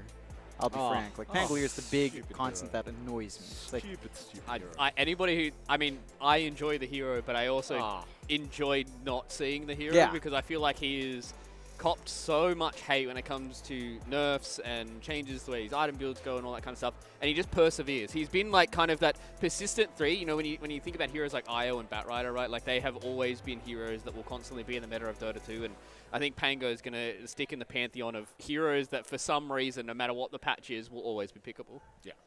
Yeah, it used to be Mars at some point as well. I remember this is something Mike but that hero really railed on. bad for a long time. Oh yeah, It became bad. But Mars did nothing wrong. This Pango but you hero complained. You complained back then. I remember. But Pango's literally been in for like the last 20 years. Like they've got to nerf this hero like real well. Okay, that brings a different question. Yeah. Is it when it has been nerfed? That is quantifiable. At what point is it the player's fault for not picking something else? Maybe it's time to blame the pros. Why don't you pick a real hero? Well, this guy can roll up for 13 seconds. He'll roll up and just stun you and damage you continuously. Meanwhile, you've got... And that's on, what, like an 80-second cooldown? Yeah. Meanwhile, poor old Tidehunter, what's it, like a 2-minute cooldown for Ravage? I think it's like 4 minutes at level 1 or something and then there's Enigma with his black hole. He has to channel the it's just... But this Pangolier hero, why can he still roll for 15 hours in a team fight? Just pick Bloodseeker. Oh. There's counters in the game, Mark. That's I don't know what you're talking loss, about. mate. That's a guaranteed loss. We've talked about this. I do agree with you. I think the core issue of the hero has been the one thing that has kind of skirted around quite a lot of it. I still feel like the hero would be good even if Rolling Thunder did no damage. Yeah. If it was just a straight up stun, I think it would still be pickable because he does a lot of damage throughout the rest of his item build and the rest of the stuff that he can do. It's not so much about Rolling Thunder, so I don't know. Maybe we'll see some people start to figure out how to deal with him so far and get rid of him. But hear me out. You've been asking about mid picks. I've been saying this for a while, Jonathan, and Fluke. Mid Oracle. I know people are going to say, oh, but it was Thompson's idea. Listen, I said it before, Thompson. I'm going to say it right. The Phylactery Oracle build-up in the mid lane. It is one of the most busted things. In 6 seconds, you can do over 1k damage at level 7. Okay. I'm letting you cook here. And that's spammable, ladies and gentlemen. This is spammable. I mean, you have stuff like Rubik as well. Rubik mid with Phylactery. That's pretty nice too. We've seen that a couple of times. This guy analyzes Dota for a living? We're talking about Oracle, Jonathan. We're talking about Oracle, Yeah, John. but I'm arguing back, like, why does it have to be Oracle? Rubik's better offensively. Because Oracle can heal. Rubik can't heal. You don't need to heal when they're dead. But also, what if Rubik is picked into a game where he can't steal good spells?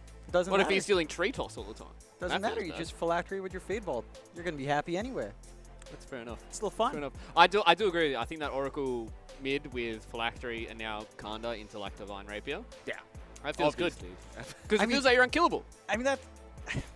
If you argue that, why not the Sniper Kanda? In Hey, more of our pro games. I am a Sniper Kanda enjoyer. I play that in the off lane, and everybody in my pubs hates it, but I love it. Yeah, we need to see it in our pro games. Yeah, 100%. You know, 100%. just go mid Sniper, go Kanda, get Divine Rapier first, and watch yourself GG at 20. We've got confirmation, by the way, that Fluke does play SCA. Yeah, right? So if you see off-lane Sniper with Kanda Divine Rapier build up, this is the problem. I swear to God, I've actually queued into a guy who did that in my team, was and him. he raged it. He raged at us. Yeah. I was the guy. I started it. So anybody at SCA who sees, if you see me in one of your pubs, I'm sorry already, because I'm playing any hero that can build Kanda. That is all I've been doing in this patch. I'm a massive Kanda enjoyer, and that's why I'm really sad that it has kind of become one of those meme items. Remember when Meteor Hammer first came out, and it was a meme item? People were like, you're actually trolling if you're picking up the hero. And then it started getting into an item build where a lot of people did like it. I feel like Kanda's on the same trajectory, boys. Hear me out. 1 year, Kanda is going to be first pick, first build on every carry hero. Okay. I like it. I mean, it's kind of already that way anyway. I don't think you need to I'm wait trying a to make year. something here, John, okay? Yeah, 1 month. It's going to be it already. Okay. It feels like that's already the natural build-up. I do remember there was Meteor Hammer times, though. Like, we saw Naga Siren Meteor Hammer. Oh, did at we? first. We saw Beastmaster Meteor Hammer. Remember? Roar into All Meteor I Hammer. remember That was legit in pro play. I just remember OD. I mean, Odie was the most annoying. That was the one that made me go, I don't like Meme Hammer, because it was so easy to set up, because it's like you just had to wait until the bar got to the H, and then you drop the Meteor Hammer, and it was basically you just rush it in mid, and then you were like level 5, and you would sell it, because nobody wants to do that. But now when you're seeing these other cool heroes trying to interact with it, I remember, I can't remember what patch it was, the patch that changed like all stuns to like, or they changed Meteor Hammer channel time to like 1.5 seconds or 2 seconds. Yeah. And you could build it on almost any hero that had a single target stun because they were long enough to be able to do Meteor Hammer, and then they all got nerfed in the ground. So rest in peace, Dragon Knight rushing Meteor Hammer. Unlike that was my favorite. I feel like if anybody looks at my Dota buff, they're going to be like, this guy just griefs every game that he plays. And I feel like I kind of do because I build some weird stuff. I think you do too. Yeah, I think I do. I'm sorry. I'm not sure if you should be making public admissions like this. Please don't look at my Dota buff. It is all Kanda and Meteor Hammers. That's all I do. And Hand of Midas, but yeah. The Hand of Midas is forgivable. I think that's the most common thing. It's doable. What have you guys been enjoying of the patch so far? It seems like we're in Phil land right now, waiting for this. I've been. Draft, so. I haven't gone off Witch Doctor still. It's pretty pathetic to play Witch Doctor. I'll admit, as a Witch Doctor player, it's a lot, but Witch Doctor's fun. I love Dazzle. He's still fun for me. I like this Dazzle. Well, I want to. Dazzle Ogre Magi is fun. Okay, just go level 1 Bloodlust.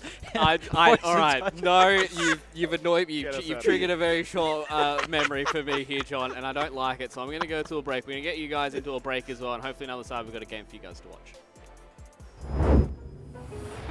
Ayun na. So pipili na ang Team 1 kung ano bang punishment na gagawin ng Team number 2 ngayon. This or that drink ang susunod na punishment ng gentlemen. Pero meron tayong plot twist. Ano yun? Ano? Sabi ng nakararami, si Kuya Nick ay sasali! Wala tayong magagawa dyan. So yun na nga. Para sa ating next punishment, ito na, handa na ang this or that drink. Ano ba? Yun, okay na. Feeling ko hindi ko siya dapat gustuhin. Pero parang masarap. Ano yun? Tama na.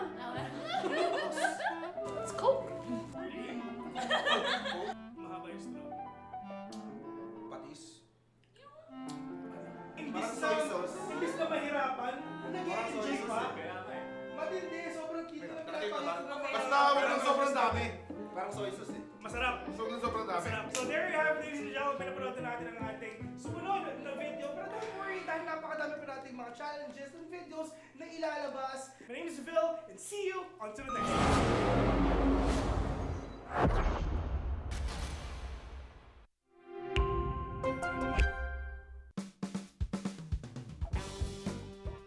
What is up, ladies and gentlemen? Tayo nagbabalik dito sa Predator Bunker Brawl. Kami nga pala ng mga host for today. Ako nga pala si Vin, and syempre kasama ko si Kuya Nick. At sobrang init ng mga games natin so far. Nagsisimula pa lang tayo, and syempre napakadami pa natin mga videos na ilalabas. Pero syempre, kailangan muna natin ipakilala ang mga teams na maglalaro ngayon. Of course, andito ang team number 1. Kasama din naman natin ang team number 2. So, ang next challenge natin for today's video, andito naman ang Guess the Audio.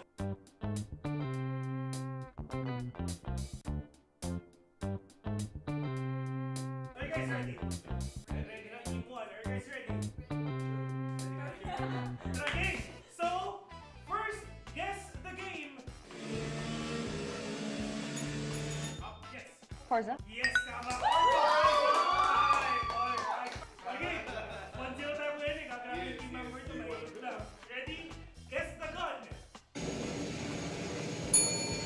Odin. Odin, correct! 2-0.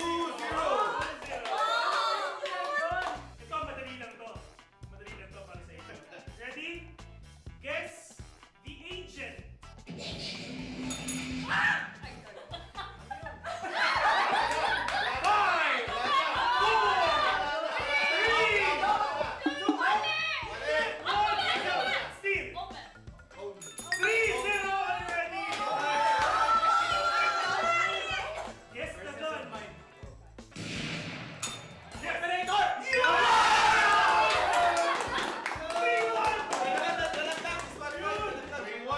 Guess the agent. Next. Sino? 3-2 already. Yari na kayo. Yari na kayo.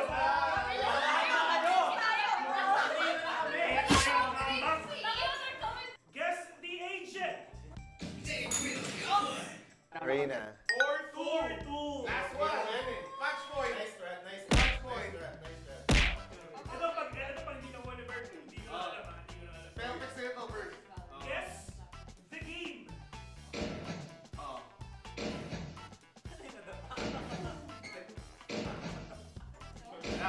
Wala. Tamang sagot ay Roblox. the future.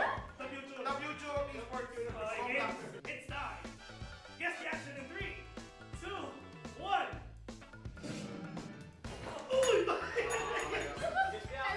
Teleport, correct! Guess the action.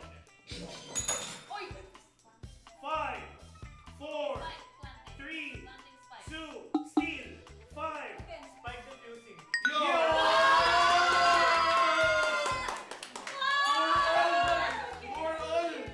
Guess the character. Ready? Ready? 4-4. Guess the character. May mananalo ba? Let's see.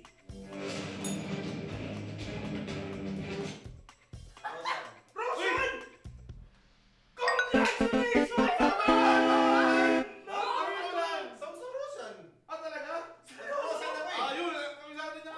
Okay! Hindi pati kami napaisip kung tama ba? Pero hindi! Sagot sila eh! So yun nga, ladies and gentlemen, ang nanalo dito sa Guess of the Audio, Guess of Voice, palapakan naman natin, team number 2! Papipiliin na lang ng team number 2 kung ano ba ang punishment ng team number 1. Game! Drink sour lemon. With no reaction. Legit yun. So drink sour lemon without reaction. So sabi na natin ngayon. Shot. Shot puno. Game? Iba!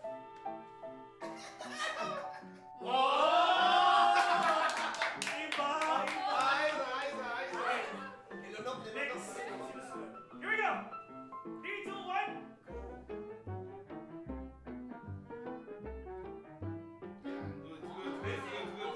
Ano yung natin yung join mo?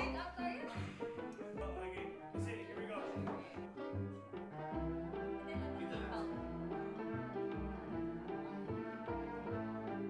Poker face.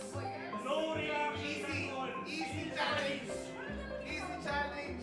So, if ever na-enjoy nyo itong video natin, yung mga challenges natin, don't worry kasi marami pa tayong susunod na challenges. So, wala kayong gagawin kung hindi antayin nyo lang para mas ma-enjoy natin at para mas maging exciting yung mga araw natin ngayon. Once again, ako nga si Phil, kasama ko si Kuya Nick, and see you on to the next one.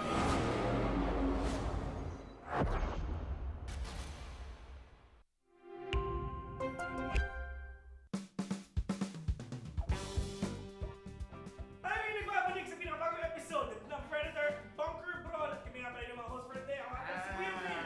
At kasama ko si Kuya Nick. Kasama natin ang mga nagagawa po ng kagandahan natin mga Predator, Brand Ambassador and Ambassadors para sa ating susunod na challenge dito sa araw na ito. Ito ay tinatawag na IQ Test. Direk, game na tayo! 3, 2, 1, go! Round 1. Yun. Guess the game. Yes. Flight Simulator. 1-0. Ayan. Guess? Guess the game, Kuya Nick. Yes. 3, 2, 1, go. Yes. 5. Ano yan?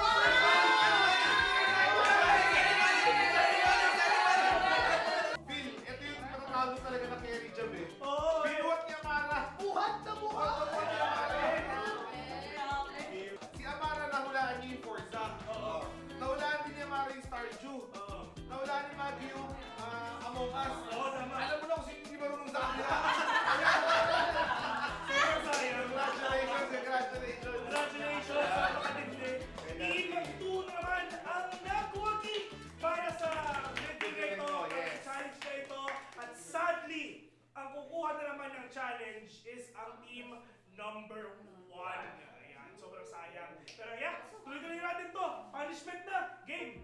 Ano ang magiging punishment ng team number 1? Hindi, ito na, parang may ulo ka. Hindi, Oh, Chimiti ko na, Ben.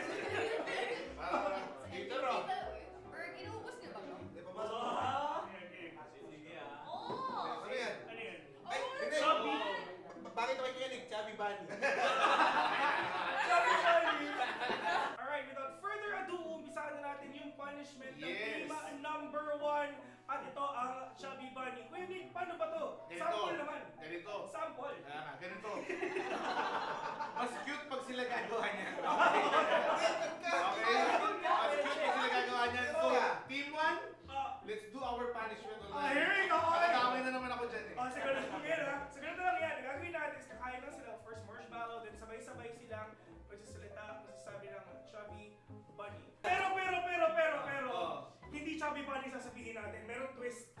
Meron tayong tongue twister na sasabihin. Yan. Ayan. Twister. 3, 2, 1, go! Yun! Okay, basic, di ba? English. Sunod ba?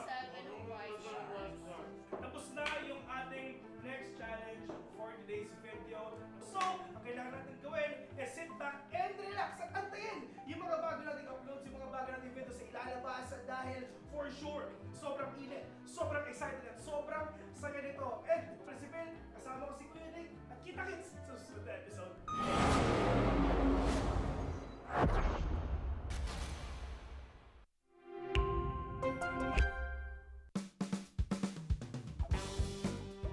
At tayo ay nagbabalik sa panibagong episode ng Predator Bunker Brawl. At right now, kung napapansin nyo, yung mga brand ambassadors and ambassadors natin ngayon, medyo bumabaril na dahil ang next challenge ay Better Half Winning. Yan.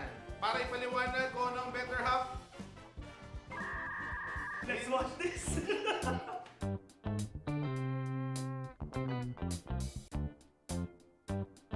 So nalakit na natin yung mechanics para sa ating challenge na Better Half. And right now, Kuya Nick, kitang-kita natin yung ating mga brand ambassadors and ambassadors na kaupo na. Yan na. Magbubukas na. May kita natin ngayon. Gusto talaga ako ng mga comment. Grabe naman sa ibig. Nagkakas na agad. Magiging na. Building. Grabe! Lag! Hindi na internet sa site na to eh. Ready, ready. Dati. Okay, kakalunin natin sa frame yan.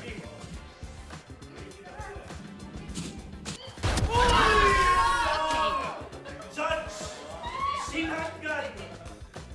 Ito maging mahaba-haba ang oras Pwede kayong mag-chill, pwede kayong mag-alipan Pero magkikita kayo sa big. The spike. Let's take what they have. Go! Grenade! May plano to. Yung sa akin din may plano.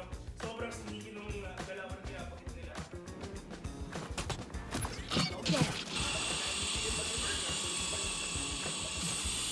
Lumabas na eh. Satchel out.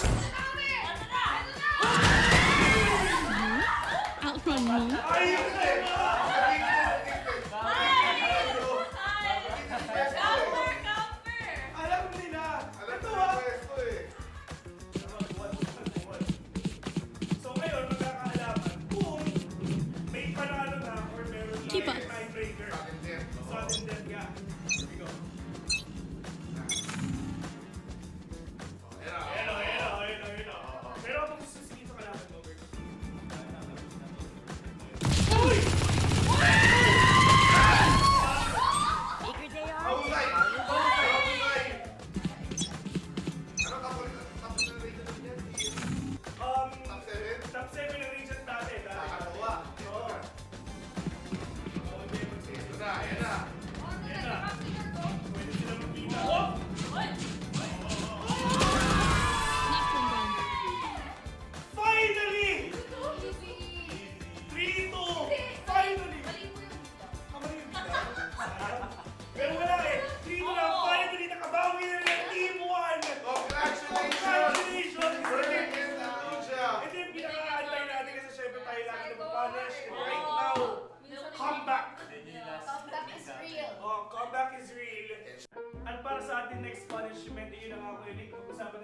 What spell mangyayari? At Team 2 ang gagawa nun.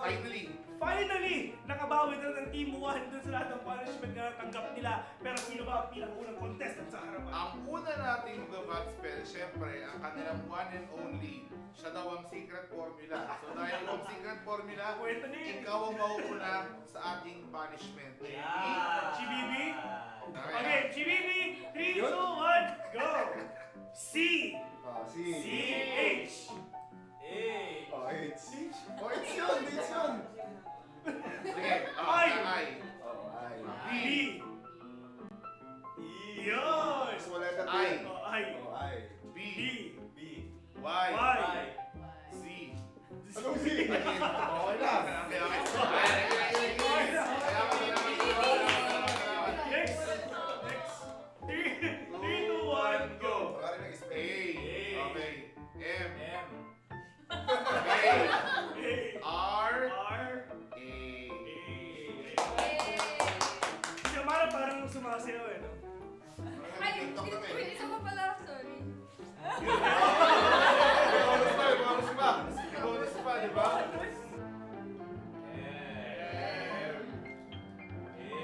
Good spelling. G. Next one, G. E. Alright. Host for this video, ako nga pala si Vince. Kasama ko si Kuya Nick. You are watching the Predator Bunker Brawl. See you until the next one.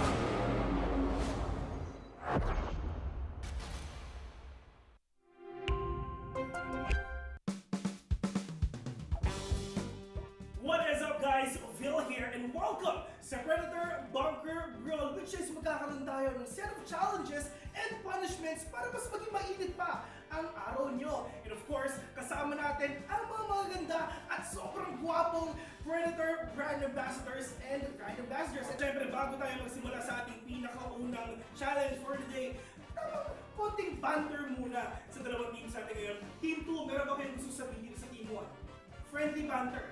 Good luck on you, bay. Sabi ni Chibibi, syempre i-translate natin yun. Good luck daw, sabi ni Chibibi kasi kailangan niya yun. How about yung Team 1 bird, pero gusto niya sa kanila? Good luck sa'yo, bay. Good luck sa'yo, bay. Ano yung isa? GG easy. Alright, so natitignan natin yung mga thoughts ng dalawang teams natin today. So hindi natin ito patatagalin pa. First challenge is ang Scribble Trouble.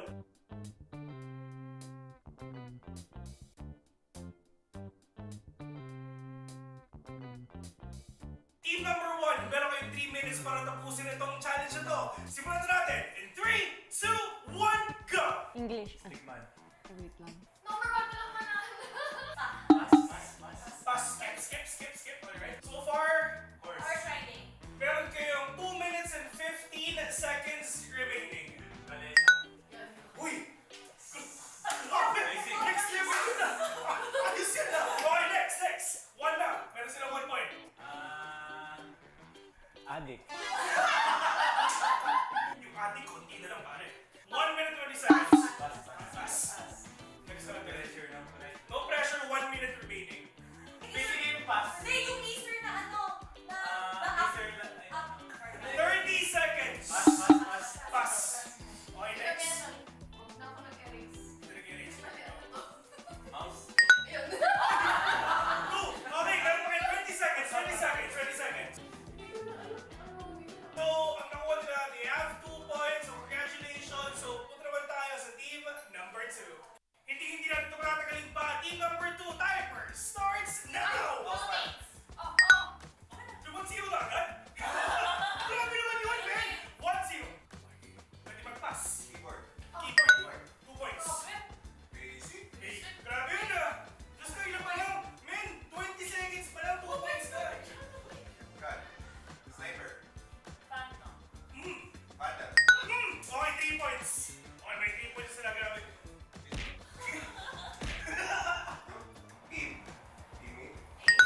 Uy! Okay! Hindi na 5, 6.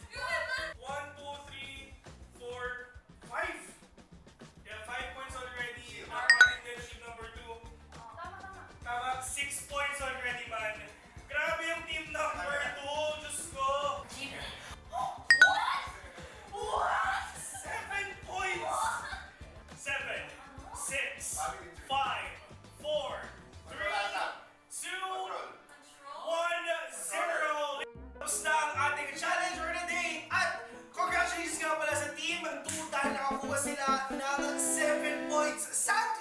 ang Team 1, 2 points. Ang Team number 2 ang pipili ng punishment na gagawin ng Team number 1. So, here we go. Ayan na. GBEB, do the honors. Ayan na. Kinakabahan na. Uy, at ang challenge nila at ang punishment nila is Dynamite Roulette. Ayan. So, yeah. Mahilig pa sa spicy foods. Hindi ka mahilig sa spicy foods. Mahilig sa spicy foods. Okay. So, dalawa hindi mahilig. So, feeling ko talaga medyo mainit ang mga bibig nila mamaya kasi on their first punishment. Ready? Dynamite Roulette. Here we go. Direk, ano nga? Extra rice. Tsaka ketchup na rin. So, kaya mo. Hindi ba ka, pero hindi mo kinain yung pula eh. Yung kaputi yung kinain niya. Wow. Okay, Hindi naman makakagawin sa'yo. Iba na, pero hindi malakad makakagawin sa'yo. Ibig sabihin, mataas yung tolerance nila sa... Nakita na natin ang ating challenge for today. At huwag kayo mag-alala dahil napakadami pa natin challenges sa mga susunod pang episodes. So we're inviting everyone to come and join at panoorin at kantayin yung mga susunod nating episodes na ilalabas dito sa Predator.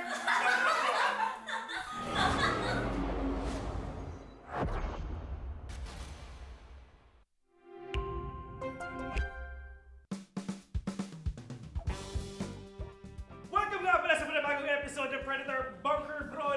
And of course, kami nga pala ang host for today. Ako si Phil, kasama ko si Kuya Nick. Kuya Nick, meron naman tayo mga panibagong episodes ngayon. Yun na nga. Another challenge, another video. Matindi ang gagawin natin for today's video. Dahil ang challenge natin ngayon ay fast fingers, pabilisan ng daliri sa pagkakan. At kasama na ulit natin ang ating magagandaan, poking mga Predator brand ambassador and ambassadors, of course, for Team 1. Andito si In at ayun, si Bert. For Team 2. Yan na nga, Team 2. Ikaw na bahala dyan. Okay. Andito si Maggie. Ayan. Tsaka syempre, si GBB. Hindi nakakalimutan. So syempre, ulitin natin ang next challenge natin ay fast fingers.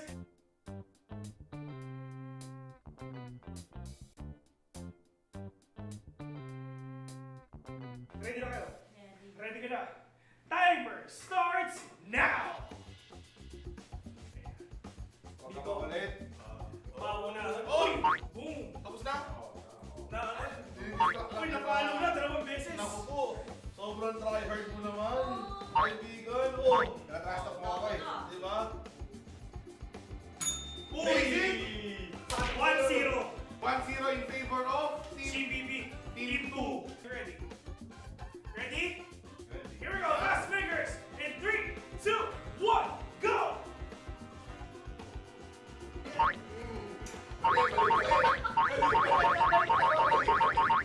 Ang daya ni GBB! Yung kamay! Ba't yung kamay yung pinapalo mo? Nagano kasi kanina eh. Hindi mo naman alam na bawal kamay. Ang daya!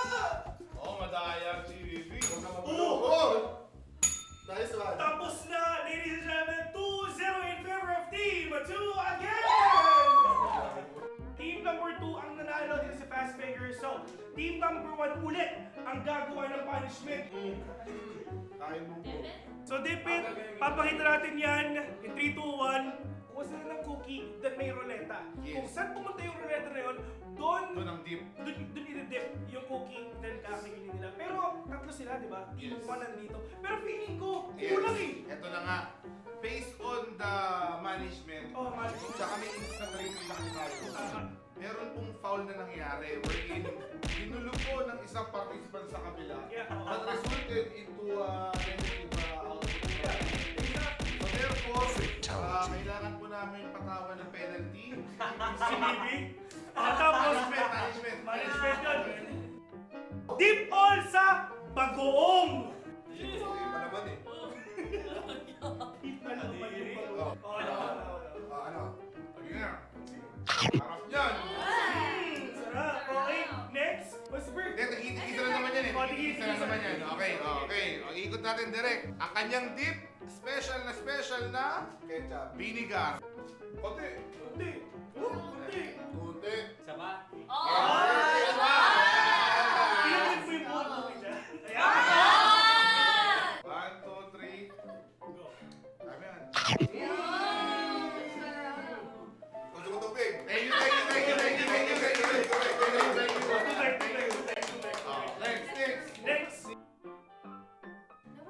Oy, so. Uy, Uy, konti. Yan! 1, 2, 3. Ew! Okay. Masarap, isa Sarap, pa. sabay. Sa patis naman. Mayonnaise! Ay, deep pool! Mayonnaise! Mayonnaise!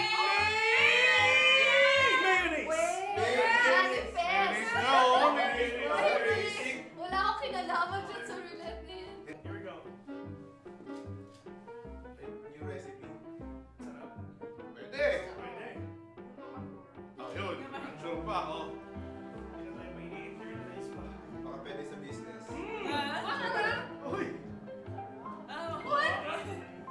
Okay, so yun ang ating matinding punishment dun sa ating fast players na game. Dumating tayo sa panahon na sa GPB. Dumaan pa talaga sa butas ng karayom. Kailangan manalo. may fear tayo rito. Nga, tapos na yung isa nating challenge for the day. At kita-kits na lang sa susunod na video.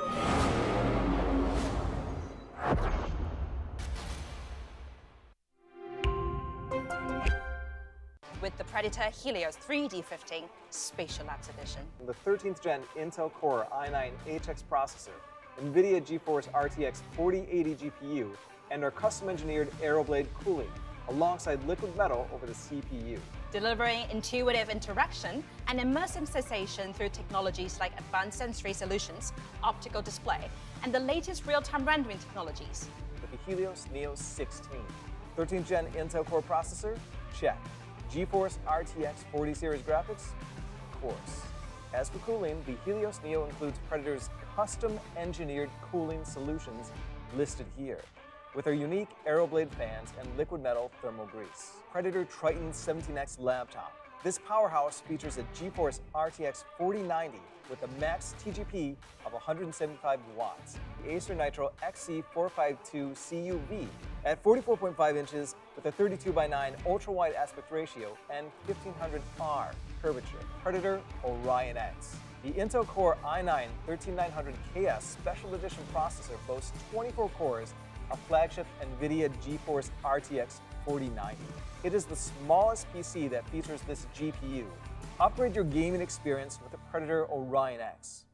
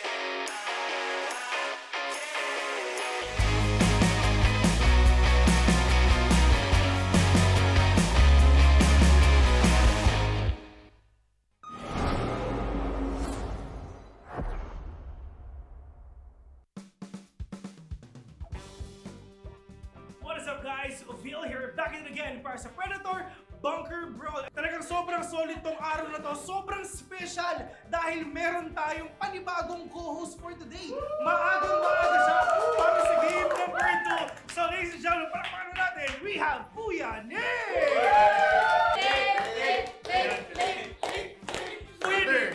Okay, Kuya Nick, sinasabi nila late ka daw, pero hindi. Maaga ka para sa challenge na to. Perfect timing for this challenge. Oo. Ang next challenge natin mga tropa, andyan ang word relay.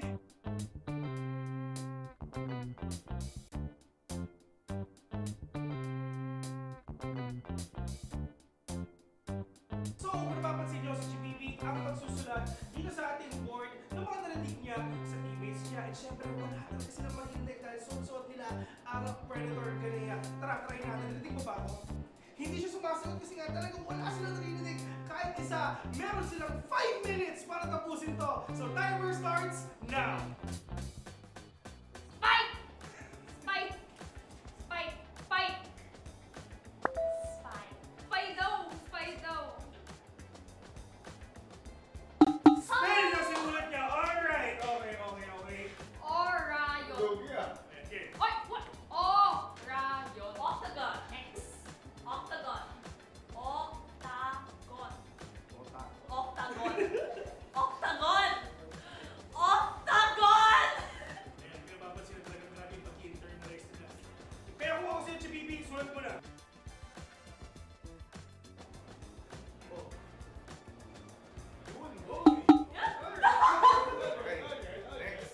Play. Play. Play. Play! Ang power nun, diba? Play for fix. Play for fix. Tama naman din. Pass. Rage! Quit! Rage! Quit! Rage! Quit! Rage quit. Kung hindi marunong na sa dulo nyo, medyo alangan. Dito na yung pinakabait. Ito Oh, pinaka-crucial. siya No, hindi. Dapat sinasabi niya. Kahit sobrang galit ng first and second mo, pero yung third, tanong.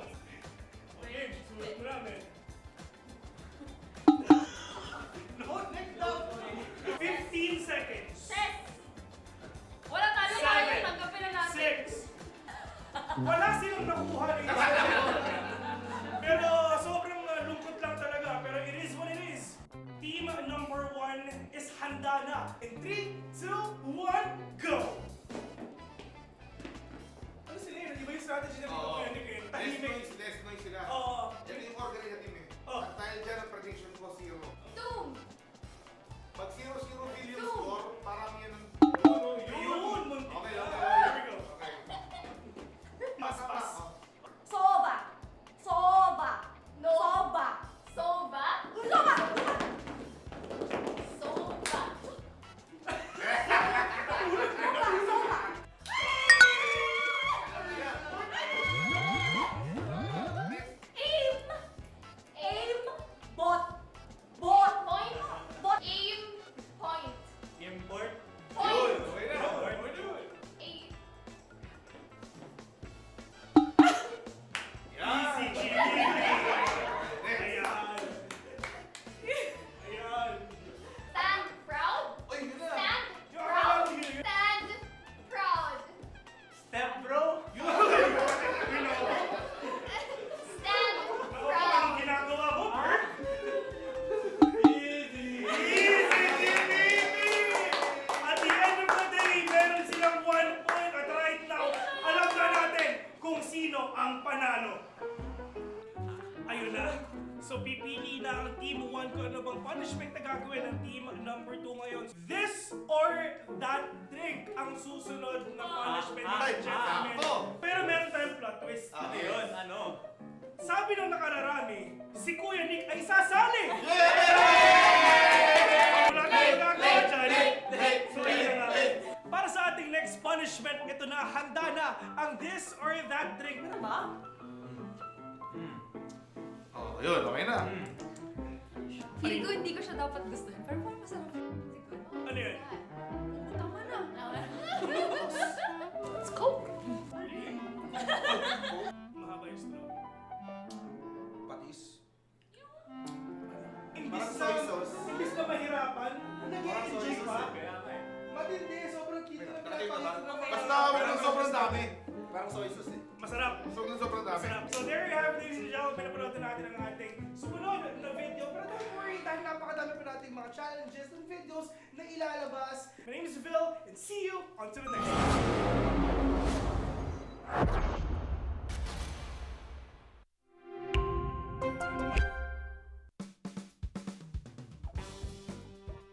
What is up guys? Phil here, back in again para sa Predator Bunker Brawl. Talagang sobrang solid tong araw na to. Sobrang special dahil meron tayong panibagong co-host for today. Maagang-maaga siya para sa game number 2. So ladies and gentlemen, palakpakan natin, we have Kuya Nick! Kuya Nick! Okay, Kuya Nick, sinasabi nila late ka daw, pero hindi. Maaga ka para sa challenge na to. Perfect timing for this challenge. Oo. Ang next challenge natin mga tropa, andyan ang word relay.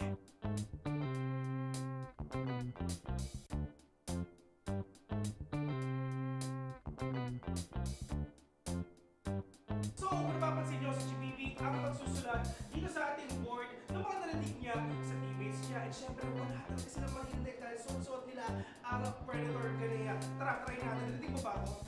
Hindi siya sumasagot kasi nga talagang wala sila narinig. Kahit isa, meron silang 5 minutes para tapusin to. So, timer starts now. Spike! Spike! Spike! Spike! Spike! Spido! Spido! Spell na simulat niya. Alright. Okay. Orayon. Okay. Oy! What? Orayon. Octagon. X. Octagon. Octagon. Octagon. Octagon! Octagon! Ayan, pinapapansin na talaga grabe yung pag-internalize nila. Kaya kung ako sa GBB, sulat mo na.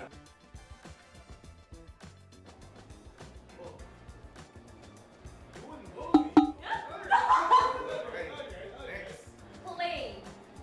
Play. Play. Play! Ang Valorant, diba? Play for fix. Play for fix. Tama naman din. Pass. Rage! Quit! Rage! Quit! Rage! Quit! Rage quit. Kung hindi marunong na sa dulo nyo, medyo alangan.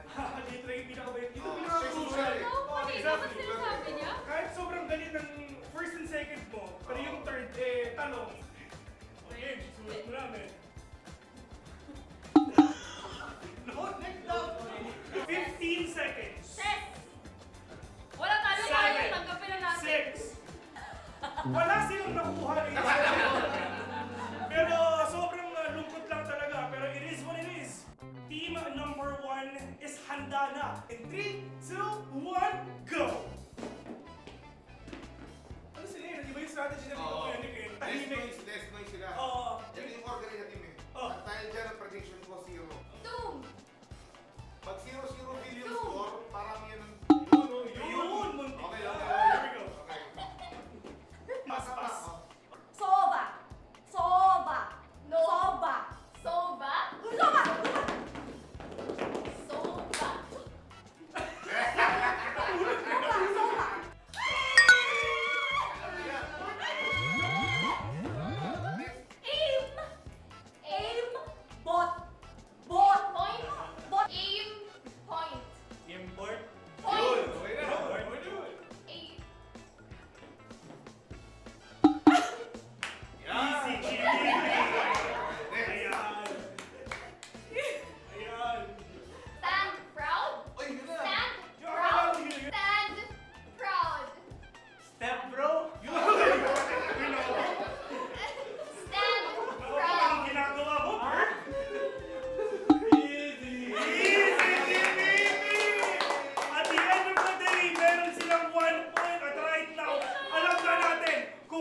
ang panalo.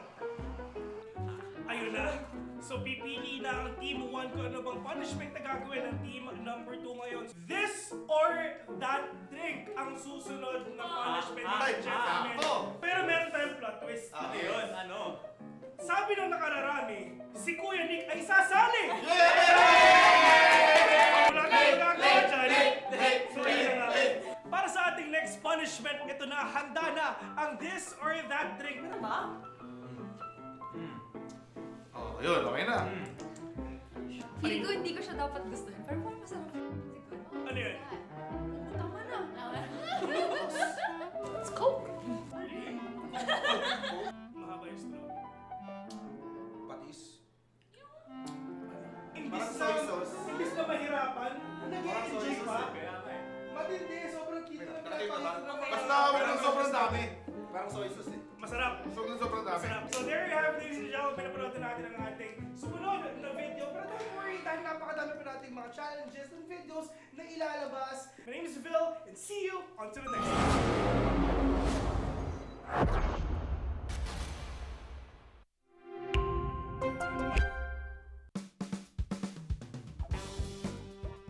What is up, ladies and gentlemen? Tayo ay nagbabalik dito sa Predator Bunker Brawl. Kami nga pala yung mga host for today. Ako nga pala si Ben. And syempre kasama ko si Kuya Nick.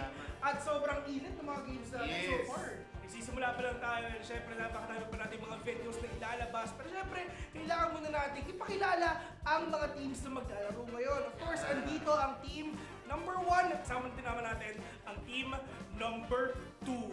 So, ang next challenge natin for today's video, andito naman ang Guess the Audio.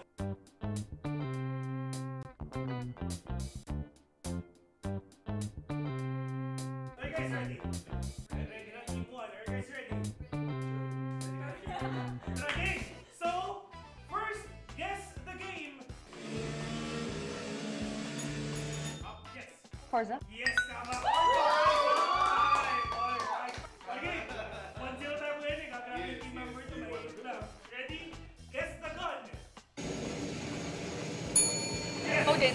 Odin, correct. 2-0. Ito, madali lang to. Madali lang to para sa inyo. Ready? Guess the agent.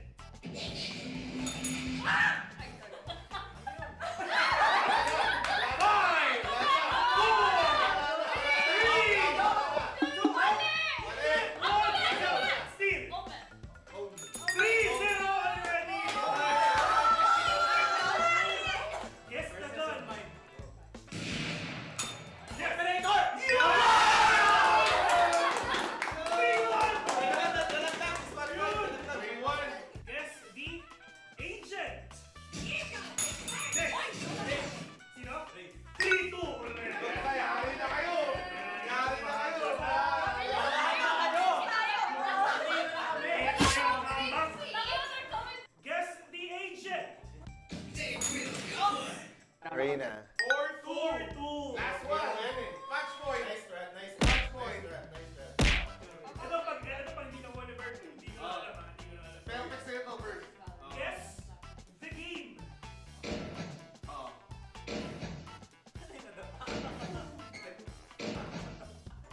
Wala. Tamang sagot ay Roblox. the future. The future. The future of esports. Okay, it's time. Guess the action in 3,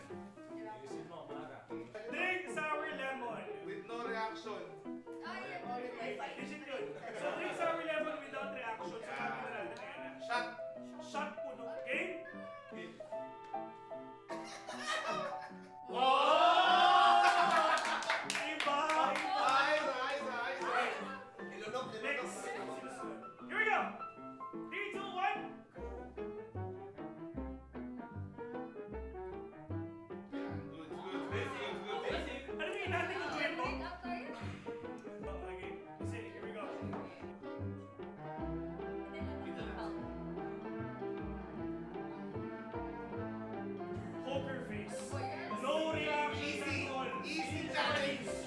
Easy challenge. So, if ever na-enjoy nyo tong video natin, yung mga challenges natin, don't worry kasi marami pa tayong susunod na challenges. So, wala kayong gagawin kung hindi antayin nyo lang para mas ma-enjoy natin at para mas maging exciting yung mga araw natin ngayon. Once again, ako nga si Phil, kasama ko si Kuya Nick, and see you on to the next one.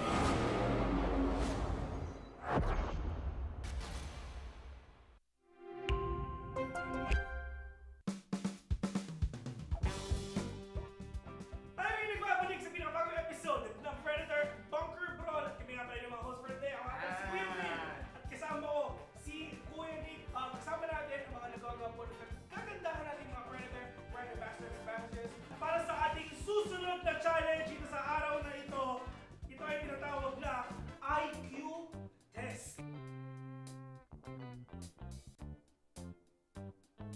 Direct, game na tayo! 3, 2, 1, go! Round 1. Yun. Guess the game. Yes. Flight Simulator. 1-0. Ayan. Guess? Guess the game, Kuya Nick. Yes. 3, 2, 1, go! Yes. 5. Ano yan? Forza? Yes, correct. Forza Horizon 5. Oh, never. Isipin mo yung mga dating mga videos sa ating Forza, yung talaga yung nasasalit talaga si Amara. But here we go. Guess the game. 3, 2, 1, go! 5, 4, Among Us. Among Us is... 1, correct! Natanong ko sila ha? Yung button, no? Oo, yung Okay, tapos yung button talaga. Kasi kung wala yung button, hindi nyo maano yun eh. Si Bibi, kumusta ka dyan? Basic lang. Hindi ko na ako dito. No sweat, man. No Hindi, sweat. pas-class kasi ako. Hindi ako naniniwala ako sila. Bert! Bert, niwala ako sa inyo, Bert. Talagang, Sabi ko sa inyo. pakita mo kung sino ka. Pinakala ko yung kalaban nyo, hindi marunong isa dyan. Paalam na sila kung sino isa na yun. Ha? Yan, si Ha. Round number 5. 5, 4, 3, 2, 1, go. Hoy! Yes! 5, 4, 3. Oy! Steve! Start the wedding! Oh! Start the wedding! Start the wedding! Congratulations sa team!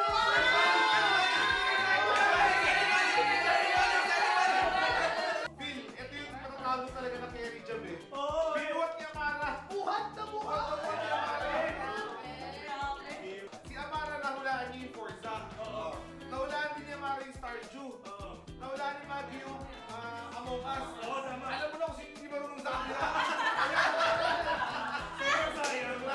Congratulations! Congratulations sa makatindi.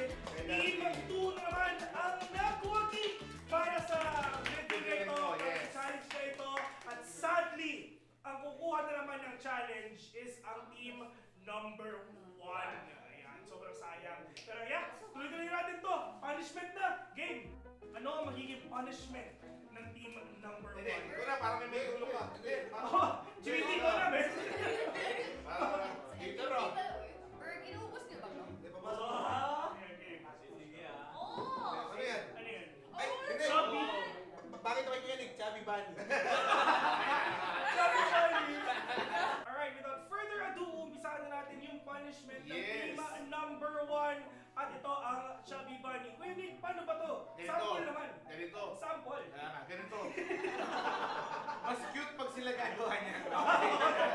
Mas cute pag sila gagawa niya. So, team 1, let's do our punishment already. Here we go. Nakadamay na naman ako dyan eh. Sige na lang yan ha. Sige na lang yan. Ang gagawin natin is kakain lang sila. First marshmallow, then sabay-sabay silang magsasalita, magsasabi ng Chubby Bunny. Pero, hindi Chubby Bunny sasabihin natin. Meron twist.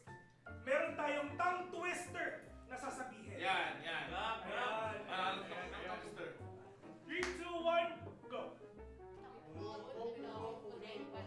Yun! Okay, basic, di ba? English. Sunod ba?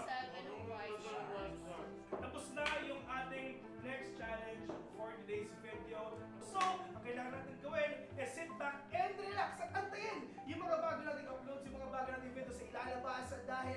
sure, sobrang init, sobrang excited at sobrang saya nito. And, Principal, kasama ko si Kuya Nick at kita-kits sa susunod na episode.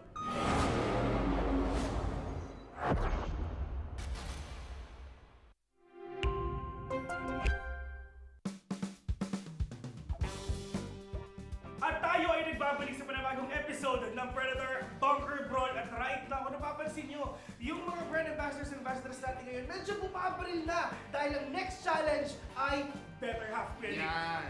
Para ipaliwanag ko ng better half. Let's watch this!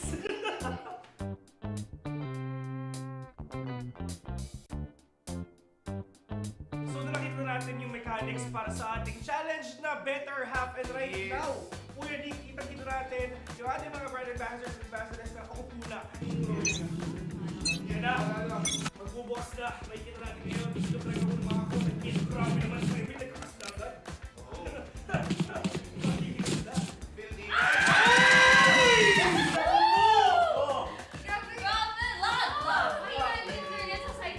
Ready, ready.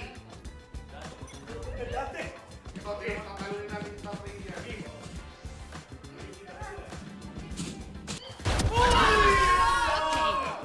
Judge! Sinhatgan! Ito mahaba-haba ang oras Pwede kayong mag-chill, pwede kayong mag-alipan Pero magkikita kayo sa bit. Yes. The spike. Let's take what they have. Na. Let's go! May plano to, may plano to, may plano. Yung sa akin din may plano. Sobrang sneaky nung dalawa na pinapakit nila.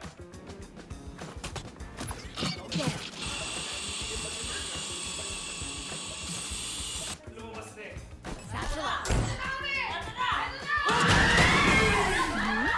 Outrun me. Ayun na yun!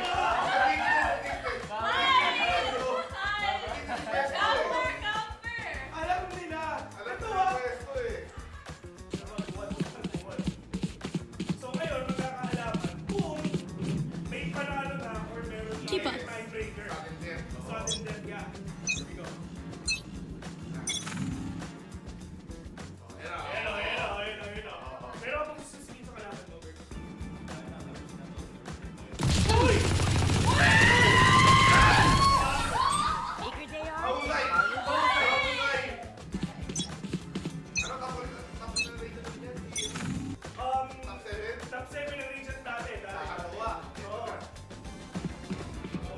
Ito na, yan na. Pwede sila magkita. Oh! Next one down. Finally! 3-2! Finally! Mali yung bida. Pero wala eh. 3-2 na. Finally nakabawi na ng Team 1! Congratulations! Congratulations! Brilliant ninja! Ito yung pinaka-antay natin kasi syempre tayo lagi napapunish. And right now, comeback! Oh, comeback is real. At para sa ating next punishment, yun ang ako yun. Pag-usapan na natin na what's pwede mangyayari. At Team 2 ang gagawa. No? Finally! Nakabawi na ng Team 1 dun sa lahat ng punishment na natanggap nila. Pero sino ba ang pinakaunang contestant sa harapan? Ang una nating mag-bat spell, syempre, ang kanilang one and only, siya daw ang secret formula. So dahil ang secret formula, ikaw ang mauuna sa ating punishment. GBB? Okay, GBB, 3, 2, 1, go! C! C-H! It's yun! Sige, I! I. B! Yun! So, letter I. I! B. B! Y. Y! Z. Anong Z? Okay na. Thanks for sticking with us, you beautiful ladies and gentlemen out there in Twitch chat or wherever you guys are watching the show from. It's the Asia Pacific APAC Predator League for 2024, and we are finally back, boys. It has been a long time since we've been back here on the desk, and just catch everybody up, it is going to be Zol Esports versus Blacklist rivalry here for Blacklist's final game of the group stage as well. So they want to try and get themselves a 4-0. They want to try and make this look clean. They want to get themselves in that semi-final and want to make this one look relatively easy because it's starting to get pretty late here in the Philippines. Boys, we're starting to get a little bit past dinner, so they want to try and get some food in their bellies and a little bit of sleep tonight. Yeah, the boys did not look too happy. I'll tell you, they've been pacing up and down. You know. Tim's has been screaming for the last 20 minutes. He really has. Blacklist, their manager, he's been stressing out. He's been trying to get the food orders underway. What were they ordering, Johnny? He was talking to you about food.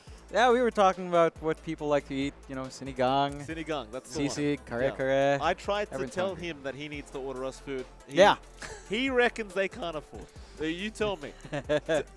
That's a call out right there, Mike. And if we don't get free dinner, then I'm putting it on your head. But we are getting close to that draft, ladies and gentlemen, and I think this is a good time to reiterate for everybody.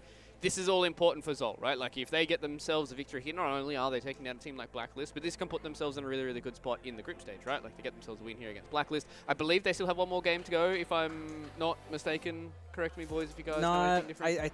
I think they have one more to go, I think right? this might be their last one, but I'm not entirely sure as well. Well, if it's their last one and they get the win, then... It's a three-way tie, potentially. Exactly, especially if Execration get themselves a dub across the stage from us as well. So, John, all important for Zol. Yeah, it's all in here, and this is the end of group stage, basically, at least on stream, if there are any more.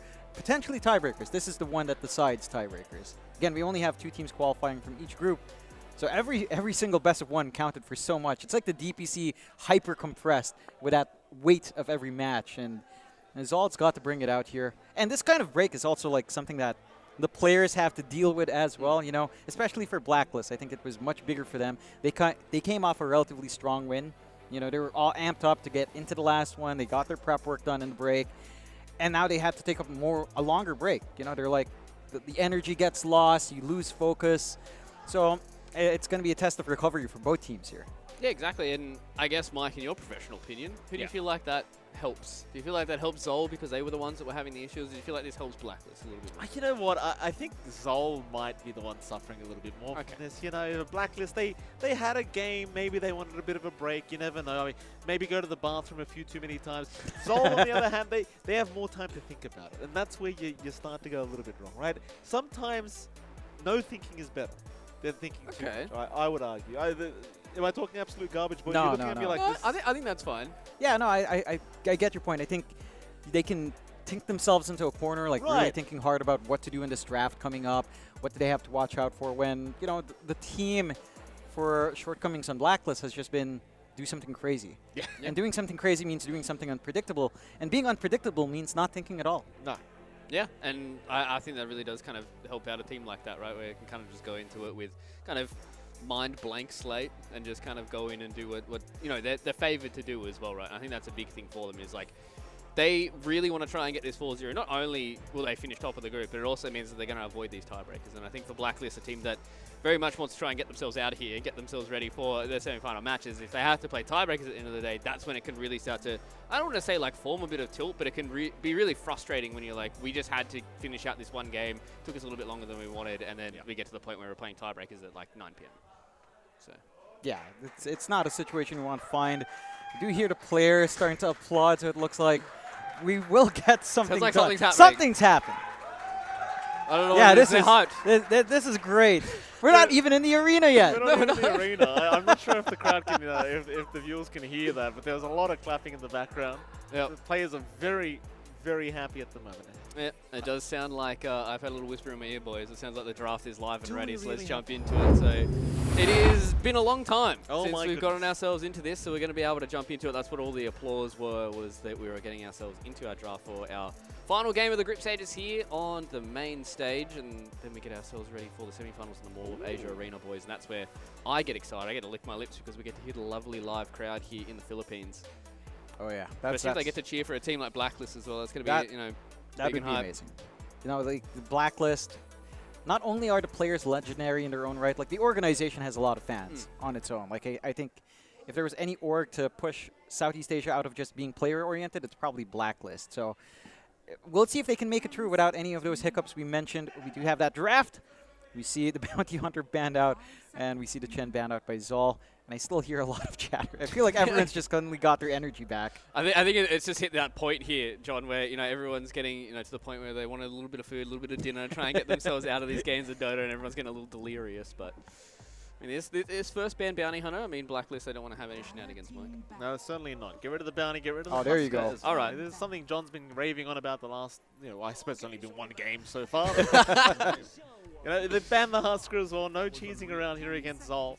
I'm very curious to see how well Zol does. I mean, Whoops, as much as it was a stomping in that game that we did watch, they did last like 35 minutes. True. Right? Which is, a lot of games have lasted. It's fast. It's longer than the average. It seems so far. There you go. So Zol, in theory, should do better. Right? It's not great math, but they should do better. Yeah. Hashtag Dota math.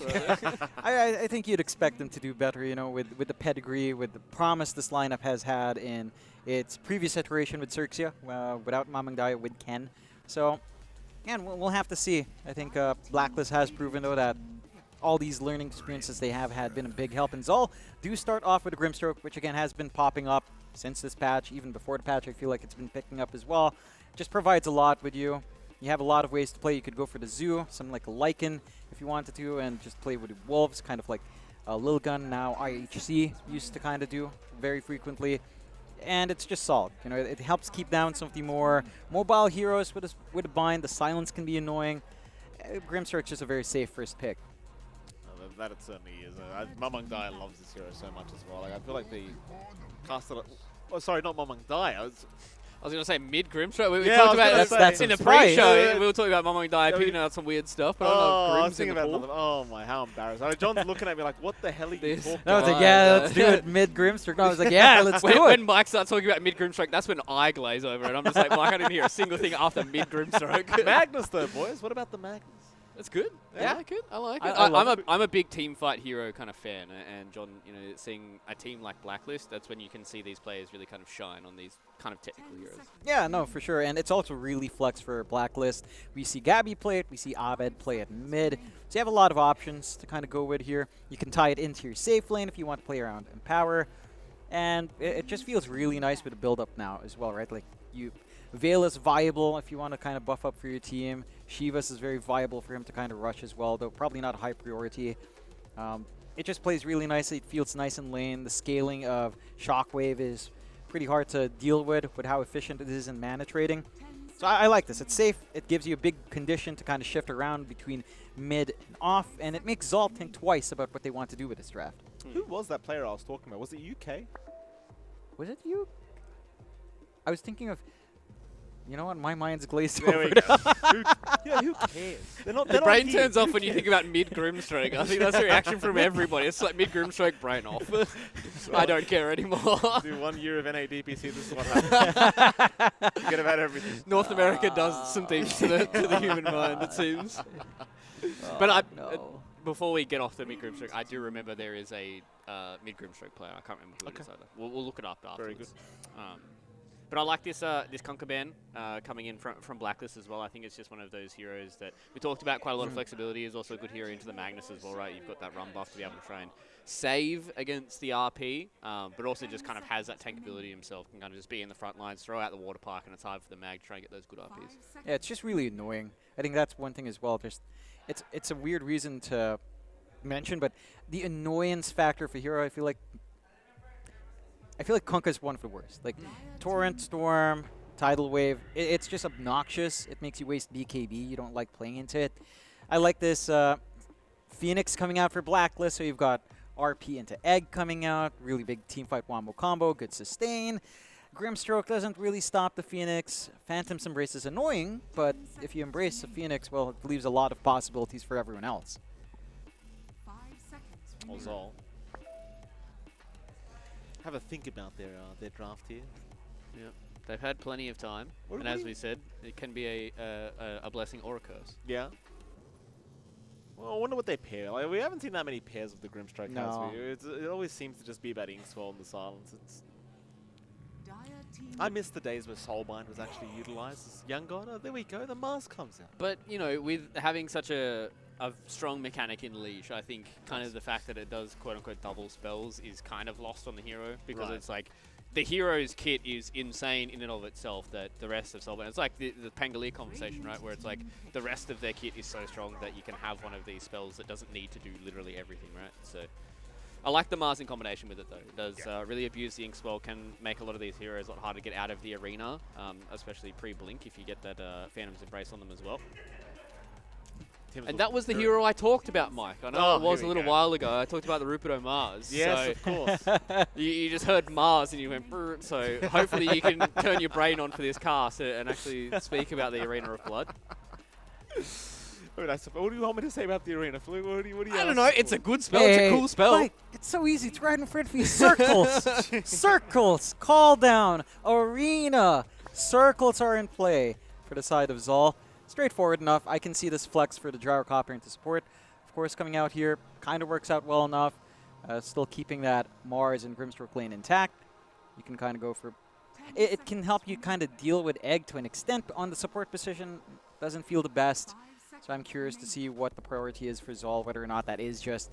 Like, as a safe lane, I think Gyro into Mag is not bad if you're expecting Gabby to play Magnus here. So it works out as well. I like the pickup from Blacklist to just go Shadow Demon and now into the Faces Void. It's so straightforward. They're still clapping in the back. They're still clapping. They pick Void and Blacklist is They just cheer like, for themselves. Like, yeah, that's a good one, guys. Good job, good job. We got him. I've never seen a team cheer for their own pick. I've just never seen it. This is amazing. Especially a pick that was just, it's just a Void, right? Like, it's not like they've just they picked it Meepo'd in the last game. Yeah. Yeah. Like, we final pick Meepo'd or something like that. And they're like, yeah, we've got this in the bag. But no, they just picked Void, guys. It's not. They've just got a lot of team fight Blacklist. They're feeling pretty confident about this draft so far, it seems. No, the draft looks absolutely fine. And to be absolutely fair to them, Blacklist just... It's their kind of draft. We saw this earlier, right? The Tim's Shadow Demon, the Void from Raven. Like it's a pretty similar one, and you got some nice combinations of the Phoenix Egg to follow up with the RP and the Chrono. It's all very, very beautiful here for the side of Blacklist Rivalry. And all they need to do is execute. It seems as Zol is going to go back for a Beastmaster pickup. This hero's felt kind of garbage recently, has it not? This is spicy because where do you put your Mars? Are you trying Mars mid? Are you going for safe lane Beastmaster that Natsumi did? He ran it safe. They pushed at 20 minutes. I didn't catch. Well, he ran it safely and they won at 20 minutes, so it works. Okay. I mean, I don't think that's the case. Is it still like Overlord Rush or not? I honestly don't remember the build. I feel like there was a Harpoon actually. Harpoon Ags. Yeah, he went Harpoon Ags. I don't know what was going on, but that was the build. So I'm wondering if Zol is going that left field here, because I don't see you removing Rupido from the Mars.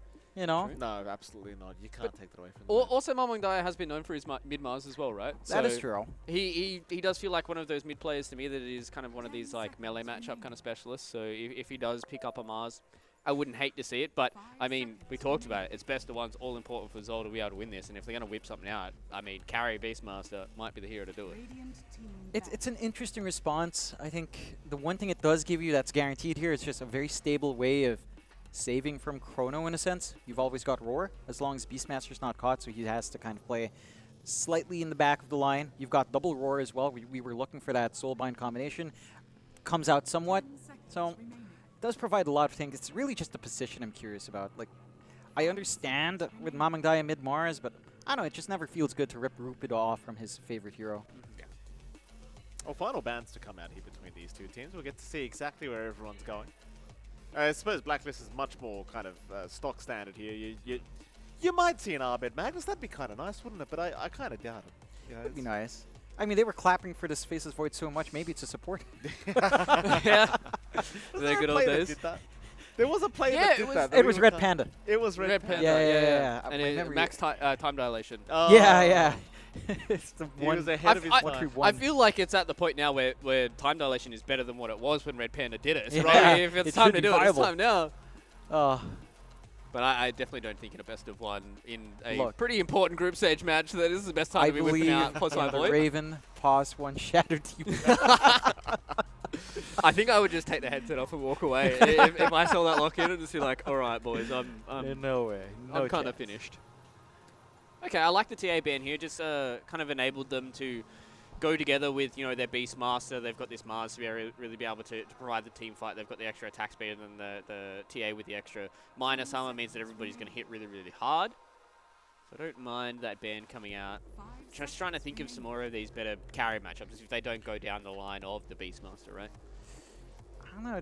It just feels really tough. I think it's... with Face's Void, it feels like you're less concerned about the Void early on, more about just trying to out-tempo the rest of the team first and make sure the Void has no space, which this lineup does do. Luna's there if you want to kind of play push, but you don't really... I mean, Luna plus Beastmaster with the Auras does feel kind of nice for pushing in. Could be the way to go. Luna Gyrocopter lane is awkward, but Flak Cannon plus Lunar Blessing doesn't sound awful. It will shove your lane in pretty bad, though. Well, here we go. I mean, final pickup's coming. Zol did not have that that last pick, sadly. So yeah, it is unfortunate for them they don't get the nice little gacha. But that's what Blacklist are going to be able to have here. They can flex the Magnus, they can flex the Faceless Void in towards that position 5 if they really want to, and they can pick up whatever they would like. You thought you could just slide that through without I mean, glazed over and not listening.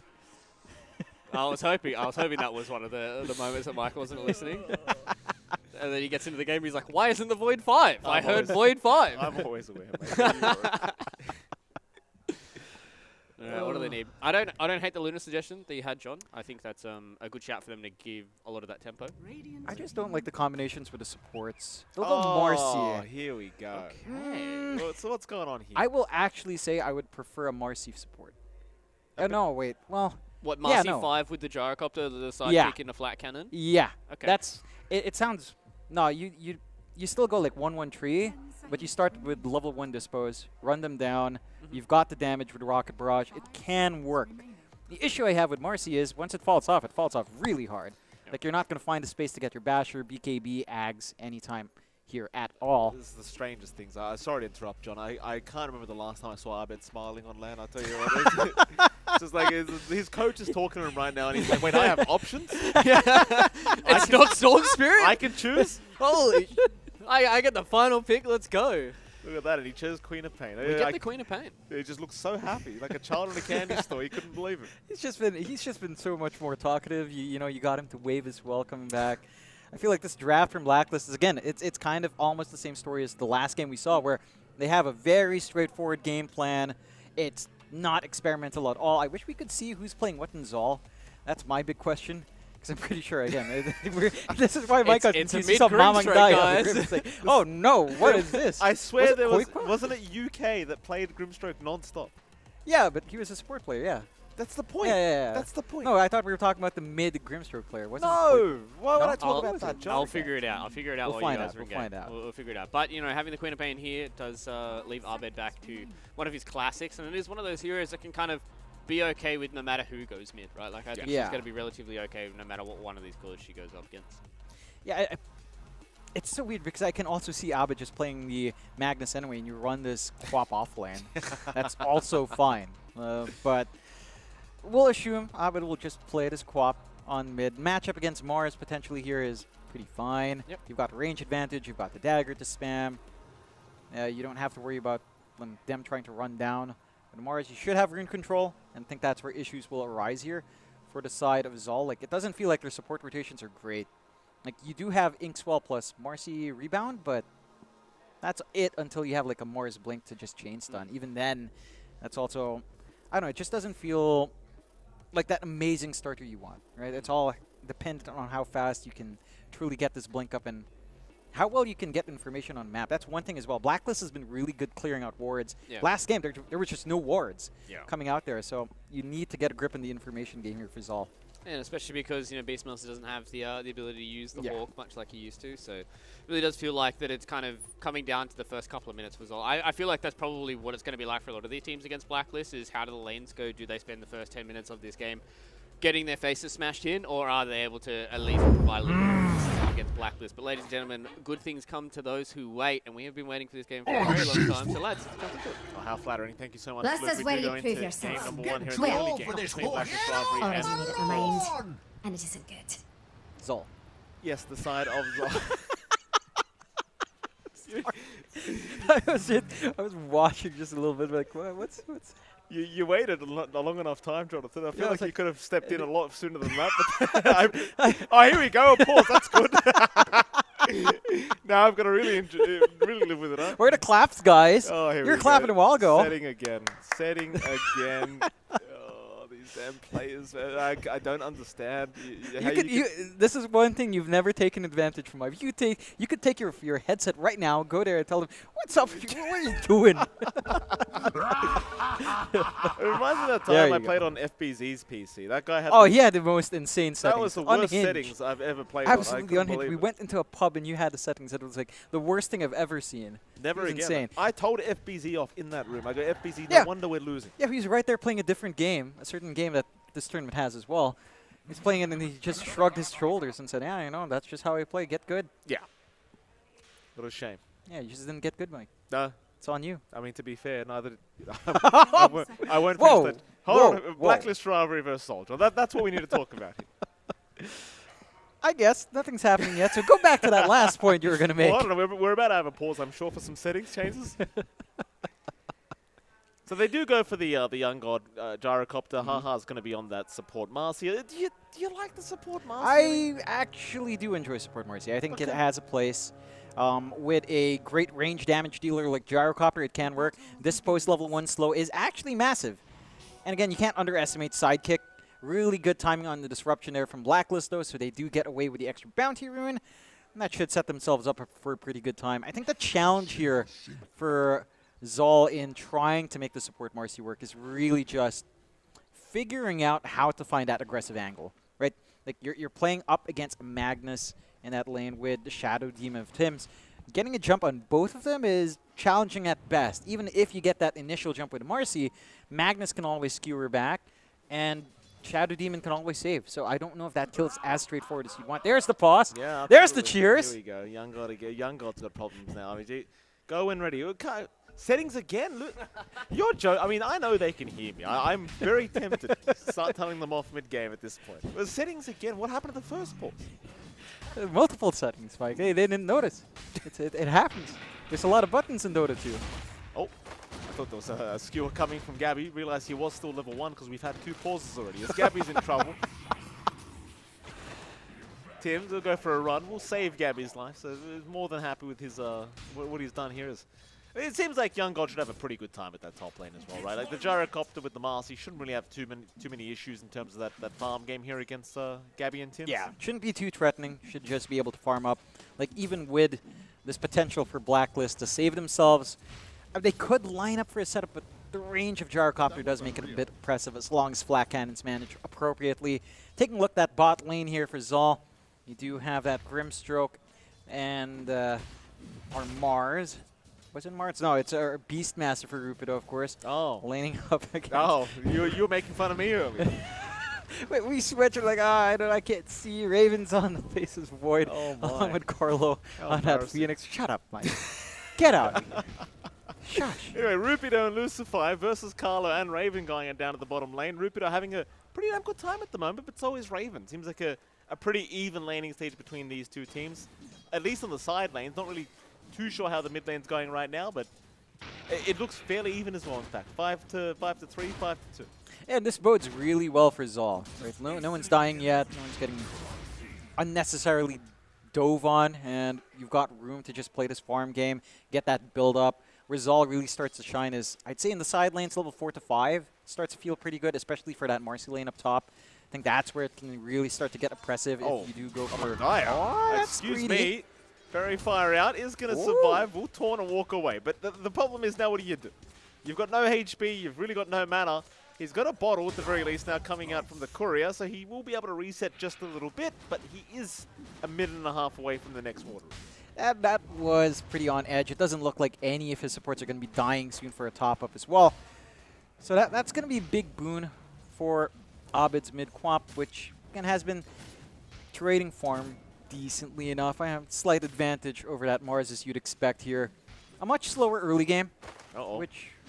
Eventually going to get punished here by Abed, and it's kind of the thing. You can't leave the lane, but at the same time, you can't stay in the lane. His best option was probably to die, but then he gave first blood away to Abed. So it's a pretty rough kind of set of options here for Among Dai. There was really no winning that situation, and sadly, he does end up losing. Yeah, it's a nice pickup for Abed. Timing is not close to any of the ruins, so you do have time to try to contest a top-up here for Abed coming out for Maming Daya.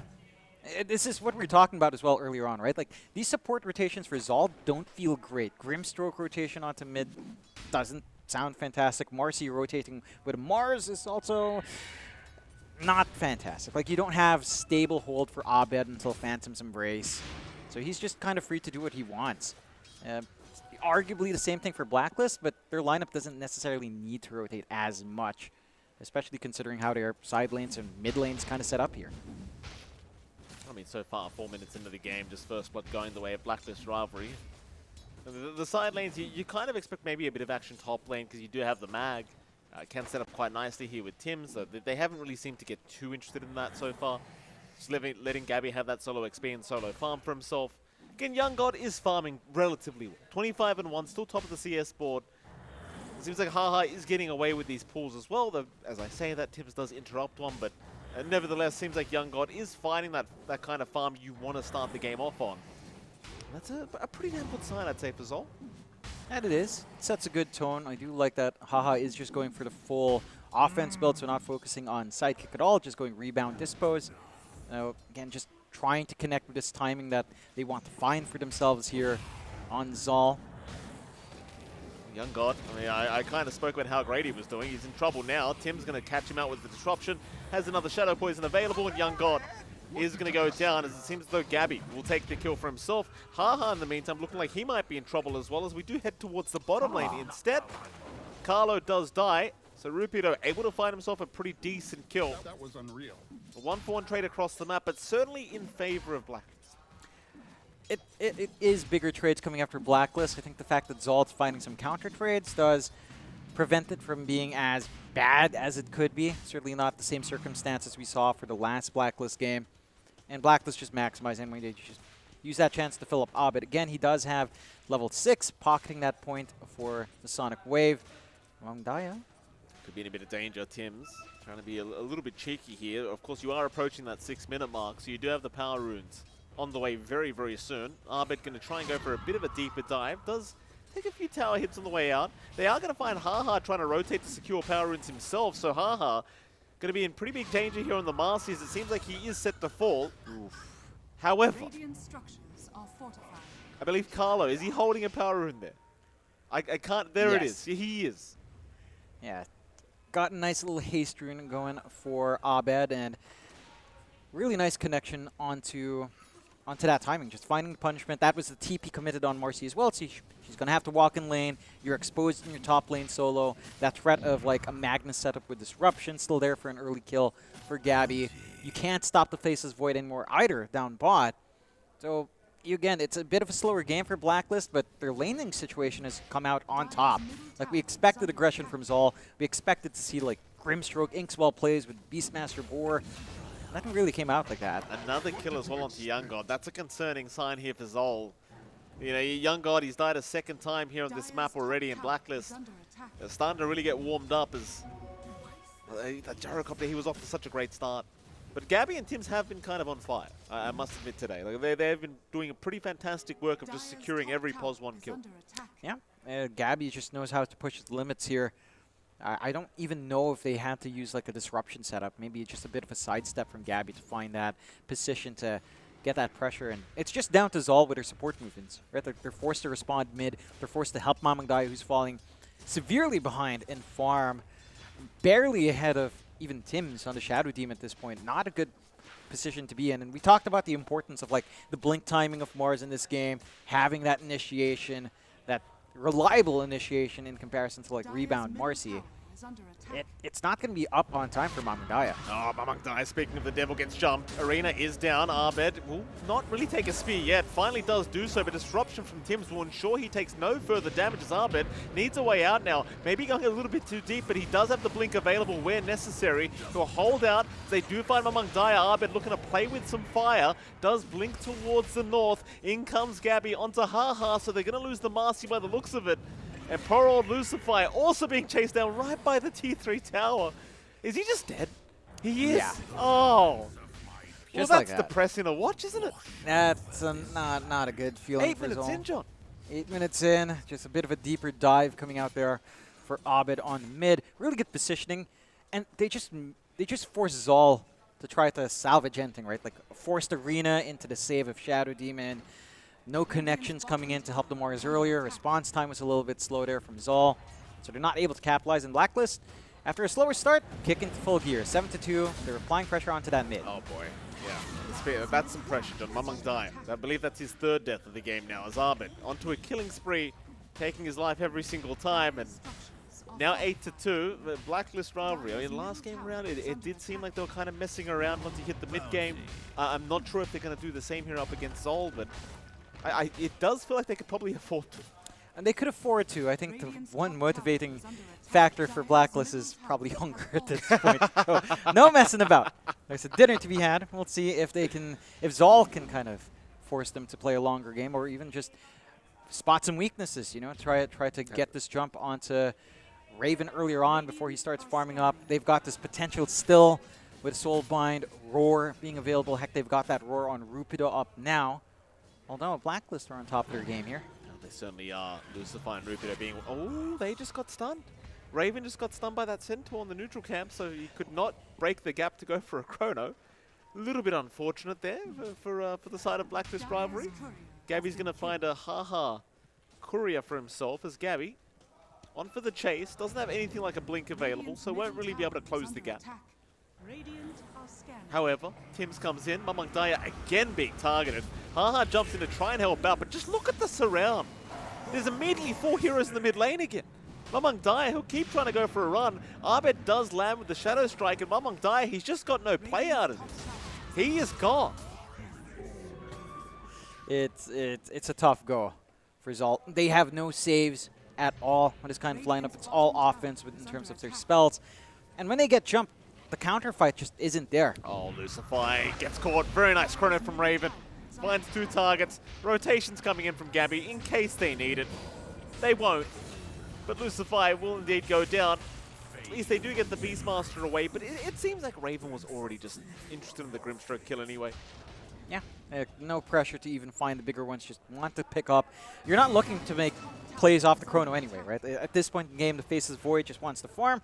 So if you see a simple support kill, you go for it. It's some GPM going into your pocket, and that's more than enough. Tims has been a menace, just scouting out with these Shadow Poisons, and just gives so many openings out. Arbet does get caught in an arena. They're even going to drop the call down here. The disruption is going to save from Tims. Arbet buying even more time now as the Sonic Wave does fly out. Yikes. Gabby kind of misses out for an RP opportunity. In fact, he ran out of mana. It won't matter though. They are still just cleaning up. Arbet picks up 1. He'll pick up a 2nd. They never find the cop. It's always just bait. And oh, not Mamang Daya. Yeah. Not poor old Mamang Daya. I can't see it again. You will see it again. Yeah, it sure feels that way. Mamang Daya gets caught, and of course, it seems as though it's going to be Arbet to take it. In fact, Tims will take it for himself. Arbet, he's feeling charitable to his supports today. Yeah, you know, he heard Tims yelling a while ago. he wants to appease our businessman here, and that is a really, again, beautiful position out from Blacklist. Scouting forward with Shadow Poison, jumping in with a pop fearlessly just because they only have 1 save. It's just disruption. They need to be able to find his backline on Zol, but again, it just doesn't feel like you have these openings. Rebound's not long enough to reach the back line. Blink still isn't up. And you're dragging Young God into these. Gets caught out. They'll drop the egg immediately. Just absolutely zero messing around. They'll try to TP in and help out Rupido, but he is just as good as dead. Bringing in more numbers. They are trying. They are trying to fight back as Tims will go down. But now Haha's in trouble. Haha looking like he might just burn out to the sun. Arbet will move back in, and Haha is gone. Unstoppable spree now for Arbet as he's onto Lucifer now, seeing another target. He's out of mana though. Arbet, I think you need to retreat. That's enough. I mean, he tried to really push the limits, tread swapping, getting a good use of the wand off, not quite enough. Side of Zol, again, it just feels like these responses didn't need to happen. Right? Like they were diving earlier, they already basically had that kill, and then the TP came in from Haha. So it didn't feel like it needed to be done. You need to be able to take these losses, just use that space elsewhere, you know, just use it, just stop making this gap wider than it should be. But that is easier to say in hindsight. You're trying to look for opportunities as well. As we mentioned, what Zol needs to do is look for weaknesses in Blacklist, and so far it's just really, it has felt impossible to find or decode whatever openings they might have. Another aggressive smoke out here from Blacklist on the hunt. Young God, he knows they're coming to. He feels it. Smoke will break. Tim's, oh, I don't believe he saw him, but disruption. Oh, he gets it. No, man. Boy. You can hear the groans from across the wall there. He was, I don't believe Young God was too happy about that. And I don't quite blame him. Jonathan, my keyboard would have gone through the monitor had that happened to me. Yeah, it's very true. Yeah. You could grab yourself a new Predator monitor, of course. Oh, off the back of absolutely. that. Nothing less. Tim gets caught out. Problem is now Gabby's in. Is about to drop by the looks of it, and even Raven shows up. Why the hell not? He wants to be part of the party too. Lucify will go down. In they go for another. Mamang Dai will drop. You know, Jonathan, I don't tend to say this early. But it's 19-4 with a 9k advantage.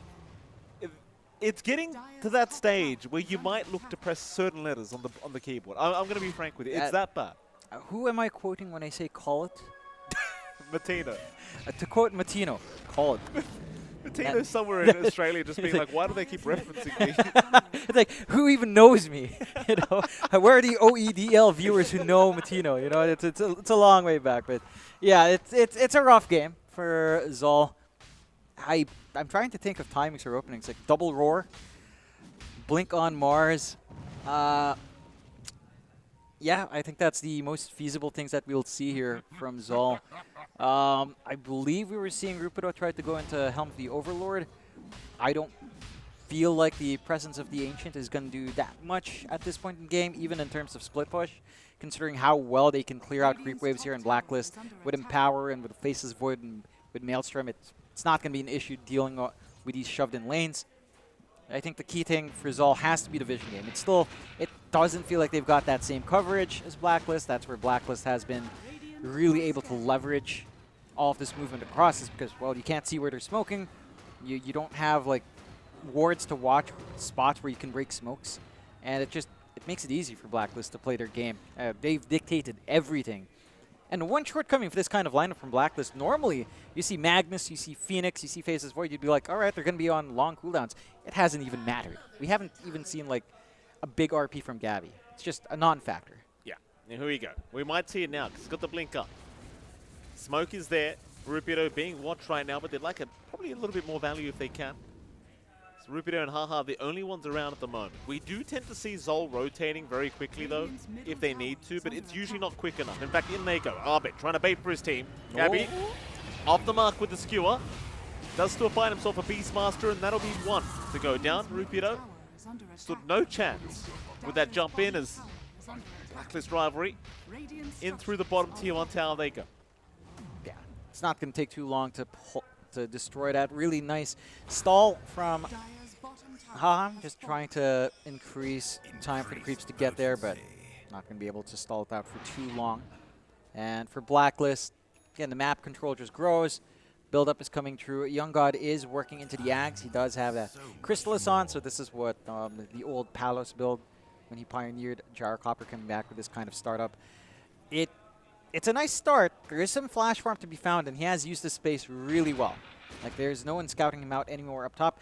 The same area where he was caught out, Blacklist has not really chosen to shift gears there, although they were smoking on Zol. Oh, Rupido's in trouble. I mean, they know exactly where Blacklist are at the moment because their Beastmaster is currently getting jumped. Rupido is gone. Arvid onto a monster kill. It's like you smoked, but it doesn't seem like you're actually going to get much done with that smoke, sadly. In fact, Blacklist Rivalry are running at them again. They've spotted out Young God at the top lane. They are rushing towards him on the Gyrocopter as we speak. In fact, they might just find him by the looks of it. Young God, he's been protected by Lucify. So Lucify might be just prepped to tank the gank here for his Gyrocopter. Arbed gonna get silenced up. Mamang Dai, he's in with the Arena Spear. This could be the big one. Arbed finally goes down. That's a huge amount of gold going the way of Young God. Can they get a little bit more? Oh, Raven, he's gonna move in. Haha is the target. Gabby meanwhile looking for a little bit more. Is gonna find Lucify. Still find themselves a double kind of support pick off here. Nobody else. But getting Arbit like that, that's a lot of gold there to Young God. I think you'll be quite happy with that. That it is. Just a little bit too far. Really good position for Mamang Dai to get that arena. Forces Tims to be too far off for the Saber Disruption. So if you can't kill that Shadow Demon, just increasing the gap does the same job, and that is a little bit of breathing room for Zol. It doesn't feel like nearly enough. I feel like you need to find that kind of kill twice over, maybe even thrice over for you to be comfy as Roche is lined up here for Blacklist. It's not the quickest Roche, but there's certainly no contest here as well. I do love to see you here into the Roshan pit. Poor old Roshan getting bashed to death here by Gabby. You know, this camera angle, it just looks like bullying. Yeah. It doesn't look nice for Roshan. That's what it is, Jonathan. It is bullying. There's no two ways about it. He's wearing Santa hats, just trying to be cheerful, you know? Yeah, they couldn't give the guy a Christmas tree or something in the background? No. A Roshan pit, you know, maybe a few presents here and there? No. No? That's why he's upset. I suppose so. It's fair. Zol, 11k behind. They're still in the game. Young God is third in net worth at the moment, so he's not too far off the mark here. The problem is you've got basically Gabby playing +1 again for Blacklist. He's top of the net worth pool along with Raven. You're going up against the Void, who's just never going to be out of fashion when it comes to a game because he's got Chrono available all the time. It's a bit of a rough kind of situation here if you are Zol, but I think props to them for remaining in the game and continuing to try. I mean, Blacklist, they could definitely look to make a huge mistake here against Zol that gives them a chance back into the game, but see if that does end up happening. I think with this Gyrocopter getting into this much farm, there is a point where his itemization can kind of leverage through. Like, say you get the Ag Satanic timing, you manage to pop Satanic before Chrono. It starts to feel mildly manageable. It's all down to positioning for Zol. They've got to be able to kind of protect Rupido, get that roar off, always have it on hand to kind of deal with either the Magnus or the Faceless Void, or even just holding down a Quap. It's your most stable stun. If they can at least keep some of those tools on hand to counteract when Raven comes in, I mean, he's going into the BKB now, so he's not going to be as concerned. But while that BKB is down, or if they manage to force an early use, you will have answers for him. Even just holding on to the roar, you will always have a stable answer for that jump that Blacklist is looking for. Still, though, they've got room to just clear out top. Zol will be forced to use another Fortify out as mid is also getting shoved in slightly, but you're not going to mind that. With Fortify down, tier 2 to be taken, you've got the opportunity to go high ground with the Aegis. You've got a chance to just clear out these tier 2s. And Zol, I mean, they just need more time. You know, they need more of those solo pickoffs. And again, Blacklist, they've kind of tightened up that gameplay in comparison to the last series up against Whoops. Absolutely. Blacklist rivalry looking to high ground already. 21 minutes into the game. Onto that tier 3 top tower. Aegis is up on Raven, so it's going to be quite hard to deal with it. Also has the Mjolnir available, so has plenty of damage now on that Chrono of his. Blacklist. I mean, you've said it multiple times. They are hungry boys right now, so they are looking to try and put it into the game whenever they can. So that is the one big advantage Zol has. Maybe they ate before this game, and perhaps they're just more than happy to play the drag-out kind of game here between these two. As among Dyer, maybe looking for a little bit of an angle here for a spear back, but won't find it. In fact, Gabby looking for a skewer back now on the Mars. Has caught him. Oh, no. Gabby, the BKB, just trying, I suppose, is the way to put it. Could have gone for the RP, but decides better off. Yeah, preemptive BKB use. I don't think it's too bad, although leaves them a little bit short for this high ground. We'll see if Zol will try to take advantage of this one.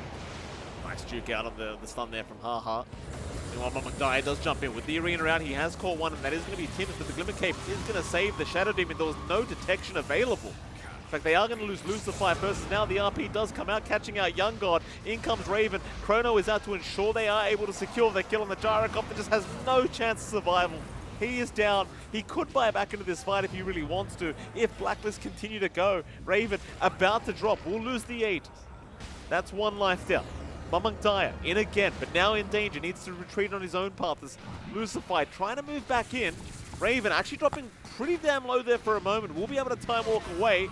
They are still trying for the Void. Zol really trying to make use of these buybacks being committed. Young God, though, has to be so cautious with his own life, because if he dies back, it could just be it. Gabby onto the Beastmaster. He's found another. It'll be Rupido down without buyback available. Onto Haha they go. Haha, he's been poisoned up, but they'll let him go. They won't dive too deep. They just want the T3 tower first. And they'll have it. That's off the gas out of the tank for Zol. All their spells have been expended. They still have Soulbind, but no Roar. Oh, and there goes the skill back again from Gabby. He's found the Grimstroke once again. Lucify is down. Gabby will dive forward. It seems as though Zol want to try and pressure. Well, everyone's really low back. Raven. Raven does go down to boot. This is the fight they wanted. The one they really wanted as Tims will drop to boot. 3 down. Young God to pick up all the kills. That's huge. All off the back of a really aggressive play from Gabby, trying to go for that blink. I get it, you know, like they know these spells are down. They don't respect the output. Again, we're starting to see the effects of like the sidekick plus the Ags plus the damage output coming out on Young God. Like it is substantial when he pops that flat can and just hits away. And these fights have been dragging on for quite a while. That there was no chance to fully recover in Blacklist. They're using Sunray mainly offensively, so not able to really line up for a reset. This buys time for Zol. Still a 12k lead coming out for Blacklist. So all things considered, still in heavy control of this match so far. But there are some shining moments for Zol, at the very least. I'm a little bit surprised that Young God is opting for the Sanj Yasha instead of something more substantial. Maybe a full Daedalus, or just like, say, a Butterfly even on top, just to speed up the attacks. I think the SNY is... It's a midway item, you know, it's like, yeah, stat resist is going to feel good, especially if you are worried about RP. But it also doesn't feel like it boosts his damage by enough. It took so long for them to get every hero on Blacklist that low. Just doesn't feel like you're going to be able to find that kind of prolonged fight again. Yeah, we'll see what happens. He is committed to the item, so see if it does pay off here. There's Blacklist Rivalry moving up north once again. Zol not going to be around that area. They're just hanging around the mid lane, grouping up, going for a 5-man smoke. I mean, after that last team fight, they might be feeling like they can take another one. Thing is, if you do lose a few too many bodies, like you don't have many buybacks available here. Only Haha has buyback available for the side of Zol, and Tims has buyback available for the side of Blacklist, but that's about it. Could be a pretty rough affair for the team that loses the first target first. In fact, they jump in. Tims again being caught out here on the Shadow Demon, but he is still alive as the Chrono from Raven holding down 3. Sonic Wave through, and now the RP out. Oh, the wombo combo. It is just absolutely delicious from Blacklist Rivalry. Young God, I mean, he's trying, but he's completely surrounded. There is just no chance. No. And that's finally all 3 spells connecting together in that medley that we expect here from Blacklist. Zol, they're really forcing themselves to try to take these fights. Right? Like there's overwhelming team fight in Blacklist. They've got basically just really good single target control in Zol, and that just doesn't measure enough. You know, you have to worry about Mag, you have to worry about Chrono, you have to try to save Beastmaster outside of Chrono. Once he uses his Roar, you're not going to be able to just sit back and wait for Soulbind, so you don't get that opportunity for an offensive double Roar. It's just a difficult game for Zol to find that angle back in. Like, even if you try to scale into this game now, I mean, sure, Gyrocopter can do a lot of damage, Marcy can become a secondary core and all of that, but you're talking about a team with Chrono, Egg, and RP. None of these spells become irrelevant as the game goes on. Absolutely not. Among Dyer. Trying to delay this push as much as possible, but Raven's going to move in anyway, off the back of Carlo's healing. But you don't have the Aegis this time around, but it still seems as though Blacklist are more than happy to start to move in, understanding at least Young God is down for another 20. With no buyback available, if they find him one more time, could be as good as done. There is still an outer tier 2 tower down at that bottom lane, to be fair. Zol could certainly look to hold out much longer as Blacklist Rivalry. They are just going to move towards that area. So force out the glyph, go towards the bottom tier 2 tower, control that dire triangle, and or for Zol, they are just kind of stuck in their base. So trying to figure out a way back into this game. Seems like they might try the smoke route. We'll see if they do. Perhaps you just stand high ground and just wait the old-fashioned way, but seems as though they do need to kind of make a play, and they are going to go for the 5-man. Yeah, they've got that full Satanic up in Young God, so some of that sustain can kick through. Chrono's not going to be as big of a threat especially if, you know, you have Sidekick on you, you've got the flat cannon as well. So it's a little bit safer for Young God to try to play his game, and the issue now is the lack of info. They're smoking blind here. They certainly are. Abed was the closest target, but they barely miss out on him. He will blink away. Still leading the march. Mamang Dai now going to take over. Roshan still quite a bit away from respawning, just about a minute. Counter smoke now from Blacklist Rivalry. As 5, they'll head up towards the north, towards the twin gates of the Dire side. Zol still hanging around the area. Oh, big wraparound from Blacklist. Oh my goodness, they might just find Young God, and they do. They have found Young God, the first target. He's going to try and survive through it, but it's not looking too good as they just pop everything for him just to ensure he can't fight back. But what are you meant to do against that? They threw everything but the kitchen sink of this poor gyrocopter. And without him, they've got no hope. Nobody's left. There's no damage left. No. Oh, Tim's. Oh, I thought he had disruption. I thought he was just taunting him there for a moment. I mean, it's just down to this lack of vision. A great wraparound from Blacklist, no vision on that cliff area in the backside while they were wrapping towards the Roche ramp. And the punishment's severe. They find that big damage dealer. When you play Gyrocopter with Satanic, you want a prolonged fight. You know, you want a really long engagement just to leverage your healing, leverage your HP as a tradable resource that they can't trade back with you. And Blacklist just finds the right target at the right time. And options are limited for Zol. No arena on this respawn. They will have double roar. Perhaps they can try. They know Chrono, RP, Egg are down. They can get something done, but these racks don't take too long to fall here. Absolutely not. Mamangdaya going to try and jump in. Disruption is there to save Raven, who did get speed up for a moment, and now they'll just turn right back in onto the Mars. Keep in mind, you don't have all those big spells available right now, but it doesn't seem like Blacklist Rivalry really needed. It's a nice skewer from Gabby. Going to catch both supports. Haha and Lucifer both dropping here to Raven. Both supports down. It's now a 5v3 situation in the favor of Blacklist Rivalry. They'll get the mid-racks. They'll head back towards the T2 bottom tower, and they'll eventually just sort that out as well. Just no rush here for Blacklist. Yeah, this is a much more methodical game coming out from Blacklist in comparison to that game earlier up against Whoops. No messing around. Just going on the hunt, playing together as a unit, going for these objectives. And again, when you look at the timer, it doesn't feel like the fastest games, but it has been pretty much all Blacklist almost the entire time. Zol, their openings growing smaller. Their high ground defense, it's not bad, but it just doesn't measure to Chrono, Egg, RP. Like, one of these heroes has to fall for the equation on Zol to kind of equalize. And I just haven't seen them be able to find that backline. Like, you don't have that blink up yet for Rupido, so he can't open safely. They're mainly relying on Ha to just jump in on the Marcy. And again, it's just not the most reliable form of initiation. Then it is not. As all they're going to try and hide, or rather hold, this tier 2 bottom tower as Roshan does let out its roar, so they are very well aware that Blacklist Rivalry has started Roshan here.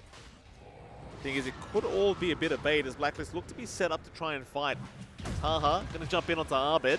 Abed, more than happy to frontline for his team, will go for a very short blink into a Sonic Wave, dragging them back. Here comes the rest of Blacklist. They'll melt Haha. A great skew out, catching both supports, and now the RP. Getting 3 targets. That's Mamangdaya down. That's going to be Young God down, and I think that's just the game gone, as GG is called. Chrono on his whole team, why the hell not for Raven? And that's it, boys. Blacklist Rivalry, undefeated here in the group stages. That's great news for this lineup, of course. A lot of pressure and just getting a smooth ride into those playoffs. And as top 1 in their group, they're going to be able to play in front of the crowd at least 1 match at minimum. So great news for this lineup that has had a pretty rocky history throughout a couple of iterations. Even this iteration, they did manage to go to a LAN, but again, the results there were not the best as well. And they do an amazing job. They certainly do. Yeah, they definitely did, boys, and they're able to, as you said, finish off the group stages with a clean slate, which is all exactly what we wanted coming out of Blacklist here, coming into these group stages.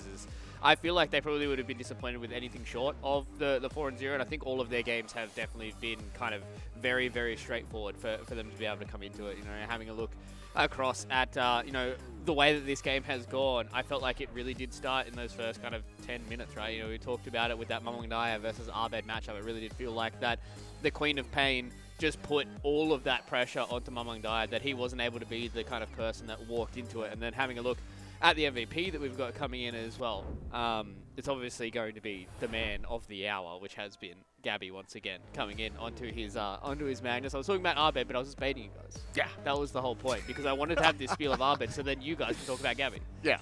Well, thank you for that, Fluke. It is indeed Gabby, match MVP. This guy's been fantastic. I feel like he's just playing POS 1 from POS 3, right? Like, it's just, he's always higher net worth than Raven. Yeah. He's always finding more kills than Raven. Yeah. This is just 2+1s, the classic Filipino stack. Pretty much, and he's managed to stick to this really aggressive style to a lot of success. I think the most impressive thing about Gabby has been his laning. Like, finding these solo kill opportunities while taking off doing, God knows what. It does work out. Like, he ends up forcing the support rotations elsewhere, and Gabby just manages to find that 1v1 to be his comfort spot. Just always finding that way to bully out. His decision-making as well in these fights, like preemptively BKBing, jumping in, like without using RP, sure it looks silly, but it saved RP for another usage. You know, it's just smart plays from Gabby.